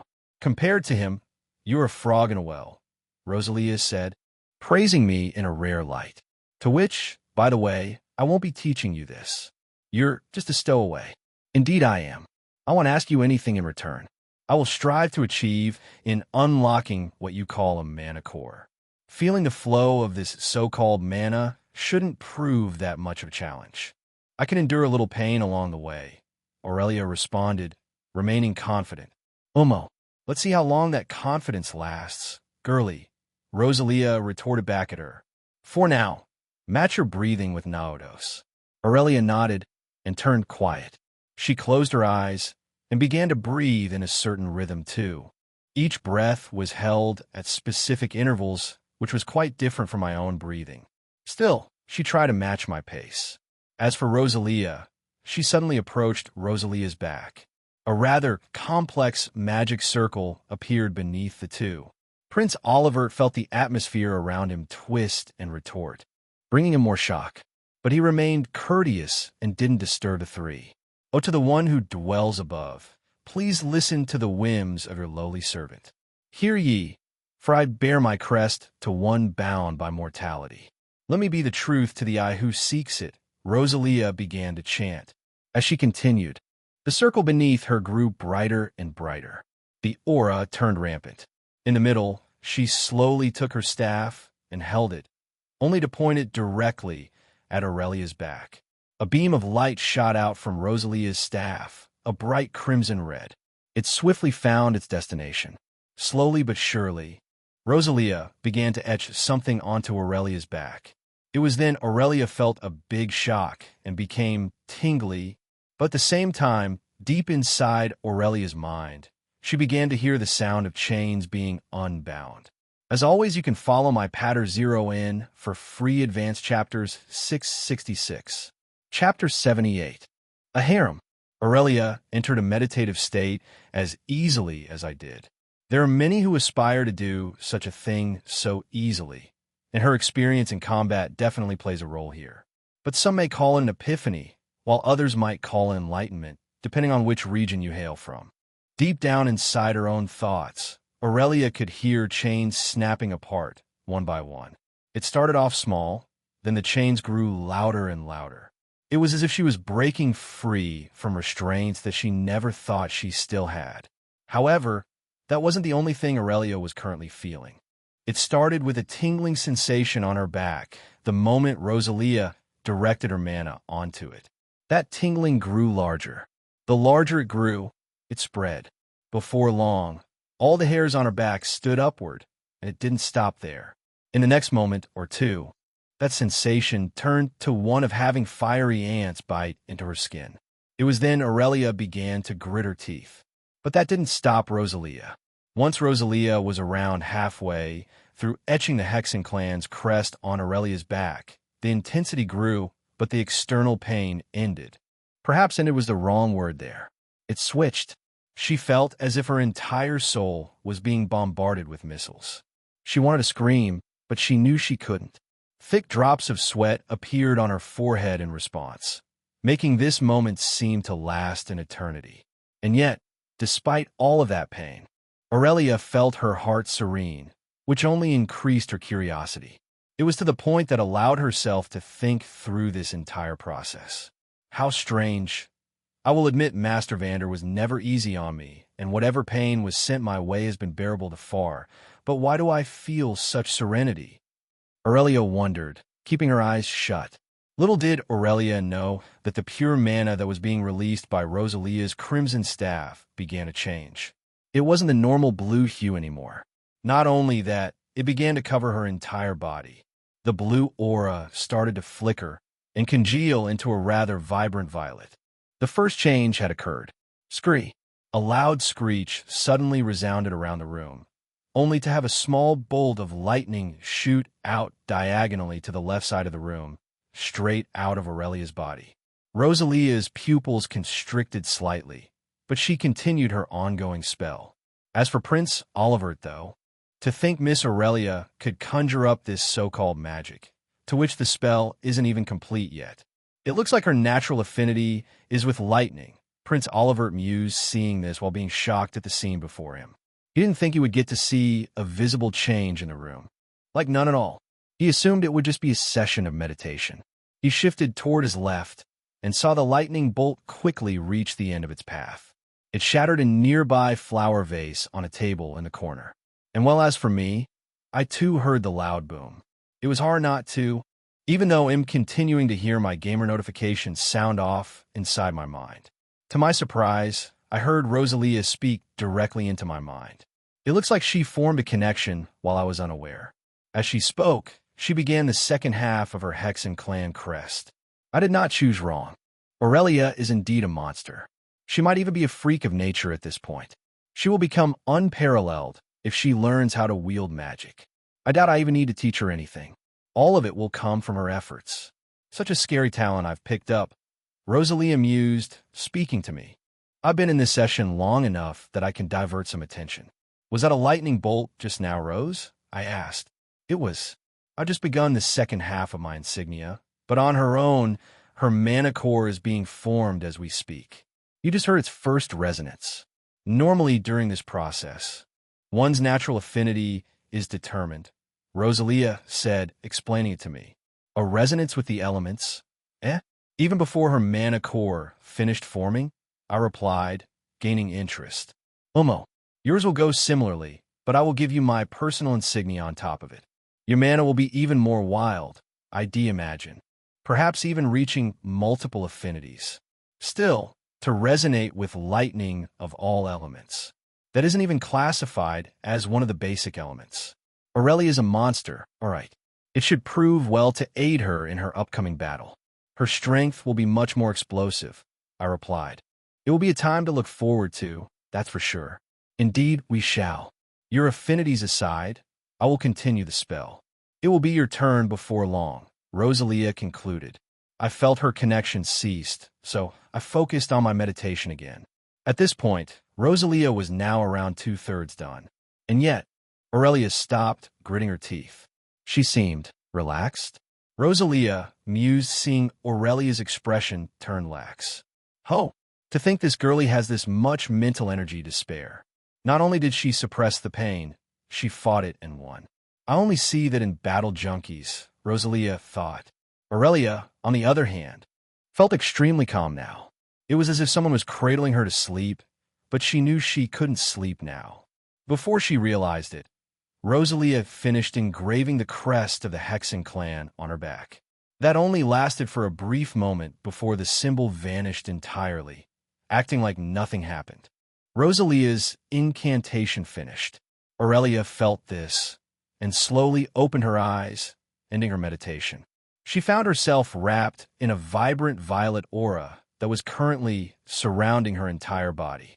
Lights would flicker, crackle like lightning, but at the same time, it felt tranquil. "So this is magic," Aurelia murmured. "I did not think it would feel so pleasant." "It is very different from battle chi," Aurelia continued. Standing up, she moved her limbs around to see how this aura behaved. It would stick around her, just like battle chi. The feeling was extremely different. After that, Aurelia continued her motions. She attempted to pull this aura back inside her. And sure enough, it listened. The violet aura quickly vanished from sight, making the atmosphere around us return to normal. Just as it finished, a few zaps struck Aurelia's hair, making it puffy. She now looked just like a hedgehog. Seeing Aurelia's hair like this, a chuckle escaped from Prince Oliver's mouth, which made her turn around. Seeing Aurelia do this, Prince Oliver quickly turned around again. "Is something funny?" "And Miss Aurelia, if you're going to look this way, at least put your clothes back on. It's easy to see the spell is done," Prince Oliver quickly suggested, which only made Aurelia laugh. "Huh, I suppose that is true. Your spell is done, Master," Aurelia replied, looking at Rosalia this time. Just like what she had initially said that she would do, she called Rosalia Master. It was clear that what she was feeling was the flow of mana, meaning it worked. I kept my eyes closed during this.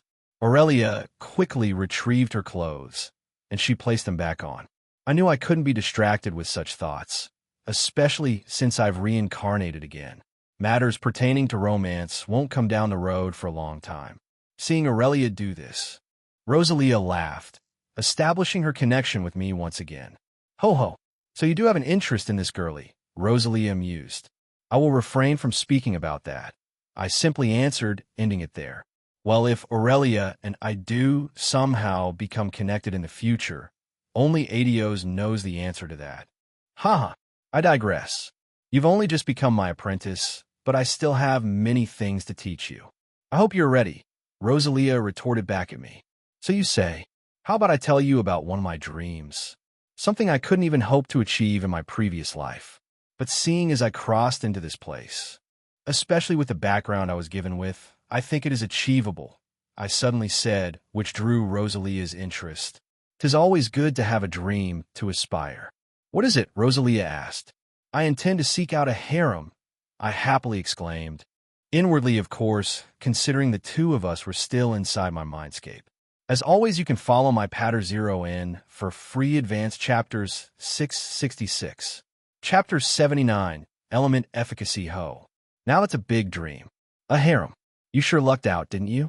You're essentially royalty now. At least in that respect. Society will not shun you if you do pursue a harem. In fact, if they know you could become heir to Liberal's throne, many girls might try to swoon you, Rosalia said, wondering if that would happen in the future. I know, right? I consider my new position a blessing, not a curse. I may know the future, but this future may not even happen. Things will likely change now that my presence is known to this world, whether through better or worse. So why not have a little fun with each step along the way? I replied in agreement to Rosalia's words. And to my surprise, the two of us heard a notification from the gamer system responding to this exchange, as if it was responding directly to my will. Ding! After coming across several characters, Gamer Naoto has expressed his desire to create a harem. Gamer Naoto's title, Harem Seeker, has been upgraded and is now at its full potential. It cannot be upgraded any further. Title has changed to True Harem Seeker. Ding! A new perk is now available. Additionally, this title's final perk of True Harem Seeker has been unlocked. Effect 3 and newly added Effect 4 are now available for viewing. Ding! The party function is now available. Gamer Naoto can now use the gamer system to invite people to form a party. Current limit, 6. Ding! Upon creating a party, members of the party will be able to view their own statuses. True Harem Seeker Effect 1 unlocks favorability with those around Gamer Naoto. Upon reaching max favorability, Gamer Naoto will receive a one-time stat boost to various stats and potentially receive items or gear. Effect 2. Friendship boost. I has been strengthened to true friend. Upon reaching max favorability, the bonds Gamer Naoto creates will not falter. The path of a noble is filled with strife and treachery. Forge bonds, and they will be unable to be broken. They will remain loyal to Gamer Naoto. Effect 3. The party function is now unlocked. Current limit 6. This limit does not deter Gamer Naoto from building a party beyond this limit. But any additional members will not be able to be invited by the gamer system, nor be able to see their status. Effect 4. For the number of girls in Gamer Naoto's party, Gamer Naoto will receive a 30 increase to all stats, excluding SPD and DX. Max 150. Ding. Only effect 4 will be conditional upon having the title equipped. Effects 1 to 3 will be considered passive and can be used without equipping the title. AN. These are my tweaks to Harem Seeker. How do you readers like it? Seeing the effects of this upgraded title, I paused. As much as I wanted to crack a joke, I couldn't. I know I've already unlocked favorability with many characters here in Zemuria already, and a lot of them are at 20 to 30. Now it's saying I will get one-time stat boosts and potential further rewards from it? How can I not look forward to that? And I don't even need to equip this title to benefit from it. More so, the party function. You see, unlike other fantasy stories where the main character would often try to hide their so-called system, the gamer system does it in the opposite direction. It makes itself known, and that is through the party. In the original The Gamer, you'd see its main character invite different characters within its story to become a party. They get to experience the gamer system together.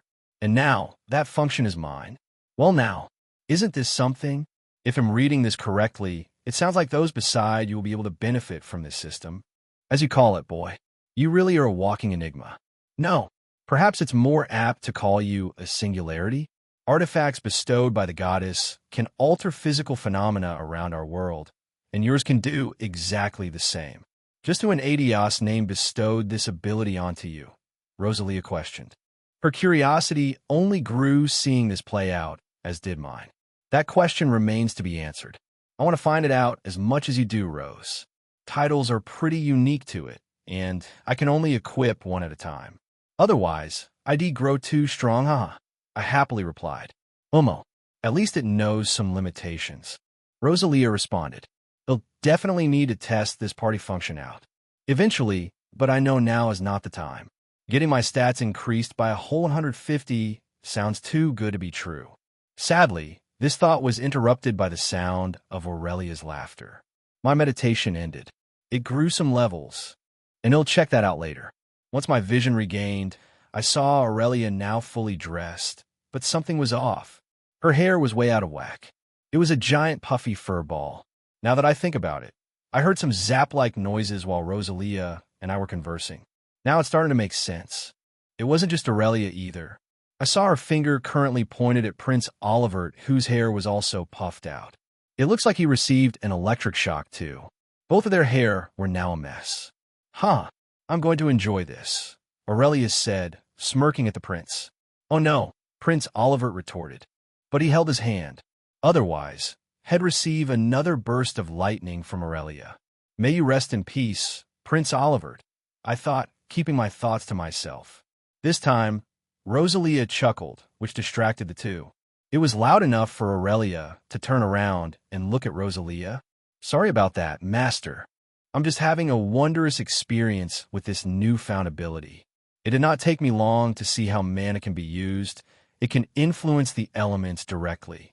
It would seem I have an affinity for lightning, Aurelia said. So it seems. It is good to see you were able to bear through Master's incantation. Are you well? I decided to ask, wanted to make sure. I am fine. More than fine, in fact. I have this new sense of clarity I haven't felt before. It is as if I have a better understanding of how the world works. Quite strange, Aurelia responded. It looks like your turn is next. Are you ready? Naoto? It is time for me to engrave my 2 crests on your back, Rosalia said, turning her head my way. I am. Let's proceed, Rose, I said. My eyes were now determined. I was going to see this through, no matter what. I've already experienced soul-bound, excruciating pain. She did mention that she would be tampering with our souls directly. Aurelia managed to bear it. Since Aurelia was done with hers, she parted ways and joined Prince Oliver's side. It was just Rosalia and I now, seated on the rug. I really wanted to know what elements I had a natural affinity with. If it really was as Rosalia said, would I have more than one? That remains to be seen. But I didn't let this excitement cloud my judgment. I quickly activated Meditate again, and the notifications entered a steady rhythm. I will soon engrave my 2 crests. Are you up for a challenge, Naoto? We could speed it up. I have enough mana to engrave both at the same time, Rosalia proposed. Hearing that, I thought for a moment. Sure, why not? Miss Aurelia endured one of your crests, so I will challenge her and do both, I replied, full of confidence. I really was curious to see if this pain would be matched with the pain I felt when I crossed into Zemuria. She has the strength of a holy beast, but would it be as painful as that? But now that I'm thinking about it, that wouldn't make me a masochist now, would it? Huh. Shrugging that thought aside, I resolved myself and kept my breathing steady. Aurelia and Prince Oliver saw my current appearance, and Rosalia positioned her staff. Just like the first time, she initiated a similar incantation, but even more mana burst forth this time around. As always, you can follow my Patter 0 for free advanced chapters 666. Chapter 80. First, blessing Rosalia began her chanting, and her mana burst forth even stronger this time. Prince Oliver and Aurelia even had to plug their ears. Last time, it didn't create any noise at all, but this time, it was almost ear-curdling. She was doing 2 incantations at once. Isn't this called concurrent casting? You know, layering spells on top of one another? In some stories, you'd see this, while in others you don't. I guess it's a possibility here in Zemuria. An easy way to explain it is you chant a fire spell first, then a water spell second, then layer them on top of each other to create a brand new effect entirely. It looks like there was a lot more to magic than I had previously known. It didn't take long for me to feel 2 stinging sensations strike against my back at the same time, one on the left and one on the right side. Her 2 crests slowly began to form. To think Master would create both at the same time, Aurelia uttered, seeing 2 streams of mana being cast from the Crimson Staff. The 2 streams were twisting around each other as the engraving continued. Prince Oliver also appeared worried. Will Naoto be all right? Prince Oliver asked. Naoto might still be young, but if Master's words hold true, then he should easily overcome this.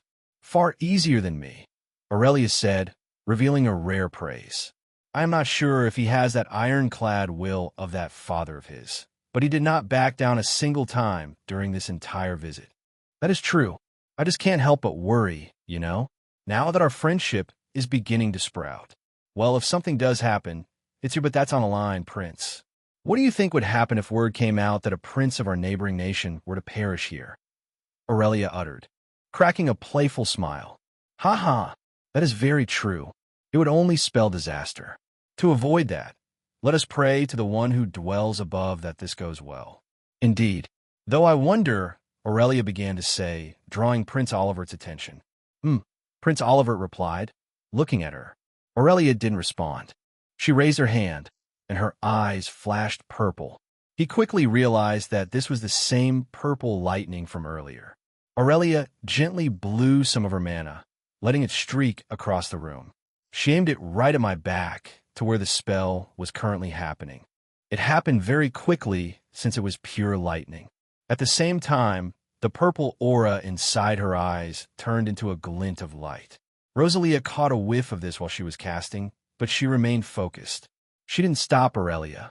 While my eyes remained closed and my meditation session continued, I was greeted with another gamer notification. Not the notifications that I was constantly receiving because of Meditate. No, this notification belonged to something else entirely. It was as if my entire body was wrapped with a calming sensation, which lessened the growing pain. I did not anticipate this to happen. Ding! Rosalia has begun the construction of Gamer Naoto's mana core, now at 10 completion. Ding! The sole daughter of one of Erebonia's nobles belonging to the Le Guin house, Aurelia Le Guin, has grown interested in Gamer Naoto and his interest in magic. Favorability has been unlocked with Aurelia Le Guin. Ding! After being assisted with the development of her own mana core, Aurelia yearns to see something that she wants complete even in her lifetime. Seeing Gamer Naoto attempt to develop an even more complex magic core than her own, Aurelia's interest in Gamer Naoto has risen to its peak. Aurelia has reached 100 favorability with Gamer Naoto. Ding! Effect 1 has triggered. Gamer Naoto has been awarded with Aurelia's Blessing. It is now available for viewing. Ding! Due to reaching max favorability with Aurelia, Gamer Naoto has received 500 HP, 100 STR, 10 SPD. This is factored in separately from Aurelia's Blessing. Ding! Gamer Naoto has received a blessing for the first time. All stats have been increased by 10. Aurelia's Blessing Effect 1 increases HP, STR, and SPD by 20. Permanent. Effect 2. The following quartz have been deposited into Gamer Naoto's inventory. Emerald Shield. Fury. Ding! Gamer Naoto's status has been adjusted. Whoa, I inwardly thought, not expecting to be blasted by these gamer notifications all of a sudden. I felt a renewal of energy sweep all around my body. Not the soothing sensation you'd feel with mana. No, it was as if I had recovered from a full night's rest. Is this what it feels like when I grow stronger by margin? And unsurprisingly, this didn't go unnoticed. A subtle change swept around the room while Rosalia continued her spell. Aurelia was quick to raise her eyebrows, and her observation of the ongoing scene only intensified. Her eyes were now all on me. Is it me, or did this boy just grow stronger? Now, this isn't something I'd expect. So this is what happens when I reach max favorability with someone. And I get this blessing no matter who it is. I mused, wondering if that was indeed the case. Every time favorability is maxed, I receive a one-time boost thanks to Harem Seeker. And that triggers even without me having to equip it. In addition to that, the blessing itself provides a permanent boost. Talk about overpowered. It was then I heard another connection established with my mind. It sounds like something happened with Naoto, but I would advise diverting any more attention to whatever it is that took place. The incantation is now underway, and it cannot be stopped. It will only get more painful from here. Rosalia's voice spoke out to me, as if it splashed a bucket of water over my soul directly. I immediately calmed down. That is likely for the best, I decided. Ding! Gamer Naoto's mana core has reached 30. Seeing it already reach 30, I really do think this is doable. I will just go into one more detail about the gamer system. Normally, it gives you two extremely powerful skills right at the very beginning. The gamer's body and the gamer's mind. It looks like I received neither of these skills. Instead, I was given more titles and such, and the ability to receive blessings, depending on how I interact with people. I'm sure down the line, that alone will cover the gap that these two skills hold. The gamer's body grants you the ability to recover all health after a good night's rest. My health recovery does trigger passively, so that was why I've seen those messages in the past. It is not tied to the gamer's body skill. It just happens on its own. And the second, the gamer's mind, makes you a systematic robot. While you can still feel emotion and all of that, the end result would come about logically about every single damn thing. If I wanted to develop a Jaeger's battle instinct or something like bloodlust, having the gamer's mind is the last thing I want. So it looks like this version of the gamer system will supplement these skills with other effects. And it's already starting to show. Ding! Gamer Naoto's mana core has reached 50. Ding! Gamer Naoto's mana core has reached 70. Sure enough, Rosalia's incantation is going rather smoothly, isn't it? It's not like this progress didn't go unnoticed, however. I've been feeling this constant buzzing around my mindscape, like an annoying fly that you couldn't swat away, and it would always come back. I wanted to groan, but I kept steady and continued my breathing. This quest was going to give me a new breathing technique, and I was very much looking forward to it. Just like Aurelia, I could only grit my teeth together. Seeing me grit my teeth, Aurelia smiled. It looks like he is feeling it after all. And here I thought you would come out unscathed. Aurelia mused. I doubt any right-minded fellow will come out of this unscathed, Prince Oliver retorted, as Aurelia spoke this loud enough for him to hear it. They could see two symbols engraved on my small back. It wasn't complete, but it was quite visible. Once the incantation crossed the 70 mark, I felt this pain was much more bearable than unlocking the gamer system when I first crossed over into Zemuria. The 70 became 80. It was then Rosalia's mana covered me and swept over my entire body, just like how it did with Aurelia. Seeing this, Aurelia raised her eyes. So it's begun, Aurelia mused. Now give me a show. Even I'm curious as to what will spawn from this, Prince Oliver also uttered, keeping his voice quiet. Whoosh! The color of the aura surrounding my body began to flicker. It did not turn purple like Aurelia's did. Far from it. It turned fiery red. A crimson aura, Prince Oliver said, being the first to respond. Seeing this, he couldn't help but chuckle. If this isn't fate, then twist me sideways. And yet, the crimson-like aura didn't end there. Their surprise only grew. The aura suddenly changed. This time, the red vanished, and it was replaced by an azure blue. Ding! Gamer Naoto's mana core has reached 90. An azure-colored aura this time. 2 elements, Aurelia uttered, feeling amazed at this sight. It didn't stop there. The mana covering my body soon began to swap between the crimson, red, and azure blue. Seeing this, Aurelia smiled. Looks like we were right. This boy really does have 2 elements, Aurelia said.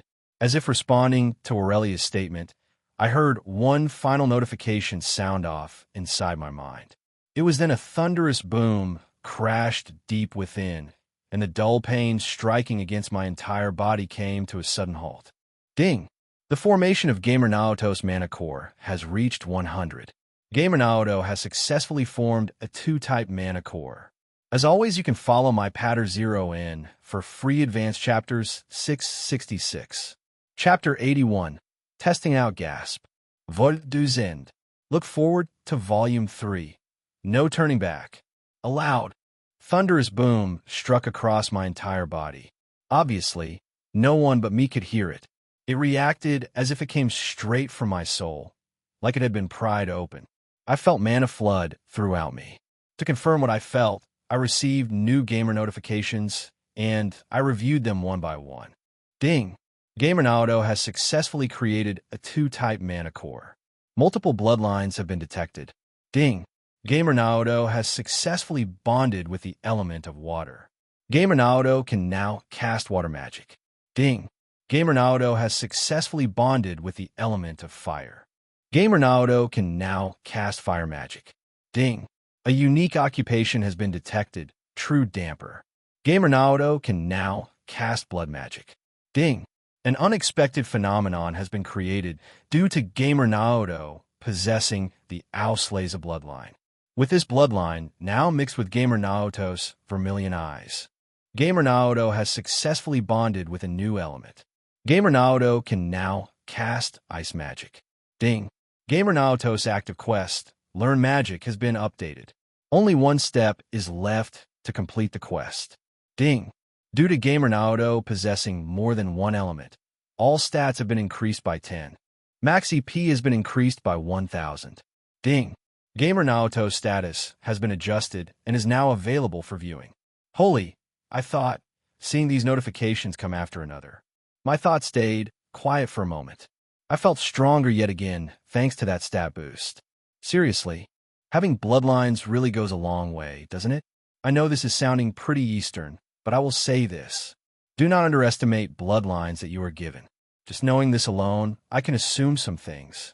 After Orbital Tech became known, I am sure many members within the Auslese royal family are naturally aligned to the water element.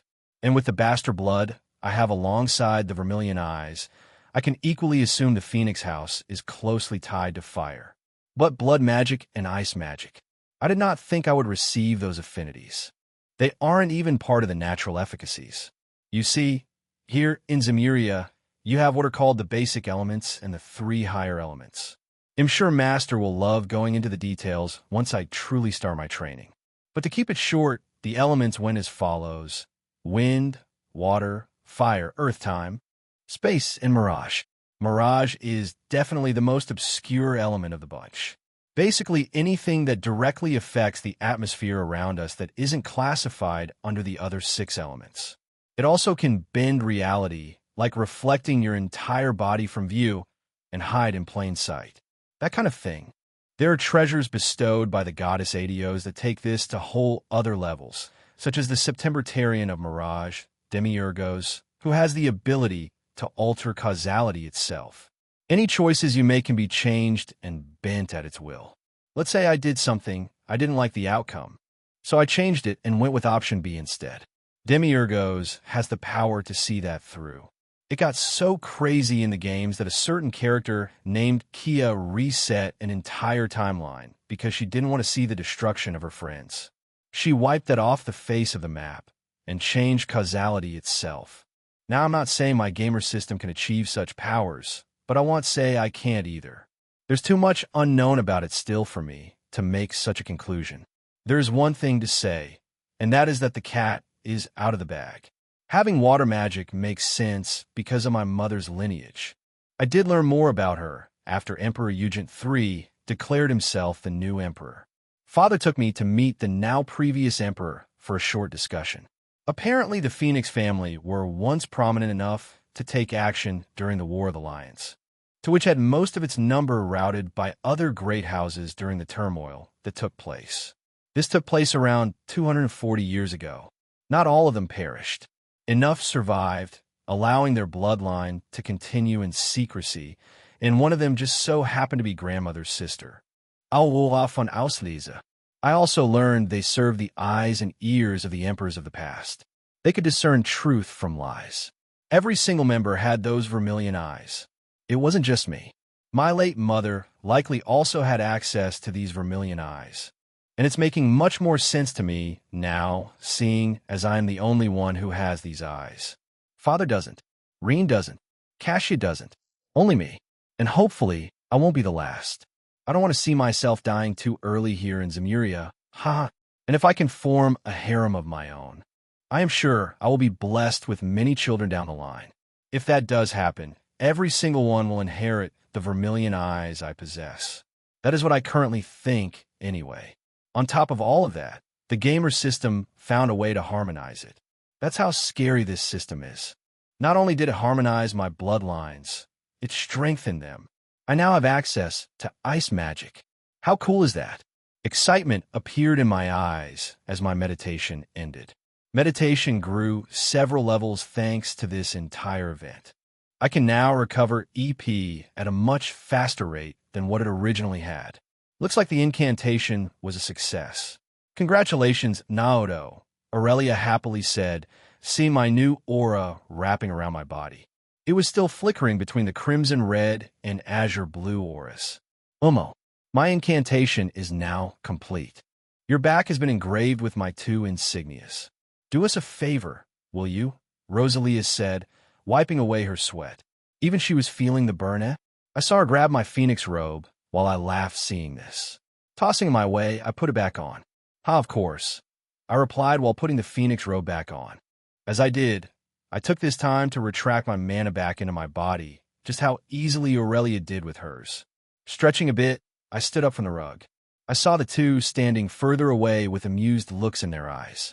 How do you like the show, Your Highness? Do you believe magic exists now? I decided to ask. Indeed, I've seen a lot of phenomena tonight that can't be explained.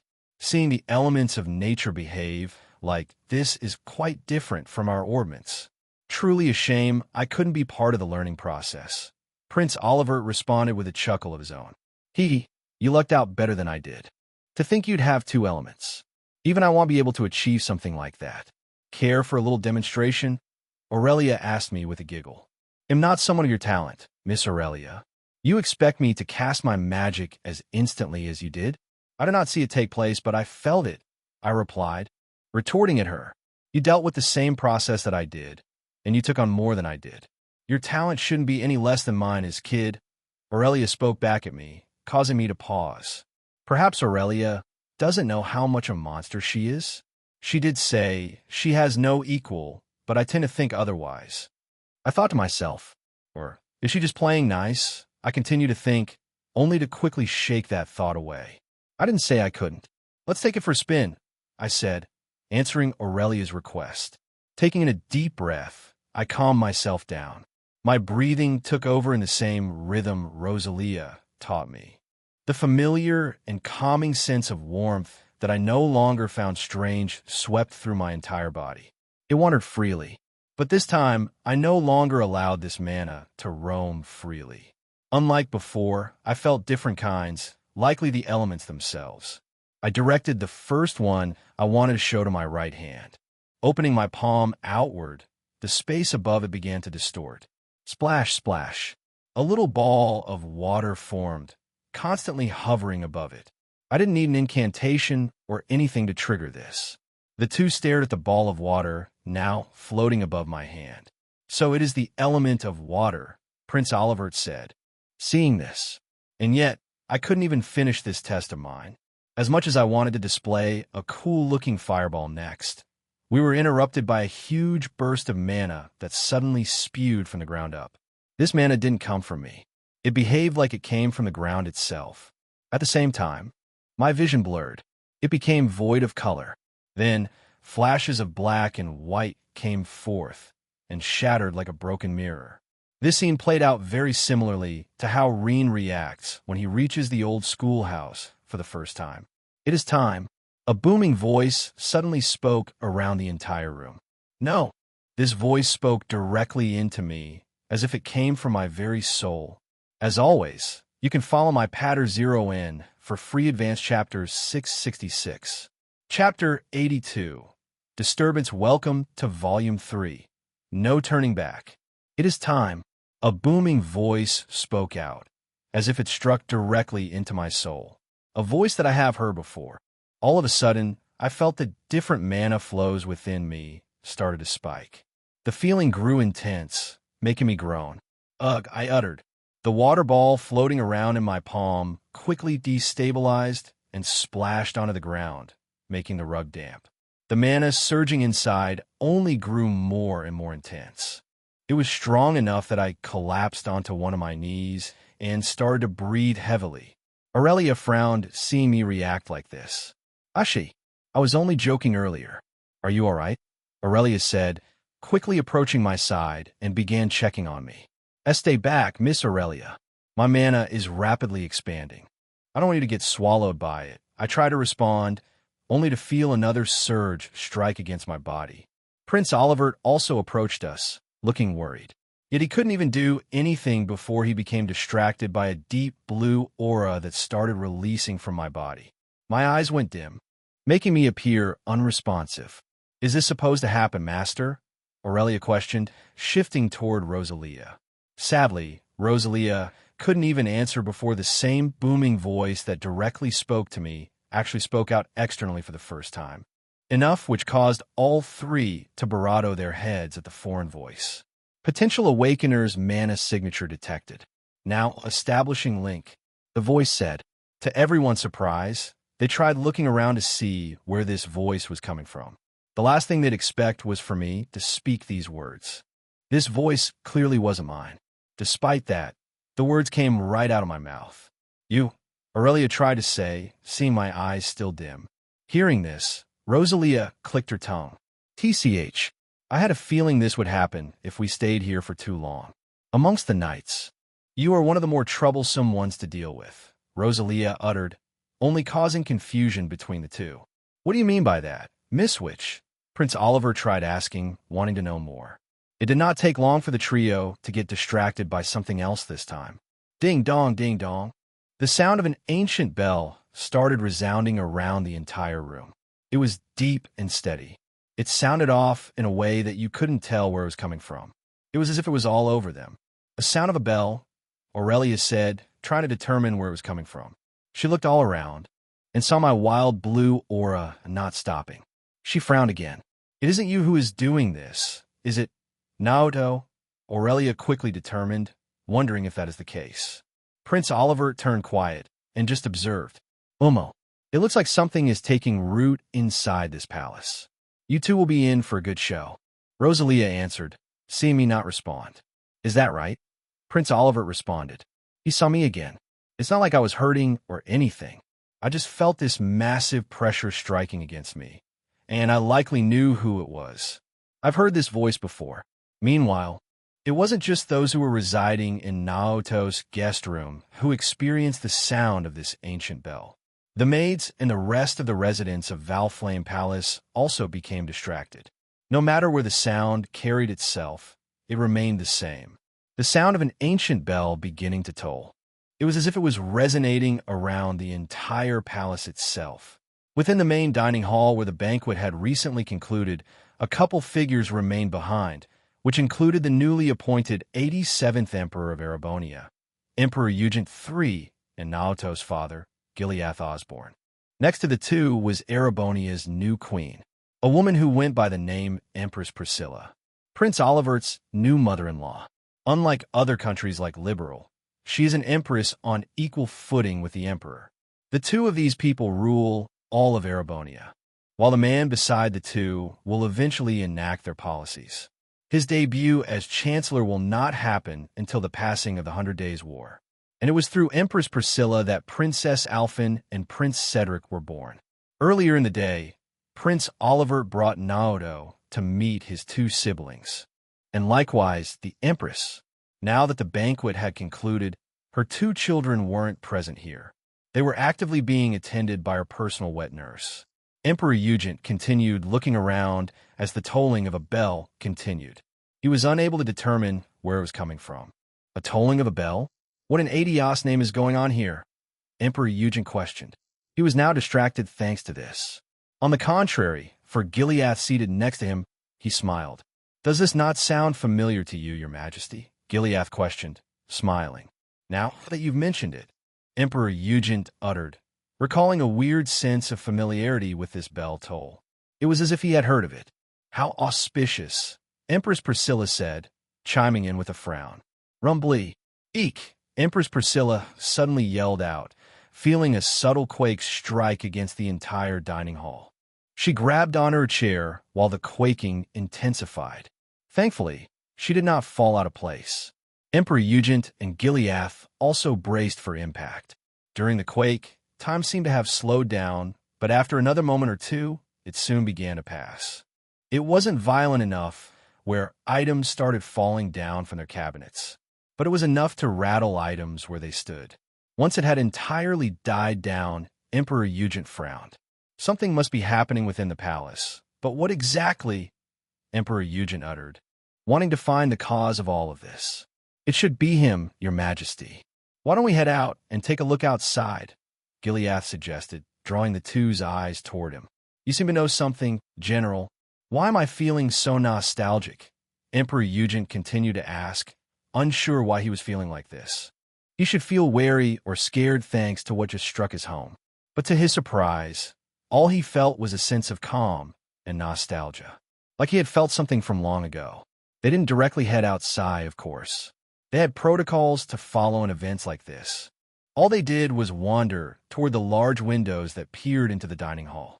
Higher up, they could see Drachel's Plaza in the near distance. Their eyes wandered toward a particular area inside the plaza. As the three started to observe what was happening outside, those residing in Naoto's guest room were equally distracted by the large quake. It lasted for a moment, but that didn't stop the booming voice from speaking out of my mouth. I could be seen still kneeling down, head pounding, pressure rising against my entire body, energies flowing around inside in a fervor. And all of a sudden, that all turned still. The blue aura vanished entirely. One more line was spoken by this voice. As the three began to wander toward one of the windows on the left, their eyes turned wide, only to see space start distorted before Emperor Drachel's statue in Drachel's Plaza. Meanwhile, back in our room where the four of us were, we were distracted by the large quaking of the palace. But that didn't stop the mechanical voice from escaping from my mouth. The link has been established. Now, initializing the starting trial for the Vermilion Trials Proving Grounds. Good luck, my future awakener. The familiar booming voice said once again, straight from my mouth. The three were drawn to what I had just said. Vermilion Trials? Aurelia questioned. She remained surprised, as did Prince Oliver. Rosalia stood there, thoughts swirling around inside her own mind while she observed me in silence. Chapter 83.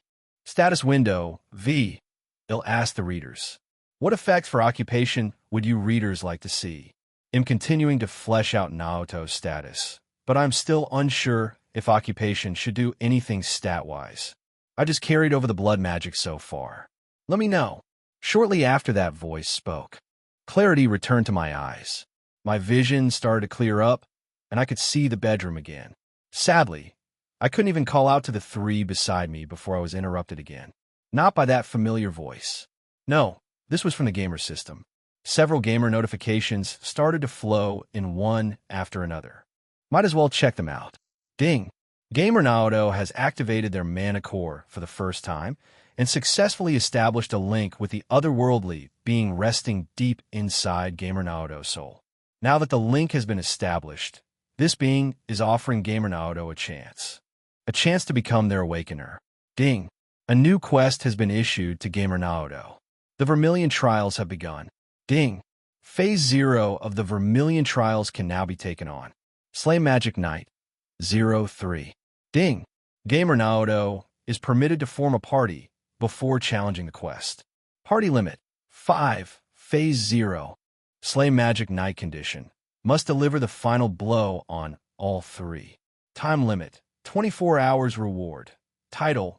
Otherworldly Slayer. Quartz Stacker Function. X5 Tier 1 to 3 Quartz. X200. 000 EXP. Quest. Vermilion Trials Phase 0. Slay Magic Knight 03. Phase 1. Time limit. End of S1204. Reward. Title. Vermilion Awakener. 1 Custom Master Quartz. Ding! Gamer Naoto has used a basic spell, creating a ball of water. Active quest. Learn Magic has been updated. Ding! A new repertoire of spells has been added to Gamer Naoto's status. Gamer Naoto will have to create spells to use them. Water Sphere has been added under basic water spells, and its details are now available for viewing. Ding! The last condition for active quest, Learn Magic, has been met. The quest has been completed. Ding! Gamer Naoto's inventory has obtained 10 random quartz. It is now available for viewing. Ding! Gamer Naoto has learned a new skill, Moonlight Breathing Technique. It is now available for viewing. Ding!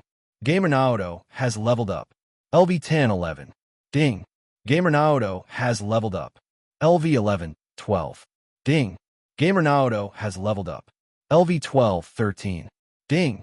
Gamer Naoto has leveled up. LV1314. Ding! Gamer Naoto has leveled up. LV1415. Ding! Gamer Naoto's status parameters have been strengthened. Gamer Naoto's status window is now available for viewing. Ding! Title. A Witch's Friend has been promoted to a Witch's Friend. Ding! Would you like to view your status? Holy spam. I cursed underneath my breath. So creating that water ball with my own magic managed to create a basic level spell. I'm sure along with Rosalia's help, it'll be creating lots of spells once my training begins. But it looks like I won't have that luxury quite just yet. I was greeted with another quest altogether. Well, I didn't think would trigger yet. The Vermilion Trials. Quite a long deadline, too. 15 years, give or take. By the time the first half of Cold Steel begins, is when it will be complete. I can already start the first part of it from the looks of it. Still, Magic Knights. Didn't think they'd come into play this early. To put it simply, they're like cryptids. They react to high concentrations of mana, and react to spirit veins directly, or if someone provides a trigger for them to spawn. Unlike cryptids, however, they don't bleed into Zemuria from other planes. Magic Knights are basically gigantic dolls created by mages during the Dark Ages, long before the Middle Ages came. Most didn't directly serve the Hexen clan. They were much more secretive. If I had to relate Magic Knights to something else, they'd be golems you'd find in your typical fantasy story. Autonomous, strong, unyielding, as long as they have enough of a battery. And what is that battery? Mana. A prime example of this is where Magic Knights continuously respawn during the Great Twilight, an event that takes place during the latter half of Cold Steel. with the spirit veins constantly in an active state during that sacrifice. No matter how many Class 7 and their allies defeated, they kept respawning. So yeah, I didn't think I'd come across any this early, let alone being required to defeat 3 of them for my very first trial. I'm only level 15 now. Seriously? And on top of all of that, I'm only 3. How can I fight any of them with my new body like this? I wanted to retort that quest. I'm sure the quest will do something to address this. Otherwise, it wouldn't have issued it to me. As curious as I was to find out, I shifted my attention. It was time to see my newly acquired status, so I had a look at my status window. I couldn't help but crack a grin seeing all of those stats I've received since I began this visit. Status window name: Naoto Osborne level 15 0 27,000. Next EXP 27,000 total EXP. 142,000 occupation. Noble title. Friend of the Vermilion Knight. Occupations: noble, true, damper. Titles: friend of a Vermilion Knight, true harem seeker, a witch's friend, a witch's friend. Stats: HP 2855, 2855, 1465. EP 3215, 3215, 2000. STR 295, 174. Def 132. ATS 185, 64. ADF 132. DX 69, 16.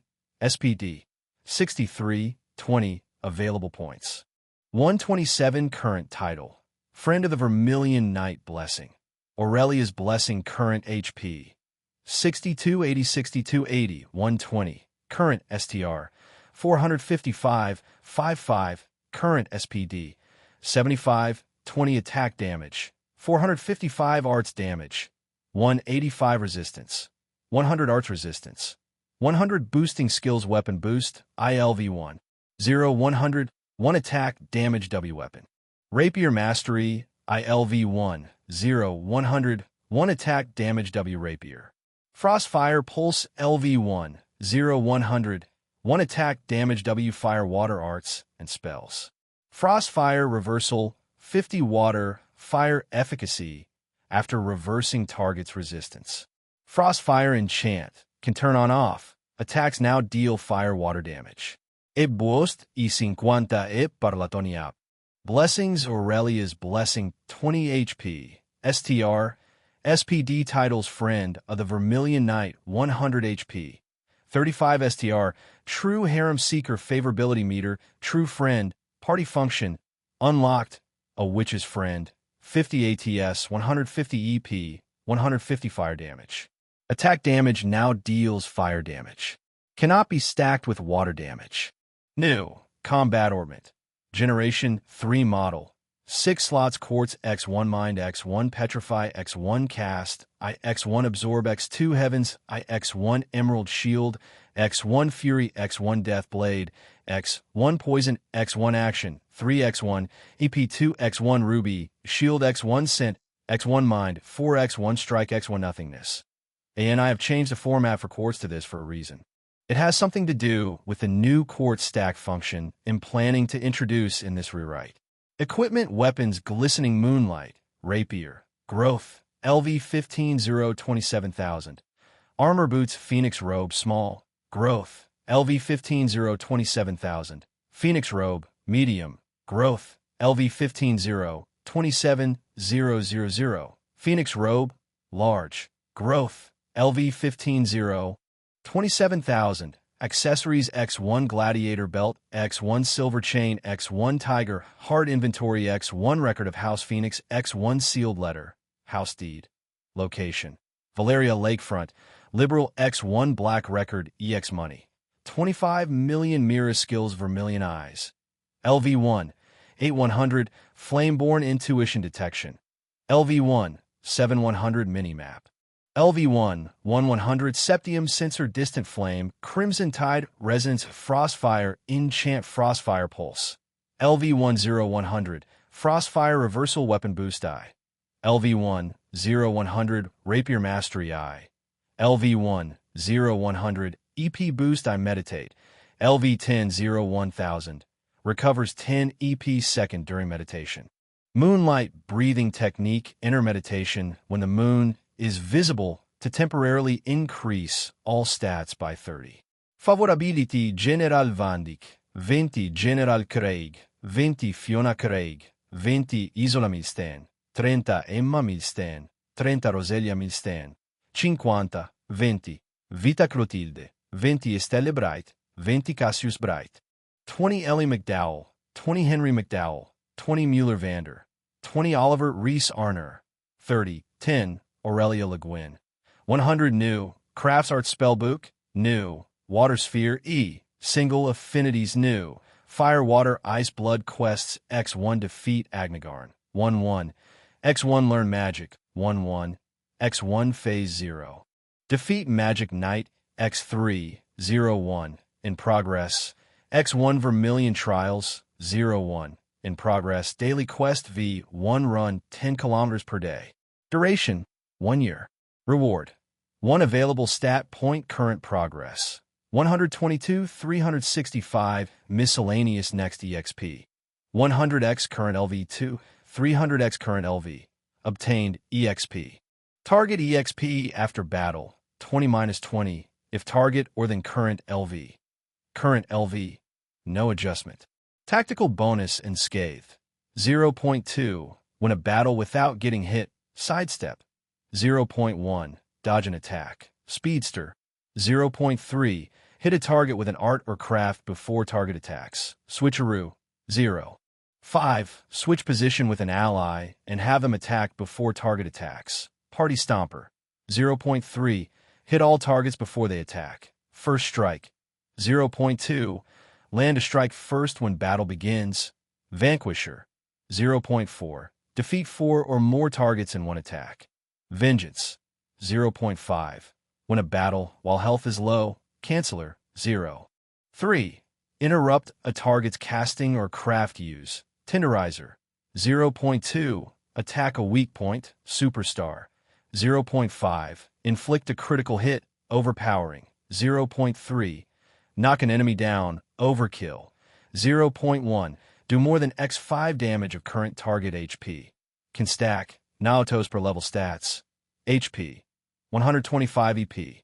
50 EP boost die, STR, 8 DEF, 4 ATS, 8 ADF, 4 Dex, 1 SPD, 1 Crafts Arts Spell Power, E, 100D, 110C, 120C, 140B, 160B, 180A, 210A, 240S, 280S, 320SS, 370SS, 440SSS, 520SSS, 604S, 694S, 755S, 855S, 996S.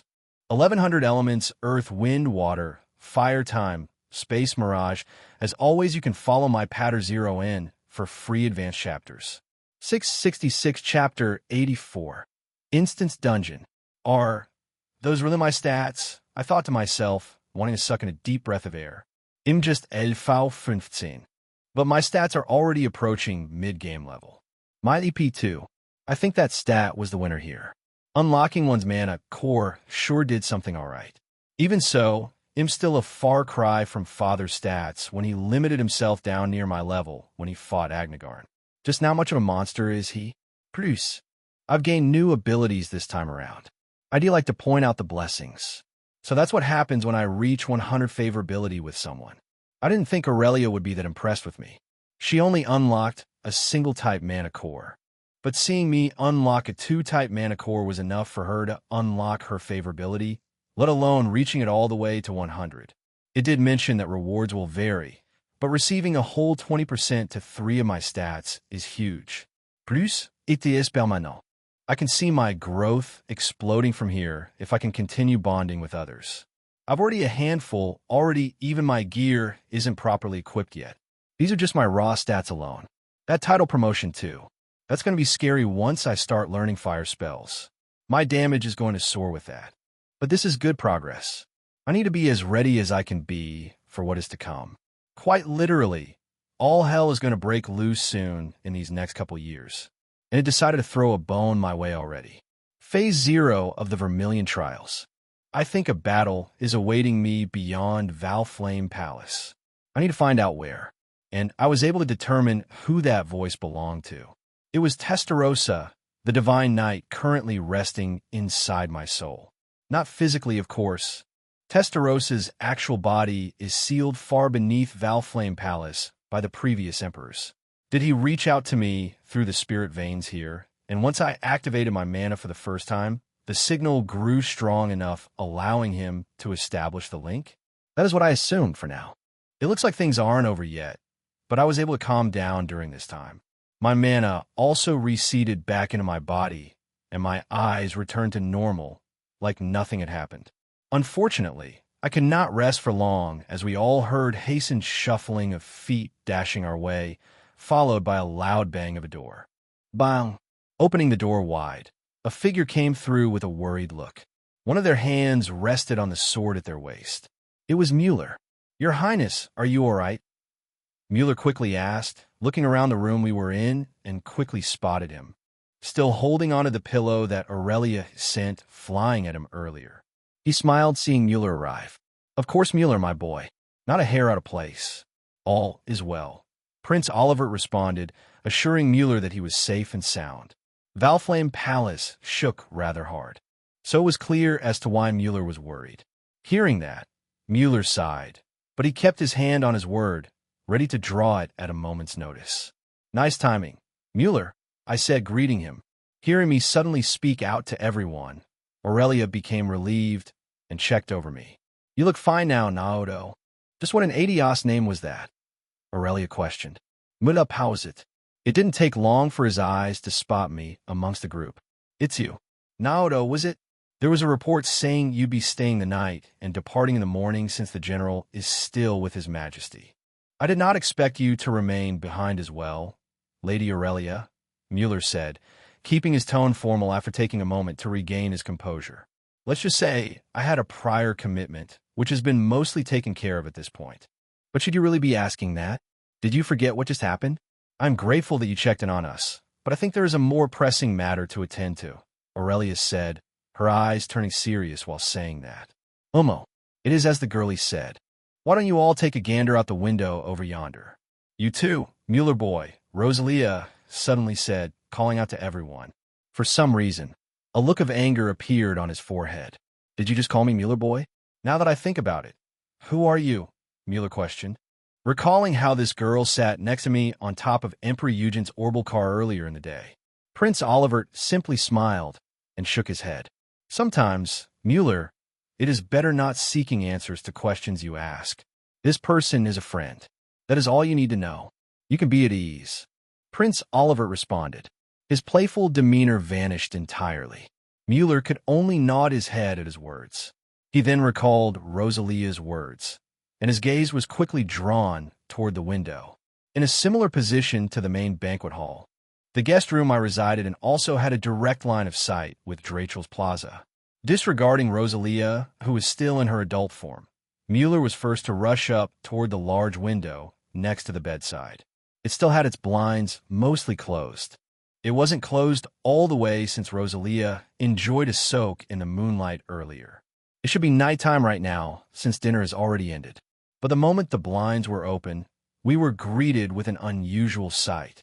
It was as if the entirety of Drachel's Plaza shut down and had all of its color absorbed. You heard me right. There wasn't a moon. There wasn't a sun. Everything was just gray, except for 3 large figures, that is. 3 large dolls that had its gears currently in an inactive state. The 3 remained still, unmoving. It was eerily quiet. "This," Mueller said, frowning seeing the new scene before him. "Just what in the world?" It wasn't just the 3 magic knights either. Something surrounded the entire space. A crimson barrier. It was as if time itself had turned still. Here back inside Valflame Palace, everything looked normal. How intriguing. I took this time to approach Mueller. Thankfully, this window was a sliding glass window, so it stretched all across the side of the room. I didn't need any help to see what was going on outside, considering, I'm still a little kid. Those things look like mechanical dolls, if you ask me. Mostly composed of metal, I asked, causing interest to go around the room. Mechanical dolls? Prince Oliver mused and took to our side. Mueller nodded his head while Prince Oliver approached us. That does seem to fit the description. How did these things appear inside the plaza? Mueller wondered. I did too, but unlike him, I think I knew the answer. I think I might know why, I responded, murmuring to myself. I now stood front in the still window. You couldn't even see a droplet of condensation trickle down. It was entirely frozen. Reaching my hand out, I touched the window. Ashi, I don't think that's such a good idea, Mueller tried to say, only to see a visible change in the air. A single blue screen appeared. It wasn't just me. Everyone around me saw this large blue screen appear. Gamer Naoto is about to enter Instance Dungeon, Drachel's Plaza, Proving Grounds. Party formation is possible. Level requirement, 100. Level will be adjusted upon entry. Would you like to enter? This. A gamer notification for an Instance Dungeon? My eyes were drawn to this screen, and yet I saw something else draw my interest. I saw those around me also now looking at this screen, unable to look away from it. It was something that shouldn't be there, and yet there it was. Wait, you all can see this? I asked in shock. As always, you can follow my Patter 0N for free advanced chapters. 666, Chapter 85. Revelation. This chapter starts the Magic Night segment of the first volume. I have decided to rewrite it entirely. New party members. More fluid stats. Look forward to it. Wait, you all can see the screen? I asked, gulping in some air. I shifted my head upward, showing an equally surprised look as the rest of them did. Aurelia was the one who had the most interest. She had seen something she had never seen before yet again. Well, perhaps not in this fashion. Gamer Naoto is referring to you. Yes? This screen, whatever this is, it is clear as day to me. Is it not inviting us to a challenge? Aurelia questioned, taking a moment to observe what was written on it. Hearing that, Prince Oliver couldn't help but break the tension with a laugh. Of course he would. That does seem to be the case here. I am quite interested in what this dungeon business is, but I digress. No matter how it looks, it's issuing a challenge to us. Or to you in particular, Naoto. And with it referring to a party, it isn't extending an invitation to us. You sure love challenges, don't you, Lady Aurelia? Prince Oliver questioned with a laugh. He glanced his eyes at Aurelia, only to see her roll her eyes in response. As if you're one to talk, Your Highness. And you could drop those formalities with me. Just call me Aurelia. You're a prince now, remember? And not just any prince. You're Erebonia's newest crown prince, while I'm merely the daughter of Count. Your status against mine is as night and day now, Aurelia replied, keeping her eyes serious this time. She then glanced my way. And you too, Naoto. Given your circumstances and all, Aurelia continued, quick to realize there's others in the room now apart from us. Circumstances? Mueller asked, shifting his body back toward us. You can disregard that part, Mueller. I will remain true to my words here. The reason these dolls appeared out of the blue and why Drachel's Plaza looks like a dead zone were both triggered by me. Due to extenuating circumstances, I cannot give you the full details, I said, drawing everyone's gazes back to me. Mueller just had confusion in his eyes while he heard that. Mueller questioned, showing doubt in his eyes. All Prince Oliver did here was smile at Mueller.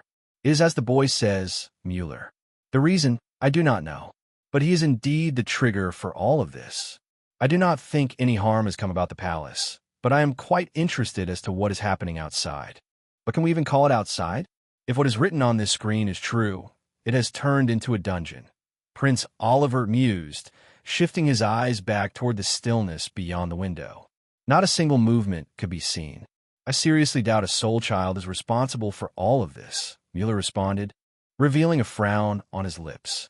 It was then we all heard steady footsteps reach our ears. The door swung open with a cautious tone.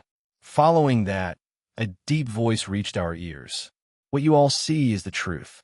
There is nothing out of place. Quite the contrary. All of what you see is happening for a reason. Gileath's voice called out to us, only to be greeted by his figure arriving in the doorway.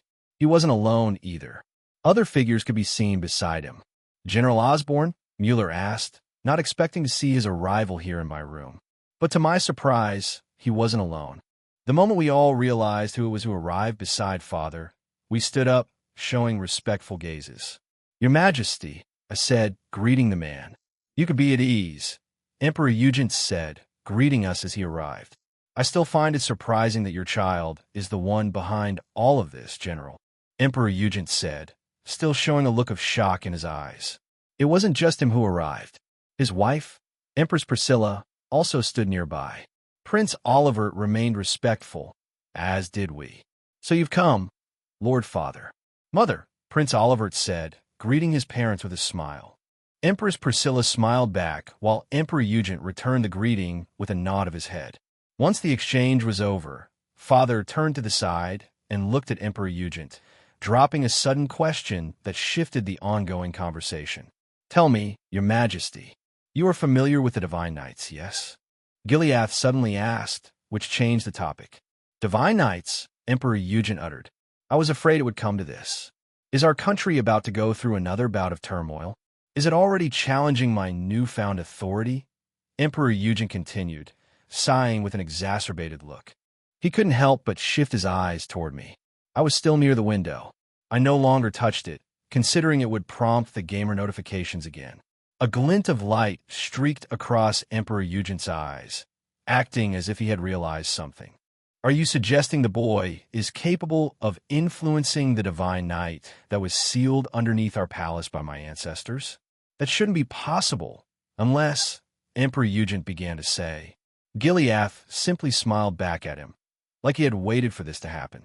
Do not forget, Your Majesty. Naoto here is now Duke of the Fallen Phoenix House.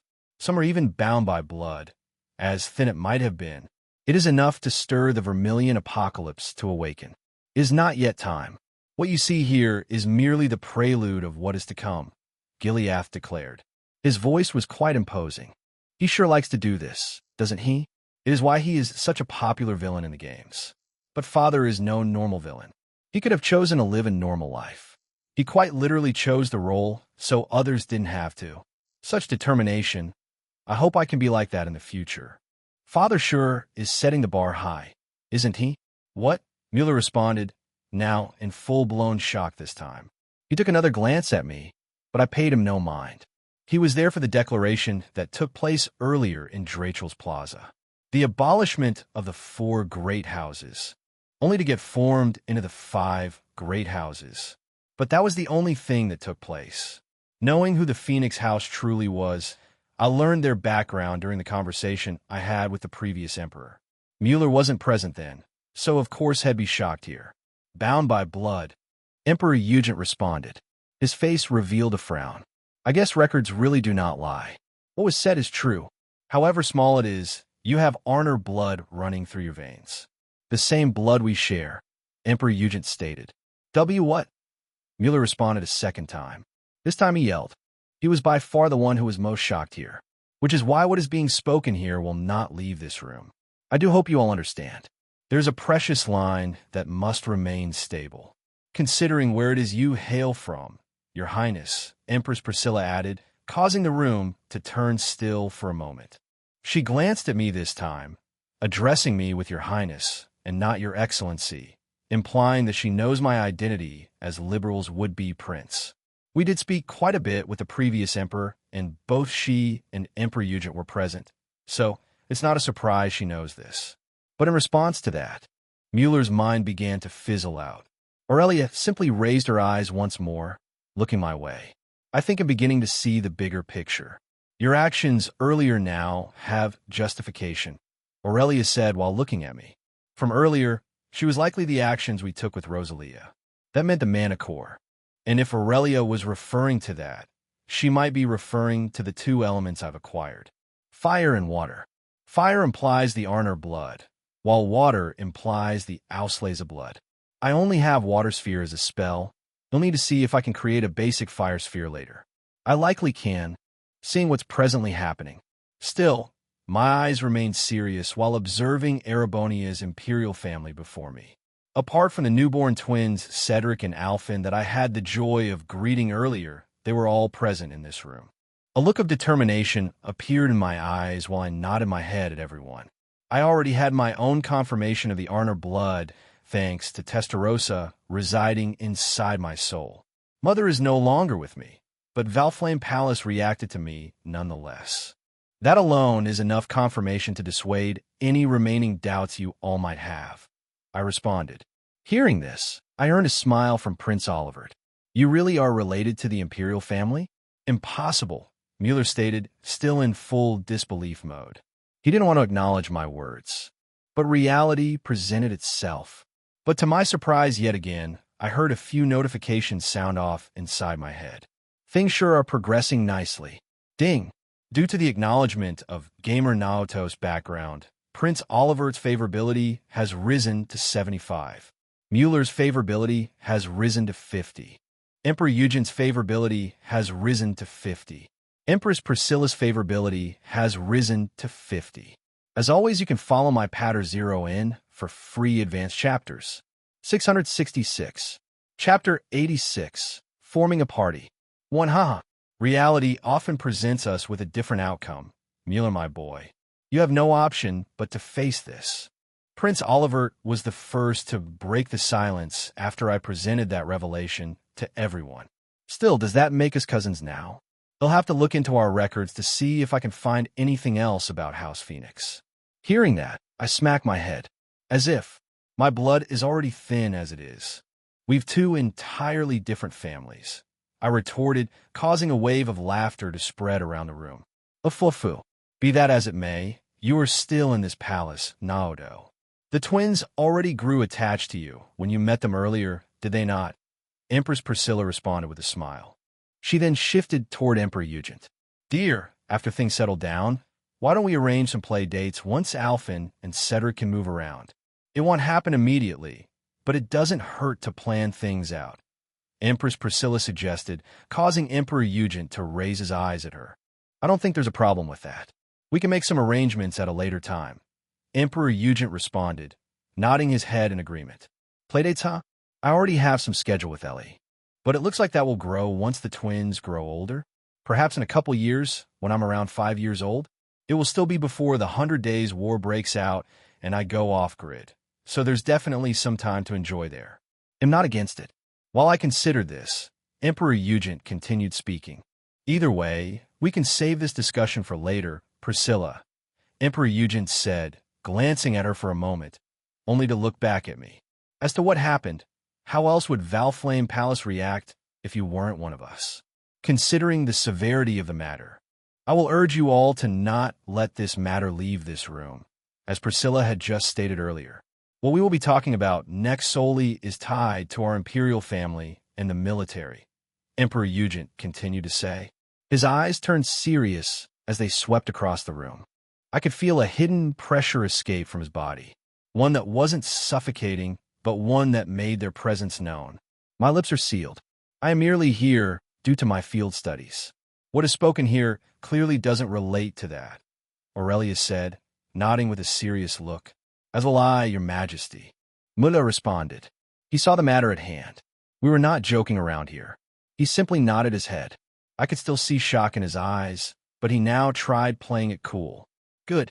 And as for you, Emperor Eugen began, only to shift his eyes toward Rosalia next. She was still in her adult form. At a first glance, she's unrecognizable to those who have previously seen how she looks. Why does it feel like we've met before? Umo, 'tis not a first for me. I am merely a guide lost in time, Rosalia responded, feigning ignorance to the fact she was the very same girl who rode on top of Emperor Eugen's personal car during the morning. As much as I wanted to smack her for saying that, I kept to myself. Does that mean you're watching over Naoto? Emperor Eugen asked. You can treat it as such. Naoto is the one you should save the questions for, Rosalia responded, nodding her head. She then looked my way. For what was presented earlier, is there a time limit? Not quite, but there is a sense of urgency. The sooner we tackle this, the sooner Drachel's Plaza will return to normal. I replied before Emperor Eugen could answer. Shall we put the talk of the Divine Knights on hold for the time being? If it truly is an urgent matter, we should tackle it post-haste. I will confirm one thing now. It is that one of the Divine Knights rests beneath our Valflame Palace. The Vermilion Night. Testarossa. It has been quite some time since a divine knight was brought into existence here. When they appear, it is a sign of turmoil or change. I only fear what is to come in this country, Emperor Eugent answered, letting out a sigh. Our family houses such a thing, Prince Oliver asked, musing at the matter. Indeed, it is up to the divine knights to choose who they want to bond with. It cannot be forced or undermined. As long as they meet the criteria, one can challenge its trials, Emperor Eugent said, glancing back my way. And I take it that the time has come. You could say that, but it is as Father said at the beginning. What you see now is merely a prelude. The official trials will not take place for quite some time, I'm afraid. I replied, also sighing. But I will say one thing. I do not have to face this alone. I mentioned it before, but I cannot go into the details. I am allowed to take people in with me, I stated, drawing shock once again from everyone present in the room. You can take people into the trial? Emperor Eugent asked, sucking in a cold breath of air.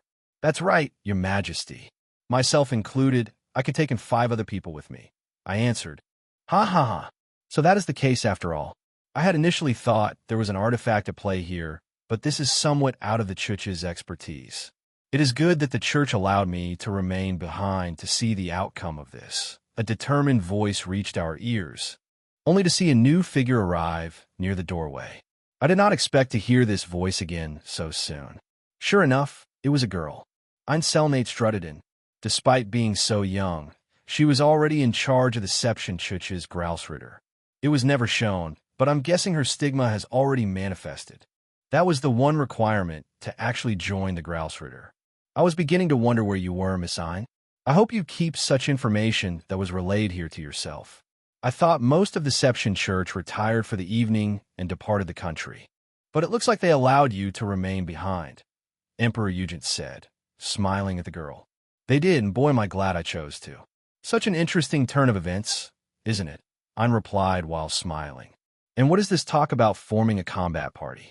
Whatever those things are out in the plaza, are you going to fight them? That's the plan. I'm equally surprised as His Majesty is to see you still here, Miss Ein, I said, happily greeting her.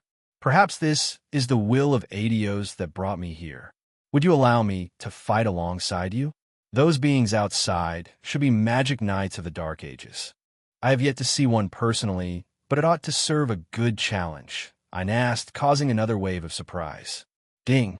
The leader of the Seption Church's subdivision of the Congregation of the Sacraments, the Grousritter, has expressed a desire to form a party with Gamer Naoto. Would you like to form a party? Ha ha ha, I replied, letting out a laugh, not accepting the prompt right away. I want to turn down a member of the Seption Church. I continued. Mueller just stared at us. He didn't expect the conversation to go in such a way. Now I'm really starting to hear things I shouldn't be hearing, Mueller retorted, uttering in disbelief. Just hearing that alone caused Prince Oliver to smile. If we're to talk of the incoming battle, I must say I do have some experience in using an orbital pistol. I have already started taking self-defense lessons. I know my way around it. I could watch your rears, Prince Oliver said, smirking. Ding. The new crown prince of the Erebonian Empire, Oliver Rees-Arner, has expressed his desire to form a party with Gamer Naoto. Would you like to form a party? Again, a similar gamer notification prompted before me. First Aurelia, now Prince Oliver. Forming a party is really shaping itself now, isn't it? Sadly, I couldn't even say yes or no before I heard Mueller retort. His initial shock was replaced with worry. As always, you can follow my Patter Zero in for free advanced chapters. 666. Chapter 87. Forming a party. 2. Absolutely not. We do not know how dangerous those things are outside. You need to assess the situation at hand, Your Highness, Mueller immediately retorted. And I will remain here to make sure you don't. Aha, Mueller. Now that is where you are mistaken, Prince Oliver said, only to walk up to me and smile again. From what I could understand of this party, and with what you have said, Naoto, you can bring a total of 5 other people, excluding yourself. There's Aurelia, Miss Ein, myself, and you. If we include the Miss Witch here, that leaves 1 spot open, does it not? More room the merrier, as one would say hearing that. Mueller frowned. I mean, you aren't wrong. Are you suggesting I partake in this battle, was it? What in Adios name are we even battling here? Mueller responded, still showing worry in his eyes. Isn't it obvious? I answered, only to turn back toward the floor-to-ceiling windows. Drachel's Plaza once again came into view. We're fighting those things, I continued and raised my hand, only to point toward the 3 inactive magic knights that were currently knelt down in front of the statue of Emperor Drachel's. Nearby was a complex magic-like circle, which was where the trials themselves likely awaited me, where Phase 1 and onward began. Right now, it was only the prelude. Phase 0. Nonetheless, I was growing excited. I was about to face my first boss battle inside Zemuria, and I won't be alone to do it. They'll have allies, just like the game. More so, it's a full-blown party. If that's the case, then I so want in on this, Aurelia replied, smiling while her eyes landed on what rested in the distance. It was then I heard a third gamer notification, causing me to inwardly smile. Ding! The sole daughter of Count Le Guin, Aurelia Le Guin, has expressed a desire to form a party with Gamer Naoto. Would you like to form a party with the Demon of Thors? You too, Lady Aurelia, Mueller retorted. I disregarded the gamer notification for now, as that wasn't likely the end. And sure enough, I soon heard another one. I shall join in, Rosalia suddenly declared. As if responding to her will, Rosalia's crimson staff materialized into existence when she did a grasping motion. Those who weren't used to seeing her like this, they became shocked. Gileath simply smiled. I'm sure he was quick to connect the dots. I knew it. You were with Naoto earlier, Emperor Eugen said, observing Rosalia for a moment. She cracked open a smile hearing that. It is about time you put 2 and 2 together. It is as the general said. Everything that took place here is for a reason, Rosalia explained, only for me to hear a fourth gamer notification. Ding! The Crimson Rosalia has expressed a desire to form a party with Gamer Naoto. Would you like to form a party with the Crimson Rosalia? As if responding to these notifications directly, I saw Prince Olivert smile again, only to look back at Mueller. Well, Mueller, my boy, it's 5 against 1. You aren't going to go against the words of the imperial family now, are you? Prince Olivert said. His smile turned into a grin this time. Seeing the inevitability, Mueller could only sigh. Ha, Mueller replied, rubbing his forehead. If it is as you say, and 5 people can join in, then I certainly fit the bill as the last candidate. It's not like I can go against your words either, Your Highness. Just stay close to me, all right? You can leave the vanguard to me, Mueller said, accepting his fate. Leave the vanguard to me as well. I'm quite confident in attacking up close and personal, Aurelia said, puffing her chest out in pride. I won't doubt her. She actually holds the strength to back up to those words. She's even learning multiple sword styles at once. And on top of that, Aurelia can now use magic. Haha, I appreciate all of your enthusiasm. Let's hold off on any formations until the party is formed, I said, wanting to make sure no one else gets distracted. In response to that, I looked toward Father. It looks like everything has been decided then, Gileath stated, and proceeded to look back at me. Naoto, while you may not have officially begun your training, do not deter this chance to grow stronger. Rely on your allies. Just know you aren't alone to tackle this so-called trial, Gileath continued. Are you really going to let such a young child participate in this? I know Naoto is the trigger, but I just can't help but worry, General Osborne. From the way you've spoken just now, he has yet to even wield a blade, Empress Priscilla said, still showing a look of worry in her eyes. Your worry is sound, Your Majesty. But fret not, Naoto's foundational training has already begun. He was even rewarded with his weapon, just recently too. Why don't you show it, Naoto? Gileath asked. It was only then his eyes landed on the hilt of my waist. I almost forgot you had a blade at your side. It's quite thin, Aurelia mused, seeing the sleek scabbard. It had violet gems embedded at the opposite end. I did. Is still with me, Father, I answered, reaching toward my side. I grabbed a hold of my scabbard, albeit it was still unbalanced. With a bit of difficulty, I managed to pull glistening moonlight out of its scabbard. A glint of light streaked across our eyes once it did.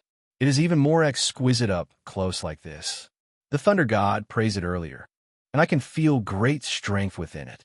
Take care of this blade as if it was one of your own, Naoto, Emperor Yujin said, praising glistening moonlight. I shall, your majesty, I happily replied. Following that, after Mueller finished sighing, he showed his intent to join the party. And with that, I heard a fifth gamer notification. The swordsman of the Vander School, Mueller Vander, has expressed a desire to form a party with Gamer Naoto. Would you like to form a party with Mueller Vander?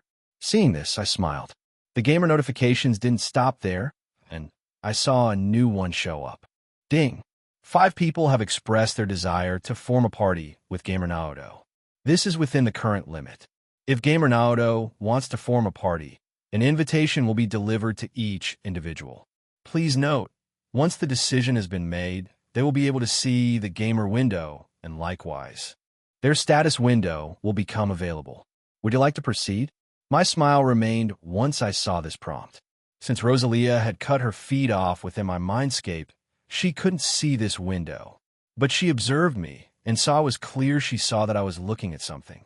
You're about to do something, aren't you, Naoto? Rosalia asked me. You know it, master, I stated, drawing everyone's attention to me.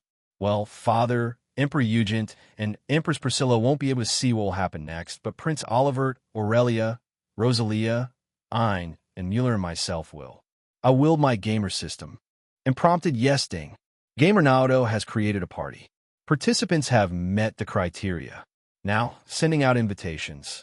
All of a sudden, the room stirred. It wasn't 1 or 2, but 5 gamer notifications appeared at once to the related parties. What the Mueller responded, being the first one to do so the moment he saw a blue screen appear out of nowhere, hovering before him. On it, it read, "You have been invited by Gamer Naoto to join a party. Would you like to join?" And the same notification could be seen in front of the 5 people, now waiting to join the party. Ein smiedet, quick to gain interest at something she hadn't seen before. Interesting. So you have an ability to influence the atmosphere around us. I'd love to hear more about it later, Ein said, grinning at me. I simply roll my eyes. I'm sure the Seption Church would love to learn all about the gamer system, but that take ages. We can play 20 questions as to why I can do this, but that take all day, and we don't have that luxury, I retorted. It is as my disciple says. Just shut up and let the process do its thing, girlie. I do not care if you hail from the church or not. It is not like you can interfere in the ongoing process anyway, Rosalia said, snorting. Fair enough, Ein replied, shrugging her shoulders. Seeing as no one had any desire to fight against the gamer system, Rosalia was the first to take action. And once the other 4 saw what Rosalia did, they proceeded to do the same and actually managed to tap the screen before them. This isn't like other stories where main characters try to hide their system. This is the specialty of the gamer system. You can invite people to fight alongside you, making everything around you turn into a game, showing excitement in my eyes. I soon heard a flurry of gamer notifications. At the same time, everyone became shocked once again. Ding! Gamer Naoto has successfully formed a party. Ding! The Crimson Rosalia has joined the party. Ding! Crown Prince Oliver Reese-Arner has joined the party. Ding! Leader of the Grousritter Ein Selnate has joined the party. Ding! The Demon of Thor's Aurelia Le Guin has joined the party. Ding! The Swordsman of the Vander School, Mueller Vander, has joined the party. Ding! All available party slots have been filled. Current party, 6-6, and one more thing, I thought to myself, which prompted the friend of the Vermilion Knight title to be unequipped. I felt my HP and STR decrease at a visible rate, but that only lasted temporarily. Ding! Gamer Naoto has removed title. Friend of the Vermilion Knight. Title bonuses have been removed. Minus 100 HP, minus 35 STR. Ding! Gamer Naoto has equipped title, True Harem Seeker. Ding! The gamer system has detected 4 girls in Gamer Naoto's party. True Harem Seeker has been activated. Ding! All stats except for SPD and DX have been strengthened by 90. Adjusted status window is now available to view. Would you like to view your stats? They'll hold off on stats viewing for now. Knowing I'm just a little kid right now, I'm sure these Vermilion trials will attempt to do something to regulate it. I will review everything then. I continued to think and opted not to view my stats for now. They're only here to participate in the Vermilion trials, and I do believe the level requirement says it's level 100. I'm only level 15, and it additionally mentioned that it would do an adjustment of sorts. If I had to take a guess, the gamer system is going to adjust everyone's strength to be at the same level. While thinking that, I heard Prince Olivert speak up, showing both interest and shock in his eyes. His expression was pretty funny. So this is what you can do, Naoto. I can see everyone now inside this party, as you stated. This is a weird feeling. It's like all of us are connected, Prince Olivert mused as he observed the gamer system before him. And I'm feeling the same. We shouldn't deter their majesties any longer, so let's get this show on the road. I'm ready for a good warm-up, Aurelia said, and smacked her two fists together in vigor. Yes, let's, Ayn said, nodding her head. Unless anyone has any objection. Hearing that, the room we were all in turned quiet. No one said anything. All of us were in agreement. Just seeing this alone caused Gileath to smile. May Adios be with you all. My son, you will have a long road ahead of you, Gileath declared, causing me to smile as well. Yes, please stay safe. Your safety is of utmost importance to us. If it gets out of hand, do not be afraid to retreat and try again at a later time, Empress Priscilla said, still showing worry. Fret not, my love. For now, we can only place our trust in their hands. May you have the blessings of our proud nation, and Adios be with you all, Emperor Eugent also declared, wishing us good luck. With everyone in agreement, I nodded my head and approached the window. One gamer notification followed suit. Ding! You are about to enter the Vermilion Trials, Phase 0 with your party. Would you like to proceed? All I saw was a single yes or no prompt. Without hesitation, I pressed yes before anyone could do anything. We all suddenly warped out of the guest room and headed straight into Drachel's Plaza. Those who remained behind were full of shock, only to realize it was now just them in the guest room. Truly unfathomable, Gileath said, smiling again. And for the better, it would be best not to question this. Some things are bound to happen that are not within our knowledge to know. Shall we head back to the dining hall and await the good news, Your Majesty? Gileath asked Emperor Eugent. Yes, that will be for the best. Let's go. Just like that, the three departed the guest room, returning to where they once came. As always, you can follow my Patter Zero in for free advanced chapters. 666. Chapter 88. Temporary Constructing. Gamer Naoto has chosen to challenge Phase 0 of the Vermilion Trials. Now warping party to Destination Zone. Ding! As Gamer Naoto and his party has entered an instance dungeon, time will no longer flow. Please complete the quest to exit the instance dungeon. Before we realized it, our bodies dematerialized from the guest room we were all in, only to see the scenery suddenly change. Whoosh! Whoosh! Just like the games, our bodies became bright blue glows of light and warped into the instance dungeon, where Drachel's Plaza once stood. Well, it's still there, but it was entirely devoid of most colors. Just a weird mixture of white, gray, and black, like what you'd see in one of those old classical movies. But to my surprise, my thoughts remained on the gamer system, as the notifications didn't stop. They kept coming, which started a slow burning process, similar to a headache forming. Ding! Gamer Naoto and his party has entered instance dungeon, Drachel's Plaza, Ashurii LV 100. Ding! Gamer Naoto's level is insufficient and doesn't meet the current criteria. Attempting to adjust level. Ding! Adjustment has failed. Ding! Attempting to adjust level. Ding! Adjustment has failed. Ding! Ugh! I inwardly groaned, feeling my head start to strike against itself, like it was being hit with a hammer. The gamer system suddenly entered a loop of showing me the two same notifications over and over. The steady ache grew bigger, but it wasn't anything I hadn't felt before. It was a far cry from the soul-binding pain of the gamer system, which meant I could endure this. I had no other option. I wanted to see this through to see what the gamer system was going to do. After what felt like an eternity, the constant dull pain soon began to die down, as did the gamer notifications. It ended with one final one that made me turn serious. Ding! Adjustment of Gamer Naoto's body has been deemed insufficient to continue the Vermilion trials. Gamer Naoto will now be granted a temporary construct. You cannot pause the process. The construction will now begin. Temporary construct, I thought. Before I could do anything else, my body began to glow in a bright white light, covering it entirely, just like how a Pokemon would evolve. Boy, Rosalia questioned, seeing me suddenly change. She didn't immediately panic, but approached my side. It was then the others paid attention to me. Why is Naoto suddenly glowing? Aurelia questioned, revealing a frown. I do not sense any threats at hand, so let us watch and see what happens, Ein said after making sure their surroundings were safe. They realized they were brought into Drachel's plaza, but the three magic knights were still immovable. The fight hadn't started. I fear that is the only thing we can do for now, Prince Oliver responded with a nod. Today sure has been filled with mysteries, hasn't it? Mueller murmured, still in disbelief. As for me, I was still in my thoughts, not shifting my attention to them. This should be the result of the level requirement. It is 100, and am only LV 15. But to think it would go as far as to say my current body is no good. Since time is frozen here, I don't have to worry about the night passing. I can safely let it reconstruct me. I thought. I didn't even need to pay attention to the passage of time, for that matter, either.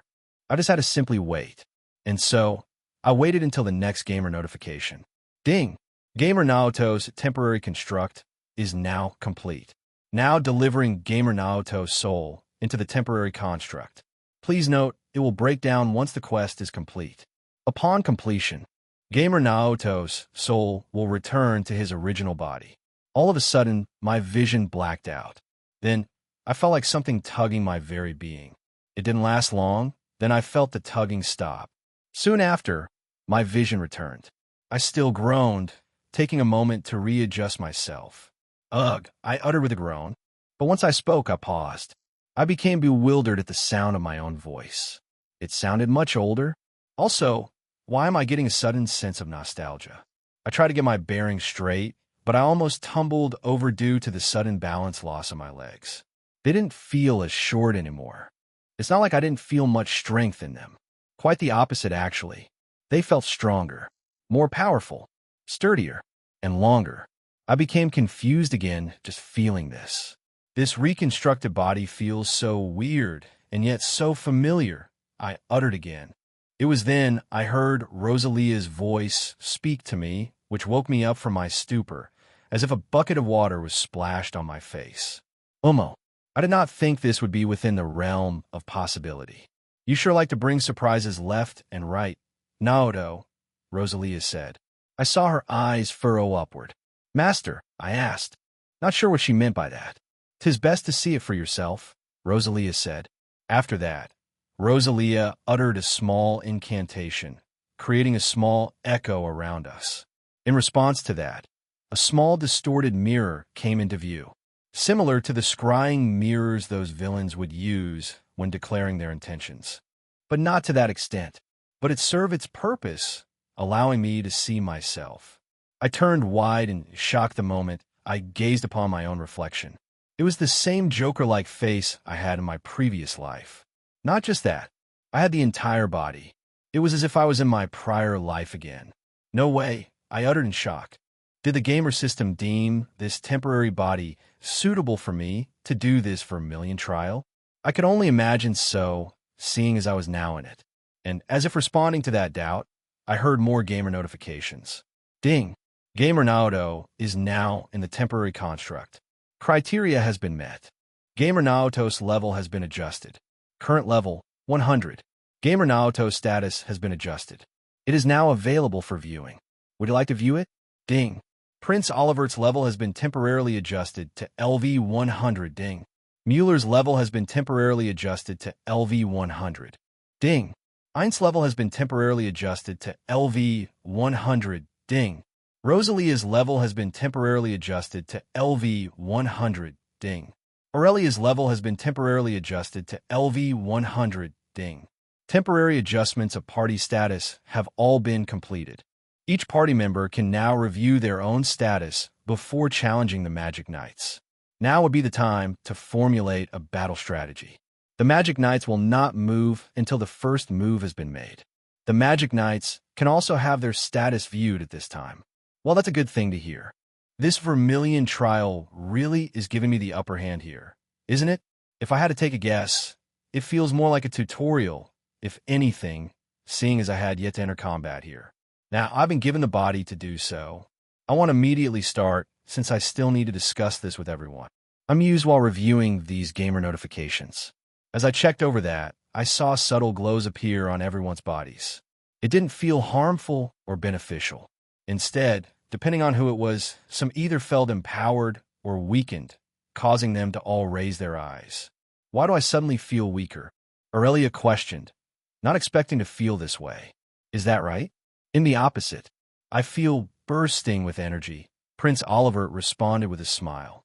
For some reason, his eyes randomly sparkled with stars, and looked toward Mueller, who was beside him. Prince Oliver opened his arms wide open.